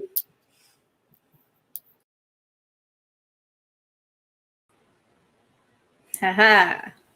But Kamisha is here now. Look at that. Crazy. Guys, y'all just don't know what your speakers sacrificed to be here. That's all I can say. Again, I don't tell people's business, but I can tell you this. The fact that this thing has never said zero this entire time, you guys have literally been here since yesterday when we started at 11 o'clock, 11 o'clock a.m. on a Friday. And I have seen the numbers staying constant through this entire time. Oh, hey, Shayna. Sorry. I left Shayna out, guys. I'm sorry. Can't leave Shayna out. But you guys have been here this entire time and constant. And I want you guys to know something, like, it's special. And it's not special because it's accidental. I believe that you intentionally sought out an opportunity for you to learn, because anybody could sign up, right? It takes a lot of effort to come and tune in live and be able to have that live interaction with the speakers. And you don't know what they felt before they started. All of them were nervous. Some of them had never spoken before this event, and this is their first speaking event ever. So I'm going to be quiet now and kind of let Kamisha and Shayna give me like a final feeling. Kamisha was able to tune in yesterday and today, so I'm just going to let them talk and I'm just going to listen. And I hope you guys appreciate, just, oh my gosh, like I'm going to cry because we actually did it. We did it. It's done. All right. I will not be long-winded and take up too much more of anyone's Saturday night, but I will say that the summit was immensely useful to me. Not only being able to come and speak, this is one of my first actual speaking engagements that I've been able to be a part of. And you made it so easy, so welcoming, like you're not going to mess up. You can really do this. You have information that people, will be thankful for. They'll want to hear. And I believed you because you believed in me. And so so that made it a lot easier, and why whatever happened, I did not care. I was not going to miss this. But on the flip side, not just speaking, I attended most all day yesterday. Due to circumstances, I couldn't be there most of the day, but just listening to the other ladies, all of this information is still, it's not like everything was new, but I still picked up so much that I can use in my practice now and help me. It doesn't matter how long I've been practicing this. Those things I learned yesterday was like, oh my gosh, I've got notes.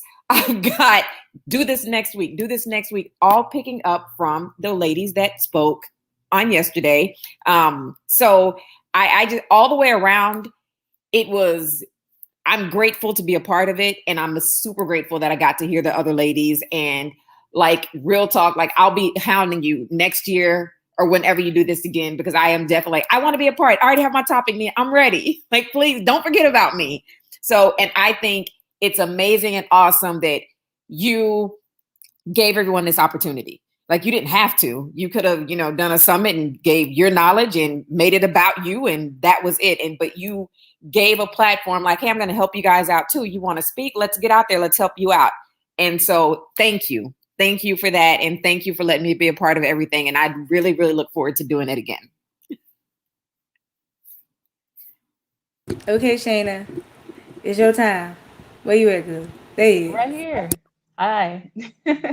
Had to do a quick change in scenery, but I did just want to jump back in. The summit honestly was amazing. For me, representation is super important. I'm really glad to be able to just be a part of something like this. So Nina, I'd like to thank you for giving me the opportunity to connect with so many women. So I'm just really grateful to be here. As far as the summit, I learned a lot. KAMISHA, I wanted to thank you because you touched on something really important. You touched on the diversification of thought. And that's something like quick personal story. Like when I was younger, I always wanted to diversify my, I guess the people that I know, you know what I mean? And unfortunately, the ability wasn't able to be given to me, but I was 11 years old looking for the diversification of thought. So just to listen to KAMISHA and her networking tips and strategies, I just wanted to take the time to just thank you for touching on that, because that's something that would just really hit home for me.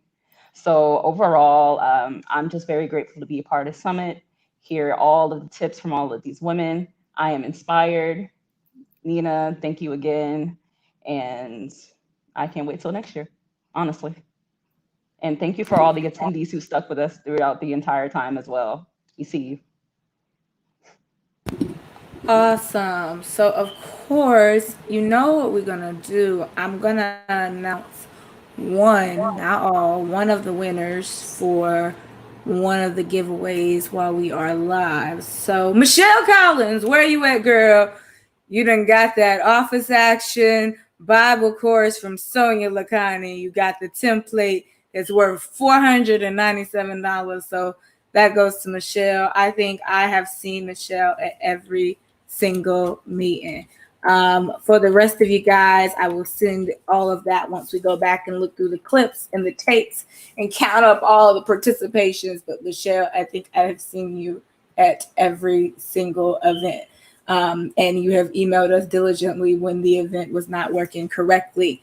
So I appreciate all of you guys. And if you did email us to let us know the event wasn't working correctly, that's great as well. Also, I will give you one final opportunity to really change the names and the demographics. So all you got to do is go to @TrademarkThatThursdays on Instagram, and you'll be good to make sure that you win more items. So if you want the higher big bill items, I want you to go and interact with the page, just like we interact with our clients' pages to let them know we care.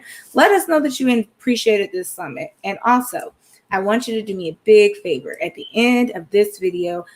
Even if you're just watching it, just to watch it at the end, I want you to comment your favorite speaker. This is super important. I don't care. I know that it's hard to pick them all, but just the one that you can remember, the name, okay? If it's one speaker, if it's all the speakers, cool, but just try to write out the review of the conference itself so they get that feedback that they need. They work their little butts off trying to put their presentations together. It took a lot of work. So just take that time to go through. And if you can thank every speaker, if you can't thank them all, thank the ones that you can. And then, you know, be on the lookout for an email because CLE codes are coming. CLE code survey is coming. So if you're trying to get this live CLE credit and you're in a state or jurisdiction that requires that you attend a live CLE, in order for you to get that credit, you need to get all the CLE codes, got to catch them all, CLE code style for Trademark That Thursdays.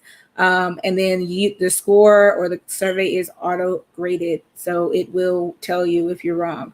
Again, there's only 8 credits awarded. So you really don't have to get all of them right. But I would prefer for you to get all of them right. But you don't have to get all of them right, at least 8. But if you don't get 8 out of 13, then you'll get, I don't know if you can do it again. I really don't. But I tell you this much. I appreciate y'all. But do that within 24 hours. You'll get some more messages from Shayna. Check your messages, please. Just read them just once. We won't bother you no more. I promise. Unless you ask us to, okay? Or you subscribed on Podia. Then we'll bother you because you subscribed. But other than that, thank you guys so much for attending. And of course, we're going to do that video one last time. I know, the one you all fell in love with that just touches my heart.